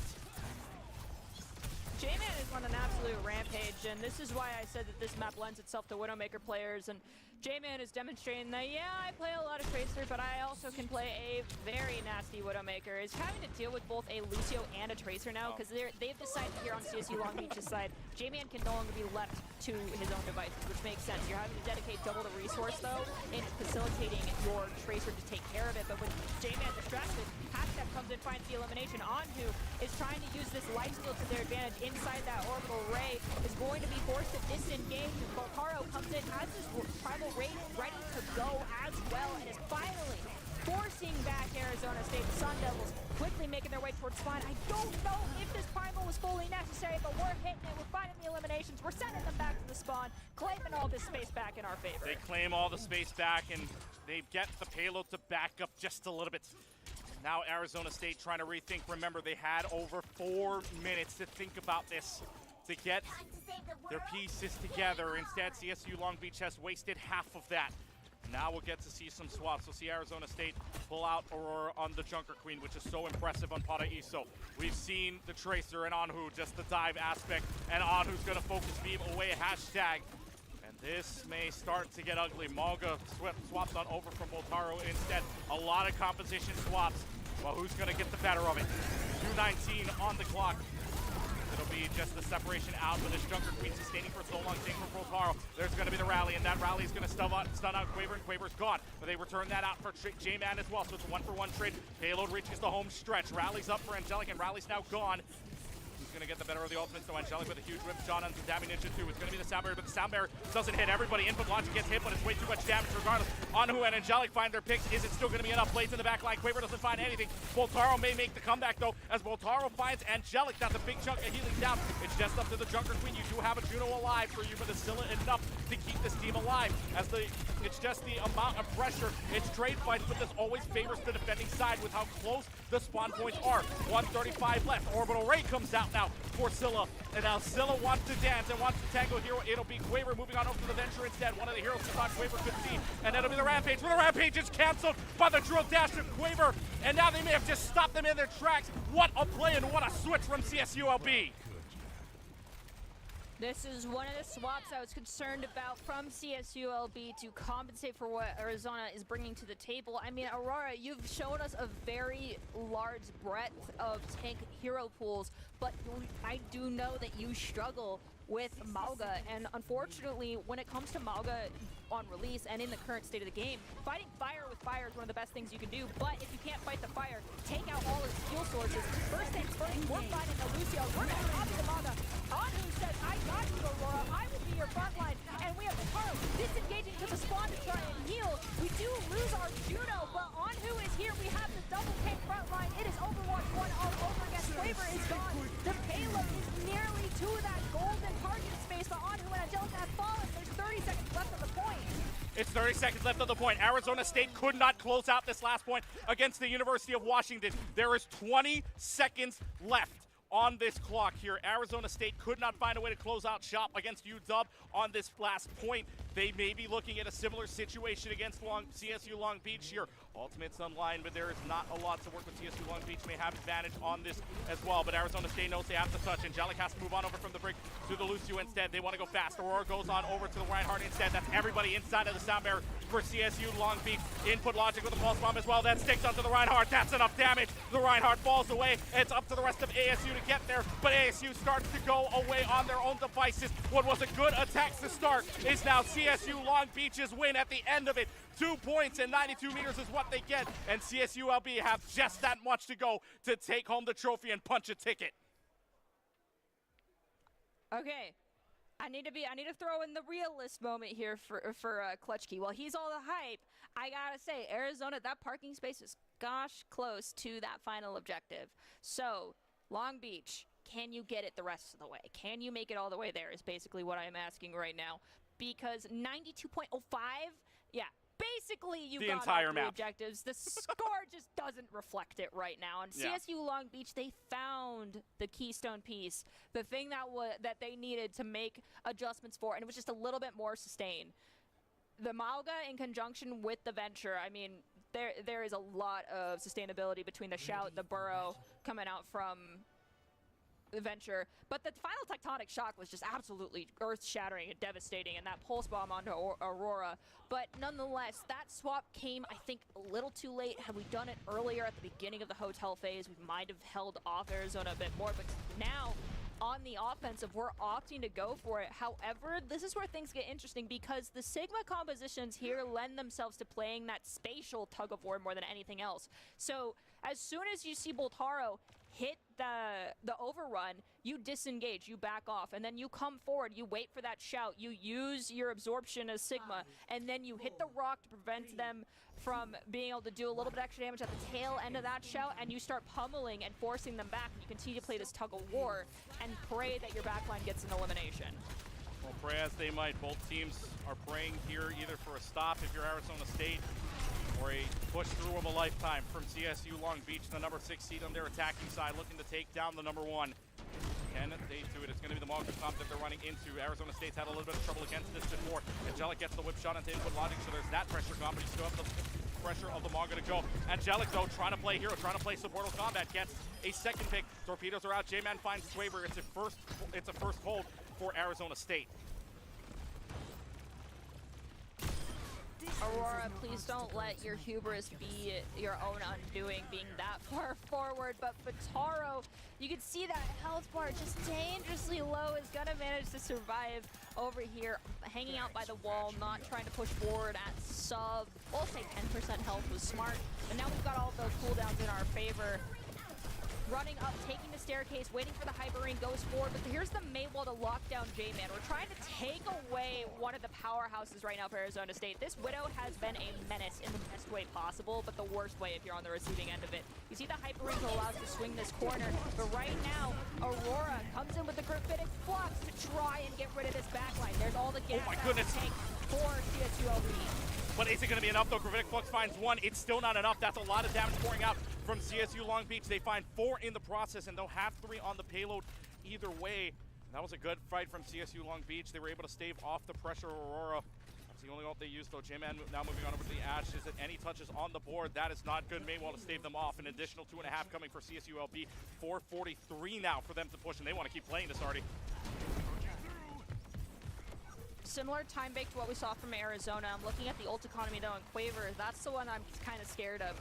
The Blizzard, if it's not eaten, if people are not spread out, Arizona is going to be caught as sitting ducks in the water. Let's see what ends up happening with that. We do have hashtag with that beat. It's most likely going to be used to save their Maga from a bad situation if all the cooldowns are used, but I mean, the wherewithal from Portaro to disengage is huge. Unfortunately, Anhu manages to pick up both the supports, and then Aurora and J-Man come in and clean house there at the end.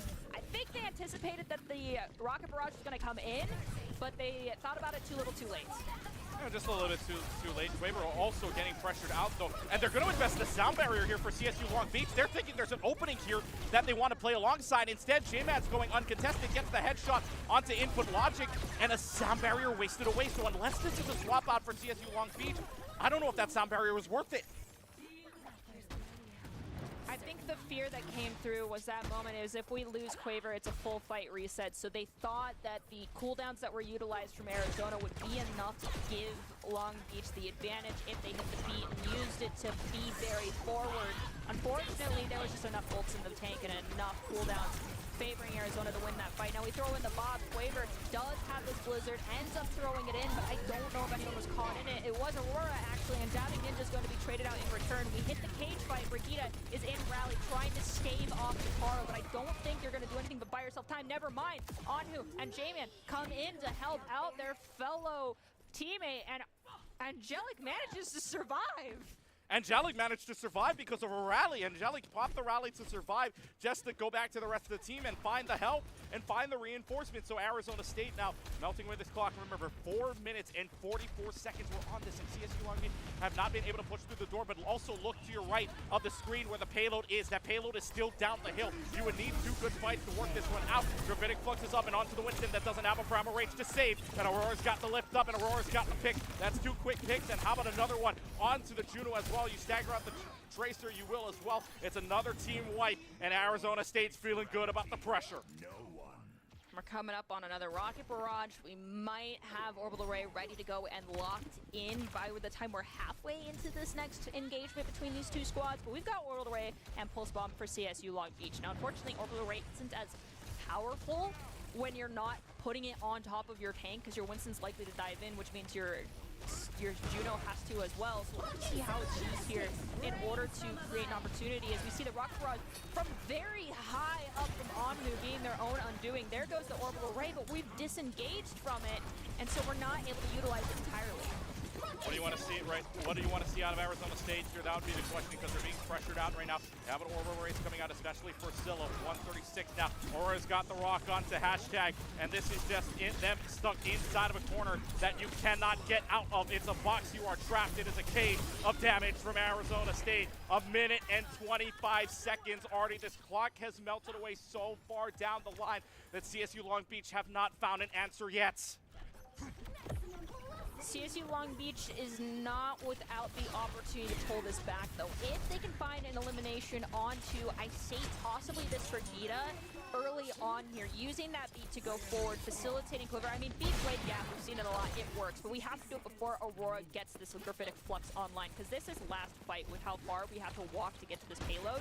We have to find this elimination on the backline, but unfortunately we lose input logic to Aurora early. We're engaging, we're jumping in, the blade is launched, but the beat does not land in time. It's Voltaro, Quaver, input logic, hashtag all gone, and it is just Doubting Ninja who is being toyed with, finally getting eliminated. There's 36 seconds on the clock, and we have to rely solely on Voltaro's Primal Rage and maybe Doubting Ninja with that Orbital Ray. And Arizona State, a lot on the board. Arizona State, for those that don't know, won the West Regional last year on a 3-2 win over Boise State to punch their ticket into the dance. They're only 1 fight away from going back to the ballroom known as ESA. 10 seconds left to go on the clock. Fight goes on. Quaver's got the kill onto J-Man to start already. Is it still going to be enough? Primal Rage is out from Voltaro. Gravitic Flux is up. Nobody's on the point to work for it.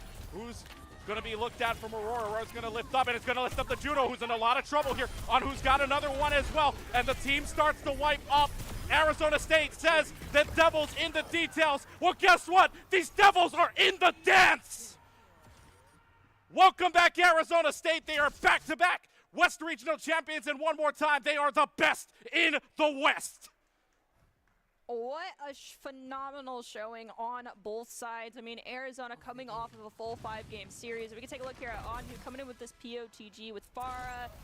I mean, without a shadow of a doubt, these DPS were making work of everybody in this lobby on both sides, but just coming through and doing absolute damage to this backline, not even needing the ultimate. The Rocket Barrage was there, but we didn't need it. Arizona, congratulations on your first place and punching your ticket to the CECC for, I mean, next year, but it's this type of, I guess, our series as a whole, punching your ticket to see you later in the year. Congratulations once again. Yeah, they have absolutely done their work, and they had to work so hard to get it. You got to give credit to CSU Long Beach, though, giving them a run for their money and giving us a 5-map series of an absolute banger. It looked as though they had it in their hands, but instead, Arizona State had to do this against the lower seed in number 7 UNLV. They do it again against number 6 CSULB, a reverse sweep.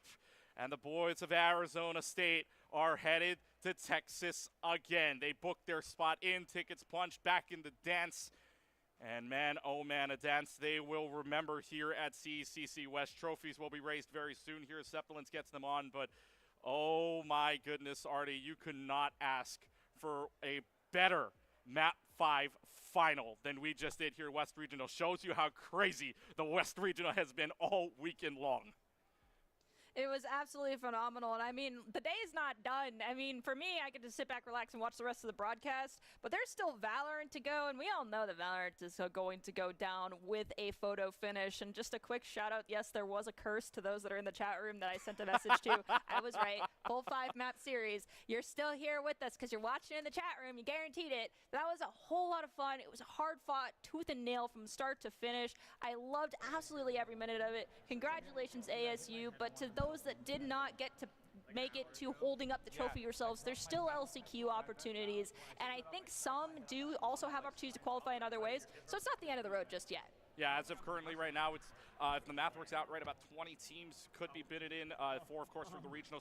We know that Arizona State currently in the top 4 seats, no matter what happens, because they're the ones that are won this regional. They're guaranteed. If we stick on the 20-side bids, if the math works out like last year, they'll get a first-round bye into the single elimination tournament that is later on down the road in day number 2 of CECC Texas. What a win this is! But again, I would say at the very least, the way CSU Long Beach played this weekend, do not count them out of a spot in any different kind of league that they're playing in. Yes, they were up 2-0. Some people are going to say, wow, reverse sweep, oh, choke. No, they played their hearts out, and Arizona State just found a way to fight back. Do not give them any negative credit at all. They made it this far as a 6th seed. You got to give props to them. I'm excited to see what they can do down the line, especially if they play in different leagues that can get them into the CECC.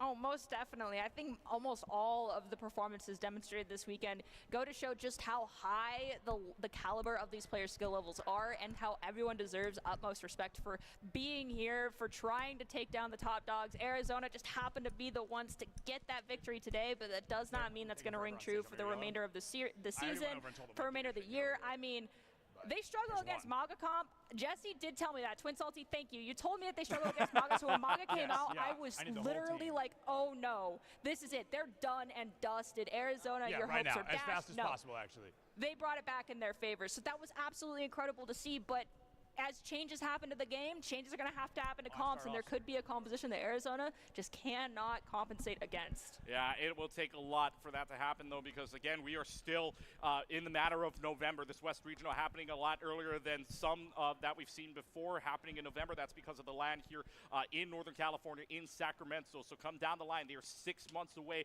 or 6 months almost there, to CECC. And it feels like, I mean, it didn't feel like that long ago either that you and I were talking to each other live live in person in May. It felt like a very short while since we saw that May Madness, and now it's culminated into already 2 bids. Illinois State is the first one in from the Midwest. I know Peach Belt as well played theirs. So actually Arizona State becomes the third. From the Peach Belt Conference, Converse is in to the dance as well from their automatic bid. And then, of course, we see right now Arizona State in at the same time. So this was the third spot to be booked in. And remember, it's not like Super Smash Brothers either.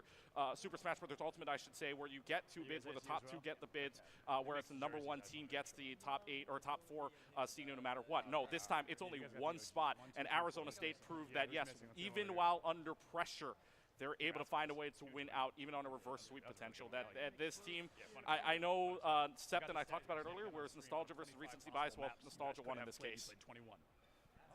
Because you went 3 and 2 3 times in a row. Well, speaking of Septilence, I think he's ready to start bringing out the ASU players, if I'm not wrong. Not quite yet. I think they're still kind of waiting around. They're trying to find out who wants to talk here, because I know everyone, just like me, my heartbeat in here is just cranked up right now. I don't know. There might be some breath run out right now. They're trying to get that oxygen all together and gathering the trophy. In the meanwhile, though, I will say, don't forget, coming up in just a little while, stick around, please, as we have the Valorant finals coming up only momentarily between San Jose State University as well as the University of California, Berkeley. So a California team, no matter what, headed to CECC Texas. Will it be San Jose State or will it be Berkeley? That will be decided here in only a couple of moments. To call over with Septilence, and from Berlin, mind you, Zobi, good friends for you, good friends with you. Yeah, Zobi's on the call for that one in only a couple of moments away as we try to get one of our interviews lined up. Trophies in their hands or trophies near their hands, I should say, as they're getting them all set up. But man, oh man, what a season overall, and especially for me as well as caster. Thank you very much to our sponsors, McDonald's of Northern California, MSI, and ZipShare here on our great side as well, and just the sponsors. We cannot thank you enough. We will say goodbye now. Artie, final words from you real quickly before we go to the trophy ceremony here. That was absolutely awesome. Thank you for having me. What a wonderful show from both these teams and the teams yesterday. Best of luck with whatever the heck you got going on for the remainder of the school year. But I look forward to what we have in store as we continue to get more teams to punch their tickets on the way to May Madness. All right, let's go on and punch one of those tickets right now. Trophy ceremony, Septilence, all yours with the winning team of Arizona State.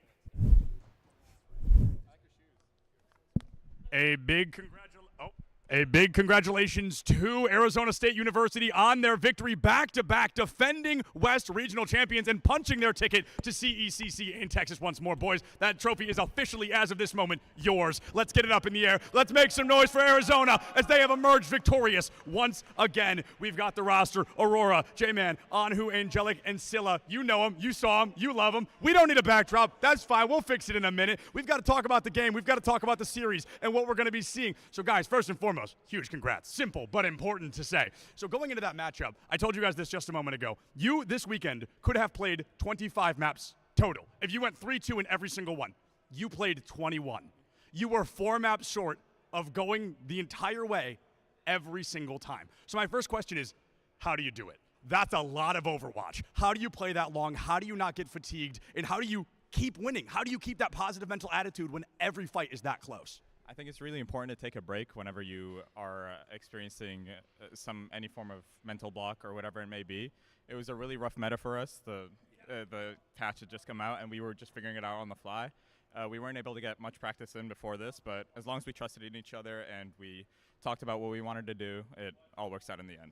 Without a doubt, and work out it clearly does, right? Proof from the pudding on that one. You guys able to win not just last year, but this year, and 4 of you were able to make it to Texas. Scylla, you were not there last time, so I'll jump over to you, man. How does it feel? You've punched the ticket. You can join the team this year. I mean, it's great. I'm happy that I get to play Atlanta. I haven't been playing the game a lot recently, so it's been fun to just be back into it. Definitely. So going into Texas, right, you go from winning the regional, but we kick the door wide open and it becomes not just the region, but the entire country. How are you guys going to be feeling? And the game, I'm sure, will change a lot. You guys are going to have a lot of time to practice and improve. How are you guys feeling just baseline going into Texas? We're really excited. I think historically we have struggled to close out some of our games, but I think seeing us pull off such important results in such important moments gives us the confidence to beat whoever we face. Absolutely. There may have been the issue with closing at one point, but I did just watch 3 3-2s in a row. So while it does take a little while, you've gotten a heck of a lot better at closing. So I just want to give you guys the opportunity. Is there anybody you guys want to shout out? Anything you guys want to say before we wrap up this interview? We want to shout out Z Panther, our flex support back home, always supporting us, and our coach Hydro for always, keeping us on the right track and talking through what we should and shouldn't be doing. Beautiful, folks. Let's make some noise one more time for Arizona State University as they are your back-to-back defending West Regional champions. We are super excited to see them in Texas, and we'll see all of you on the other side of this break in just a couple of minutes as Valorant Grand Finals are yet to come.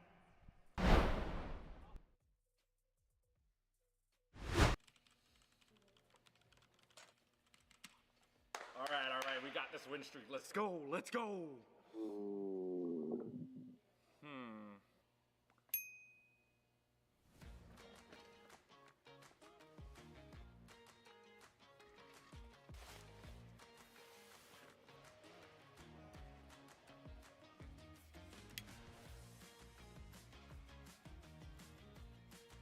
Hungry?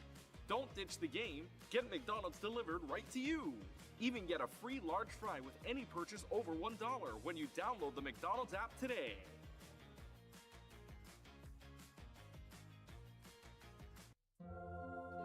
You can go ahead and try to talk about fries without mentioning McDonald's hot and crispy golden fries, all sprinkled in salt. Woo. But there's really not much to say, is there? We've got a deal for any occasion. Get a $10 combo meal featuring your favorites, plus a medium soft drink and our world-famous medium fries. Here's your gaming chair, and then an Expression Pro. No pain, just gain.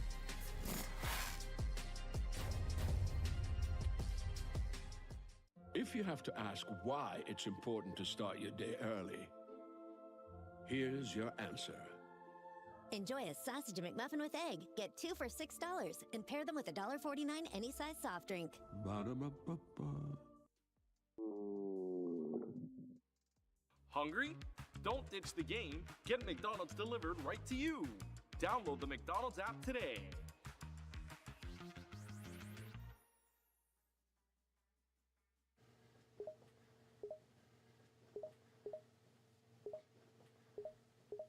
What I miss? Expression Pro. Yeah, man. I had to get a new channel. Look at this. It's magnetic. Here's the best feature. Customize the panel. Rep your set. Do me a favor, write in the chat right now. What y'all gaming in? Ew. Y'all gotta do better. Look at this.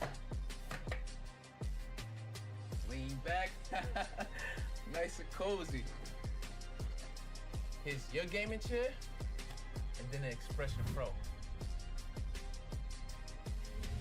No pain, just gain.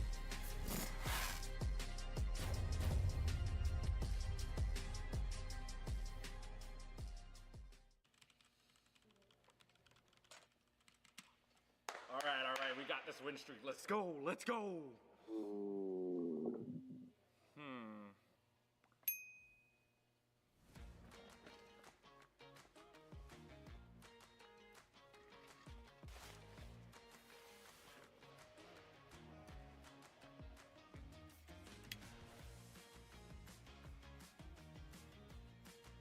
Hungry? Don't ditch the game. Get McDonald's delivered right to you. Even get a free large fry with any purchase over $1 when you download the McDonald's app today.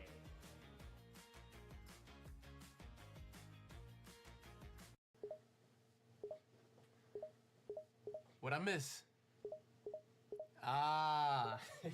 Expression Pro. Lean back. Nice and cozy. Here's your gaming chair, and then an Expression Pro. No pain, just gain.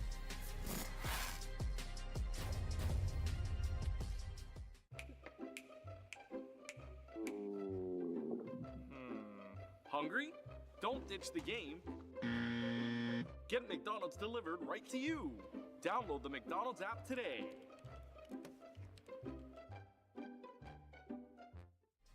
Here's your gaming chair, and then an Expression Pro.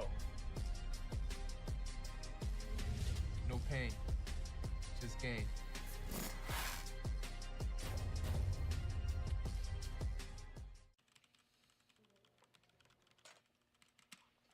All right, we got this win streak. Let's go, let's go.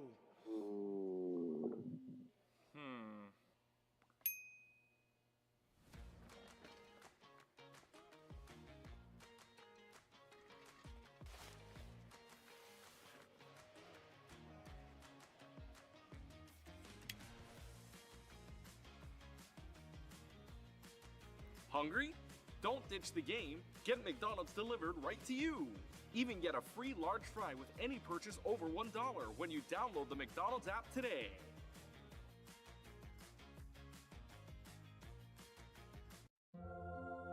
You can go ahead and try to talk about fries without mentioning McDonald's hot and crispy golden fries, all sprinkled in salt.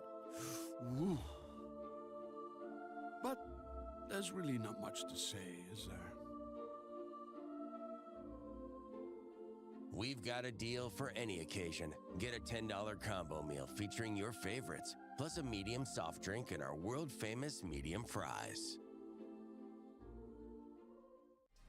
Here's your gaming chair, and then an Expression Pro. No pain, just gain.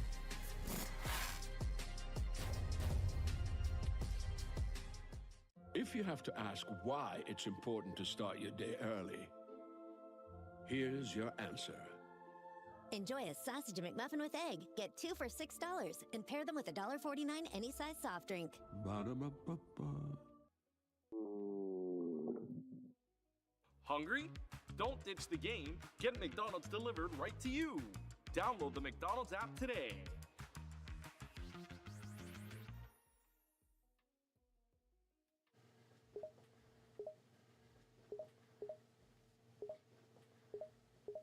What I miss? Expression Pro. Yeah, man. I had to get a new channel. Look at this. It's magnetic. Here's the best feature. Customize the panel. Rep your set. Do me a favor, write in the chat right now. What y'all gaming in? Ew. Y'all gotta do better. Look at this. Lean back. Nice and cozy. Here's your gaming chair, and then an Expression Pro. No pain, just gain.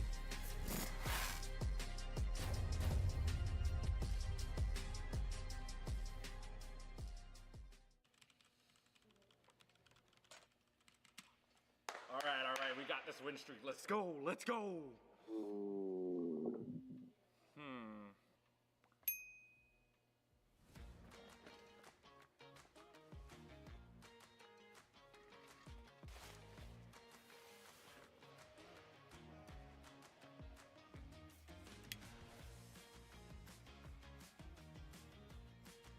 Hungry?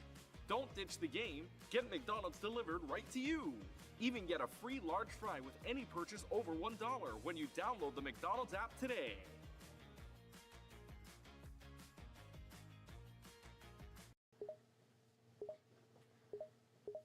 What I miss? Expression Pro. Lean back. Nice and cozy. Here's your gaming chair, and then an Expression Pro. No pain, just gain.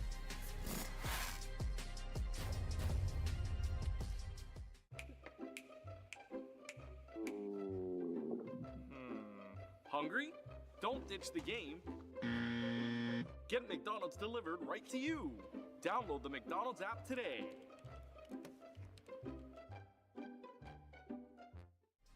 Here's your gaming chair, and then an Expression Pro. No pain, just game.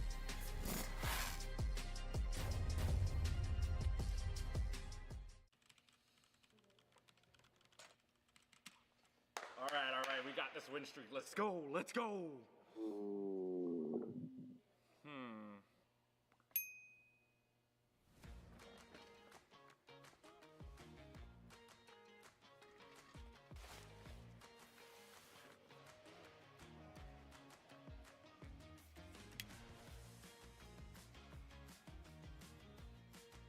Hungry? Don't ditch the game. Get McDonald's delivered right to you. Even get a free large fry with any purchase over $1 when you download the McDonald's app today.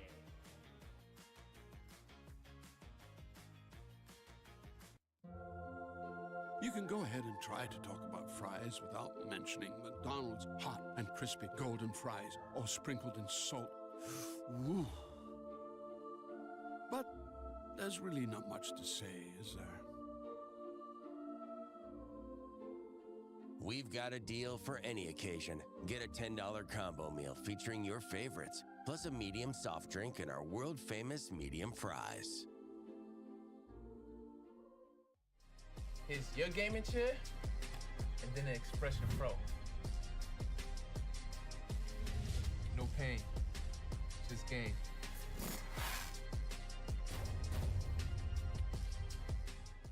If you have to ask why it's important to start your day early, here's your answer. Enjoy a sausage McMuffin with egg. Get 2 for $6 and pair them with a $1.49 any size soft drink. Ba-da-ba-ba-ba.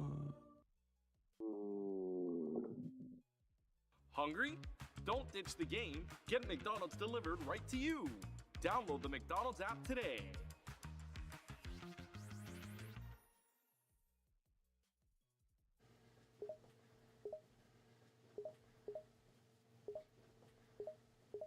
What I miss? The Expression Pro. Yeah, man. I had to get a new channel. Look at this. It's magnetic. Here's the best feature. Customize the panel. Rep your set. Do me a favor, write in the chat right now. What y'all gaming in? Ew. Y'all gotta do better. Look at this. Lean back. Nice and cozy. Here's your gaming chair, and then an Expression Pro. No pain, just game.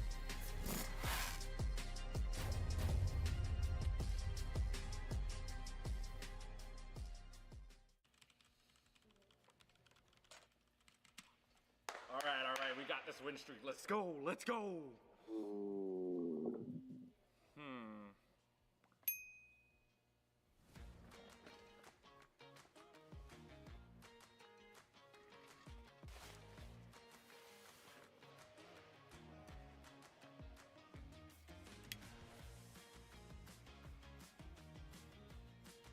Hungry?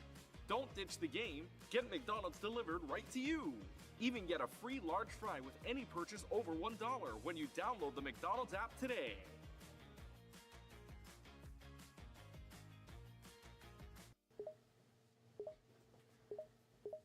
What I miss? The Expression Pro. Lean back. Nice and cozy. Here's your gaming chair, and then an Expression Pro. No pain, just game.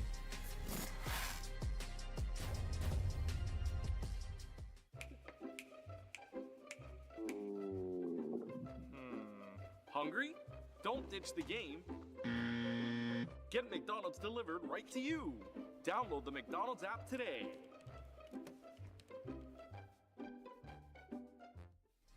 Here's your gaming chair, and then an Expression Pro.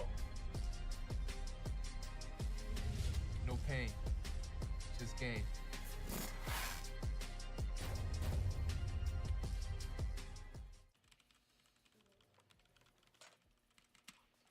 All right, we got this win streak. Let's go, let's go.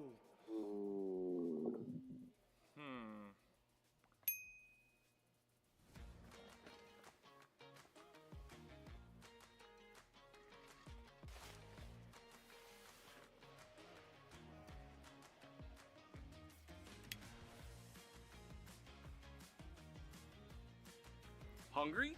Don't ditch the game. Get McDonald's delivered right to you. Even get a free large fry with any purchase over $1 when you download the McDonald's app today.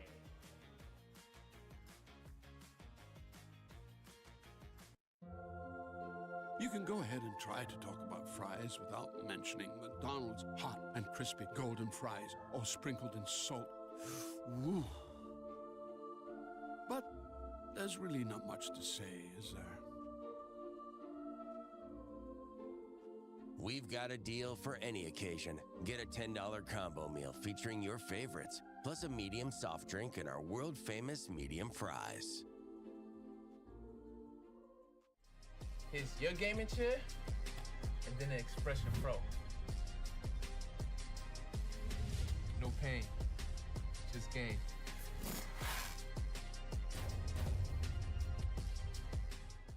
If you have to ask why it's important to start your day early, here's your answer. Enjoy a sausage McMuffin with egg. Get 2 for $6 and pair them with a $1.49 any size soft drink. Ba-da-ba-ba-ba. Hungry? Don't ditch the game. Get McDonald's delivered right to you. Download the McDonald's app today.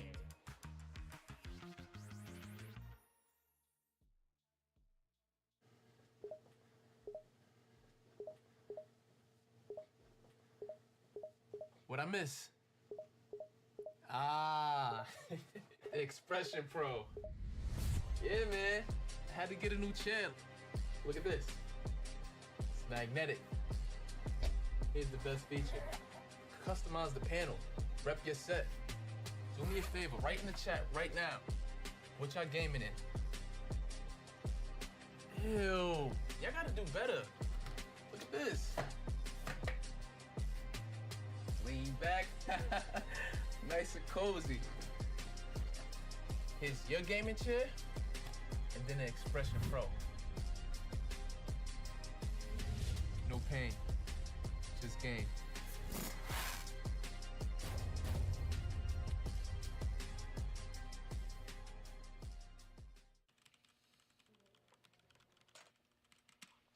All right, we got this win streak. Let's go, let's go.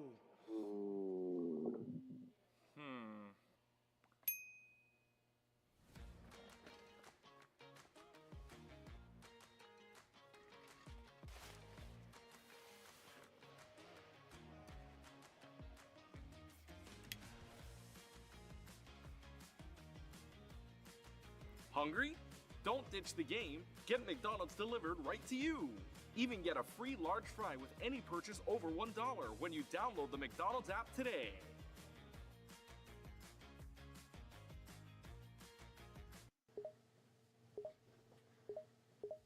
What I miss? Expression Pro. Lean back. Nice and cozy. Here's your gaming chair, and then an Expression Pro. No pain, just game.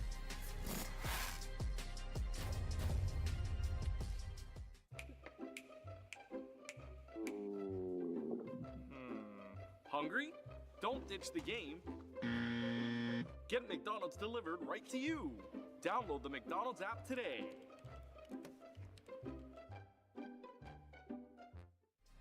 Here's your gaming chair, and then an Expression Pro. No pain, just game.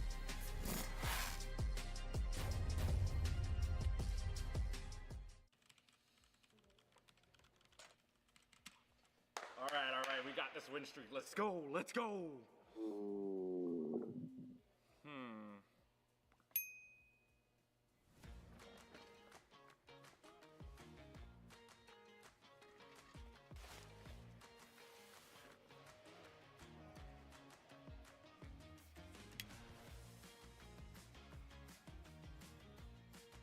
Hungry?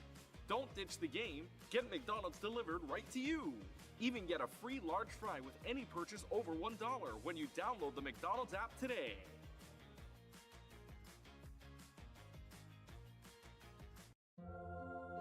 You can go ahead and try to talk about fries without mentioning McDonald's hot and crispy golden fries, all sprinkled in salt. Woo. But there's really not much to say, is there? We've got a deal for any occasion. Get a $10 combo meal featuring your favorites, plus a medium soft drink and our world-famous medium fries. Here's your gaming chair, and then an Expression Pro.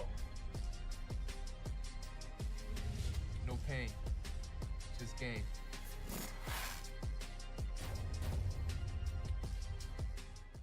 If you have to ask why it's important to start your day early, here's your answer.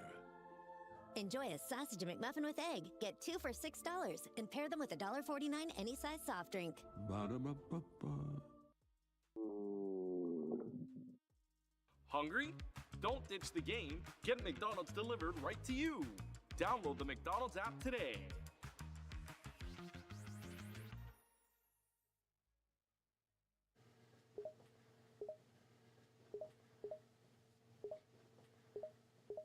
What I miss? The Expression Pro. Yeah, man. I had to get a new channel. Look at this.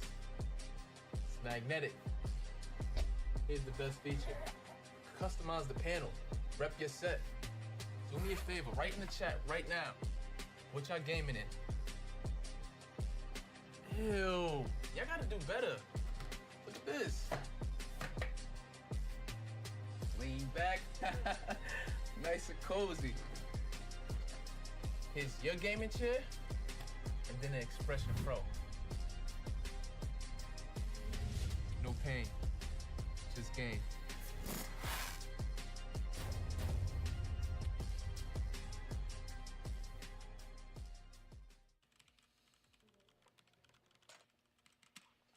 All right, we got this win streak. Let's go, let's go.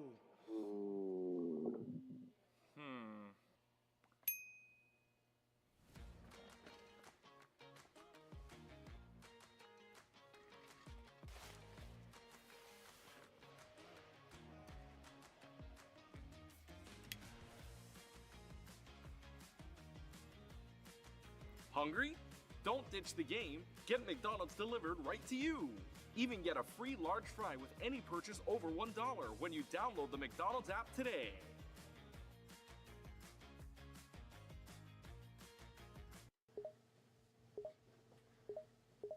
What I miss? The Expression Pro. Lean back. Nice and cozy. Here's your gaming chair, and then an Expression Pro. No pain, just game.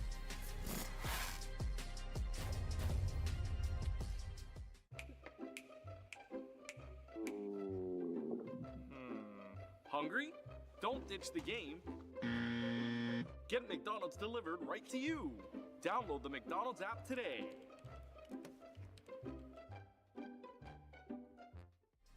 Here's your gaming chair.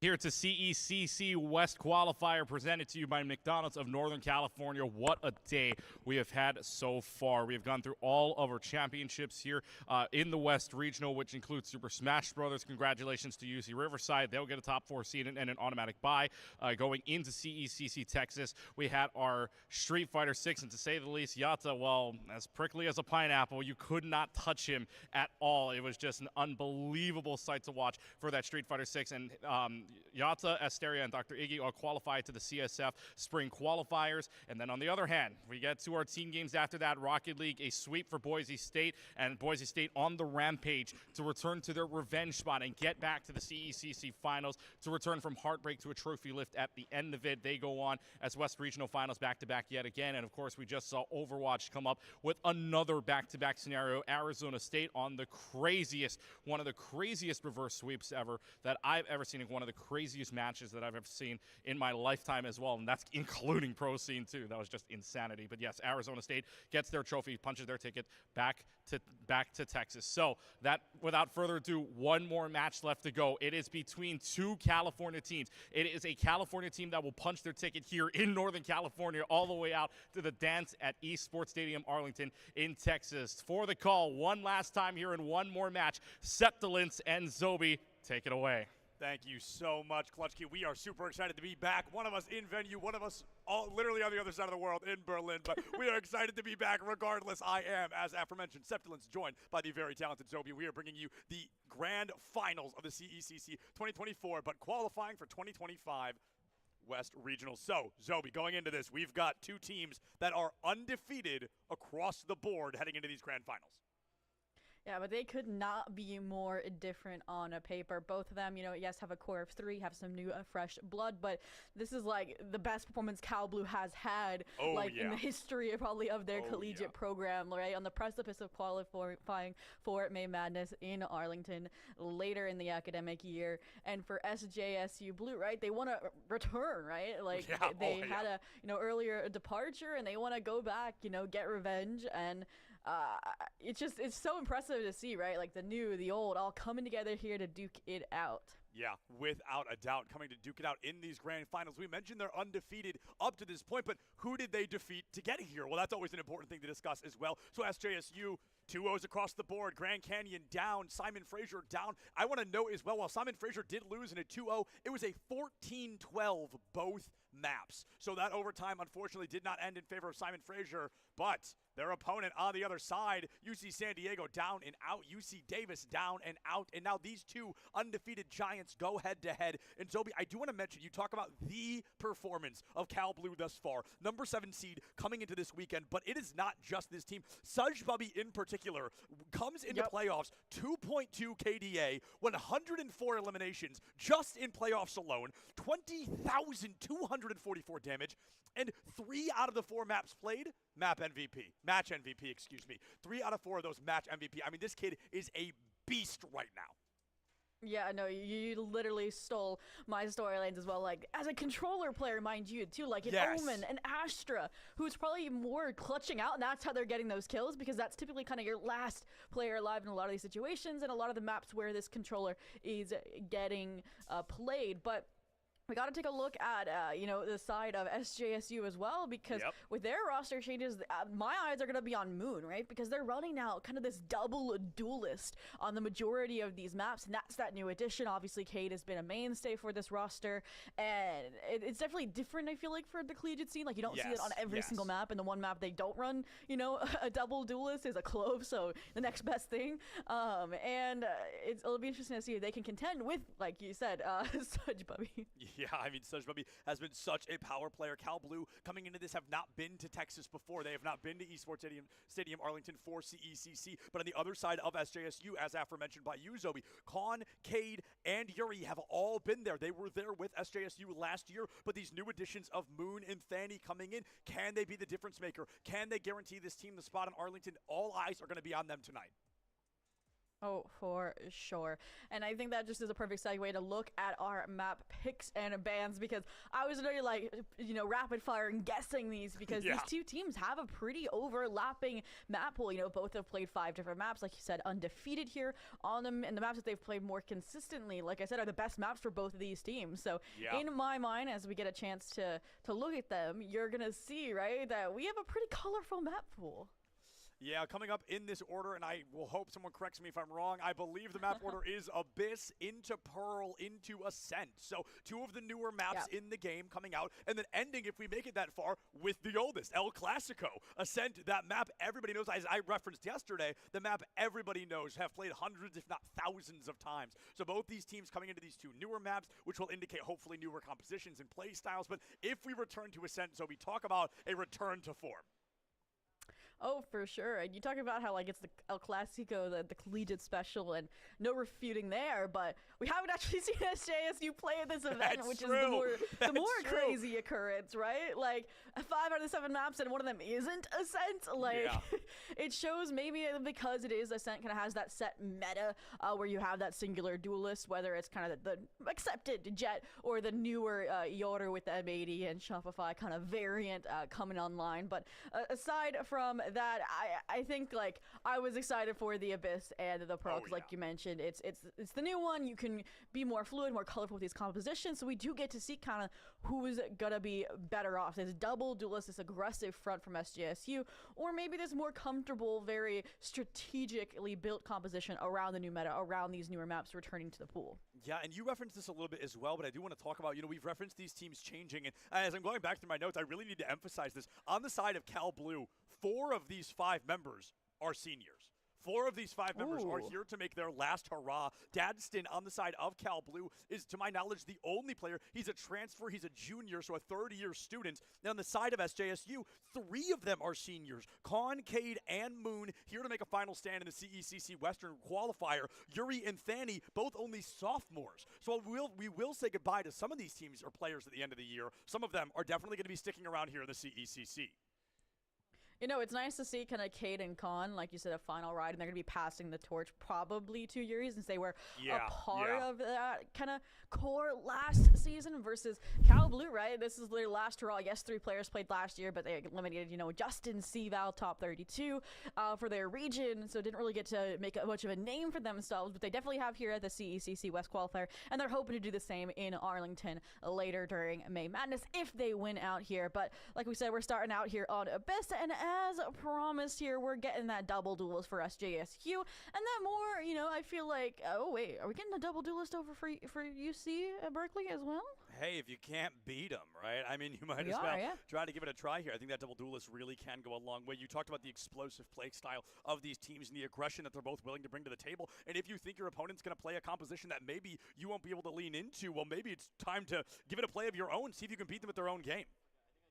Yeah, I am excited to see how the ISO and the Yoru are going to differ. I did get to see kind of a solo Yoru on Abyss, and I do think it's so difficult to be that solo entry on the Yoru, so I like that we're pairing Troy with Oni here, cause some mind games, cause some shenanigans, and then Oni's the one that can punish off of that Yoru kit, off of those clones, off of that gate crash. You're going to be baiting your duelist duo, your partner in crime, versus for Moon and Cade, really, I think Moon's going to be more of that kind of space taker, right? You kind of like deny any of that spray down from, say, bridge or from back sight off of maybe some of this Cypher utility, and that's when Cade can kind of updraft dash into sight as well. So I think they have similar functions. It's more mind games versus kind of stability. Yeah, honestly, incredibly well said there. I think you bring up completely inarguable points. I think this is exactly what we're going to be seeing from these teams, or at least with the intentions of these team compositions. And I know yesterday, Zoe, you talked a lot about the impact of Astra, that new 5-star buff that we've seen, and how she can be a really versatile agent. Unfortunately, we didn't really get to see a lot of that yesterday. I've got a gut feeling, and I think with Sajbabi being, as of right now, the CECC MVP of this weekend, I think we're going to be seeing some very high-quality Astra gameplay. Oh, for sure. What you're going to see out of them is probably they're going to be the lurk player over your Cypher, actually, especially on the B side. You'll see them get the spike down, either play main or even go for that mid wrap really late into the round because they have that comfortability, because they have that global support utility. So, I mean, both teams running that Astra, I'm hoping that they're going to be expecting that and keeping a player, posted up mid even later when you are trying to retake these sites. And it's very similar for the A site as well, right? You might see some vents pressure, some rotations through there as well. Or, again, you have to find a way to dislodge that Astra. I think we actually saw that yesterday on Haven, for example, with the Astra, right? They understood they were able to fight. I think it was Prestige very easily, and it was no longer a threat. Eliminating the threat is the name of the game thus far, and we are going to be seeing which one of these teams finds the other to be a wee bit more threatening. The Sova on both sides is going to gather so much utility and information for these teams that can really determine these early game rotations. And of course, as I talked so much yesterday, momentum is the name of the game. Winning this first round could really dictate who takes an early charge lead here on Abyss. And again, it's mind games, right? Break the vent, send the clone, but Troy is already deep into the site off the gate. Crash, and unfortunately, it's going to get punished. Moon, double tap up, and they are dragging away here. I put him on a pedestal, and they are definitely coming away with the gold medal here, at least during the pistol. One player left, a 1v4. It's going to be rough if they want that momentum shift you talked about, Septilins.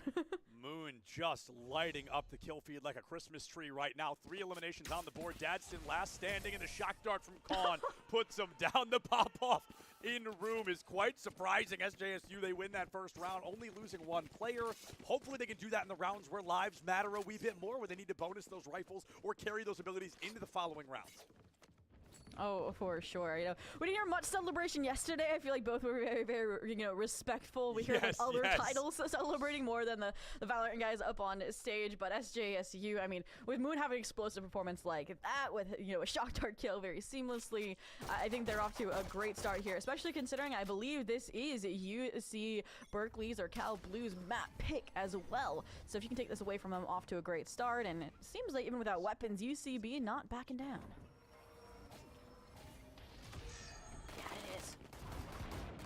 It is, don't worry. Okay, great. Thank you so much. Wait, I lied. It's SJSU's. I lied. I lied. SJSU's. That's what I was trying to check. I was trying to make sure, but I wasn't sure. I was trying to figure it out. But hey, we got it all figured out.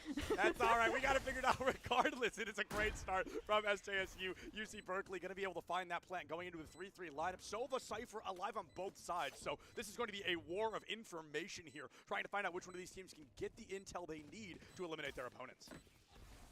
Oh, and this is close, right? Getting spiked down on Nico, greatly done. Nice. Using that utility just to try and get these players off the spike, but when your player that doesn't even have a weapon is putting up haymakers, that's how you close things out as seamlessly as you can after those initial opening frags from Cal Blue. Yeah, I mean, Yuri in a hurry to get a victory here for SJSU. 2-round win on the board, I believe, bonusing at least a Bulldog and a Guardian going into this following round. So a lot of utility online for a round that traditionally we're seeing pistols and Spectres. This extra firepower really makes this a much less of a guarantee for UC Berkeley. I'm actually really excited to see if SJSU can break that mold, break that expectation, and put themselves up 3-0 at the start of Abyss. I think in my eyes, the fact that we did get to see UCB get the plant down is going to prevent that a little bit, because this outlaw that Cade has, right, isn't going to hit as hard when they have full shields across the board. Then again, if they have some sort of proactive play, like what we're going to see here from Moon over towards A main, that could be how you get an advantage right out the gate. But I think SJSU not really going to go for that variant instead. UCB, while they have weapons in hand, going for the risky play, going for a heavier mid presence right out the gate. Here. SJSU looking to play things a bit slower, and I think that's got to be the play, right? You know you've got the weapons disadvantage. You've got to go off pure mechanics. You want to hold corners and angles that you assume they're going to peak. We've got a lot of one-shot, hit or miss. It's going to cost you your life if you fail weapons on the table right now on the side of SJSU, and I think they recognize that danger. That threat of an overextension could cost them not only the numbers, but the round. And I am nervous. I see the players over towards A main. They're getting the orb. Their duelists aren't there. They're not ending over towards the A side. And especially with a frag like this on to Yuri, that should be a green light go for the B side. I mean, your Cypher's also developing, clearing out B main in the meantime as well from Dadston. So all of this just kind of setting us up for what it will inevitably be with 30 seconds left, a true to life B exec. Interesting, an intentional shot on that flash there from Moon. Klon finds Oni, equalizing the playing field early on. 4v4, a bit of a pre-fire as that Cypher does swing the corner wide. Now Klon has nowhere to hide, has to try and take somebody down, but says goodbye to defending that B site. Spike plant from UC Berkeley to put them into a more comfortable position. With only 13 seconds left, they reset that timer. They have the numbers advantage. Zobi, is it more about defending site and playing slow, or trying to get SJSU to get rid of those weapons as fast as possible? Oh, I mean, if you can buy next round, definitely just go for this full dive in, especially when you have a plethora of utility, like, the contingency, like that double tap that's active here. You also have this Astra, one of the longer smokes in the game. Grab will gonna be activated, so you're not gonna be able to get half, but K3K, wow. Dadston. Wow. Ooh. Okay. Really solid work from UC Berkeley there. I like the approach and the potential defuse, but unfortunately the spike audio just a bit too loud. The Astra Gravity Well is there to pull you off. Can't get out of the crossfire in time, and it does cost SJSU the round. 2-1 on the board. We're following that statistical expectation. This should likely be the round where we're going to be seeing full rifles due to SJSU's ability to bonus. Yeah, and I think like you mentioned prior, they had only carried away like a Guardian and a Bulldog. Yeah, So we had like a few players force up, which is where we're getting those light shields from. But I mean, with these Vandals and you're in this high of an elo, a light shield, full shield, not going to make much of a difference if there isn't an outlaw in the server. And I think what we saw from that round, first and foremost, is how important it's going to be for SJSU to get an advantage before that post plant. So like, true. You have Shocks, you have Astra. Like, it's so hard to retake against that. It's quite literally post plant simulator, and you need to find a way to just prevent or, you know, alt F4 that game all together. And we'll see if that's what Moon is playing with over here towards A main.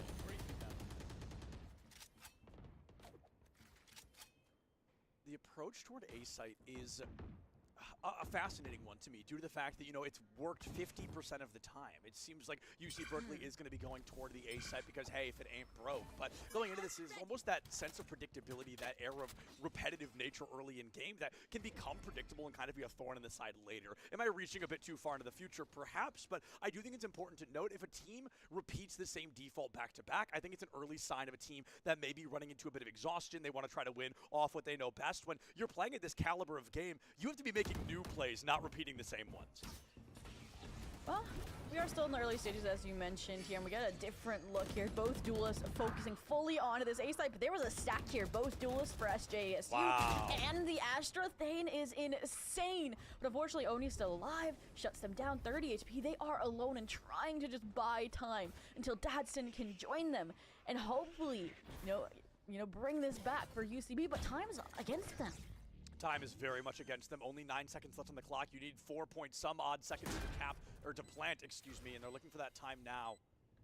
They find it. Spike plant down. Numbers certainly not in their favor. Dadston equalizing just a bit, but looks the wrong way. Cade 3K takes him down, takes that third round on the board, and UC Berkeley does fall just a wee bit further behind, but nothing to worry about as we are only 4 rounds into map number 1.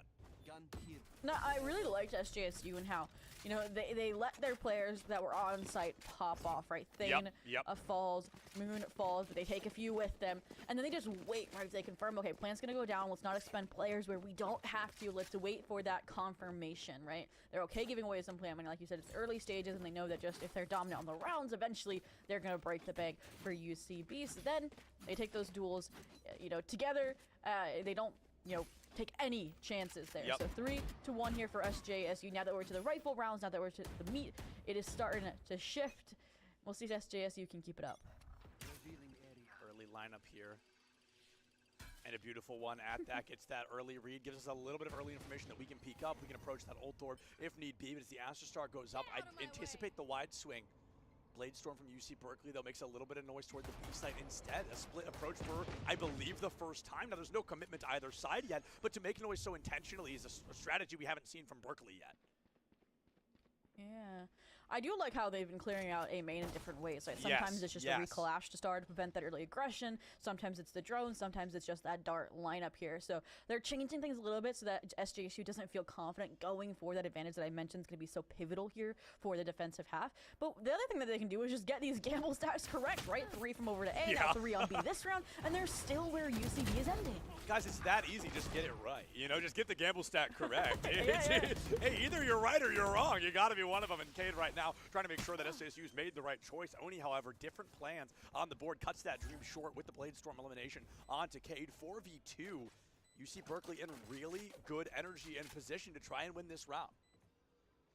Yeah. And look at who's deposited. Dadston in mid, so even if players start to fall backside, they're just going to start moving forward as soon as they get the call from the IGL in there. It will come through. Like I said, it's so hard to dodge these close plans. Guns. No! And look at this! Wow, Moon tries to be the hero, gets darn close. A beautiful double play with that double tap to keep them up and running, but unfortunately just going to fall a wee bit short. The lock-in continues. We're separated by 1 round once more. Yeah.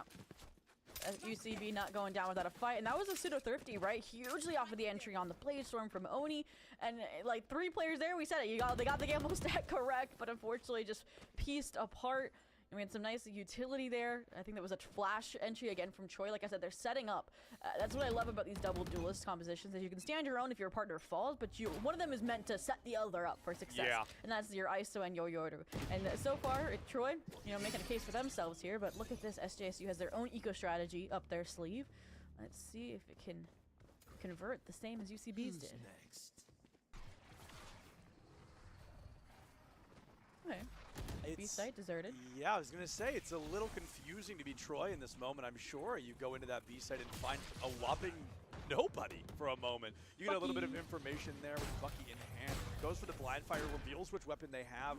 I think that's really going to encourage SJSU to play this slower or to swing as a group. Now, Troy does put down one. The Sheriff in return, Hunter Fury out early from UCB. Should be able to try and tie things up, and it's going to even take the lead with that elimination off the back of Oni.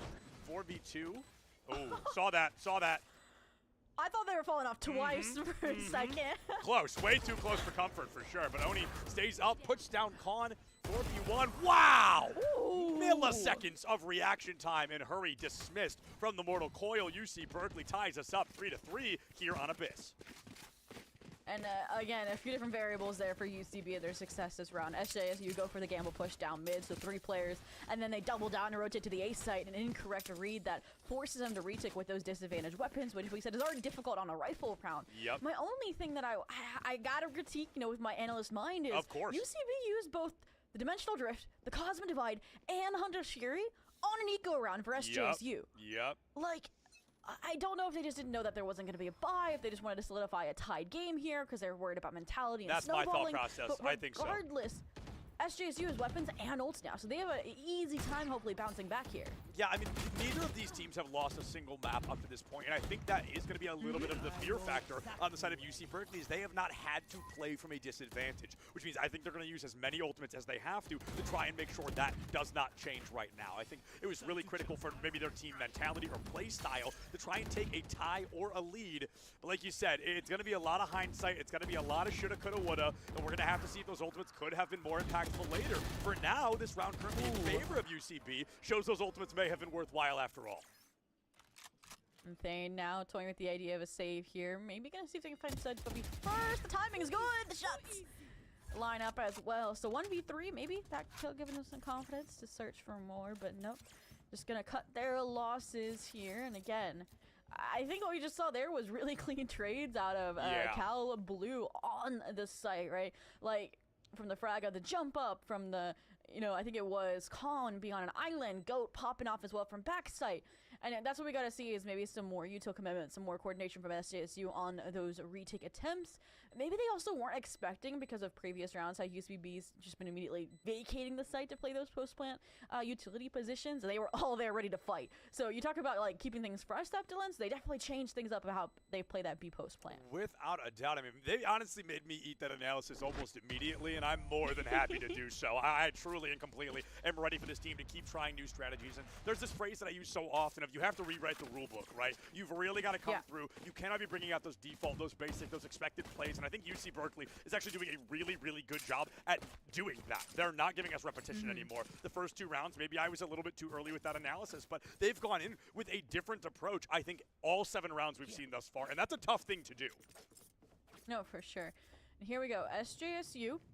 They do still have these ults, right? Like Cade 3K with the blades. That could be huge this round, especially when you have a hero rifle for Thane. And I think that's why Thane didn't hand it off, say, to Moon or to Cade, because that is the goal here. And now I talked about it earlier, how you wanted to find this early advantage. Cade is finally doubling down, taking that risk, and it is going to pay off.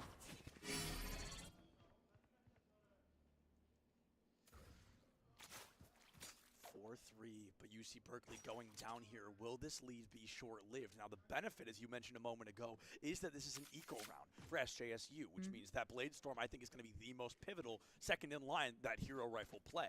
If SJSU loses either of those, of course, it becomes that much more monumental. But with a slow approach toward a possible site pick here, patience, it really seems to be the name of the game. Yesterday, we analyzed a lot of really explosive teams and play styles, and today, I'm sensing quite the opposite. These teams, if they approach a site, they want to be positive. It's the site they go to pick. And with the defensive split we're seeing from SJSU, it's going to be tough for UC Berkeley to make, quote-unquote, the right choice. Yeah, I was seeing some wish-washy nature from SJSU in those rotations, right? 3 players leaving B, sticking around mid, waiting for any ounce of information or utility. And I think that Sovafig kept players over towards the A side, but they realized that B might not meet the eye. And Troy on the exit, finally Cade might be ahead of them. Oh! That's Spike, too. That spike down in a technical off-map location, possibly the hardest spot to go grab it. Moon has taken Sushbubby out of the equation here in SJSU 5v2 on their eco round. This is exactly what the team needed to not only get back in the game, but I think really tee themselves up for a possible next round win. K3K lives up to the name, puts an extra one on the board, and our first Thrifty significantly earlier than yesterday. Yeah, we are 100% for eco round conversions when a Blade Storm is popped in the game. Each jet, utilizing that ultimate to a perfection, opening up the round and the solidification there as well. And I think something else that came to mind was just the coordination that I said was lacking on a retake prior was there from the get-go. Moon, utility beautiful to bail Kate out. The the drone from Heaven as well from Khan to set up those additional frags with the blades, with the deagle where Moon peeked and also was able to get one. All of that is beautiful, and it starts, repairing the economy a little bit. So much so that Kate can now buy an operator. We talk about different looks. This is definitely going to be a novelty factor. I'm so glad you brought it up because that is the first thing that caught my eye. First operator we're going to be seeing of the series, of the day on stream, of course. Oh. No way. They don't know Smile. Oh, but he gets him anyway. K3K dismisses that counter jet on the board. 4-4, 5-4 advantage for SJSU. Oh, no. Oh, no. Do they know Smile? Sushbubby. Well, I think now they're past it. They've repositioned to hold the deeper angle here if they decide to follow through towards security. Troy, trying to make this seem like an A pinch and with Spike headed over towards A main. That might just be the case. I really want to see Thane push into A main and clear out half of this puzzle. But pieces are starting to fall into place. Troy's position, known here, out towards Heaven. Shield pop. They wanted to take the fight, and Troy's just not going to give it to them. Thani does find two eliminations there for SJSU. A flawless after a Thrifty, I think, could be a really strong indicator of the tide turning here in this combat. Sushbubby finds Khan, though. Flawless no longer. Uh-oh. Oh, I thought Moon was a shoo-in to be sent to the stars, but K3K takes Troy out of the way. Moon finds Sushbubby and SJSU 2 rounds in a row, 5-4 on the board. The lead there's once more. Yeah, and I feel like UCB there just kind of gambled between the high potential play of that flank from Troy and Sushbubby and the stability that would have been Troy taking these fights head on over towards that site to help get GOAT out of A main onto site with that spike for the objective. And I think part of that, insecurity was the fact that the operators posted up towards security. There's also obviously the shield. You hear it getting audibly popped as well. And aside from that, they don't know the off's online, so now that's going to be extra utility they have to invest to clear it out, and you're still not going to invest it on Look at this! I mean, GOAT was just running in there, gets put down in the blink of an eye. Kate and the operator have finally fallen. Troy on this Yoru, I've been waiting so long to see kind of a loud impact, and we have yet to see that opportunity. Has that ultimate online, and this could be the round where they pop it. Just getting the intel on where one of these 4 remaining members are absolutely turns the tide of this fight. And UC Berkeley, they need to tie things up because, like I said, I'm really starting to sense an SJSU lead. They hear my commentary. They hear the idea. They feel the energy. They bring that ultimate out. And I want to see if much can be done with it. It looked like it was going to be a fake as well. Now they know there's 2 players here, but if you find both kills, it might not matter. Mind games, rest of the team entrusted to hold down this site. But here comes that combo, ISO Hunter's Fury. It forces them to delay the plans, and that just allows more time for these rotations out of SJSU. The rotations through. Spike plant down back on the A set. First time in a long time, I think we're actually getting a spike plant. It's been a little while since we've had to see one. But with the timer being reset, Dadston doubling the lead here. Wow, why was that unshootable? My goodness, Khan gets caught out. Sushbubby goes for the rotation, Cyber Cage up. Yuri uses the relocation gravity well very early. Talk about a Sushbubby, this thorn in their side from Heaven, but those other beauties pulled out instantaneously, and Yuri in the 1v1. Cypher v Cypher, and Dadston to teach the child a lesson. Very nicely done here to keep Cal Blue on the forefront. Dadston just really one Cypher, gracefully dismissing another. And let's take a look at how close this leaderboard is right now. 11-9, 9-8, 7-6, 7-6, 3-4. I mean, if that doesn't show how close this is for all 10 players in lobby right now, that I don't know what possibly could. There's so often we'll see a game tied up and 2 players have 30 elims each, right? But this goes down to show the individual value of all 5 players on both teams. This game could be different in either direction if any player was playing even the slightest bit different. And that goes to show the value of all members of every team. And we're not even getting the Surge Puppy like MVP that we were promised either. Yep, They're playing that support role. They're playing those high impact positions, like I mentioned when we were analyzing these compositions, right? They were vents. They were playing their util. They were playing that delay and trusting their teammates like Dadston to close it out. So giving the spotlight over, sharing the love here to tie things up 5-5. And this round is gonna be huge for determining who I think could get an advantage at the half. This round possibly the most pivotal we've seen thus far, as these teams, like you said, both desperate for that advantage going into the second half of Abyss. Map number 1 of what is a best-of-3 series. A lot of utility use early on this B side, but is it all for naught? Is it just to make some noise and reassess? It certainly seems like that's what Berkeley's going to be doing. The dart on the catch, the intel given, and I'm shocked Berkeley's still standing steadfast toward B. All right, 30 seconds left. Now they have to. I like that SJSU sticking around here. You also see that Soviet utility. Usually it's over towards A that you see that fake Aries position reveal. They're gonna need support from their team, and unfortunately those reinforcements have also been dealt with. Whoa. Guys, I think he might know exactly where you are. This is gonna be a tough one for SJSU to try and win, even with this additional location information. Wow, Cade rightfully dismissed, forgot to turn around. Moon finds that wall bang onto Such, but he ties us up 3-3. Hunter's Fury out, and you see Berkeley doing it again here, Zoe, using just every ultimate they've got. SJSU, though, used one of their own, and it's gotten the spike to have. They're trying to stick it all the way through. These players funneling through to their demise. The spike is essentially diffused as Oni, the last will fall. And finally, SJSU cracked the code on the B side retake, and it really was, in my mind, off of that Cosmic Divide. Danny, just huge there. And also, like, the fact that Khan fell so early and Yori was just patient, waiting for the rest of the team to get there. All of that, just perfection here. And UCB now asked to tie things up 6-6 with, suboptimal weapons. I mean, look, we got every gun under the sun at this point. Bucky, Stinger, Vandal, like... What a polite way to say it, Zoe. what a polite way to say it. I mean, some underwhelming weapons on the board here in Troy. Like Not even going to get to use theirs. Yeah, I mean, 5-4 here as Cade just opens that door even further for SJSU. 7-5 into the half. Of course, that lead so valuable, so pertinent to finding success in the rest of this map. And SJSU certainly looking to put themselves in the winner's seat. One of these teams losing a map for the first time this entire qualifier. UC Berkeley desperate to try and make sure it isn't them. Sudge Bubby saying, all right, I gotta take things into my own hands here. Be that entry player. No more impact player. No more utility support. And unfortunately, someone else is going to get that starring role. Goat asked to deliver, and they are going to refute the death contract from Moon. Stay alive, keep things at 4v4. Back to the game of patience, the game of cat and mouse.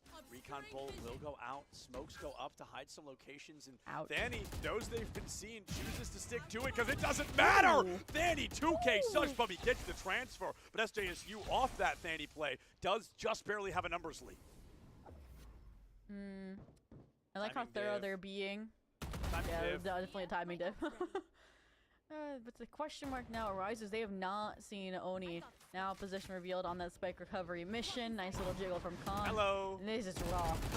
Oh, yeah, the double swing there. Great coordination from SJSU. If they swung that one at a time, maybe this world Oni takes it, but they know that mistake. They've made it hundreds of times before, and they want to make sure they never make it again. Double swing goes out. Oni falls short, and now 7-5 as we enter the second half.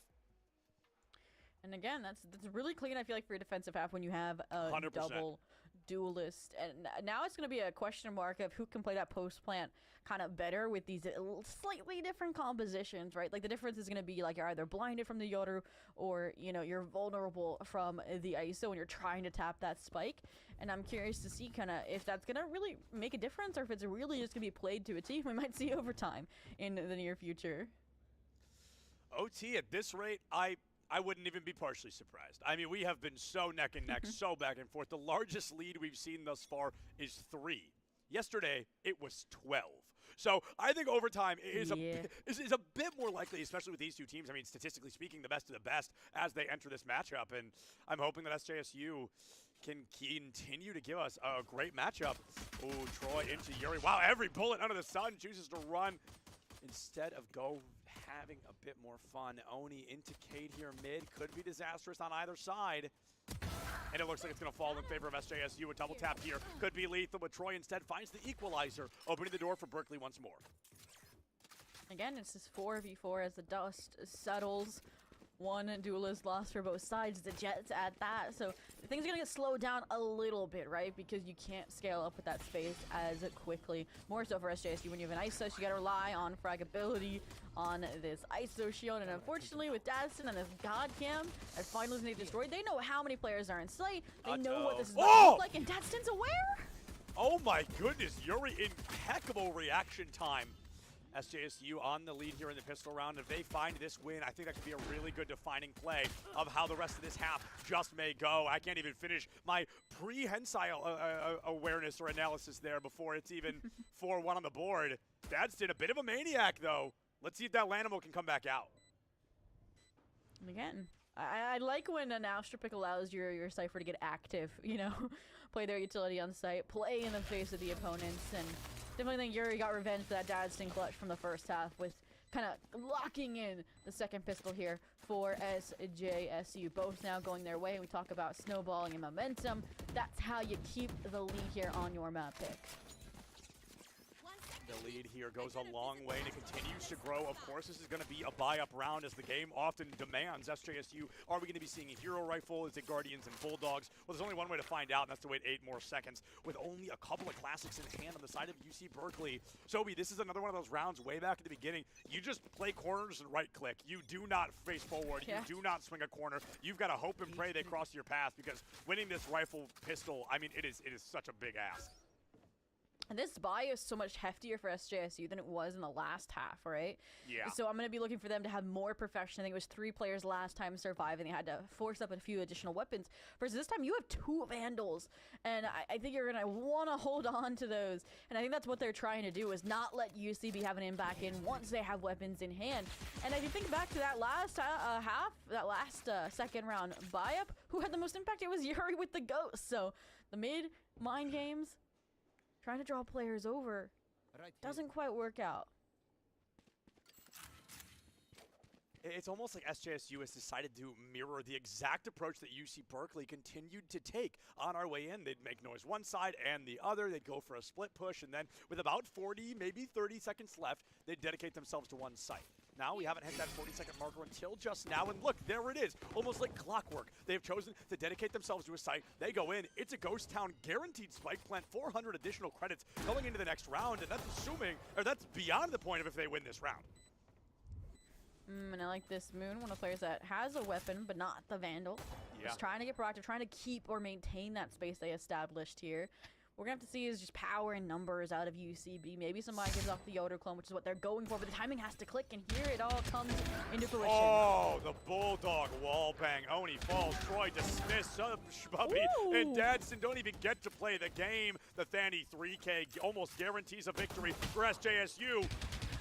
And there it is, the wide swing corner peak, 4K on the board. Fanny's 9th round win for SJSU, as they're only 4 shy of ending Abyss in their favor. And Moon gets a little ahead of themselves, denies, you know, the flawless that could have been, but they were more looking like they're like, Thaddy, go for this. I want to set you up for your clip here on the LAN in Sacramento, California. And that's what they did. The 4-piece, really, really clean. I mean, it's exactly what I asked for. I want them to have a really hefty buy coming to this round for the opportunity to get that 3-0 in this half, right? Yeah. Absolutely, the 3-0 in this half, I think, I mean, is it nail in the coffin territory at that point? It's going to be really difficult for UC Berkeley to try and get that economy back in time to have the place. Maybe a couple of ultimates in the following rounds can keep that coffin lid off of them for the time being. But SJSU, I mean, it just feels like they can SJS do no wrong here. This team continues to go in, continues to give very strong approaches and entries onto site. A site will be in their favor. Spike plant down again. They are already planting more consistently than UCB was able to. Gotcha. UCB is giving too much respect to SJSU, right? I agree. They're letting them have the sites. They're playing for these procedural retakes, but then they're expecting SJSU not to retaliate, right? Yep. That's exactly what we saw. Retaliation, spray through the smoke, death contract. You saw it, right? The Yoder was ready with utility to reflood in, and that was completely denied. Probably caught unawares now that 3v5. That, bonus conversion is coming into fruition. Goat sprinting not just into but across the entire site, trying to get a new angle here from one side to another. We hear that spike entering the ladder tick phase, and unbeknownst to these players, they are standing just inches away from a firing squad who now rushes in, trying to find an exit frag. UC Berkeley trying to bonus the weapons they have available, and SJSU doing the near same. Not a flawless round in execution. Oh, the body block would have been wild. Would have been wild. Oh, from the moon push into B-Link to Complay and some games with Yuri, you can tell what the vibes are like in the SJSU camp now that they've reached double digits. And if you think back to yesterday, we had a grand total of what, 0 timeouts? Well, we get one here out of UC Berkeley. I don't think we had even one timeout yesterday. I think this is the first one we've had the chance to see thus far. And while we're in this timeout, we can talk a little bit about the fact that, earlier I saw those eliminations on the scoreboard. It was a 1 elim difference or a 2 elim difference. Now, Moon to Goat, 15-11. Cade to Oni, 15-11. Thani to Troy, 14-7. And it continues to go down and out like that. So these players finding themselves in a difficult scenario as it seems like the SJSU gap continues to grow. Very reminiscent of our Overwatch series just earlier today where Arizona State, they started a little bit slow. They were down 2-0 and they fully reverse swept. It almost feels like that same energy of, hey, just give us a minute. No, for sure. And I mean, Pro would be their map pick up next, the newest map, right? Like I said, they both have played this map, so they're not necessarily in the dark, but it definitely, you won't have everything figured out. So there's more room for on-the-fly calling versus Abyss has been in the pool for quite a hot minute now. Interestingly enough, UCB, we talked about it. The fact that they saved these weapons is going to be huge coming into this round. Oh, yeah. You'll lose this round, half of you have a bye, and you're kind of constrained here until probably the end of the map. Until last round, on some of the yeah. And this is not what I don't know if I would be chancing that. Yeah, we've got some bold takes early on here. A really fascinating approach from Oni. They do get hit by that vulnerable wave. They are going to have to rotate back to this B site. And I think SJSU hitting the B site makes a lot of sense. I think they were able to execute some victories a bit more consistently on B. Now, we've only seen a couple of rounds, but Danny wants to make sure that I see them getting eliminations on every site. The A site as well. Double on the board here. 5-3 in round 17. 16. Darn it. Math is hard. Math is but so hard. Aside from that, what else it is difficult is, refuting this site take, right? Cosmic divides up. I talk about the security that ISO utility as well is going to bring.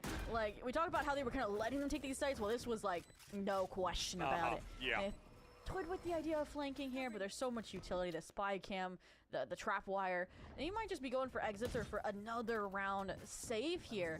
And I was gonna say, give us some time to talk, Septilence, because it felt like UCB from one end of the radar to the complete opposite, right? From too passive to way too proactive. When we mentioned that those guns that they had in hand were special. Yeah. I think you bring up such a good point, right? It's because they're realistically making the same analysis that we are. There are so many rounds where SJSU's going in, they're finding no opposition, and UCB isn't able to really work on that retake. So they probably have the same thought we did of, okay, we got to get a bit more aggressive. But I think they just oversent it. Like you said, I think they just have too much time on the clock here. They're just rushing in, trying to find elims. They're trying to elevate Sujbubby into being that MVP that we've seen so aggressively here today. But unfortunately, if you overextend, if that plan isn't in line, it can really end up costing you the way it has started to cost UC Berkeley. 11-5 on the board, a flawless half thus far for SJSU. Will that continue into the next 2 rounds? At this point, Toby, I really feel like the numbers point to yes. Yeah. And I think the reason for them playing for those exit frags there is, yes, Sujbubby deserves that spotlight, but they also were just trying to get some of these ults online. Like you said, could be the bailout if that's kind of snowball starts careening down the hill. And unfortunately, I don't think they got enough here. We're one off, I think, from the dimensional drift, and that's about it. And I don't think that's going to be a round or a game-changing ultimate usage here, especially when they have just been kind of playing for these retakes. But they do get one silver lining here, and that is the emergence of the operator, this time for their own jet, for Oni here. And again, novelty factor. You're not going to be expecting this from SJSU, especially when you have kind of beaten them down as much as you have. You don't expect that from the economy, period.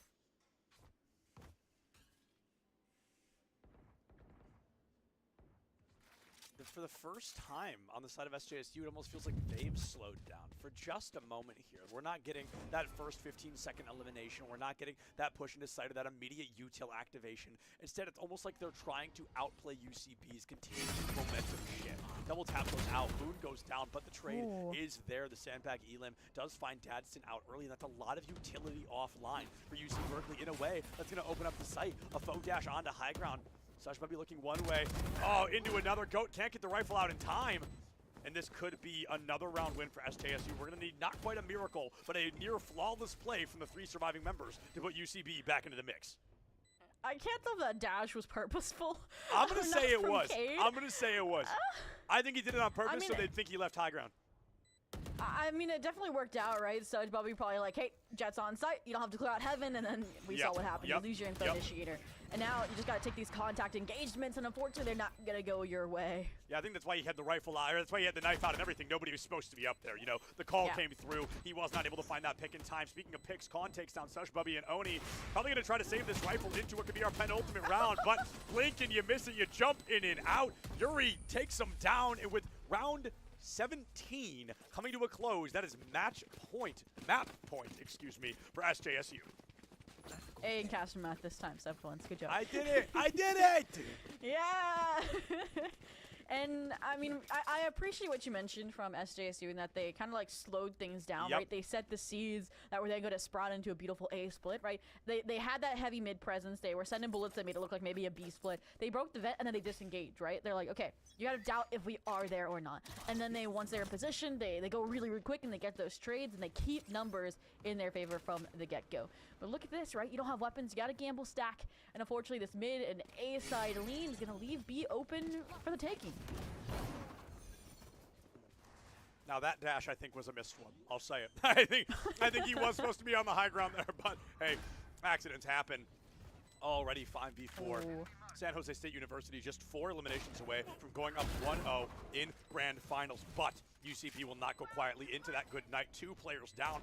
Match advantage for SJSU. The contract is up. Oh! And Dadston is down. We're tied right back up 3-3. Oh, and the double swing trying to go for those trades, but it's all on Moon. 20 HP. Again, you don't have any information. You got to dry swing it. And that, again, I mean, similar occurrence. It's off of that cosmic divide, just showing how you need to keep some players on site there. And unfortunately, just does not go their way. I did like how Oni kind of like baited Dadston into the ult, and Dadston as well, right? They weren't trying to win that fight. They were trying to keep Moon in the ult, like the goal for as long as they could, because that's a major, like I said, ultimate disadvantage, or sorry, util disadvantage now when you don't have those vulnerabilities to fight up against. Yep, those vulnerabilities go such a long way. Not only is the ultimate quite strong for ISO, but those vulnerabilities are a huge part of the reason that he can be considered viable in a lot of circumstances like this. And as Moon was taken out of the equation. Oh no. You want to talk about that, Danny? Where even was it? Where on the map was it? I think we're experiencing a wee bit of technical difficulty. I'm going to wait to get a little bit more confirmation here. Yeah, the team is not moving at all. Yeah, the entire team disconnected. They're back into the game, though, so we're going to have to see what's going to go. I wouldn't be surprised if this does end up turning into a break in a minute, but everybody's back for now, so let's keep working with what we've got as we are only 1 round away here on the ladder. Yeah, patient. Oh, I think that's a DC again. We'll find out in a second. I'm not gonna pre-guess here. Let's call the round like it's happening normally for the time being. I'm seeing some look-arounds. I'm seeing some actual WASD movement here, so everybody might be back into the mix. Imagine SASU still wins this, right? You lost your Ashley. You have no smokes for this AI exec. Running through the Ashley facility. The Jet, Sudge, Bubby, the Hunter, Shiri. Like, they're throwing everything into this to confirm the 4v5. And somehow they still find 2. Khan could do this. You know the Silva's really far away from that ultimate. You have the question mark maybe about where the Yoder is, but you can at least get the plant down. The Khan clutch could go crazy here. 4 bullets. 4 bullets on the roster. Using the blue Gaia, though, one of my favorite skin sets in the game. Aww. Really, I know, how exciting. Really excited to see if this works out well. 4 down to 2, just the shield broken, a wee bit of damage onto Goat. The refusal to reload, I think, going to cost him there. Troy finds at UCB. They jump over that halftime hurdle. They put a 7th round win on the board, and now only 5 rounds separate these teams from a tied-up game. SJSU just got to clutch it out one more time. Yeah, I mean, you got 5 opportunities, and we'll see if anything comes out of that disconnect or that Astra falling as early as they did. But a great attempt from Khan. Maybe the, thoughtless plant location kind of doing them in there a little bit because it set them up for that really nice high-low with a nasty off angle from the Yoder. But it does feel like we're getting some discussion, behind the squad about what might have happened there. I mean, that's rough. Like I mentioned, how pivotal the Astra is on this map. I mean, not only you lost your primary smokes, which is fundamental for these execs, right? Smoke off bridge, smoke off heaven. But you didn't get that post-plant util. Yeah, that post-plant util did not come through, and we're definitely getting confirmation now. I can see some players talking in the match chat just about what happened, because one of the teams knows and the other doesn't know yet. So they said, hey, we TC'd for the first 40 seconds of that map, and then he's like, yeah, that's also why I fell off the map. Now, is that true? I guess we'll never know, but then he did fall off the map, and that round was definitely a weird one. But we're getting the server set up. We're getting sure that these players can play these grand finals to the very best of their abilities, as that is, of course, of the utmost important to us here at the CECC. So we're going to be seeing what these players can do going into round, I don't know, number in just a minute here. So we're going to see what round comes 18? up next. 18. Oh, no, was it 12-7 or 12-8? We're going for a repeat of that round due to the disconnect. Yeah, so they're going to go ahead, reset the round, force the rollback comes in. Love that. That is a possibility, by the way. Super helpful for situations just like this. So that's going to be super exciting to see. We're going to go ahead and reset that matchup here and see if the same story tends to be told. Yep, 5 turns into 6 opportunities now. That means for SJSU to put their map pick to bed. And, I mean, the fact that they got to now maybe see a little bit of what those ults invested look like to deny that ace side, it's a little rough for wear. I think, like, that's what I hate about rollbacks, is it does feel like, you kind of... You can't unuse the ult, right? Like you can't undo the round, even if it has to be replayed. Your strategy's out there, the ults you wanted to use are out there. Like it goes for almost a forced reset. I mean, it is literally a forced reset. I don't know why I'm saying almost. Yep. It is a forced reset there, and I think it's going to be really fascinating to see if the same round happens. I mean, Zobi, is it like an honor thing? Do you just run it down the same way you just did? Do you use and learn from that? What is kind of the meta of a rollback like that? I think you try to be respectful in the best way that you can. Yeah. I think you're still going to know, like, okay, we need to bait out this Astra util because there is a suck there. Like, they know, or they can have a stark reminder of the availability of the Hunter's Fury, that's for sure. Because that's basically what did most of them in, such but be able to punish off of it. But this is a change. Oni, going aggressive instead ahead of this. And this is what we were going to see, right, from Thani, was the Cause and Divide exec here yet again. But look, there's a 3-stack behind it this time. Yeah, Cosmic Divide is going to be a great way to split this site early on.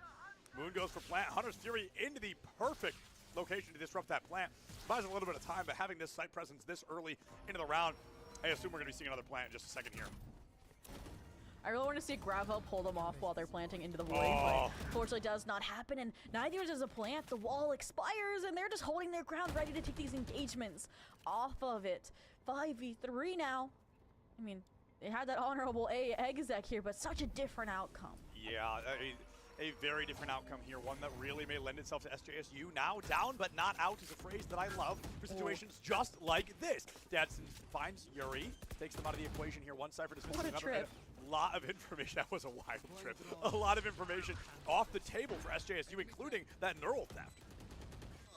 Yep, they want to frag in order to kind of guide them into where it has to go. And it's doing just that, but it's not enough when Cade and Thani and their Sova Khan are all swinging at the same exact time.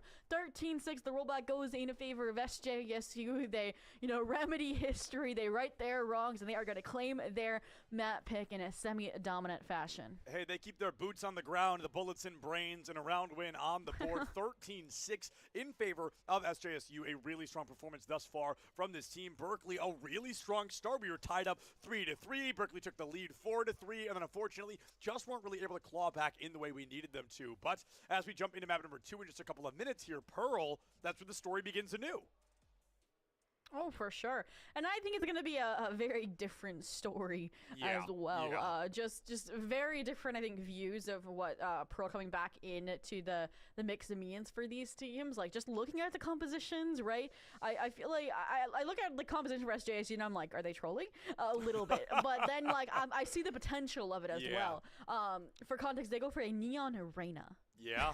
Yeah, Reina. Like I said, a team... Yeah, that is running double duelist on like every map that they can, versus Cal Blue going for more the information game, the double kind of initiator with the Gecko and the Fade. So curious to see how that kind of duality is going to play out. Yeah, and I mean, I talked about this a little bit yesterday as well. I'm not a Reyna hater. She's just not for me. Like, I don't mind when other people play her. I just think her utility is a little weird. I think her ultimate is one of the less impactful in the game, traditionally speaking. And I think there are typically duelists that can get some more action done a bit more effectively than Reyna. So if she does come out, if she does make an appearance, I'll be really eager to see if that benefits itself well, or if instead they might end up regretting that choice if we go all the way to a map 3. Well, we'll have to see. It's going to be Cade 3K on the Reyna, I believe, and Moon on the Neon. So we're going to get that switch and roll as well. We talked about this over on buying the Reyna's more kind of the goofy duelist that's going to be causing chaos, you know, supporting or setting up your primary duelist. And then Moon's going to have that weight on their back to be that primary entry. I'm also going to look at the cycling for both of these teams of that overdrive, because just like the Bladestorm, it can have that profound impact, maybe even more so with how broken the Neon slide is. But aside from that, we're going to get both of our Astra picks back again. So we're going to get the Sudge Bubby Yuri duel this time around. That is a change, right? As we get a swap out, right? It's going to be Thani back on the Cypher, and it's going to be Yuri on the Astra. So we get a swap there. What do you think of that? Having 2 Astra players is so lucky. Like that's so wild to me. I talked so much yesterday about how difficult I think Astra is to play well, and to have 2 players that can do that confidently enough to put them both on Astra in grand finals. I mean, what a benefit for this team, right? What a great play for this roster to have those Astras in pocket, because that unlocks so many more team compositions. And I'm just excited to see more Astra, period. I think this is a really good Viper map. I don't really know if that's a hot take or not. I just love Viper. I'd love to see her, but I don't think we're going to be seeing her today. I think she kind of fell out of the meta of Pearl, admittedly, quite a while ago, but I do think she could still have a really large impact. Yeah, I think with that orb, you know, just not being able to get moved, it's not as effective now for these rotations, which I think is what it was really good for, right? You put up your orb B main and then rotate and use it for the retake on A. Not going to be an option anymore. But aside from that, we did get to take a look at the standings here, and I mean, this is starkly different than what we were expecting maybe from Cal Blue, but I also think they had a monumentally easier run in playoffs than SJSU did, right? So this is probably their first challenge. Like we mentioned, this is the first map they've lost the entire qualifier, Septilence. So I just got confirmation that the players are ready. We figured out what was going on with those disconnects. They're going to be jumping into map number 2 right now. So, I mean, Zobi, something that we haven't really touched on yet. We've talked so much about the team compositions and what we've seen so far, but we've got to highlight something. Map 1 is done. SJSU is 1 map away from a grand finals victory and punching their ticket to CECC in Texas this year, or next year, excuse me, in May. And it would be, you know, then back-to-back appearances as well, right? We talk about how, I believe it was Kate and Khan, like you said, seniors, like this is their final ride. They would love to take away a land trophy there in Arlington, I'm sure, considering I believe it was an earlier playoffs departure out of them last year, if my memory serves me correctly. And like I said, I feel like this map is a pretty good one for them to put it away on, right? They only have 1 rep on it. It was a 13-10 against GCU varsity, but that was in the quarterfinals, so a little bit more recency, you know, to it. Yeah, definitely a little bit more maybe comfortability on getting the chance to play it. At least you've played it once, better one than none. And already a couple of fascinating lock-ins. Excited to see Khan's choice here. Yeah, we've got some real change-ups. Whoa. That is like a stark change from SJSU, not just from the Cypher to the Killjoy, but no Reyna to be found. They're going for the info game as well. Sova and K, when previously their info initiator was also the Fade. I'm surprised. I really am. I didn't expect to see KO or Fade. Astra, I think, is the only pick so far that I'm like, oh, for sure, she was going to be here.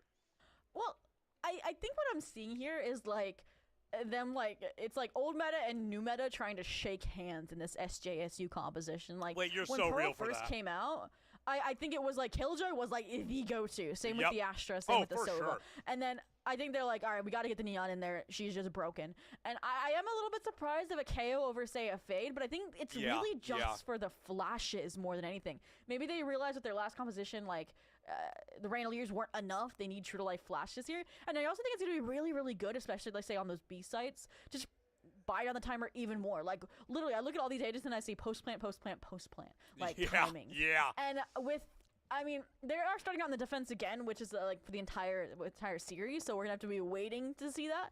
But I think this is a really promising composition on this map, even if it's not what we were expecting.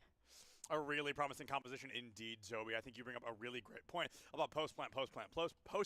And I like what you said about, when this map came out, it was so Killjoy-centric. And I had the thought, I think every map that has come out starts off Killjoy-centric.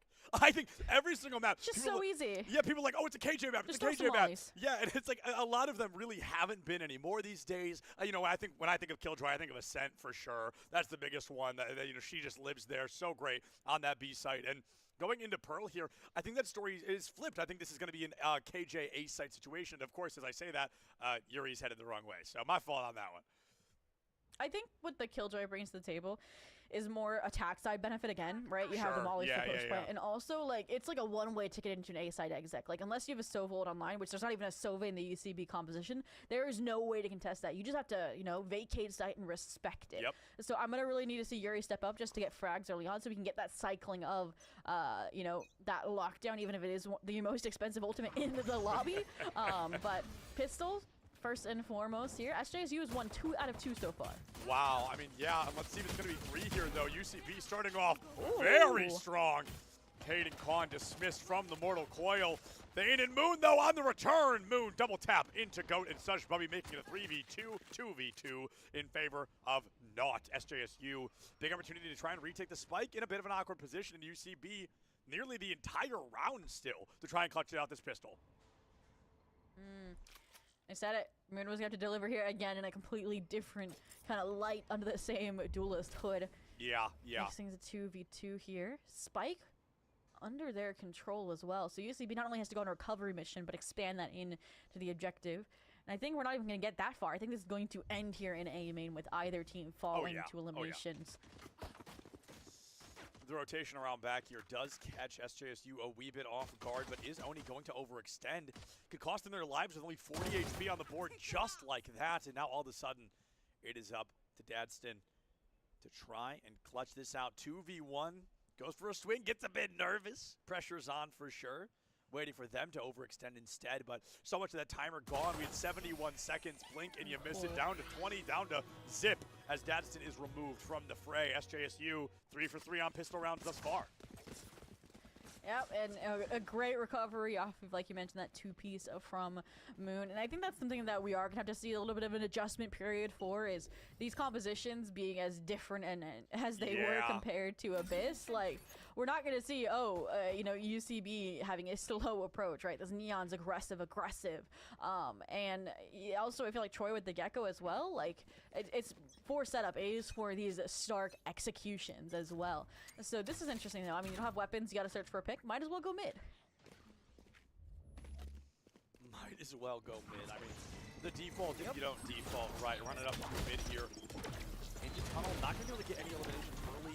The flash goes out, 45 HP. Just every U-kill under the sun is actually going to end still not in their favor. It's a 4-for-1 trade. Troy comes through, takes Moon down. And 3-1, 46 HP. Can Troy be the Guardian that UC Berkeley needs to not fall 2-0 early? Oh, and literally they could dodge 2 bullets from the players there, literally falling behind them through water. They're gonna run into a new enemy all in its own. Thani there closes it out, keeps those weapons, tries to hand them off. Don't think they quite got it there. So we are gonna see that kind of classic buy-up that we saw out of them over on Abyss in their second round. Is they like to patch the holes in the weapons that were lost, right? They're not necessarily worried about losing. They like to go for these third round, bonus conversion attempts. And look, there's an overdrive for Moon. I'm like, wait, why does Moon have a frenzy? I'm like, they're gonna pop the ult. They want this round. They want this map. Man. They want this ticket to May Madness. I mean, what a way to send that message too, right? Ult in round 3. If you win the round off the back, it would be a beautiful play. I like the patience though, making sure someone's close enough to use it before they do. So often, Neons will pop that ult and then it'll run out before they find an enemy. So Moon just biting their tongue on this one, trying to ensure that it'll be a worthwhile ult. And for the time being, Moon's current location, it won't be. Gonna have to relocate and try to find some enemies. This is interesting. The Gecko trying to solo fake over to A. You're like, go, it's a Gecko. They're going to have Spike. It's likely over towards the A site. But SJSU not falling for it at all. The rotation to B sound. We have Moon as well set up to retake with that overdrive here very likely. But UCB getting second thoughts, getting cold feet. Maybe they realize, wait, the Desi over towards A didn't see anything. Maybe they gamble stacked the B site, because SJSU, they were known for those gamble stacks over on Abyss. They worked out more often than not, so we see this slow migration to the A site. Gonna end up being probably a split here, and I mean, I feel like Gecko might just walk in for free. Could be kind of huge, really making some noise on A-Link here, going in, rushing an aggressive play style. Here's the Util C standing in the back line. Misses that bullet, sends out the Haunt. No read. Oh, the little guy goes in, takes you down. Thanny not able to fire that weapon fast enough at SJSU. Well, they may be down a player. They've got a decent reapproach. Still going for the commitment here on this ultimate as well. I like the proactivity here. Talked about it. Moon stepped up during the pace. Its advantage, and unfortunately not going to be the case here. Goat, 3 kills on the round. It was left to Cade, who would have needed not a 3K, but a 4K. Unfortunately, each of these players just hold their own. That was a beautiful mid-round call from UCB, right? They almost fell into the jaws of that stack on the B side after the A fake from the get-go. And I feel like Troy might have been the one to call and be like, hey, something's not right here over towards A. I think we can come back. And they just... very in opposite fashion. I feel like when UCB was giving up their sites, SJSU just kind of conceded that space. Yeah, undoubtedly so. SJSU almost mirroring the way UC Berkeley played map number 1. They would consistently allow a little bit too much respect. I think SJSU tried to get in too little too late. Moon swung that corner wide, the ult in hand, walked right into a double spray, and was not able to pray their way out of that one. So hopefully this round number 4 can give SJSU the lead they want, or UC Berkeley can show us they can still punch with the best of them 2 maps into a grand final series. I like this little aggressive play over towards A main out of SJSU, trying to change things up. Maybe trying to catch off that solo player that's been selling those fakes like Troy, but unfortunately this round it's just a good old B split. You know, the Neon dashing down, B lane, clearing it out here. Rest of the team funneling down long off of that Asher smoke, and I like the tucks here, right here. Swing off of that utility, swing off the distractions, and it's all gonna work out. 4v2, I mean, they just walk in, ducks in a row, dismissed from the fight. Spike's still active, though, which I think is really beneficial for UC Berkeley. A lot of rounds we saw them lose back on Abyss had a lot to do with where the Spike would fall once that player had been eliminated, and Spike's still in hand. I think really opens the door, gives them the opportunity to rotate out if they do so choose. But I'll be honest, Obi, from what I'm sensing in this moment, not really seeing a rotation in their future. Yeah, I mean, you have the Thrash if you want to try and go for the 2v4 conversion, but that's going to be difficult. And with Danny as well on the flank perspective, if you try and rotate here, Danny, I would have just bid your time. Just be patient, because they would have run right into you. Versus now, they might even just double swing you. Yeah, now they know you're back here. You're going to have to win the 2v1 if they so choose to swing, but they go solo. Dadston, Spike, and Ham in the round. Impossible to win at this point unless 3 eliminations come out quickly. Just not sure that's going to happen. It's going to be able to bonus the rifle up and in to round number 5. Maybe that hero rifle changes the play at the end of the day, but it's going to be a whole lot of shoulda, coulda, woulda, depending on how this next round plays out. Yeah, and again, I like kind of how SJSU has such a fundamental understanding of the economy. Like they can buy just enough to bolster that 3rd round attempt and still have a buy the following round. I think one player had a deagle, but the rest had rifles, and so they collect that upgrade in due time. And I mean, the fact they were able to rotate as well to the B site so quickly after 3 players aggressed A main to clear out that space to check that box tells volumes again to how it's kind of a cadence mismatch between UCB and SJSU that's favoring SJSU. We saw that early round, I think. It turned out in their favor, but here this cadence is also misaligning. Yeah, Moon helps the sunset on Oni's round 4. Let me tell you, round 5, I mean, we all knew that. I was testing you guys. Moon finding another elimination on to Goat. Even if Moon goes down, the job more than done. Your goal is always to try and get 1. Anything else is a very beneficial bonus for the team. Speaking of eliminations, hey, look, there's another one. Troy, though, finding 2 wall banks of their own. Dadston equalizing the matchup. And again, it's Troy and Dadston, the last 2 left standing. This time, though, the spike has been set, and that Thrash would make a much larger impact. Yeah, Troy's been having a heck of a series already. Even if there's only 1 round on the board for UCB, the impact has been there. And I like that you mentioned the Thrash, because it was going to buy time regardless for that rotation from Dadston, because they are the one with full HP here. They're going to have to be the tip of the spear, punishing off of this Thrash. But look at this. A detain? The 0 point? This is difficult, but not undoable. Uh-oh. One of my favorite things our producer does is turn off the body outlines in moments like this. I love the tension because we don't know when they're going to peak either. And just like that, Khan finds it. 6.37 seconds left on the clock. And a beautiful play. Does not quite equalize, but gets us darn close. Going to be a 4-1 win. Things staying strong for SJSU.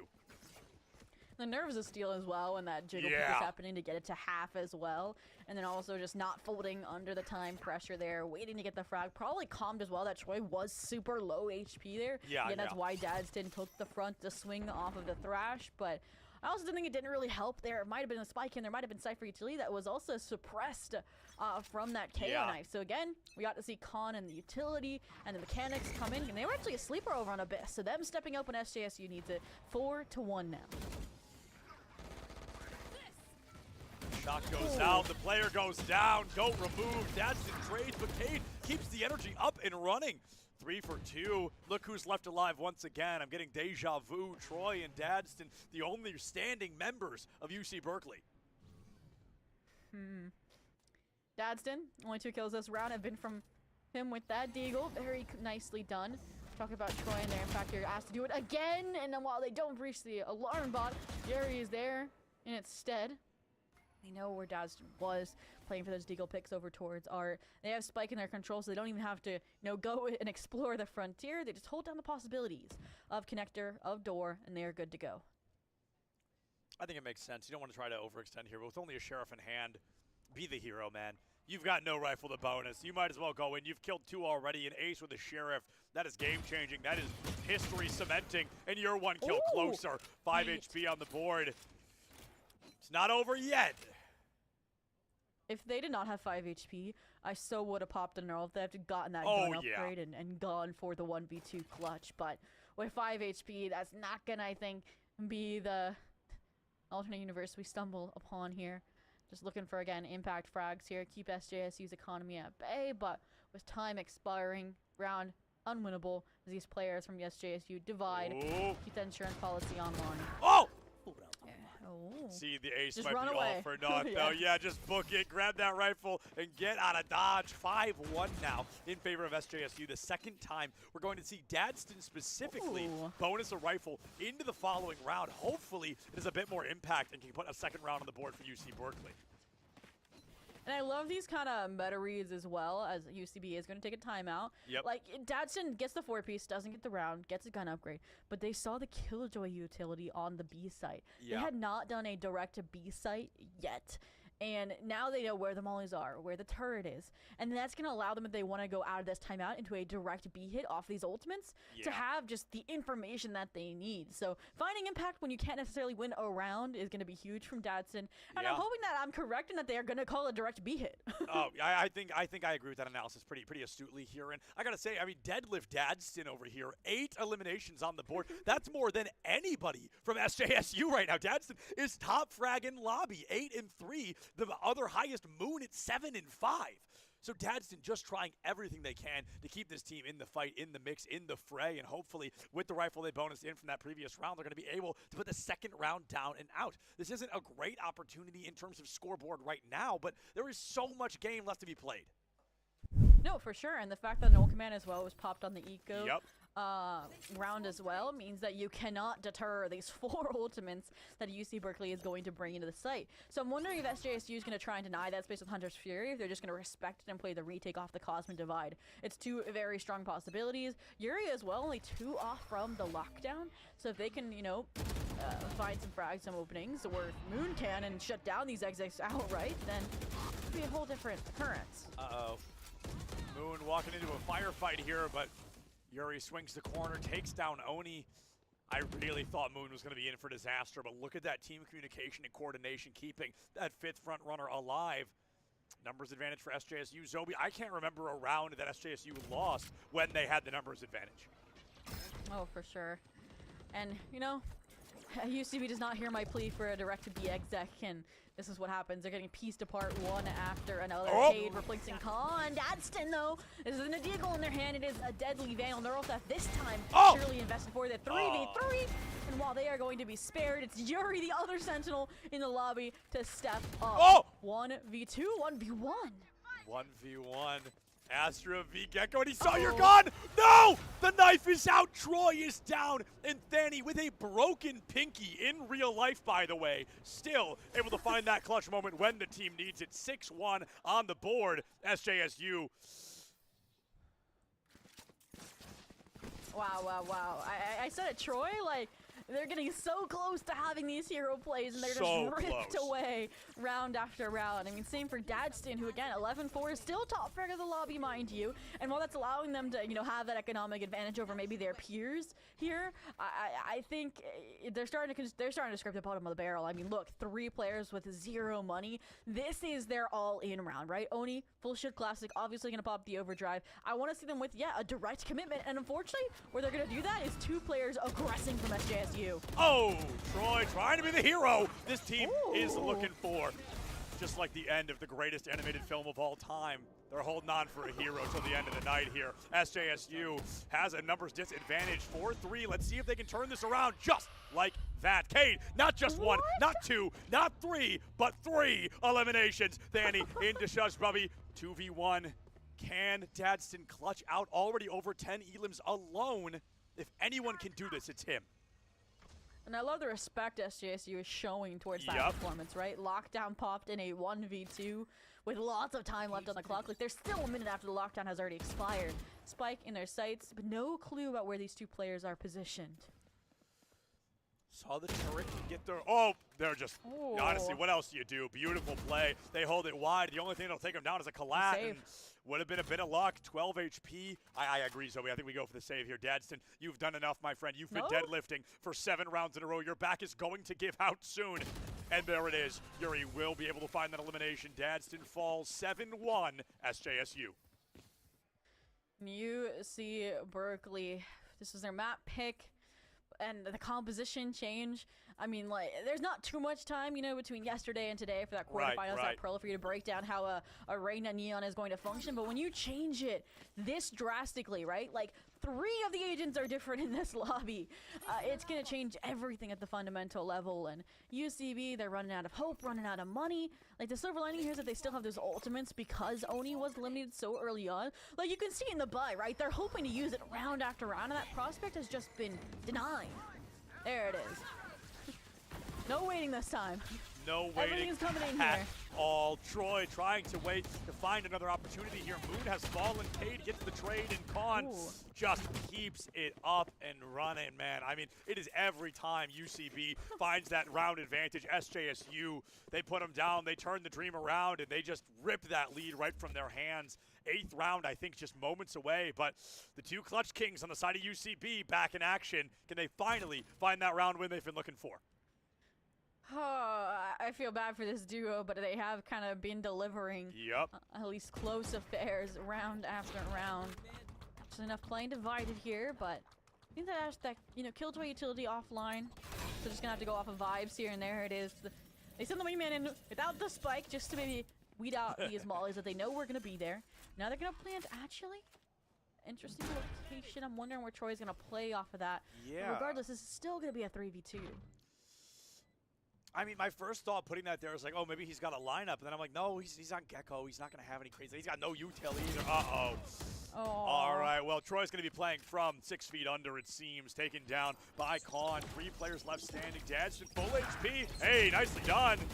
Unfortunately, wallbang going to come through from Yuri. 8th round on the board. So a guaranteed 2-round advantage. Excuse me, 4-round advantage if UCB wins every round for the rest of this half. So SJSU in a really, really good position to try and win this out in a dominant fashion. Yeah, that's gotta be rough. And I feel like what's like, yanking on the heartstrings right now is that UCB has not taken a breather, has not taken a step back, have not taken a timeout or a true to life eco round. In these last, I think, 3 or 4 rounds, they've been forcing because they're like, oh, we have these, high promise ultimates, like the Nightfall, like the Overdrive, and just none of them being able to convert here has now kind of put them on this downward spiral where these half buys are not cutting it. Yeah, I think the biggest cause of loss for a lot of these teams is going to be that refusal to just go for a save round. So often we talk about you need to reset that economy, but it's that sunken cost fallacy, right? Of we'll win this round when the economy comes back. We'll win this or we'll win this round. And you continue to push up. You never have the full buy. You're missing util, or you're missing shield, or you're missing your weapon. And if you're missing any piece of the puzzle cannot be completed without a lot of luck. Yep. Now, I mean, talk about missing pieces. I mean, no commander stripped away all of your utility, gotta disengage, gotta go back to square one. Unfortunately, I mean, this time they have that numbers advantage, right? They found an early frag, it was on that Neon as well. But Yuri, this is when they deliver, right? When they, as you said, need a hero. They play off their utility beautifully, they swing out of smokes defiantly, and UCB says, all right, we know where the Killjoy's domain is, we're not going there. 5v4, 2 ultimates in the pocket on the side of UC Berkeley, and 2 pretty darn impactful ones, if I do say so. Now, of course, holding on to one makes a little more sense until you can get closer, but to clear out sight could be done in an instant. We hear Moon go for the slide, and there's that nightmare I was just referencing a moment ago. Caught dismissed by Sush Bubby, able to find that wallbang headshot, takes the player down. Troy with a 2K of their own. UC Berkeley, unless a miracle happens, should have this round in the bag. Yeah, finally getting an opportunity to rip that Nightfall. K and 3K, though, we've seen some impressive shots, and I mean, like you said, it would have to be the ace clutch, and there's so many angles to clear. Yeah, trap wires, it's a minefield out here. Dog, you don't have to save, but like, just save, man. Yeah, you're getting firing squad. Yeah, you're getting firing squad one way or another. You might as well go for the save, maybe be the hero. He gave it his best, but golly, a tough circumstance to be in, if you ask me. Now, going into this next round here, it could be the UC Berkeley time to turn it around. They finally forced, what was that, 6 rounds in a row, and the 7th one is going to be the charm here. Winning this next 2 rounds could certainly close the gap a little bit and stop the bleeding for just a bit. No, for sure. An 8-4 here would be everything for UCB and their hopes at May Madness remaining alive. But, I mean, interestingly enough, how do you win 6 rounds in a row and not afford to buy the first round you lose? That's a really Look good at question. SJSU! Stinger, Judge, Light Shield's a miss? Like, that is the question of the century, the mystery that I'll have to look back and figure out how to solve. But regardless, it's a silver lining for UCB, who now have full rifles, full shields, and a chance. Yeah, what exactly were you guys buying? You know, we've got to figure this out. But for the time being, they do not have the weaponry that they're going to need to really hold this even. They're at a weapons disadvantage for, I believe, the first time this map. I think we really haven't seen them in this circumstance here on Pearl before. So let's see if they can work out well in this Thrifty. Maybe give us our second of the night. Well, I know a direct B assault is coming. Finally, I get my wish, and it's on a round where the Killjoy utility is going to shred, but it's not going to finish the job when there's better weapons in hand. Oni, low HP, but they've done their job.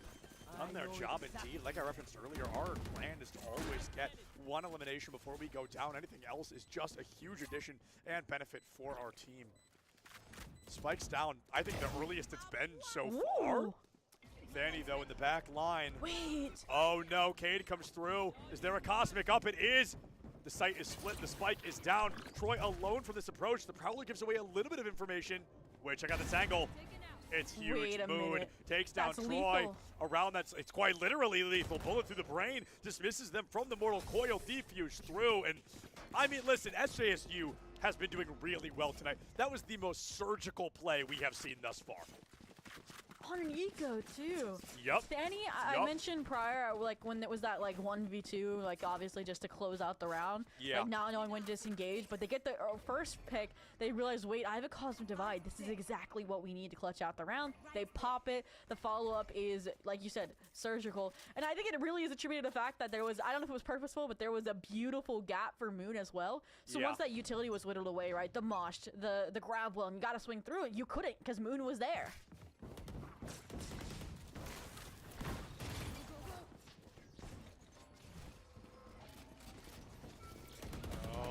The dedication to patience here from the side of UC Berkeley. Their economy is a little bit weird. They want to try to get into the frames as fast as they can. An early Cosmic Divide should open the site just a bit. Dadson finds Khan, but every time. Dadson can't do enough. Every time he gets an Elam, 2 more get taken down. 4 left standing in Troy. Needs to be the hero. Not quite stronger than Greece in this circumstance. SJSU double digits on the board, entering the second half of our second map. Wow, wow, wow. And even better performance here on Pro with a changed composition, mind you. I'll have to dive into the archives of NECC to see if this is what they typically play on Pearl or not. And maybe that Reyna Neon was an outlier. Their confidence showing in their game against GCU Varsity. Maybe that's why it also was this close of an affair of a 13-10. Was because of that off the wall idea. A bit silly, goofy.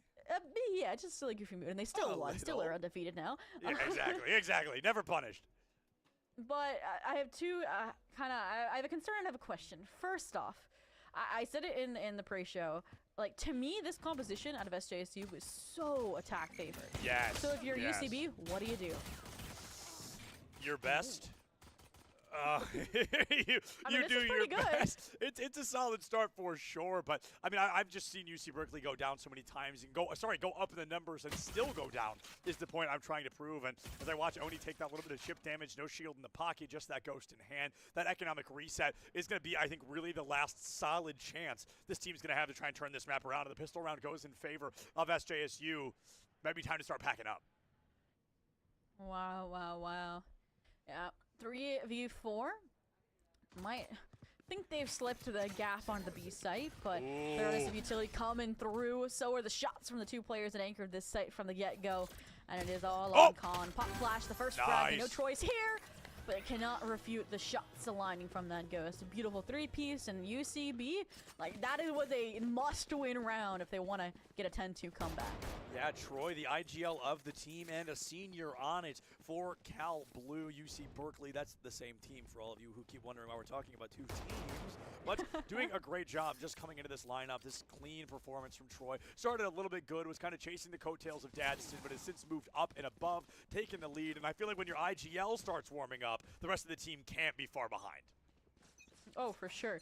And I mean, I wouldn't even say Troy was starting to warm up because, like I said, they were having those standout moments. It just wasn't, like, you can't expect them to ace every round. Like, they were getting their 2, their 3, and it just couldn't close, like you mentioned, when they had an advantage. Now, I mean, SJSU, we've seen some thrifties in the making, but this would be a deadly one for UCB if it pans out. So I think that's why they're being so cautious. Caution to the wind as Oni takes that elimination off corner there. Yuri gone. And with 7 rounds between them, UC Berkeley gonna have to climb. There's always gonna be another mountain, and right now 7 rounds on the board against them is really gonna hurt. Early frag as well onto the Killjoy, so if they even get to a site, flank's gonna be vulnerable. But I mean, haven't even breached like the first layers of this site for utility towards the A site, right? Trip up for art, trip up for site. Like, I see like where the puzzle pieces are starting to land, like what the plan's gonna be.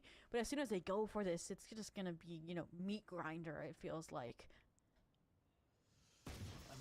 Okay, a little bit of util given away. You've confirmed that Dadston is here on this A site. He gets rid of that dart as well. Look at this approach, slow and steady, but Dadston not alone, my friends, waiting into the corner. Oni, second elim of the round. Troy on the third, a near flawless from UCB, but Khan says absolutely not one of you is coming down with me. UCB 2 rounds in a row is the defense, the half they've been waiting for. Again, so cautious, so trusting, and Troy, the backstab there was Chef's Kiss.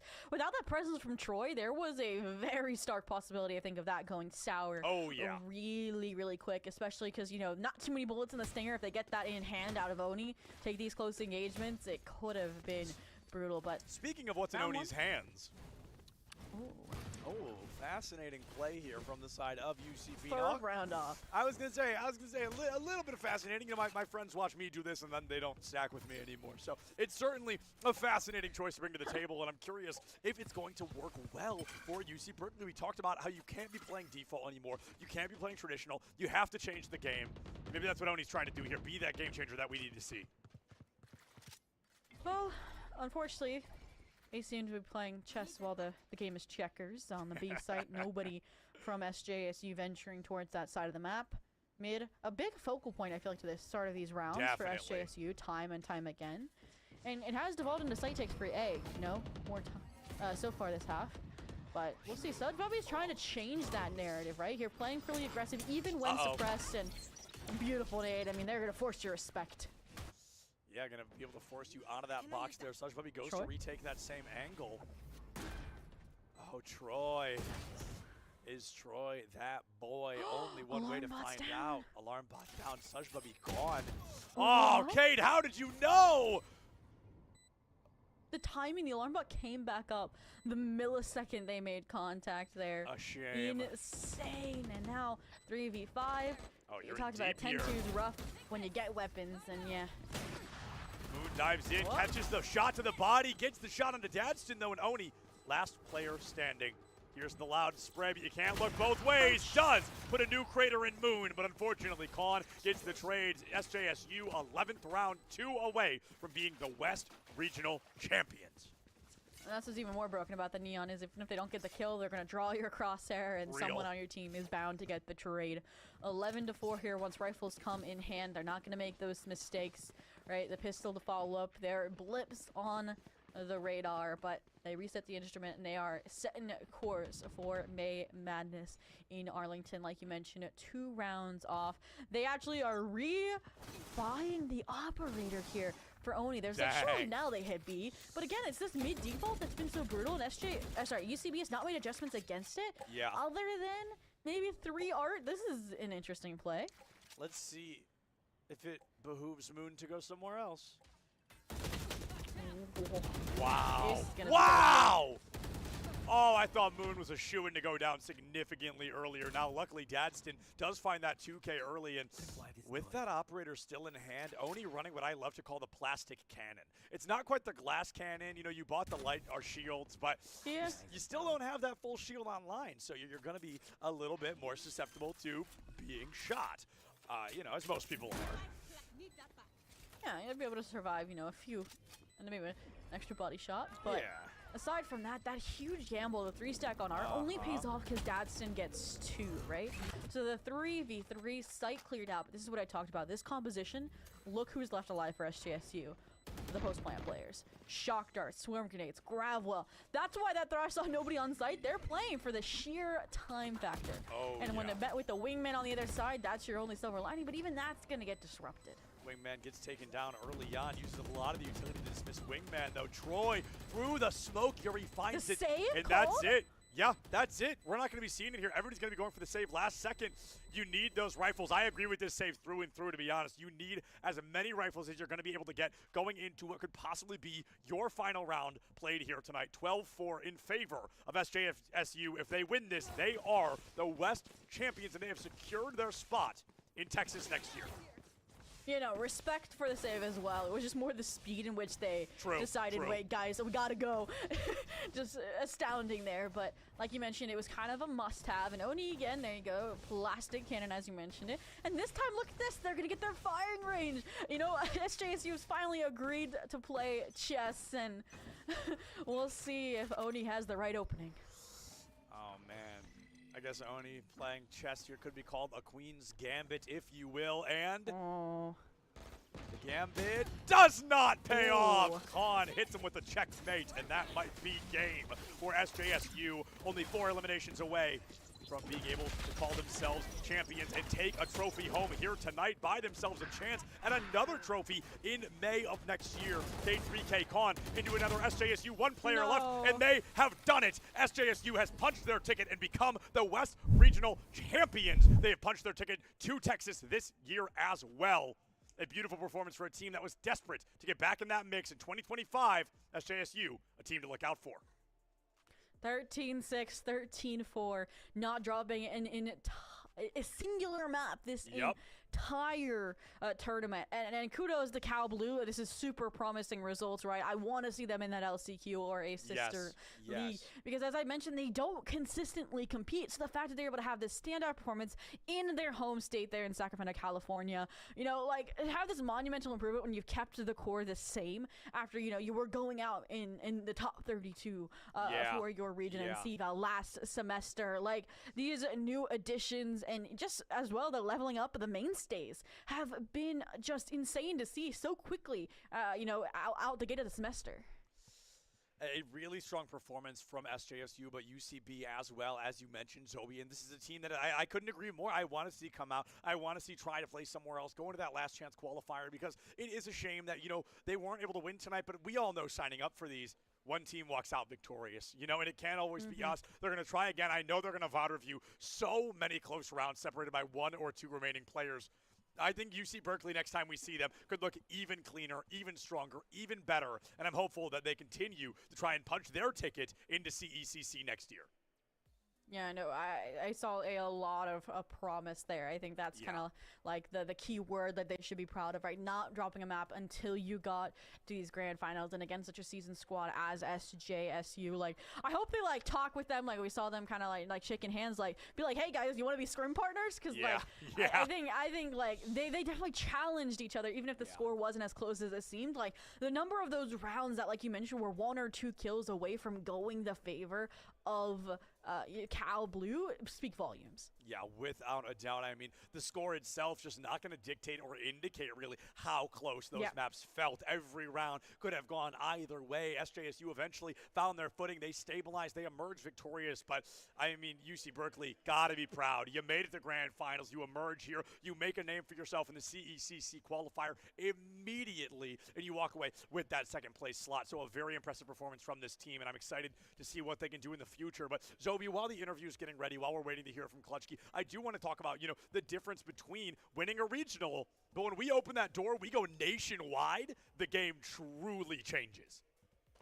No, I think what's more impressive is, right, like you were one of the first teams to book your ticket to Make Madness as well. So the team we saw today from SJSU and the Spartans is going to be nothing like what we see later in May, whether there's composition changes, whether there's map pool changes. For all we know, there could be all new map in Valorant, for crying out loud, when you have like 6 months until that tournament. So like it's just going to be like a full reset. It's going to be like keeping those reps in, you know, just like keeping that chemistry here. And like I said, SJSU, right, a very, you know, put together program. They're competing in any CC right now. Like they're gonna keep those reps in and stay fresh. And I hope I get to be there in Arlington to witness their run. And hopefully these seniors getting a good last ride. Yes, I mean they're getting their reps in game and out of game. We're gonna give them another chance at an interview here. Get an interview rep in just a minute. So Zoe, thank you so much for joining us. Genuinely, so great to have you here on the desk with me and just have you here in the CECC qualifier. Please get some sleep if you're able. But let's throw it over to Klutchke as he's gonna try to get that interview started. Klutchke, take it away, my man.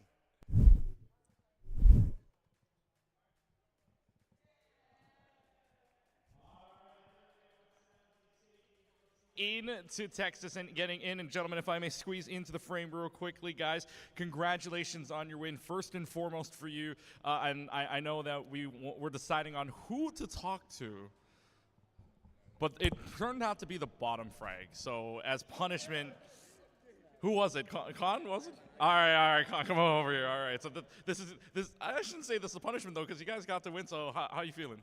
We're feeling good. A little tired because, you know, we have to wait a while, but at the end of the day, we got the win, and we're excited. We're gonna have some fun after this. Did you guys play CFAL earlier today as well? No. Well, you guys got to win here, so I mean, it's got to feel pretty good to be trophy, and then now you guys are gonna get to go to Texas in 25. Yeah, we're very excited for that. We're gonna make sure we're well prepped for it, unlike last time. Unlike last time, yeah. We won't tell the story of how that happened, how that played out. But I do want to. I know you were the bottom frag. Who's my top frag though? Who was my MVP? Who was? Actually, I was the top frag. Wait, so you went from top to bottom frag? I was at the bottom of the first map, but I was at the top of the second map, so I don't know why. You were top of first map. All right. So give us your gamer tag real quick, and then how are you feeling after this one?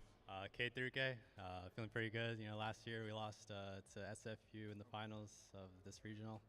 It was 1-2. It was pretty heartbreaking because, It was 8-11, then they came back on us, and then we ended up losing them to CVal right after, so it was a pretty tough day.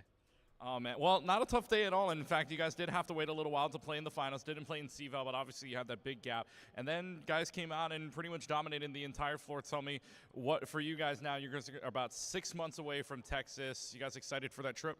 Yeah, we're pretty excited. Looking forward to see how Valorant's going to be at that time. You know, patches can change everything.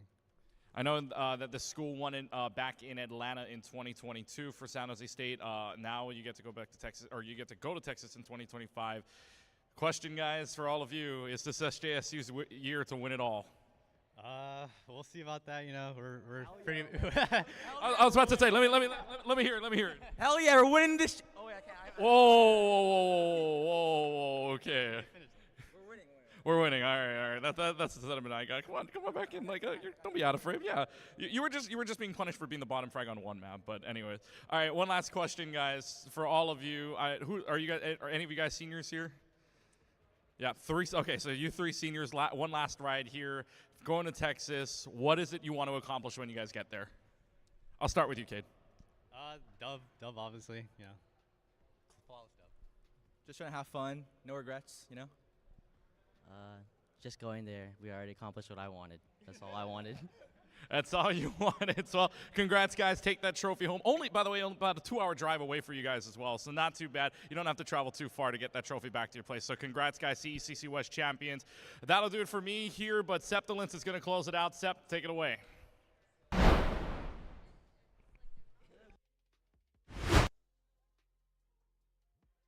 The heart that I am here to bring CECC West 2024, sponsored by McDonald's of Northern California, to a close. I can speak for everybody here when I say thank you all so much for joining us. Thank you all to the teams for coming. Thank you to McDonald's of Northern California. Thank you to MSI. Thank you to NASIF, who came out this weekend and helped us get in touch with so many very talented high school students that we are very excited to see more of. And of course, thank all of you for watching. We could not do what we do without all of you and the constant support that we get. So I speak for everybody here when I say thank you again. Thank you all. We love each and every one of you. Check your postures, drink some water. Don't forget to love each other, and we'll see ECC you next semester. Thanks for watching.